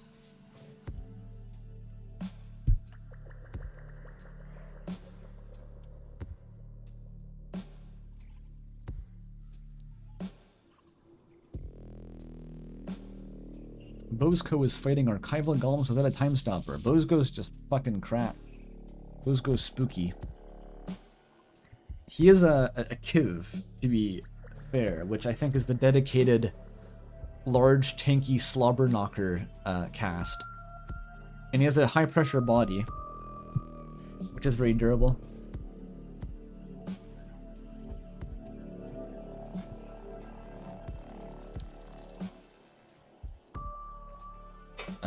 Call the Poe is such a weird call here. Literally a weird call. Let's go with Gordon first. And actually, no, let's prioritize my fucking family over Gordon. Can you call my sister Ruzesh? Is the contrivance even intact still? Let me try. We are not cut off, but the collective.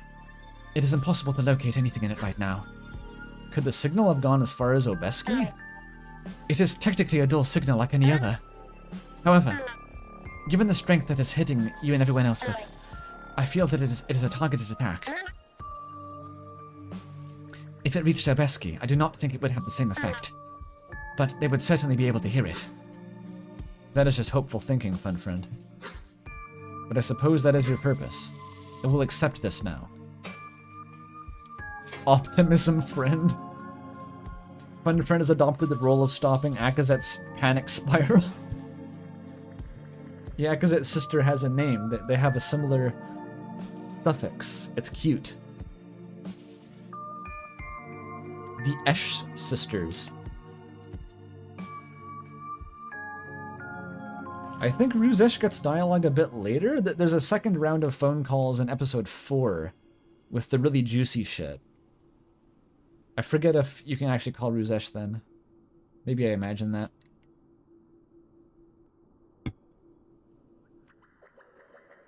Yeah, I think Kivs are just swole.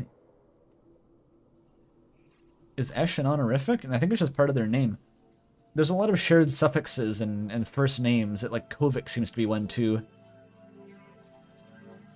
And Esh. And Esh.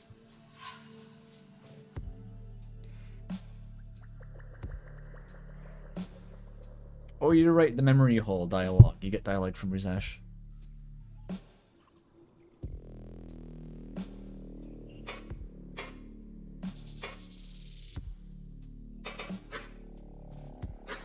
Gordon, if the cousins have any involvement in this, he will know. Perhaps they can help us evacuate. Fun friend, contact him. He should still have the dual communicator I gave him. Assuming it did not try to kill him. Okay. Connection established. Gordon's voice is distant. He is strained. It sounds like he is running? I hear something fall and clatter on the ground. Damn it, get back here. Hello, Akazet. Gordon, are you alright? Hold on, when you started calling this thing... There's a loud... the communicator spreaded legs. There's a loud scuffling against the auditory membrane. Oh, little bastard. It crawled out of my pocket and ran away, and now it's stabbing me. Grasp it by the sides and crush the legs inward. Like a crab. Why is she familiar with this process? Again comes the scuffle and a series of cracks. The connection wavers slightly. Gordon sighs. That's better. Akazet, I just got off half a dozen other calls. They sent a probe. They did it. Those fuckers, sorry, they completely went over our heads. I know, I promised you. I even had assurances from everyone above me. What is he implying? Did he? Fuck. Not it. I nearly double over out of anxiety, my receptors crushing into themselves. Even worse is that they waited to tell me. I don't know how long it's been. The reports I've been getting, I don't even know. Polygonation spiders are collapsing. Your ship is spiraling out of control. It's... Gordon. No. This cannot be because of us, because of me. His voice changes, realizing from my tone that it is even worse than he can know. Growing quieter, more fearful, more like mine. Akazet, what is going on? What is all this? You promised. You said... You're... I do not breathe, yet I am strangled. What happened? I think she said that out loud, actually. Holy shit. For this instant, it is like I am screaming into my own head. No coherent words reach Gordon.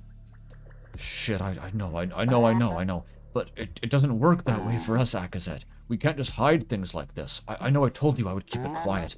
But there were certain people I had to tell, and I didn't want... The signal degrades further, and I hear another crack as he struggles with the communicator. He speaks, but his words are lost, a strange and familiar murmur overpowering them. If this is not the groundsmind's work, did it come from the source? Did the probe do something? Before I can convey my thoughts, his voice comes back into focus. Look, they all promised me the same thing. I trusted them too. But someone took what we found and ran it even higher up. We still have the storm, but once they had the coordinates, someone got scared. That's all it took. They're not even telling me what happened down there. I don't even know if they know for sure. But whatever it was bad. Akazet, what is happening? Where are you?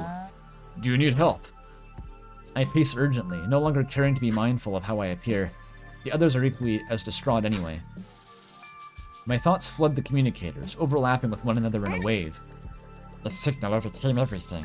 It knocked me and my team unconscious. All of our constructs now turn upon us, killing us. Gordon, you must tell them. Get away from the embassy. You must tell them to escape. Everything is falling apart. Your probe, if anyone's still near it, they must escape immediately. And please know, if anything is attacking the people, it is not us. It is not us. Gordon. Akazet, I cannot discern anything from Gordon's communicator anymore. There is only that noise. That looks like a cow emoji. These conversations get intense. They get my heart going. They feel scary. It's like some real shit. I don't know. I don't know how where Corru works studied to properly channel the energy of like a panicked emergency phone call, but like it hits. My receptors tremble with guilt. Is this all happening because of me? No, the conflict. It is at the core of this, I know it.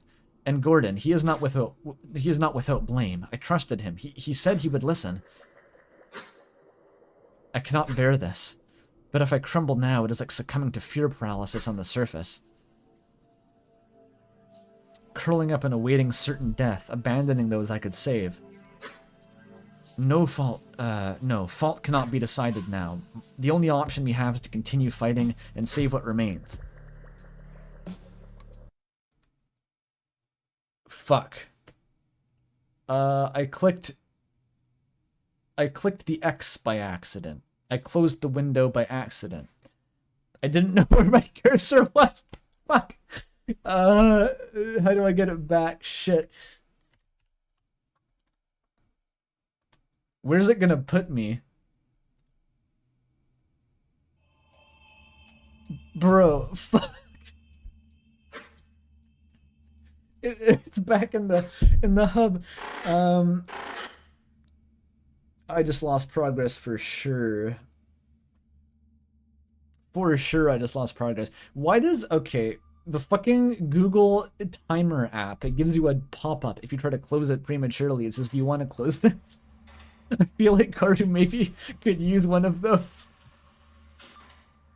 Because it passed out. No. God damn it, I was in the middle of that. Fuck. I have to go back.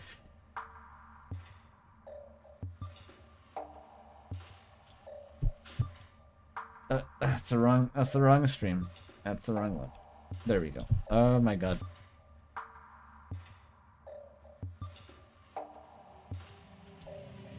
It's the shit that full screen does. It can pop up here and then it's like, oops, you're on the X. It's like a stealth attack. God damn it. I saved after the combat, not after the last mini boss.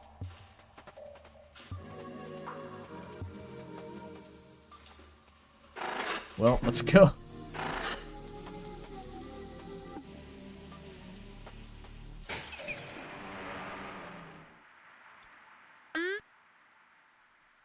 Use disable combat? Oh, I could do that. That's true. Do not bother me. I won't. Bye. Speedrun. I need some speedrunning music. Well, running in the 90s will get a copyright claim for sure, won't it? Won't it? It probably will. Okay, Haley Labs will save me. Give me a second. We need a soundtrack for this. Oh, Night of Nights would be pretty good. I'm thinking I got one a Haley Labs banger in mind though.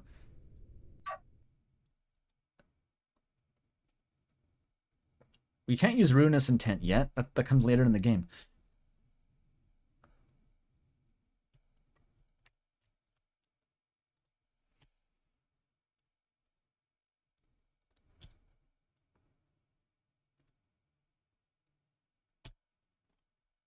Why would another song from Marshall D not also get copyright claimed?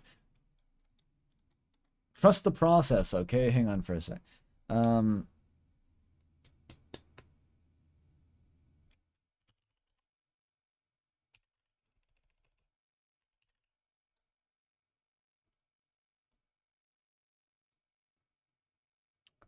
this one work?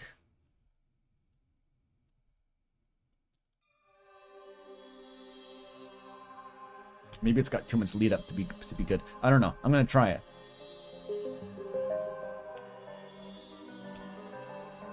It's still too loud.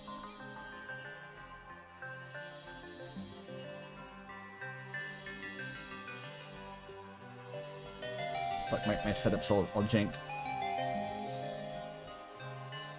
Okay, load iteration. Let's go. All right. Where was it? It was Spare Supply.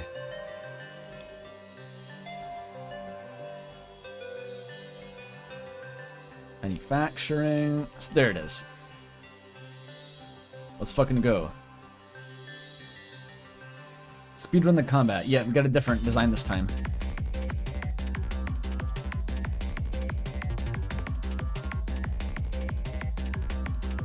Hang on, actually.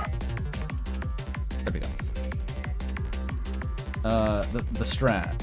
The strat.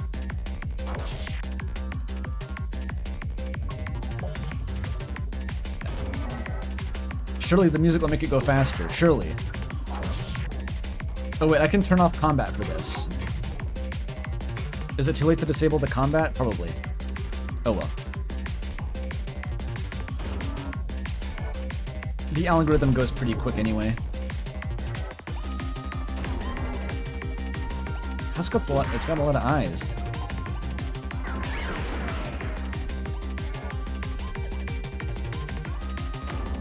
Alright, transition to the next one.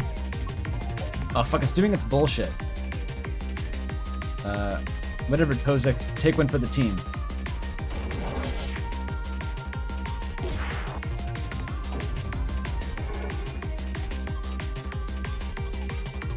It's doing spooky shit.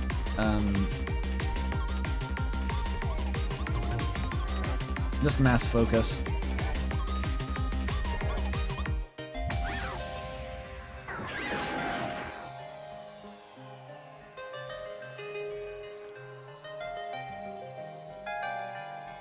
I am fucking them up. This guy just killed itself for no reason. Cool. Love that.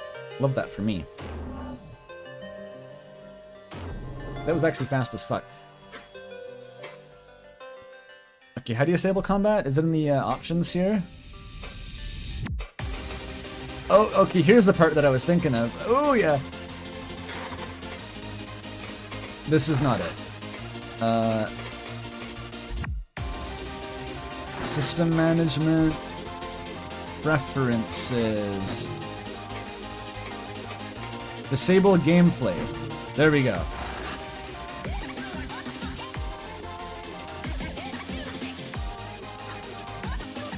Bypass. It is clear. Vaporized with her mind. Okay.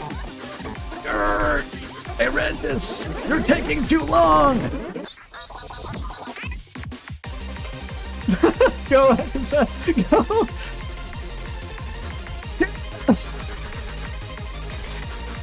This is how the game is meant to be played. Fuck dialogue, I can't read. I'm a Deltarune fan.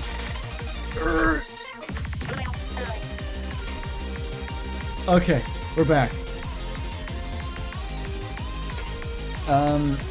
Does it affect anything if I just don't do the calls I've already seen? Surely that's fine.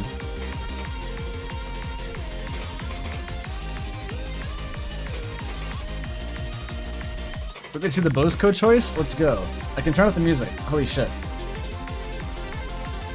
I kind of don't want to. That's like one of my favorite songs from the fucking Hilly Labs catalog. Probably a top 5 song.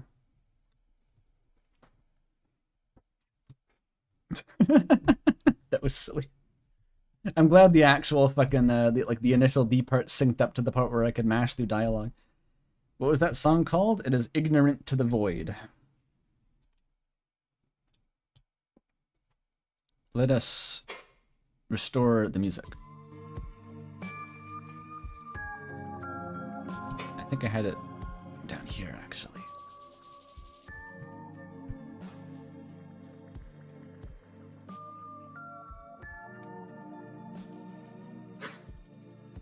The Gordon call matters. Okay, I'll redo the Gordon call. Bosco, we need to know if you're still in the spire. Okay. Connection established. Bosco. An immense weight of dread floods through the connection. Not from me calling, but persistently, like from a responsibility. Bosco, what has he seen? Bakazet, where are you? Are you hurt? Bosco, I have Dakvu, Tozek, and some others from our flora. We are in the golem maintenance, heading down the steps, heading down to stop the ground spine. What about you? Are you okay? Have you seen Kavik? Yes. Kavik's with me. There are some others, but... There were some others. No concept needs to be formed. We are heading down for the exact same reason. The archival tunnels are still mostly intact. We occasionally need to detonate some to open blocked paths. But they serve well enough in our descent. What? What about the golems? It is only with the help of the Time Stopper we have been able to... They are not a problem. Something about him is different. He is even shorter in tone. I cannot measure what trauma he carries, but it is beyond that. He has altered himself somehow. We're nearly to the golem maintenance ourselves. I will let Kavik know you called. She'll be relieved to know you're alright. As am I.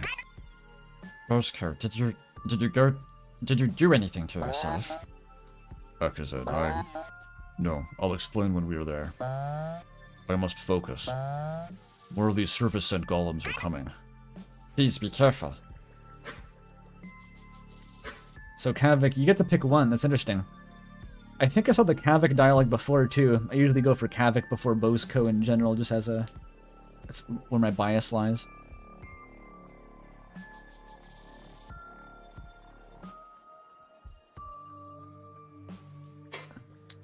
Stay safe, my friends.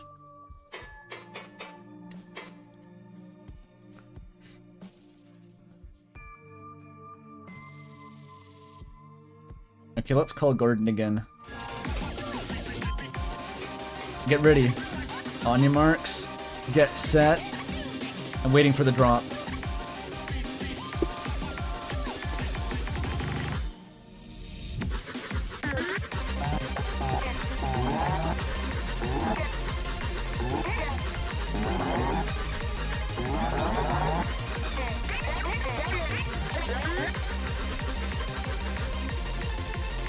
Wait, did I actually... Hang on. Shut up, shut up, shut up, shut up. I forget if I completed this. I don't want to pass anything I haven't seen yet.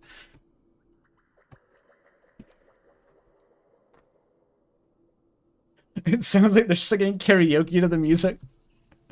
I don't know how the fuck you sing to that, but I don't know. Maybe Scatman John could do it.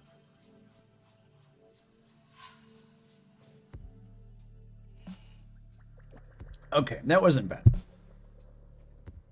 It's nothing's ever going to be as bad as the Little Goody Two Shoes backtracking incident. 2 hours, I believe. 2 hours of repeat content on that stream.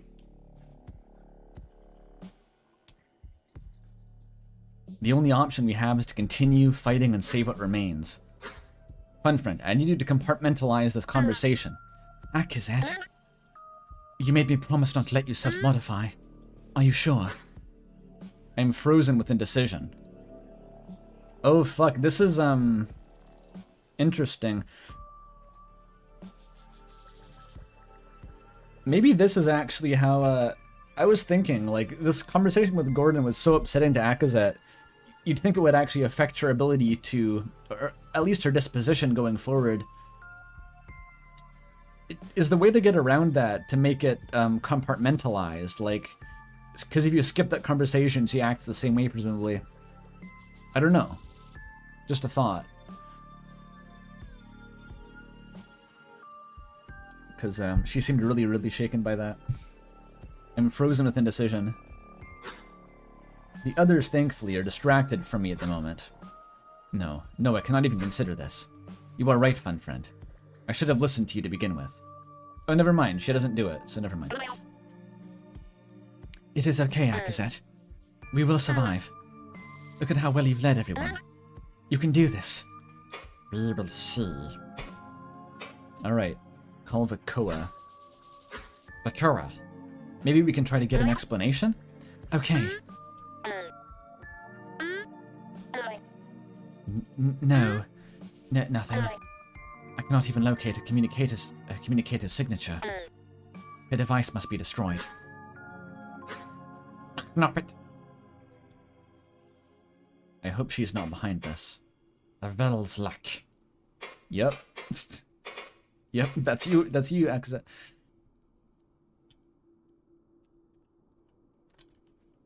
The squad.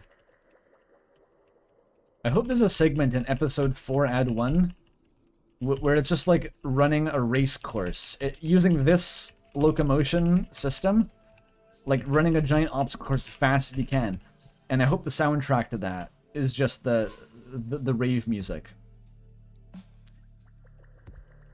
I need an outlet for that kind of energy. Oh, turn gameplay back on. Good idea. Hang on. Very good idea, actually. Gameplay enabled. We need Akazet cart, yeah. But not in a cart. She's just running around really fast, like the one Sonic racing game. Like this. And you can't hold down the button, you have to keep mashing it and give yourself carpal tunnel. Damn, her head's right inside the weird sludge. That's gross. Okay. Was there anything interesting in this room? Perhaps not? Oh, that's the golem, I think.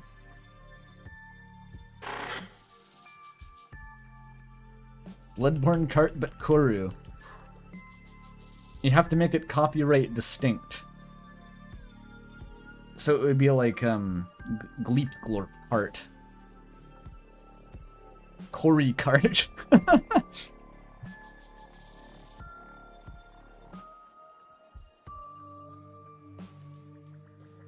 Gordon running from the government? Dude, it's not just Gordon. It's gonna be Gordon and Moth and Loper and anyone who survives the fucking collapse. Catafalque cart? We talking catafalques? I only know that word because of Corru. A ruined Glazika. Oh no, the Glazika! What happened to it? Unfortunate Glazika, lately crushed by accident. Unless a golem did it?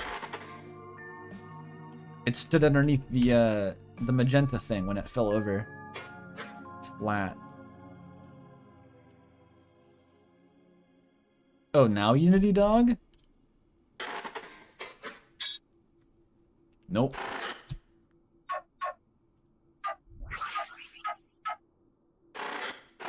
Don't work.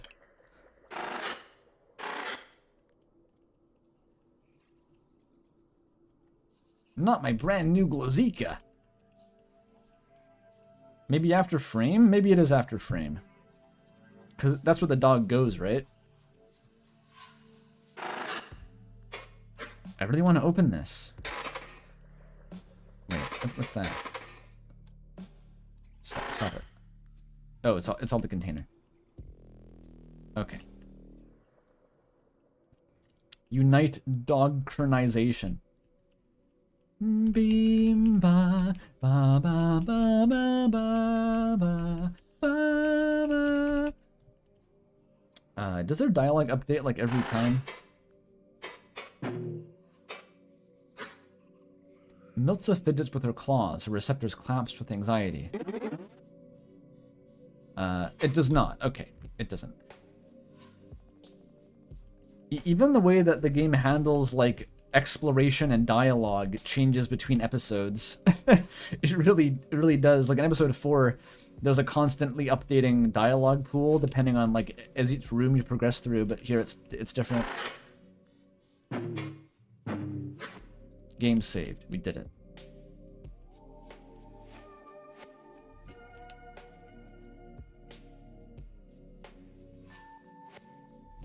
It also has a marker, yeah.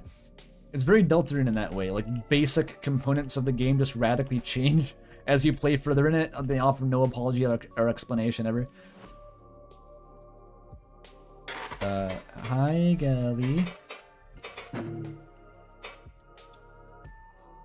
I approach Gelly again. Hello, Akazet. What do you need? Manufacturing? What can you tell me about the manufacturing tender? Well, in this, it is in the name, yeah? It has in the name, yeah? Hee hee hee hee. How do I laugh as Gelly? I don't know. I'm not sure about that. I don't know. Hee.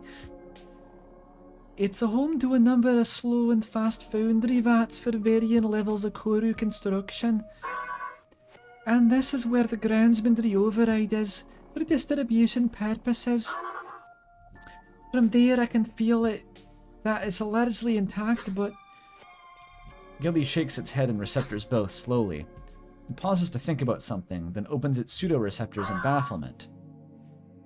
The distribution network is behaving erratically.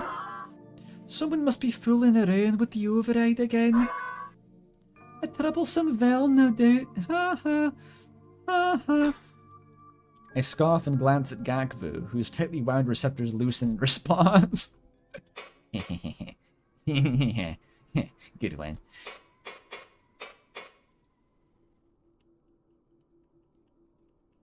So wiggles eyebrows at Gagbu. That was a good one, eh? She was like, yeah, it's a pretty good one.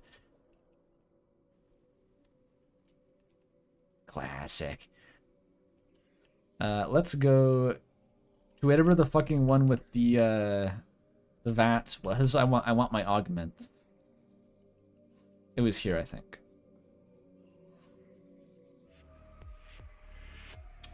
Bogey. Our only option, fight. 9 hours of corru? Yep. I think I can go a little bit more, a tiny bit more. Not too much more, but still more. Where's the music? It's here. It's here.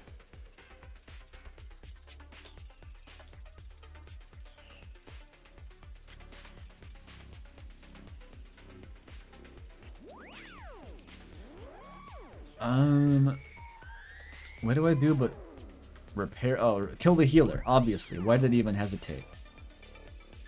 Stab it in the kidney immediately. Puncture its vital organs, like Gordon. I want to puncture your vital organs. Stop playing with me.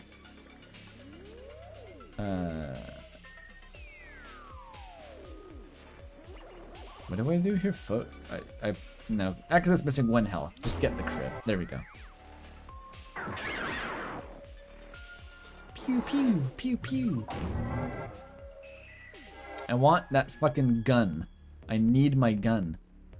She can't focus. That's okay. All you have to do is stab. Or don't even stab. Overwhelm. There we go.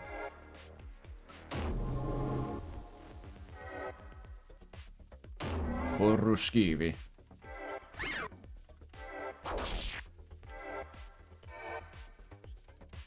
The music could be a bit louder in combat, but as soon as it's a dialogue scene, I want to turn it down again. There we go.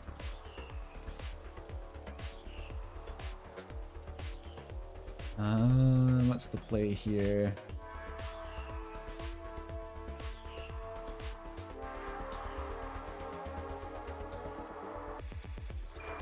This could just kill it. Yeah, there we go.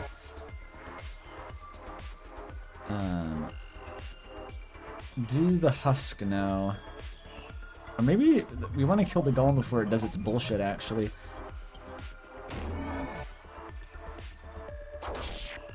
Okay, it's not doing any bullshit, it's just letting us kill it. That's good.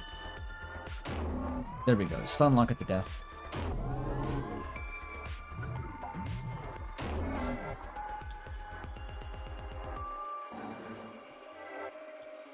It's too powerful. The build is too powerful. This infinite evasion, regen. Attacking just keeps us alive forever. It's like the vampire knives in Terraria. Why did they do that? That was weird.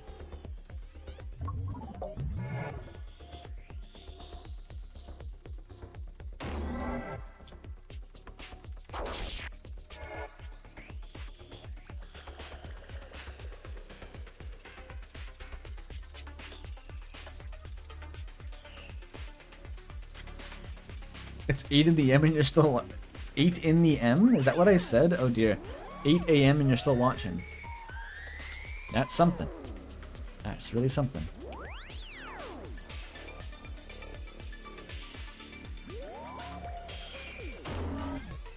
Bonk.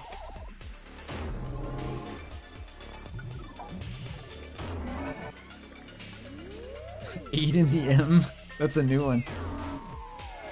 A giggle of jealousy passed over my eyes. I'm just saying shit now. With the area secured, the others file in to assess the situation. I noticed Tozik considering the side rooms. 2 are labeled as vat rooms, lesser and greater. Greater foundry vats will take too long for our needs, but if the lesser foundry vats are still functional, we can use them to our advantage. Herrick skitters ahead, prodding at the damaged door opposite the entrance. It looks unhealthy, the different parts fused together. Herrick waves a leg to get rid of some sludge. Then they climb up atop the nearby desk. Ah, so I thought. Itzel soon follows. Agazet, the door to the override's partially sludged. Do you have any explosives? Actually, no. What? Will that not just cause a greater collapse? We're gonna see that scene tonight? I hope so. I think that would be a good point to end on, actually. Not like you think, my friend. I've done a great deal of structural management in my death. With thanks to the intelligent structure in these tendrils, a directed explosion, especially with Kavrukas, will allow us a degree of safety. If this were a research segment, this would be an issue, but here it's fine. Any alternative, Gakfu? I can't help with this one. My tricks only work on living corru. Ah. How many Kavrukas would do it? To clear this door and open a hole, 3 should be safe. I scan over the things I carry, then eyeing the others connected with me. And not a single Kavruka is held between us. I know. Why? I had like 8 of these by now. In my first playthrough. We have no Kavrukas. You think we could find some? Well, this is the place for it. Yeah, we have frequent production in this area. They were a frequent production here. They're very useful to have on construction gardens. Suddenly, one of the side doors unlocks with a strange little musical chime. A familiar voice quickly follows. The chime was ba-da-ba-ba. Look who it is. Hello. I've detected all unauthorized entities in both manufacturing and sphere supply. I've been removed from the premises. How did you manage that? I hope they did not argue with you too much. Anyway, I'm opening the connective tunnel between the areas now.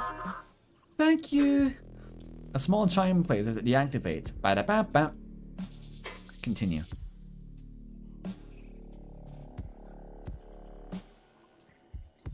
What, wrong trauma scene? I don't even know what you're talking about.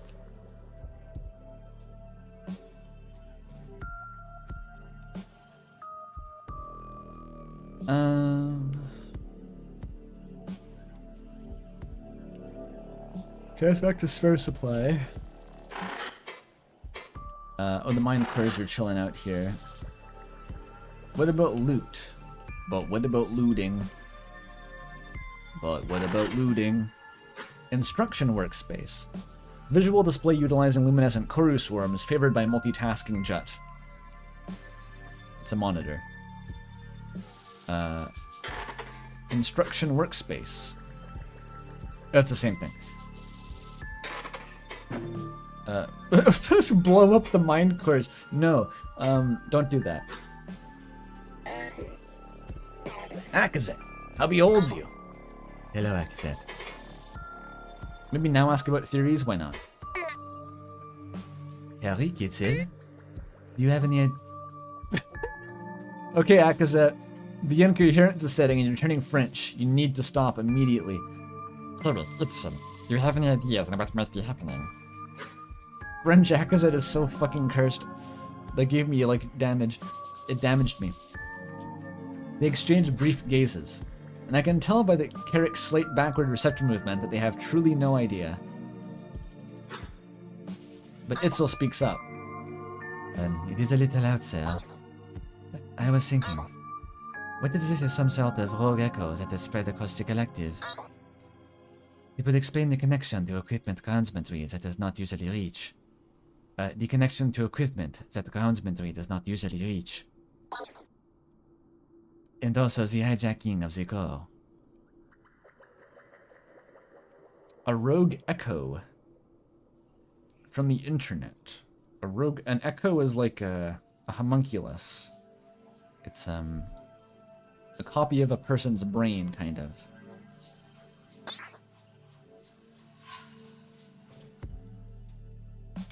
French Akazet says regular Akazet with a giant curly mustache. She already looks like she has one. Look at her collar. Still, there is no precedent for any sort of echo malfunction in this scale, so... Yeah, that makes sense. If an attack on all of us were to be conducted, it would definitely be through the collective. Everything roots through it. It's the single greatest point of failure. Well, there are greater ones, but it is a big one. It is like I said so. It would only partially explain what is happening. For example, why did the second iteration of the signal affect you more strongly than us? More corru for it to contact. Anyway, that is the best I have for now. I'm sure the grounds inventory would give us some real answers. Agreed.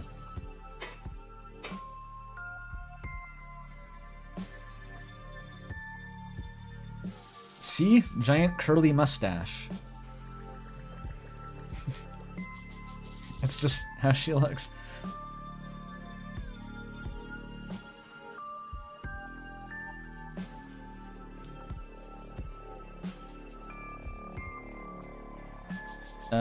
We need looting. We need more looting. Greater vats. Lesser vats. He calleth me his lesser dad.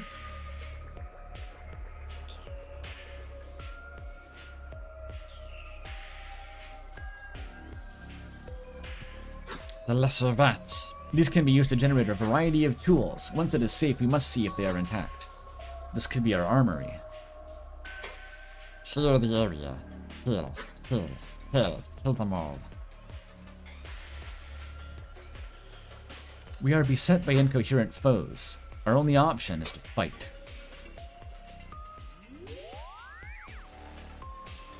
A constructor? That sounds like it could be a healer. Kill that shit.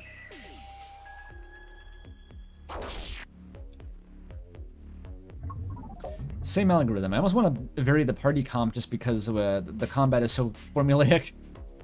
This works too well. Oh my god, never mind. We're catching strays immediately.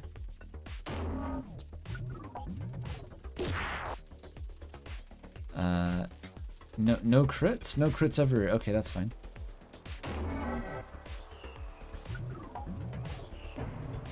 There's not much party to comp with. I mean, I could sub Gakvu in or something.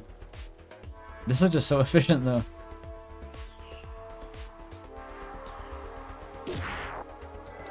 No crit again.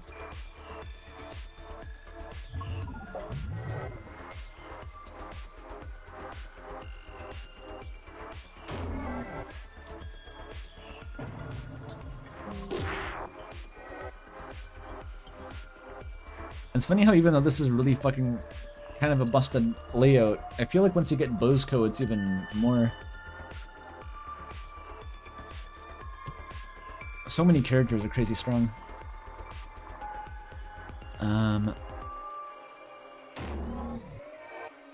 Deploy Stunlock.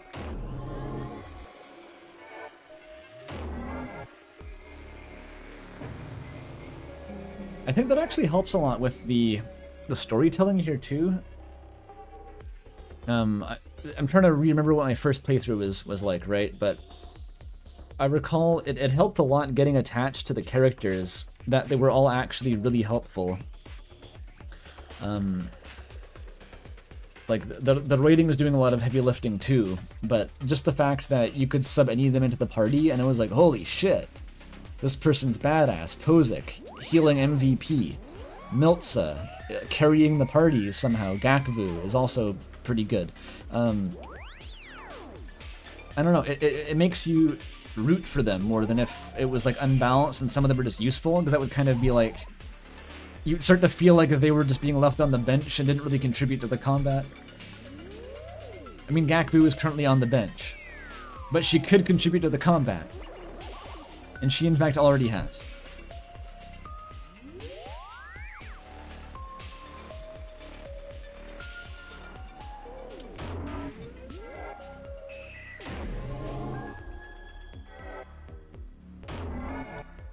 There we go. And this laughing, joking numbnut here. Ow.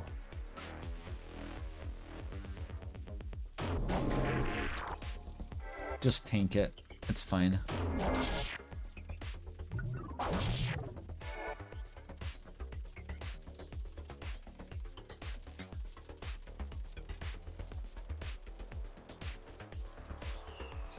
But your favorite character is the worst one? I don't know if Gakvu is even the worst. Gakvu's, people say that she's excellent if you use the destabilize, but I just don't really like fucking with that. But either way, you're forced to use Gakvu through the entire episode 2 clap segment, so it's not like you there's no shortage of Gakvu.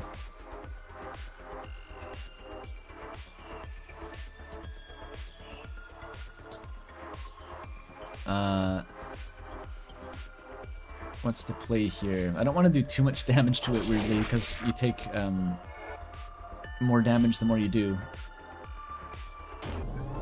Oh, well that works.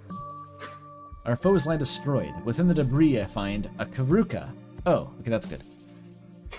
Just one?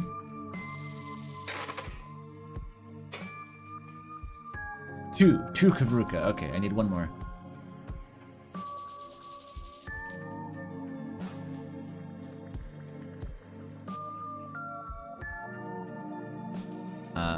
I must say, I really like how none of the party members are obviously weak or obsolete, because it encourages you to use them all, and then you feel more attached to them because you've done actual combat with them in the party.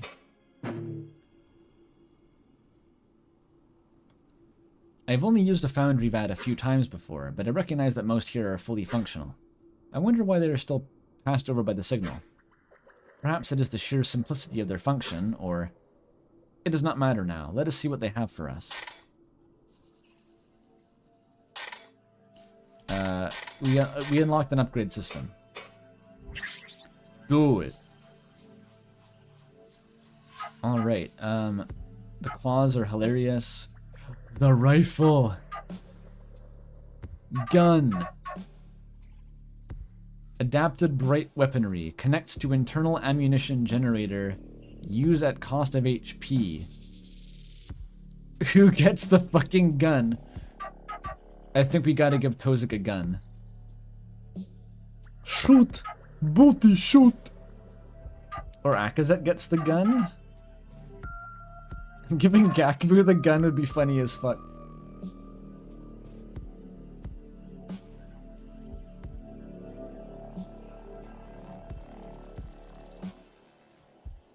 Give Tozik a gun. Akazet has the most HP to use the gun, though.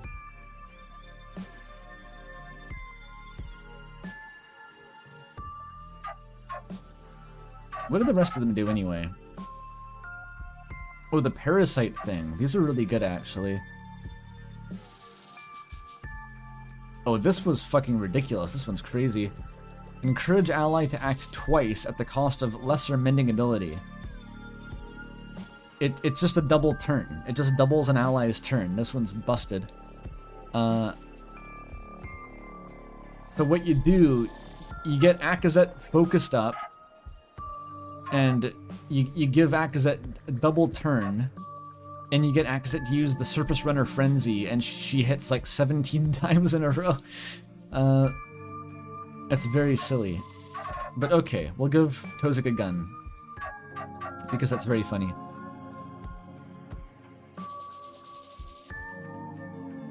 This fucking ability destabilizes the entire party. Just everything destabilized. I don't have this one yet. Tozik gun. Tozik gun. Alright. Tozik now has a gun. Alright, I have a gun now. The drone is apparently very good. I didn't find it that good, actually. In my first playthrough, I didn't really notice it doing much.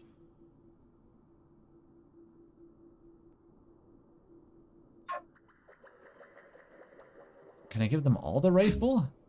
You can give them all guns. Okay, hang on.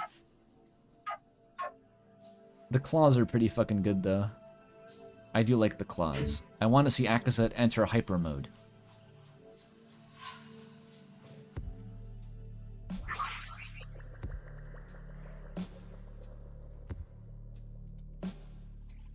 What does the gun even do? I actually have no idea.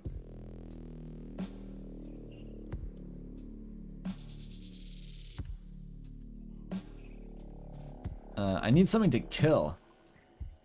Immediately. I need to test my gun. There's nothing to kill in here. Bummer. The sphere supply. There's a dog. We don't kill that.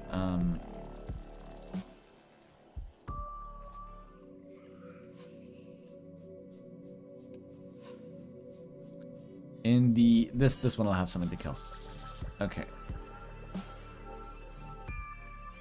What the fuck is going on in this room?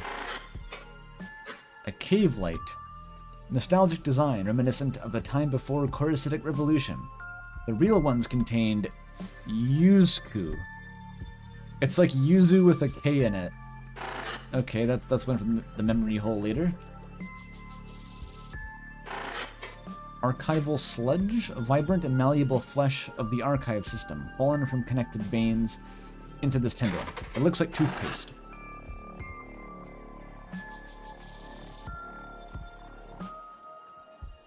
Where are the fucking bogeys? I need to kill. I need to kill. I need to kill. A dull structure. Projection of an organ residing within the dull plane. Connected to what? Nearby terminals broken. Cannot investigate.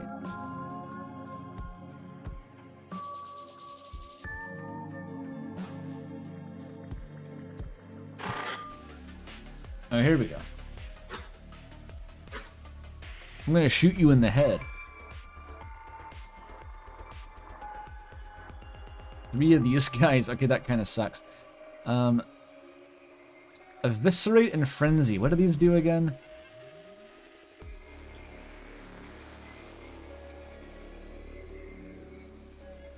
Bold the assault target. Oh, is there a term for this in general? It reprocs the status effect, basically. Like, the more stacks of puncture, the more damage it does.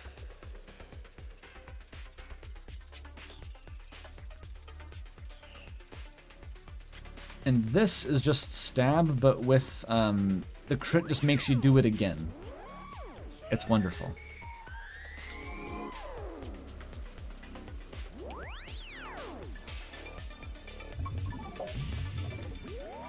Full auto. What the fuck does this do? Utilize symbiotic rifle. Rapid and accurate attacks. Consumes HP for munitions. Hit random foes 6 times, minus 1 HP.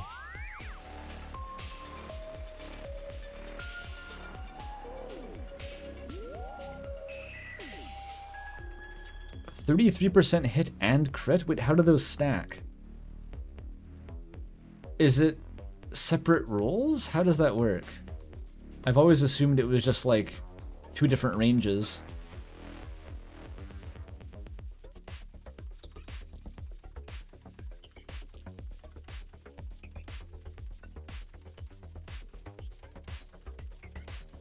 So it really only works when you're focused, I think.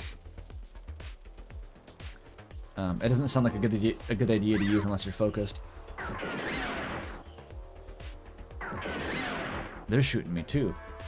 Alright, Akazet, just see what happens. That's it? Focused, vulnerable, no crit? Fuck. Come on. Okay, Toza can do better. Oh my god, okay. Okay, that's pretty good. AoE vulnerable? That'll do. Try again. Okay, Akazet has forgotten how to crit.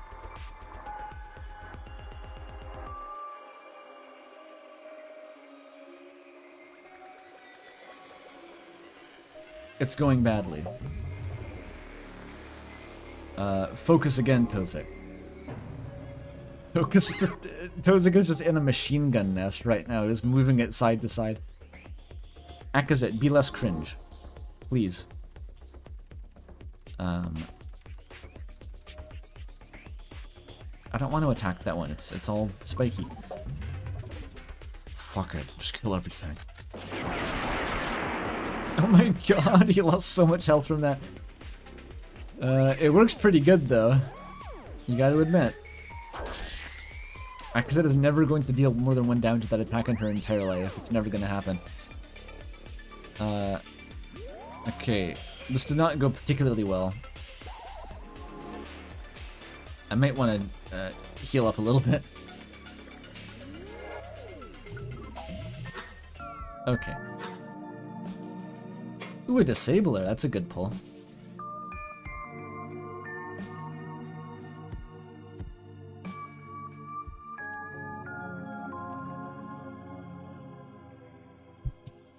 AoE vulnerable is a status effect you use around a warm fire on a cold night with your friends.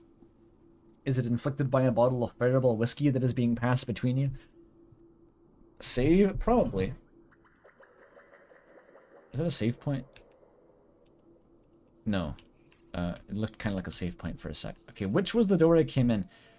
Here's a skill testing question. One of these doors goes back to the save point, and one of them is probably into a boss fight. Which one did I come in? Minor operations. Okay, no, it's back here. The signs. They help me. Wait, what? You step into the main hall once again. The ground trembles. A rumble from above. Wait, what is this? Is it another vein collapse? We back up, all ready to escape into the room behind us. No, it was too quick, too quiet, like the detonation of a kavruka. Another, the ceiling gives way, letting forth the blood of the spire. At first it is one hole, then it keeps going as part of an archival vein is collapsed to the ceiling. An archival golem lands in the sludge, still alive but crushed by debris before it can engage us. Oh, I know what this is. What triggered this? That's weird. Then it is quiet, the operations hall lit by the dazzling archival lights. This was another directed destruction. Who? We're good. It's the boy. Hey, we're good. Havoc. He drops down from above, landing atop the sludgy debris with a splat. Havoc, you are alive. At the first sound, he turns to us with aggression, but it fades instantly. What is that he nearly threw at us, at such a thin shell? Oh, he's carrying a number of improvised explosives. What is that? Is everyone all right? When we couldn't find you above, we thought the worst. Did Bozco not pass on the phone call? I called Bozco, dude. Damn it. I almost run to embrace him, for perhaps the first time in our deaths. Damn. Live a little, Akazet, come on. You've been immortal cyborgs for like 100 years? You never hugged Kavik even once? Not even for fun? Just hug him sometime. With bright lights from above forcing our eyes to adjust. It is too late for me to notice what has risen in the darkness behind him. That same archival golem, its hardy fists glimmering as they reach out. Kavik, behind.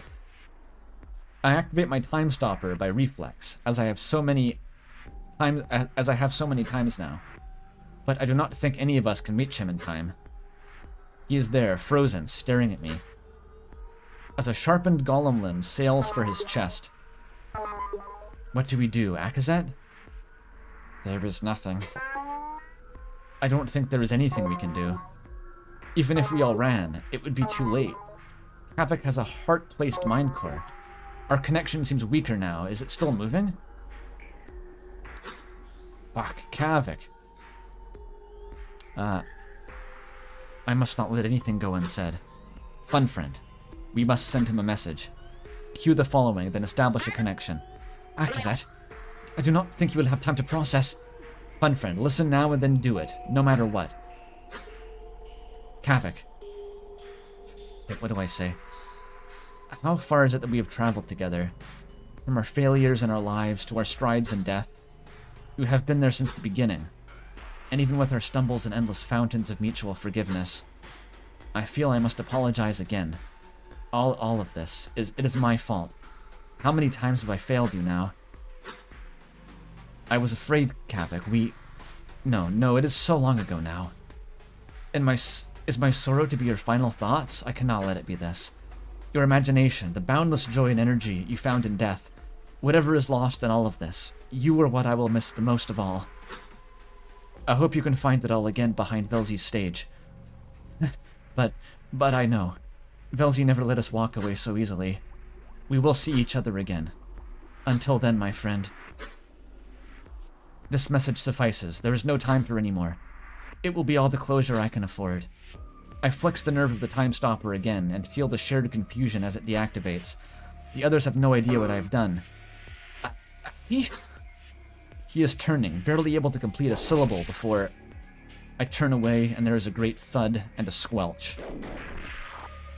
Followed by a few other splatters. My receptors are twisted into one another. The sharpest sorrow I have ever known piercing my heart. And it will not be long before I have vengeance. Akaze, you... I told you not to go ahead of me.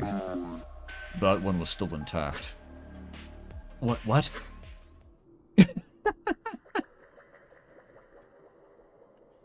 This moment's so fucking good, dude. I was trying to play it as straight as possible. I was trying to play it straight. I was so bought into the fact that he was dead. I did not doubt for a second that he was dead. I never saw it coming that it was a fake out. It felt like anyone could die. Like, the stakes were high enough that I was like, oh, okay, Kavek's just fucking dead. Because we hadn't seen that much of him on screen. And I was like, maybe Kavek just exists to be like this gut punch character. And I was like, damn, fuck, damn it. It's fine.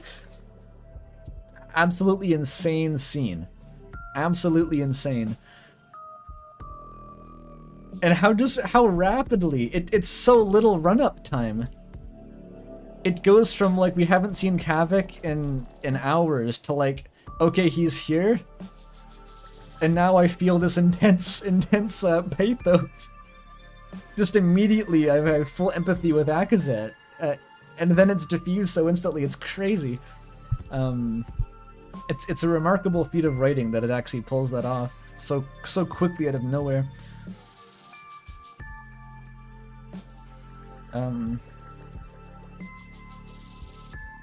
the awkwardness to it is left in this limbo now, where Kavek and Akaze just have to stare at each other and be like, It's so good. Because they're the only ones who shared that exchange.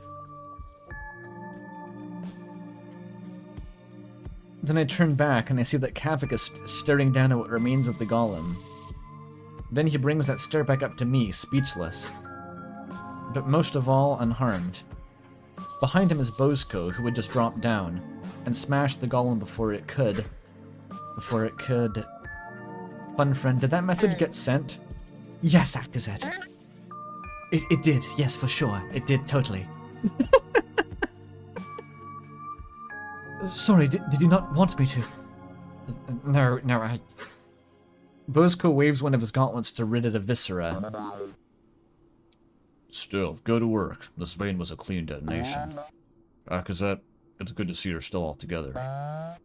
What's the situation? I am unable to respond, locked in shock with Kavek. They just went through all the stages of grief together. There's all of them mutually. They're completely stun-locked. What the fuck even is going through Kavek's head right now?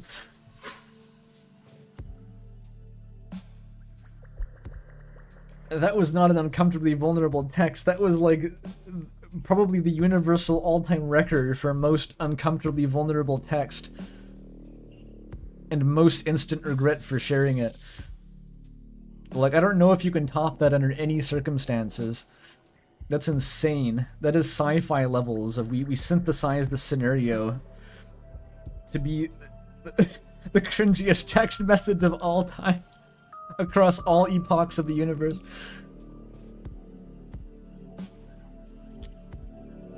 But it's also incredibly, incredibly adorable. It really is unreasonably endearing. Okay, I'll shut up. I'll have to continue reading this. The tangle of my receptors become undone, slowly. He's not saying anything. There are no tears within us to be shed in our deathly forms. After the prolonged silence, Bosco glances between me and Kavik and then the others. My eyes break from Kavik, allowing my mind to breathe again. I must say something. The Time Stopper has been helping us survive.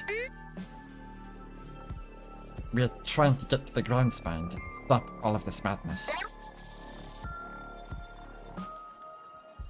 I don't know, I kind of feel it though. Occasionally you get into a very specific mindset that summons up this incredibly vulnerable interaction. And then it's like, you're just kind of left with it forever. Like, in context, it made sense.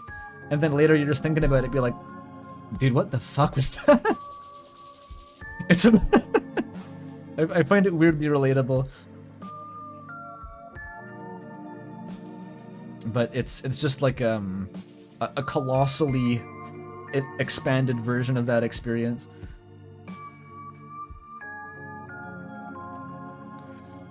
But we need weapons and the body for the 2 mind cores we have saved.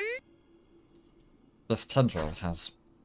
The weight of what I have just transferred strikes me once more on how the aftershocks. I truly thought he was gone. Do I simply carry on? Yes, I will simply talk to him later, that is all. Already the sorrow is fading regardless. This is one of your cruelest jokes, Velzy. Velzy is losing their shit right now. They can hear Velzy laughing on Obeski right now.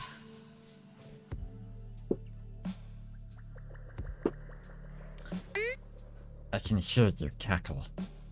It has a number of archival cores and connections we can use to find schematics. Akazet is zombie walking through this conversation. She is barely afloat. She's feeling every emotion right now. It's like she ate the Wario MDMA pill. After that, we intend to destroy a large golem in the way of the Impressor. And we can use that to set you and Kavik up with Time Stopper connectors. I find my heart again. Did someone get my Wario MDMA pill reference? I hope. And then we will be unstoppable. You feel that too. I love how much you feel that. Like with 5 Obesk or 6 Obesk in your party. It's like, yeah, what the fuck could anyone do against you? Alright. I expect the subtle twist of his receptors whenever he is about to say something clever. He always knows what to say. Like Kaski, he is practically a Vel at heart. But there is none of that here. A terrible darkness looms over him. We're here to help. Yeah, we'll get through this. Additional party members, Kavik and Bosco, now available. No one could defeat them, ha ha ha. I mean, kinda true.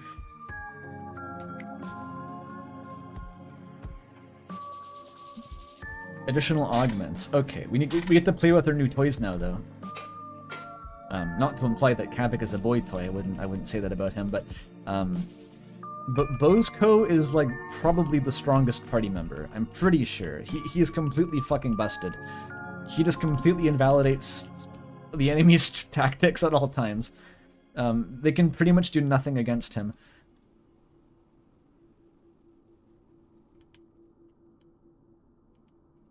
Anyway, let's sub in the dynamic duo for a sec.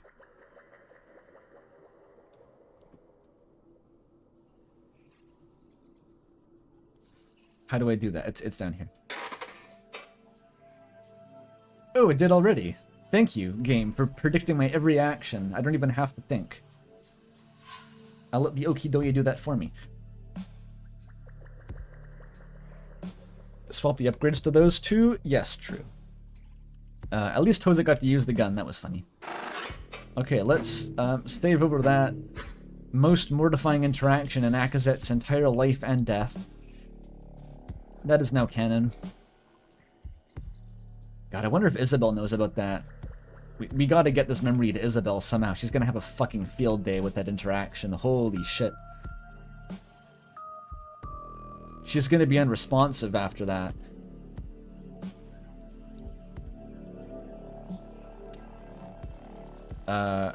Wait, why are my party members Miltza and Tozik still? Wait a minute. I think I misread the menu. Oh, I I didn't scroll up. I mistook Gakvu for Akazet for a second there. My bad, my bad.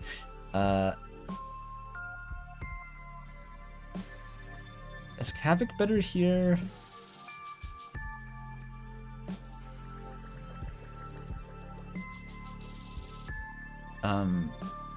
Yeah, basically you give Bothsko the augment to guard the whole team at once, and you just win. There's no counter to that.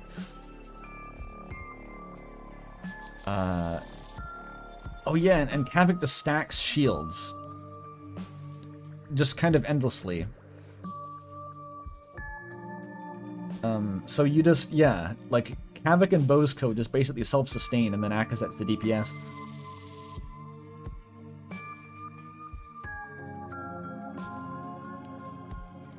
Alright. Oh fuck, well, that's not the way back. We'll be fine. Missing resources causing low cohesion. That is the hypercrystal from Nuclear Throne. Within the final chamber are countless bright relics. Dan-lan-dan-dan. Dan-lan-dan-dan. Bam-bam.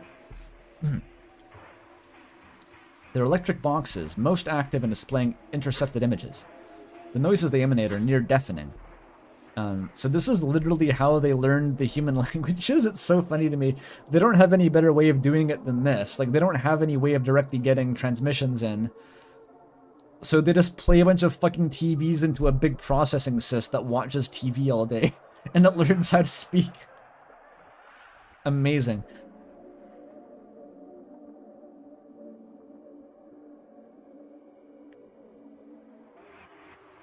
The binge watcher 9000. This guy watches the backlog of an entire like old YouTube channel every day. It's like Vsauce, done. H3H3, done. All the classics, just bish bash bosh. Every Yogscast video on all the Yogscast channels. That one took 3 days. It is also Ramiel from Evangelion, yes. But most pressing of all is the great processing core across from us. It is in its own echo of a mind, not yet perceiving us as it should. Its many floating secondary observational cores normally would be focused upon the boxes, I think, but now they simply spin and pulse nothing of any meaning. Every irate gamer episode. I can watch every irate gamer episode in one day. I made a good go at it. I watched the RTVS watch through slop stream. It was great.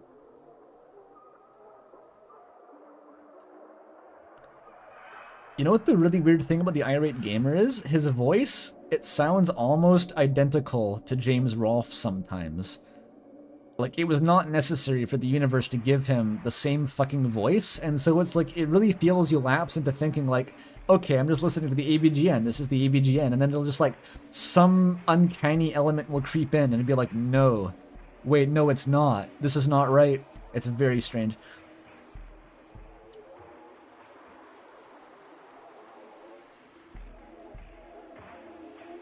It watched every episode of the AVGN at once with every instance of the word ass synced.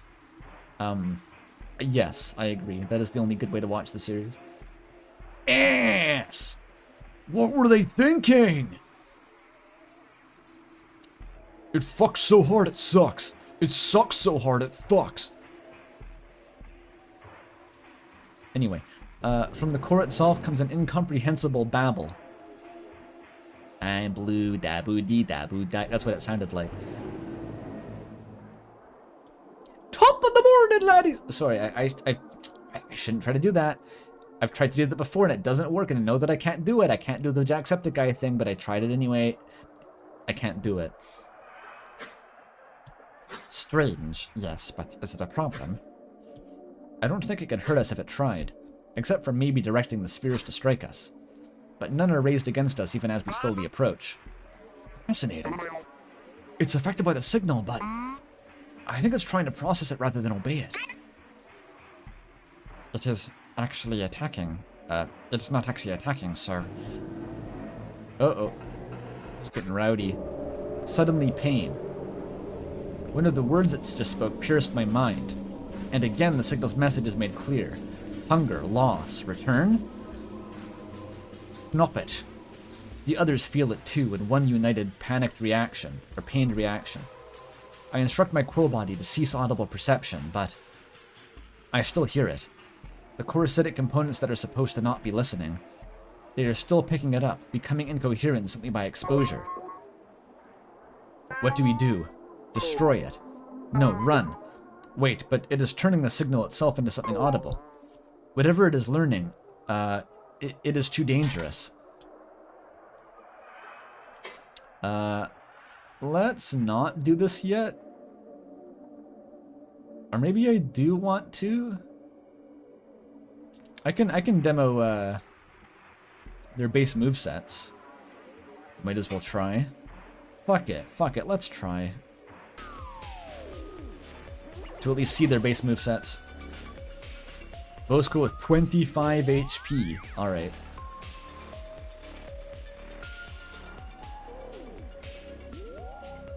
I'll be careful. That is a lot of HP. It's got constructors. I know the build didn't look so hot last time, but I have confidence in Bosco and Kavik.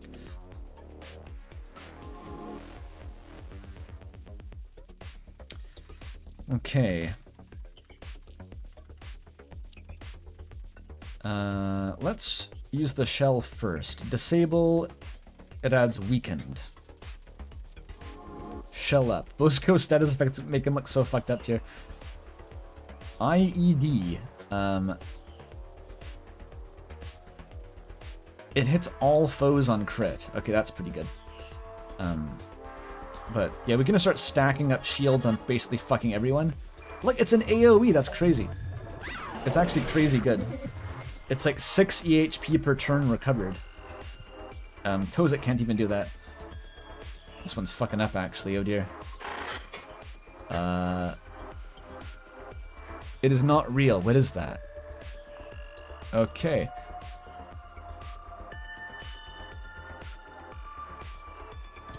Can we close this, please? There we go.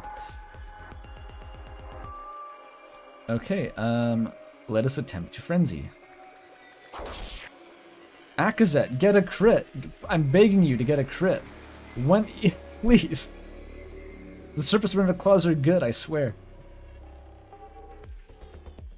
Alright, protect the bro. And Tozik can't focus because Akazet didn't get her crit.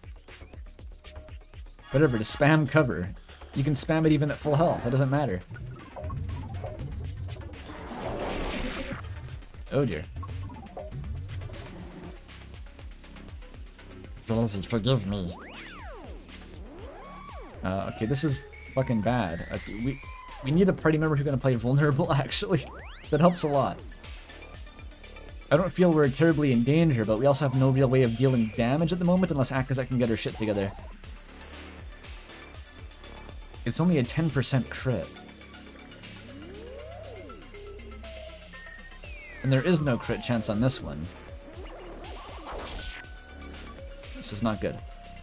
I should be stabbing this actually for the DOT.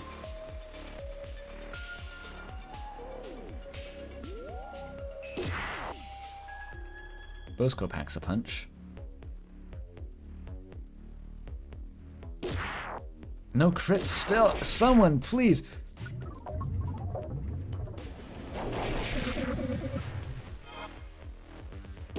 Oh, did I not? I didn't focus. I thought I focused last turn. Okay, that makes more sense. I don't know what these guys are doing.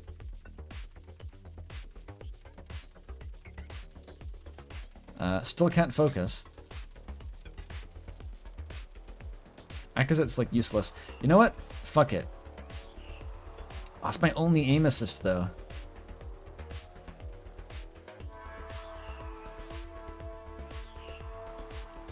Do I use it here? Honestly, yeah. I can farm vulnerable all I want with the other characters. Use the aim assist because we're getting kind of locked down here.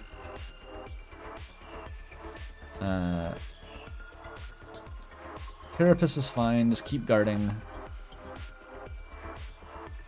Guard Akazet too, why not? Together. Stay behind. Wait, it takes it away from Kavik? Ah, shit. I didn't think that's how it worked. Wait, no, focus. Need to focus. Or actually, they're vulnerable. I don't need to focus. There we go.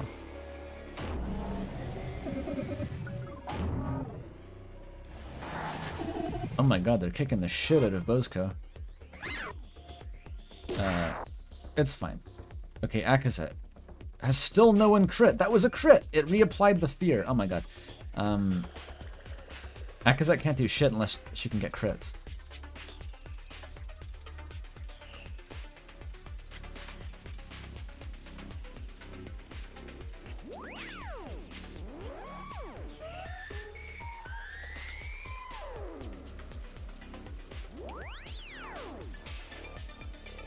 Maybe the vulnerable will carry though. Let's see.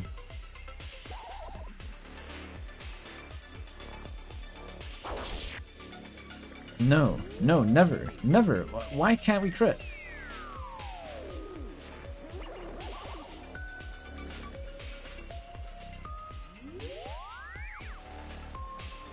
Okay, apply shell. They'll eventually kill themselves attacking Bozko if we do this for long enough.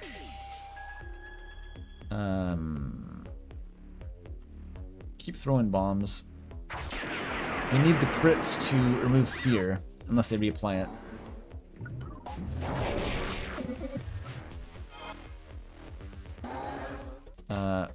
Okay, at least Akazet has not experienced fear. Focus. Okay, guard Kavik again. And Kavik can go back to healing for a minute. Actually, no, we only have one more turn of vulnerable. Might as well get our money's worth out of the IEDs. Okay, that got rid of the weird... these guys. Not so easy.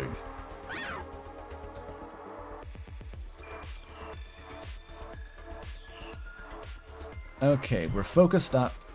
Please, friendly, do something useful here. Never. It will never do anything useful. What is wrong? Something's happening. I don't get it. This is the Sekri Akazet?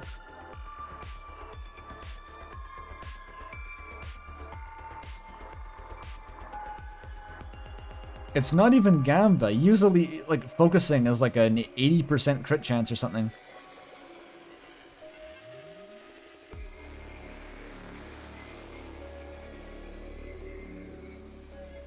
Okay.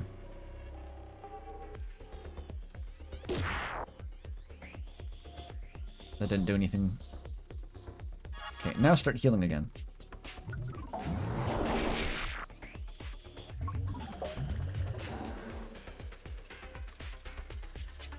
Alright, keep trying.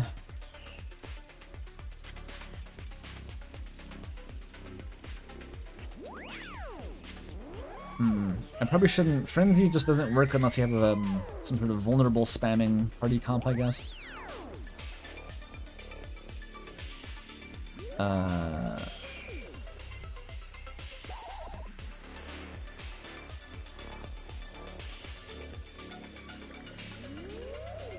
Let's cancel the vulnerable.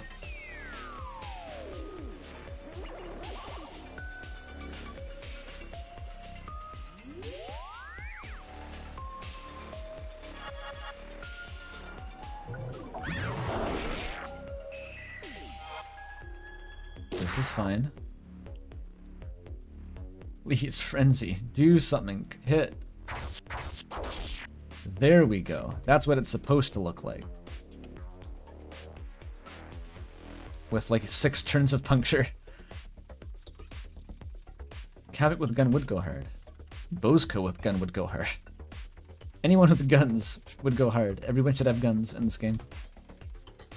Too bad that Corru went to sleep. I could have said, hey Corru, make everyone have guns. It would be cool. We have Bastard for that anyway.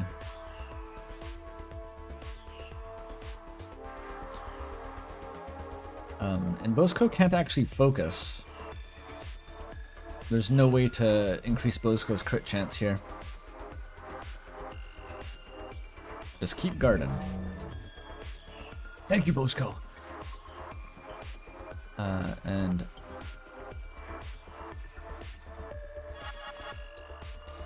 we stand no chance of dying. We just don't seem to do any damage.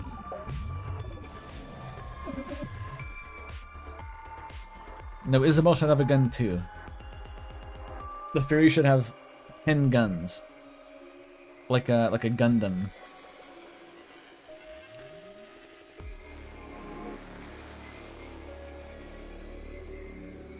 Is Bosco stunned? What happened? Alright, start dealing damage again, maybe. Hopefully.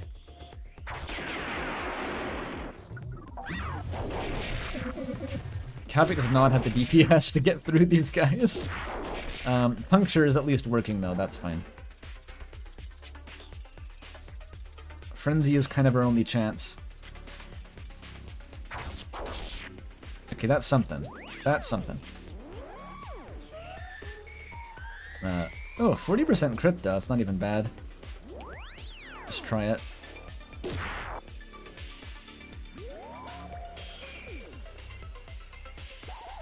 Kill whatever that is. It missed. Oops.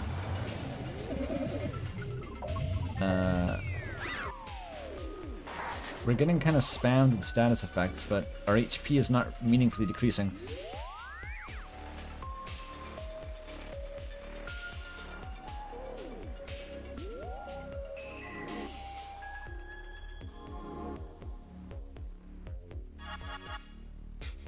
It's a standoff. Forever.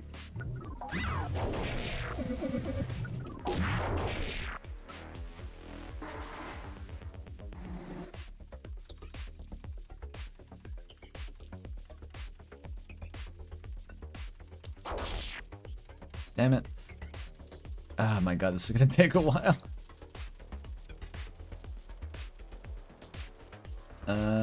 Fear, spikes, carapace, should probably guard.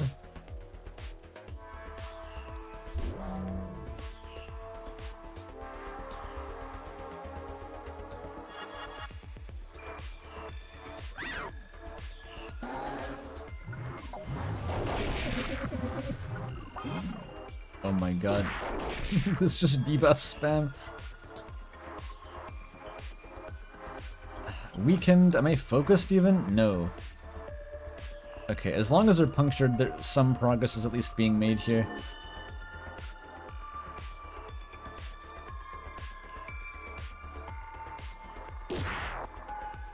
No crits are allowed anymore. They've stopped happening. They no longer occur. It's fine.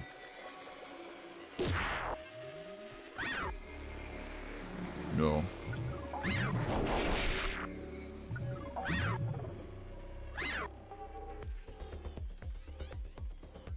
Okay. Come on. No. Fucking hell. Do something, I swear to god.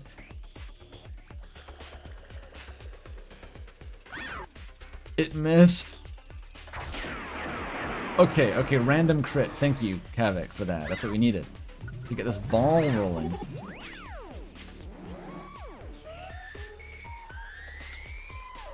Okay, focus up.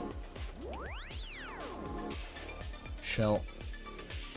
Just keep throwing bombs and shit. Actually, no, I can't focus. Yeah, keep throwing bombs and shit.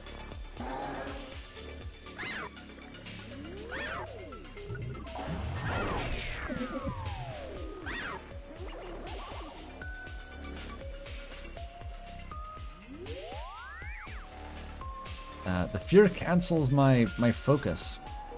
This we can't even get any momentum here. It doesn't even hit.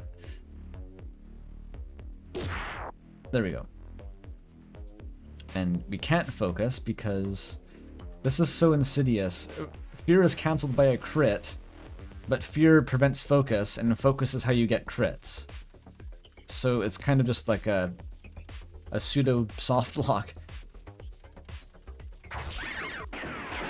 Okay, that was a crit. Never mind.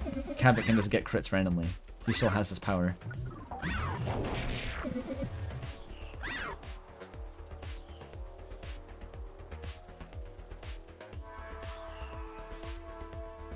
I don't think our HP has actually decreased on like 10 turns. Akazet was stunned somehow. Bozuko can't even hit.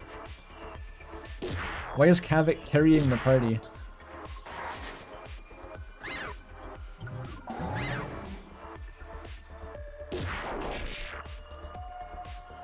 Okay, please.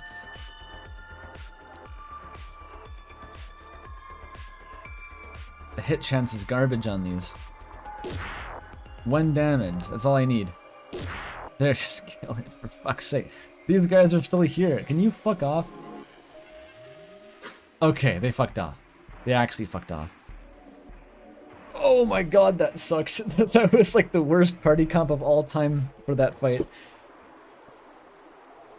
That was devastatingly bad. With Miltza, that would have been so much better. We could have just relied on Vulnerable to get crits.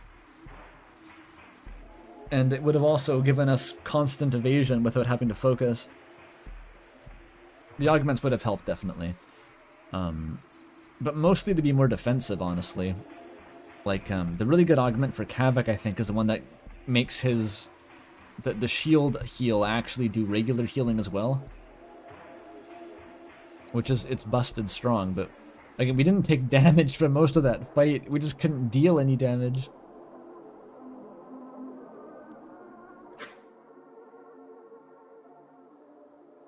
With its outer shell damaged enough, a well-placed strike is all it takes to destroy its echo.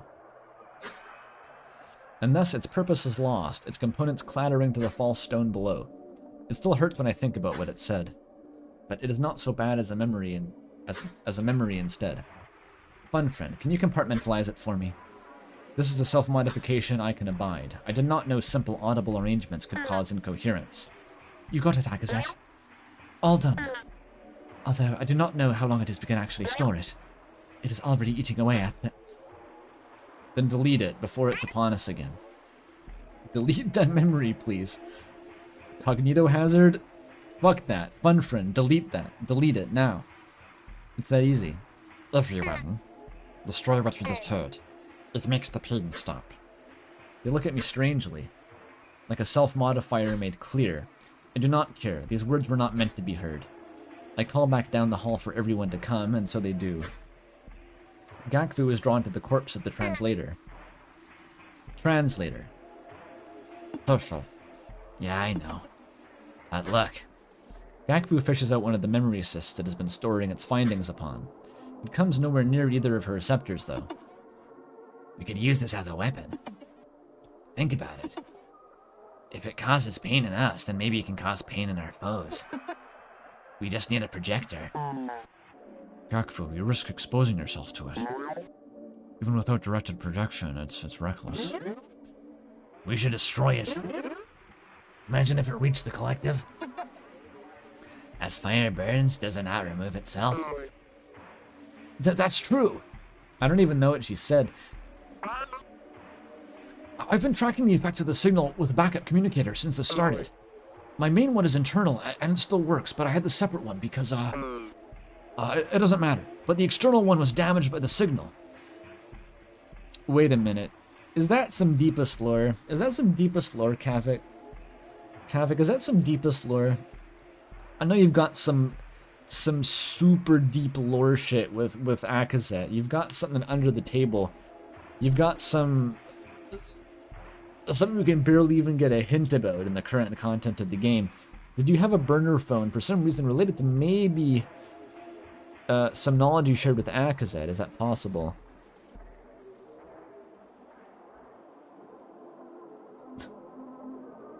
Kavik has a burner phone to date me? Says who? Bozko?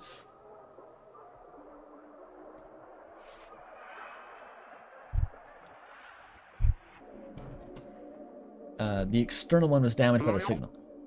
It no longer functioned, but I held it anyway to see if I could repair it later. Eventually, it started to emanate the oddest noises, something like the signal itself. And when that second wave came, it stopped. It started to melt completely. What this means exactly, I'm not sure.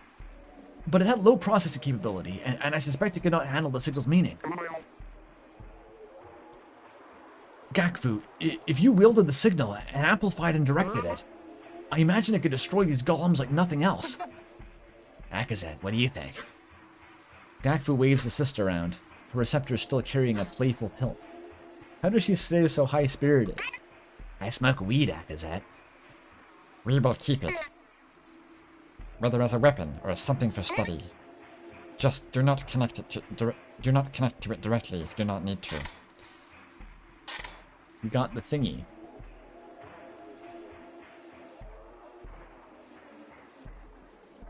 Additional augment point received. Idril's speech bubble there. Idril doesn't need weed. She just brings herself to the edge of death.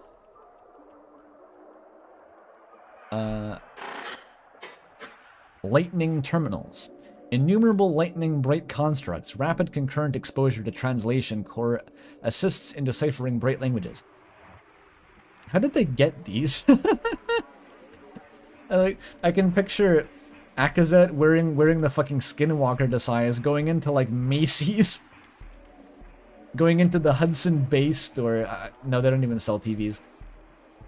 Going into Best Buy and just ordering 200 TVs. It must be it must have been multiple runs. They just sent like 100 different agents at separate times to buy one TV each and just carried them back. How did they get money?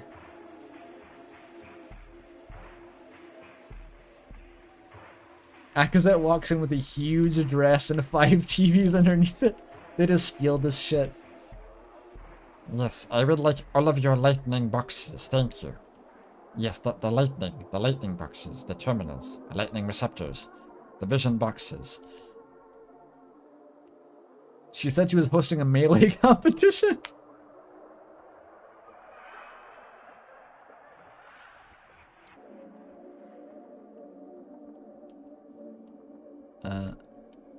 They're quite fun. Hey guys, by the way. I think I'm too tired to do the next dramatic scene right now. We'll save that for next time. I might read a little bit more dialogue first, though, with the new crew. That is a light. This is the door. My god, this place is nuts looking. What the fuck is that? A shelf? A similar design to archival shelves sustains a large collection of echoes. I imagine most are tier. Oh, I missed the lore in this room. Guys, you're kind of blocking the way, Bosco. Your shoulder is so fucking broad, I cannot see the room.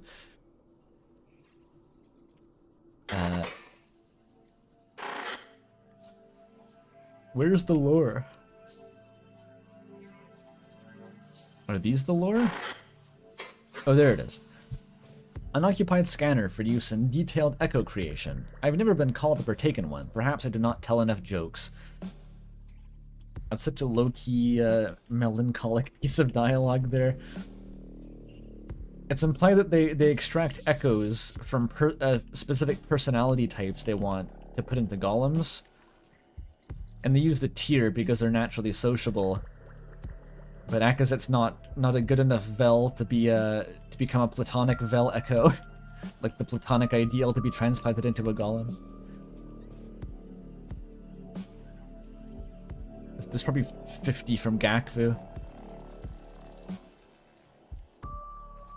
Very tetrahedral looking, yeah, Bosco.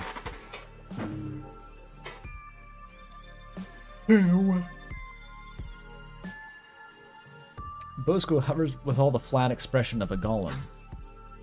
Something is so wrong. He is not himself. I've never seen self-alteration myself before, but this feels like it. He notices my staring and stares back.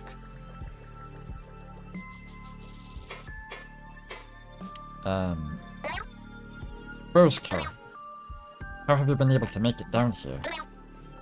Even with the time stopper, we have struggled against these foes. I see some sparse expression in his receptors. A backward pull, maybe some twist. He does not want to talk about it. But I have to talk to him about something. He is not well. And it is like the tears say, reality withdrawal is the only sure path to final death. Well, it was. Oh, he lifts his floating arms. The twist in his receptors grows more severe as he eyes a gauntlet. A jet friend for materials modified the dull nodes to have greater range. To help me collect ocean specimens on our trips more effectively. But now, I use the modification to fight from afar. It is that simple. No. There is something else. He fights like a golem with such practice. I saw it when he saved Kavik, the speed with which he helped. It was beyond natural. But... And I have seen all this before. When I was larval, my home suffered a secretary infestation. I was one of the defenders, and so many of my friends, my family, were lost. Killed, then brought to terrible life again. Only for me and the few defenders who remained to... He clutches his face, growing silent. Bosker, you do not have to. I died there, and I suppressed the memory. I always knew it was there, but now I have to use it again. I've never fought like it before, and never did again. But it is now all that has kept Kavik and I intact. Opposite. It is like it has been overlapping. These caves, these people, it feels like I am larval. Fighting for my life against everyone I once knew. I keep trying to rewrite it, or suppress it just enough. The twist in his receptors becomes undone, and in his voice is the sole strong expression I have heard from him within this gaze. It is anger, spite, maybe disgust. Elsie's fondness for repetition is truly nauseating. He said it with fucking passion. Yeah, so that's fucked up. So it's not self-modification in a traditional sense. He undid a self-modification that he made years ago.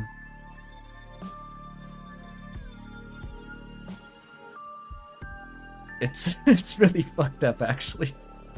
Bosco's not doing well here. He basically unsuppressed a whole shit ton of like the most traumatic memories in his life to be able to remember how to fight like this.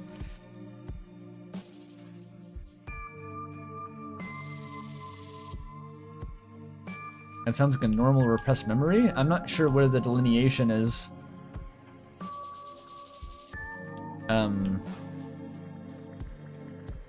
I don't know if it makes a difference even. But he's fighting through constant flashbacks now, forever. The archival hatch. Entry to a river of knowledge and materials blocked by archival vein collapse.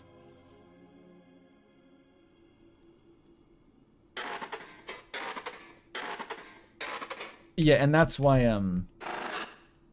there's that very brief interaction during the Suspicion arc. When Akazet brought up the Sekrisis to Bosco and he kind of didn't want to talk about it, I think that was why. He could feel it was a no-go zone in his brain.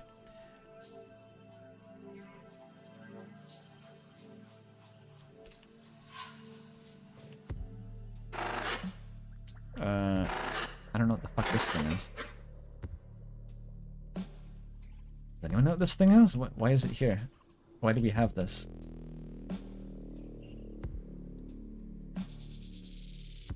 By the way, Kavik, about that thing. About that thing earlier.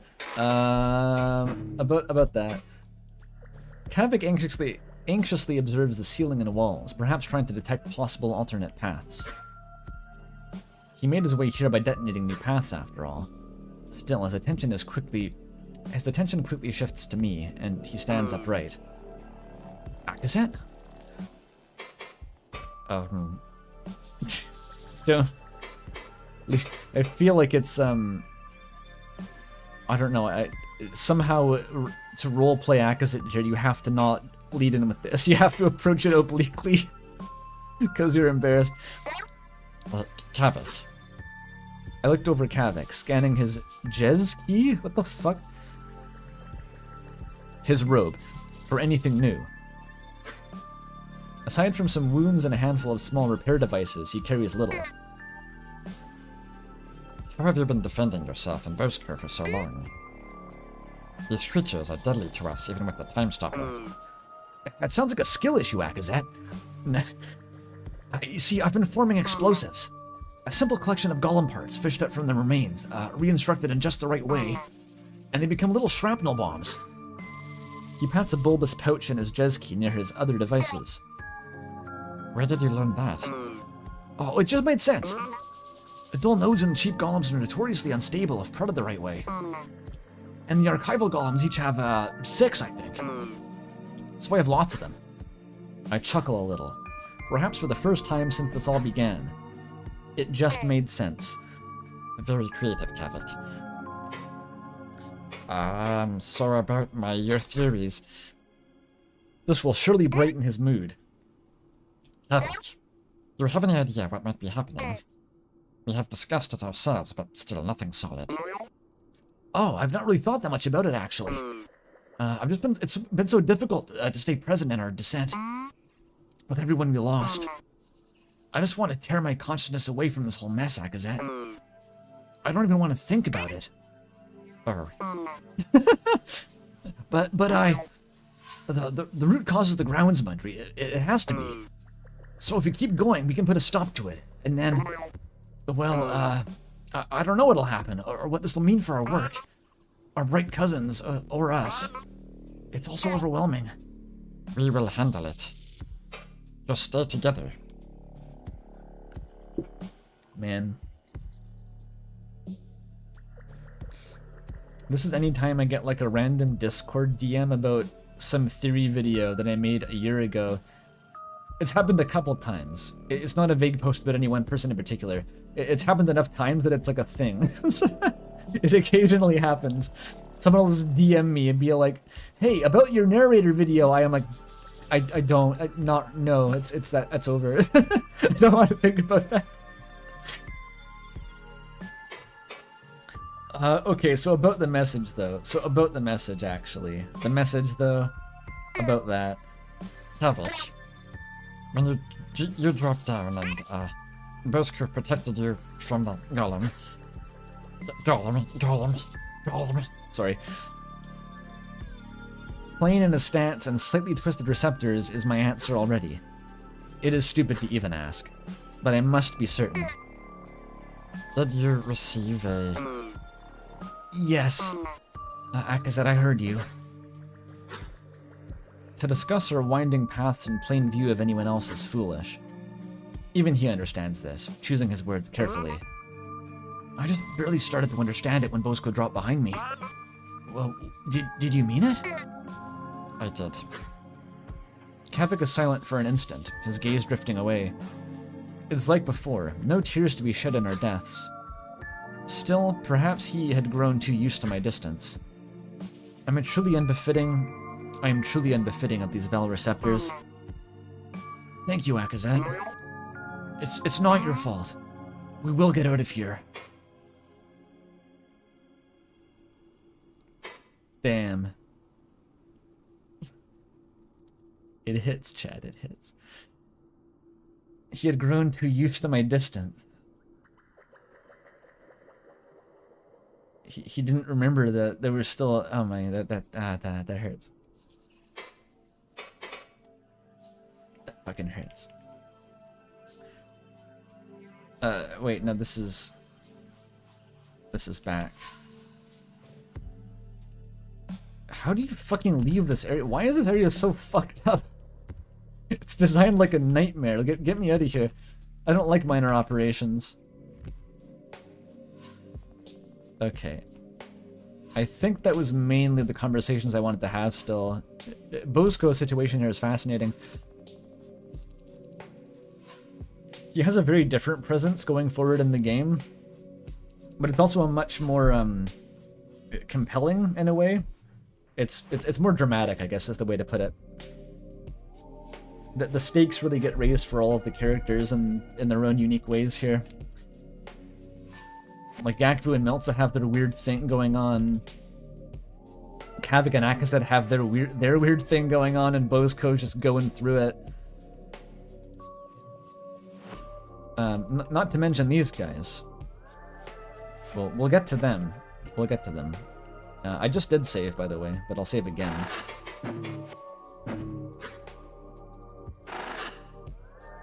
Bozko is no longer the grill champion. He is now trauma champion. He does not grill. It's sad.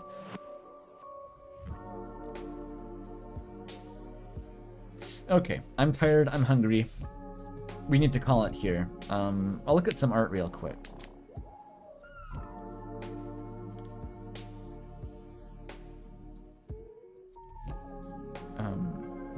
Yes, art. And Gelly is also here. Hi, Gelly. Hi, Gelly. Hello.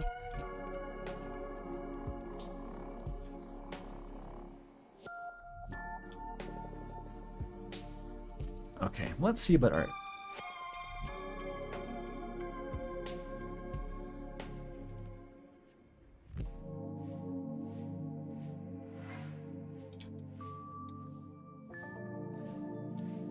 Okay, let's check arts and crafts. We got Disco Elysium pixel art. We got a new Shattuck love web. I think I did a cameo in that one, actually. I almost forgot about that. Go watch the new Shattuck love web. I did a cameo in it, maybe. I forget. I don't know if it was this one.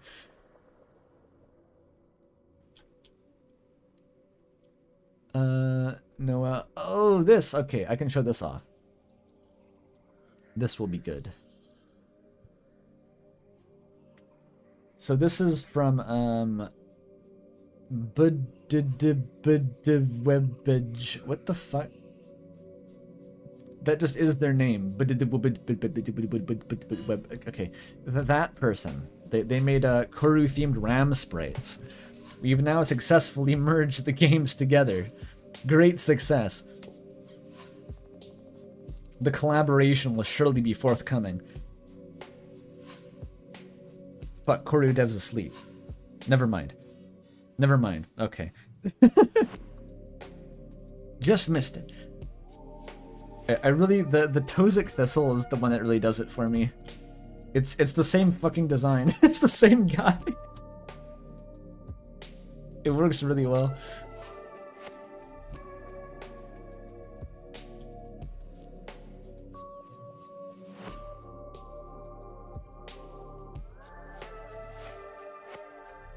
That's a weird looking. Is that Bozko? I think it's Bozko.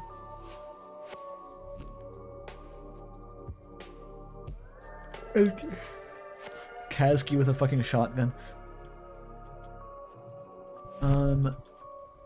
Were there ones before this? I'm not sure where this starts, actually. There's a lot of art, but it's all Deltarune mostly. Are people drawing ship art between fucking Pippins and Ram? Why are they doing that? That caught me off guard, holy shit. Not Ram the game, Ram but Deltarune.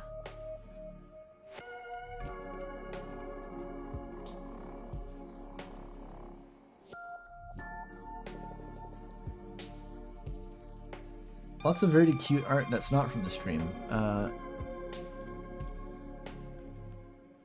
Okay, this looks like Corru to me. Eevee pectoral gifts. Gifts, rather. I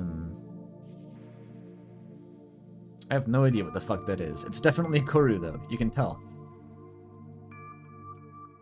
We got fan art of copper tubes. Even the copper tubes gets fan art. Insane.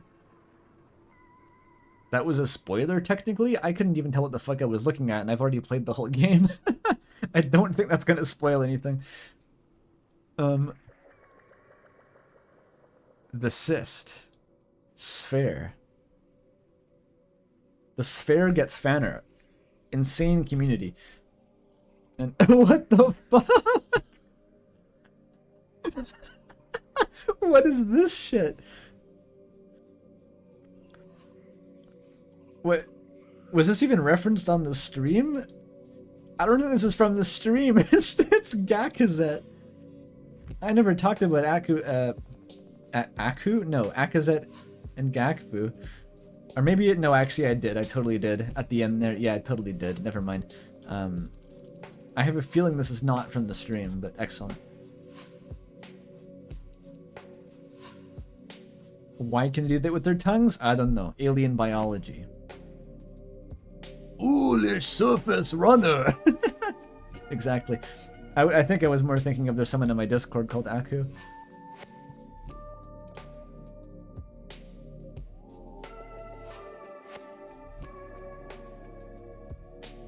Is there corru in this? Oh yeah, in the bottom right there's some corru. This is by acronym. Beautiful Gakfu.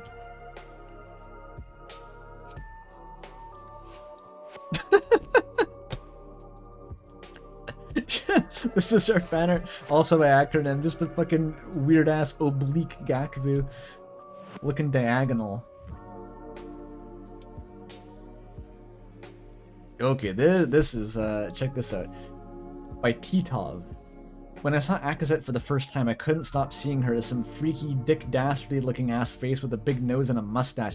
I saw that at first too. That was my first perception of Akazet before I realized this was a collar. I thought it was like squid tentacles. She had like some Davy Jones face going on.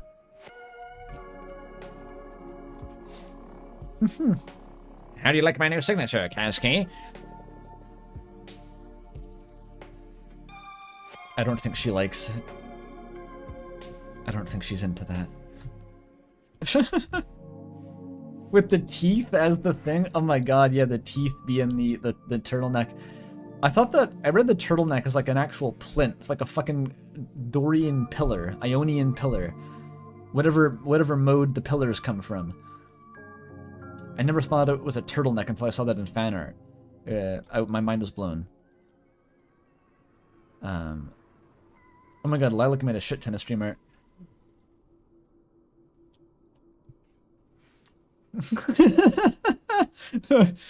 Looking good, Tozek.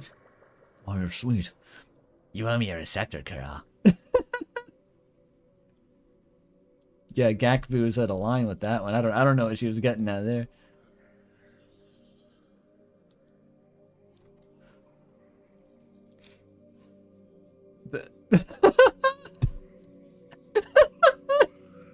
This is so fucking abstract, but I know exactly what it is. The fairy had to disguise the memories they were eating as like this Twilight fan fiction to get Isabel to eat the. Here comes the choo-choo train. Open up. No, it's more like here comes the cargo ship. Open up. The Twilight made sense if you were here for last stream, which you probably were if you're still fucking watching this.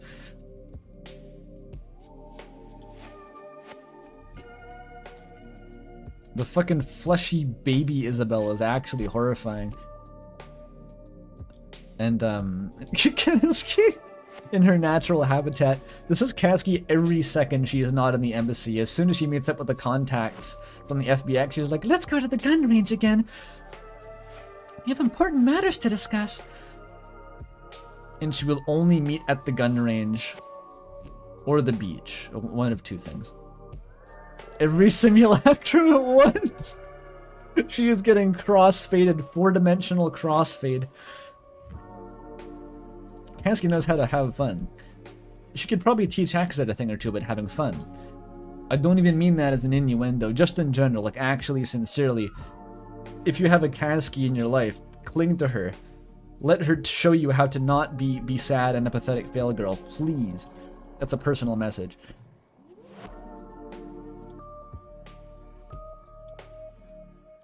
Quack has Akazet's conundrum every single fucking time. Why is she kneeling down like a fucking question mark? That looks painful.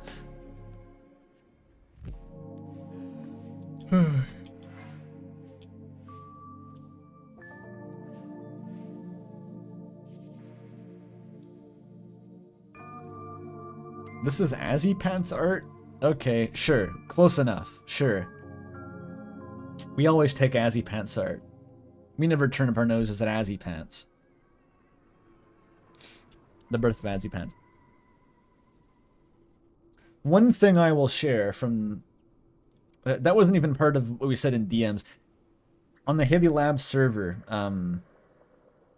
I briefly discussed Azzy Pants with MSX maybe, just a bit. I passed on that one crazy fucking insane bonkers Deathreal comic. You know the one, right? The one that's been going around. The insane anime battle with like Des and Azrael fighting in Smash Bros. I posted that because I had this arcane knowledge that M is apparently a Deathreal shipper. And then Azzy Pants came up. It was an interesting conversation, but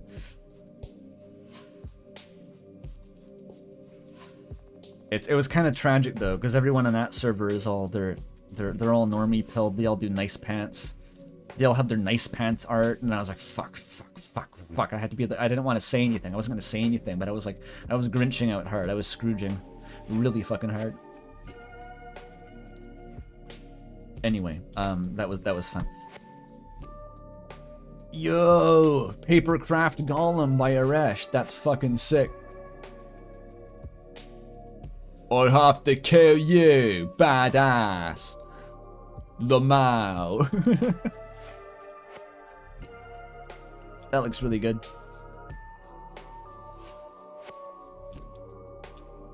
Miltza and her iconic Pepsi. What the fuck is this?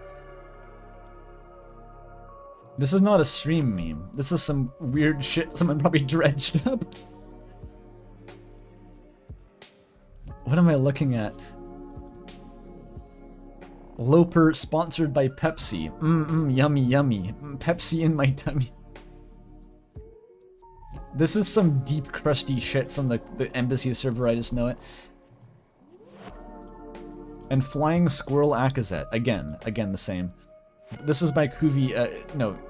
Kiv Pectoral Gifts, once again.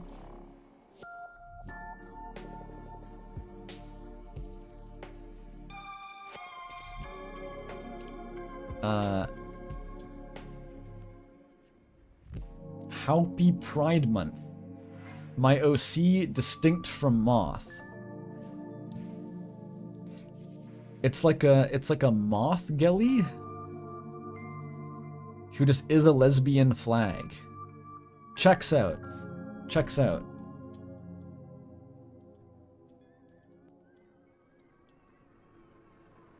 I said in the stream that if you dress like that, you have my attention. Is that just what lesbians dress like? Because that's rough in that case. That's unfortunate in that case. I mean, I'm just gonna mentally prepare for that to be true.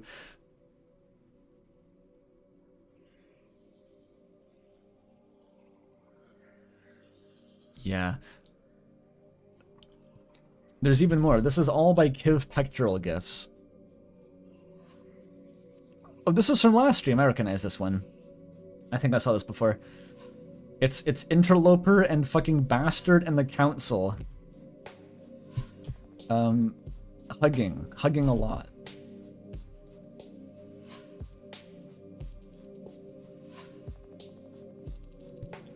How much fucking art? Learning with Loper?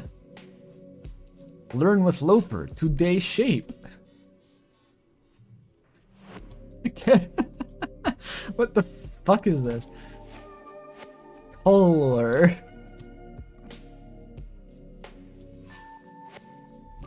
This is psychotic.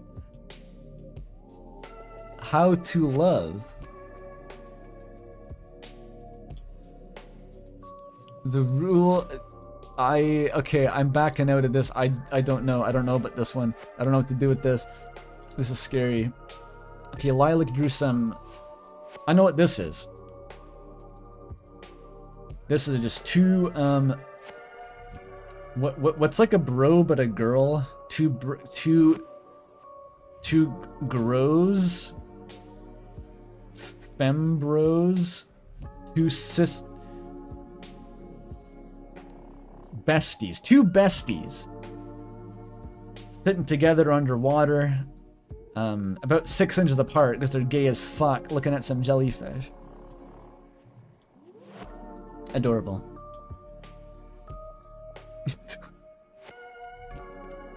Besties.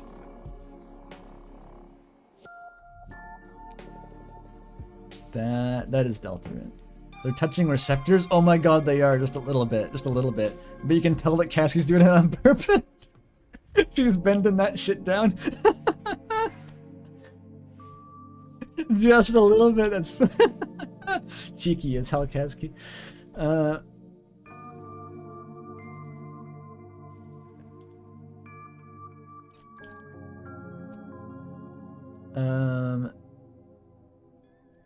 This Gilly was drawn for the stream today. Why do they look so sinister? They're looming out of the darkness like Saturn devouring his sun. Adorable though. And some older bastards. Yo, badass. In it. It has some vibes like oi lads, going to Tesco. You want anything from Tesco? I get that energy from Bosco. He's gonna rob a Tesco, but the only thing he takes is like Mountain Dew. Not Mountain Dew. Iron Brew. And a pack of Funyuns. He doesn't actually want the money.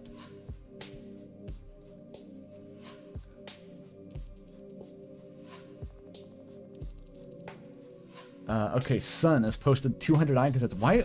There's so much art this stream. Bastard would drink Mountain Dew, true. But I think Bastard is too British coded, in my opinion. And British Mountain Dew is basically Iron Brew, right? It's the same stuff. It's not the same stuff, but it's like, you know. It's like how the Obesk bug creature was called a dog. It's like that. It's a cultural equivalent.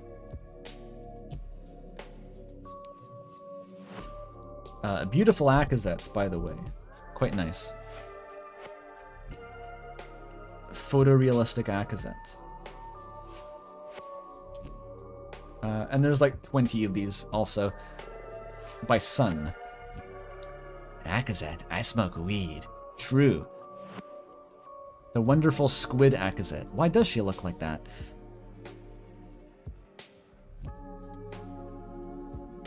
Gordon, we fucked up big time.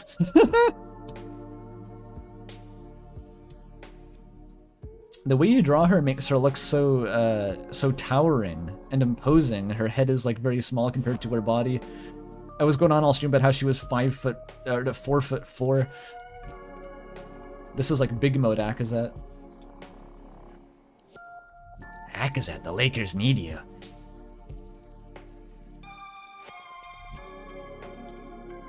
Oh my god, the receptors are massive. They're growing. She's so expressive. I have a gun now. Tozik's design, meanwhile, same artist. Same artist here. Akazet, Tozik.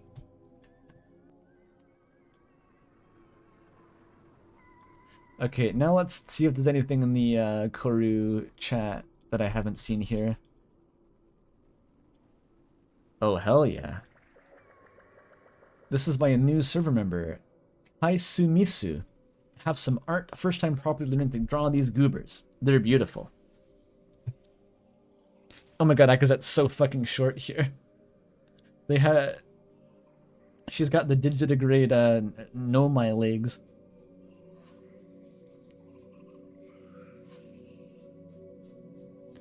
Asking her to join the Minecraft server.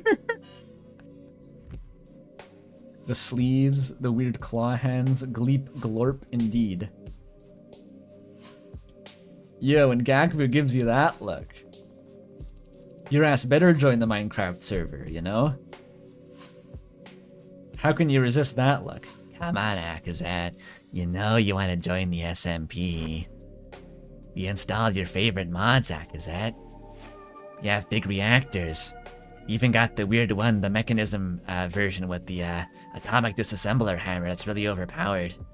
I know you like that one. This is me. This is, I want people to say this to me. That's what I'm getting at.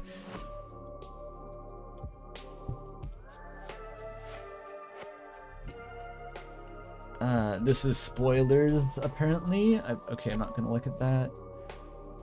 For episode 4. We have Greg Tech Gazette, come on.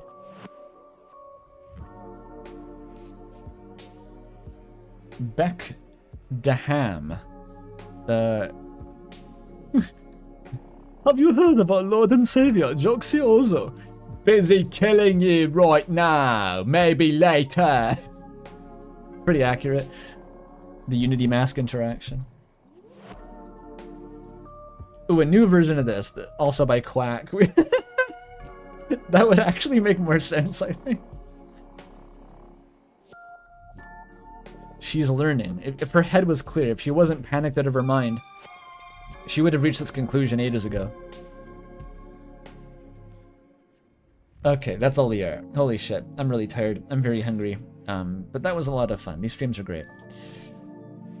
I love Corru. We love Corru. I love Corru.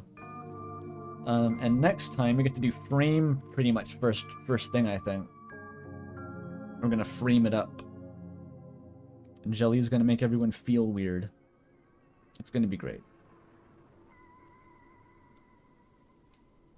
Alright. Well, thank you all for coming. As usual. And yeah, I gotta go eat the rest of that pasta. Good night, everyone.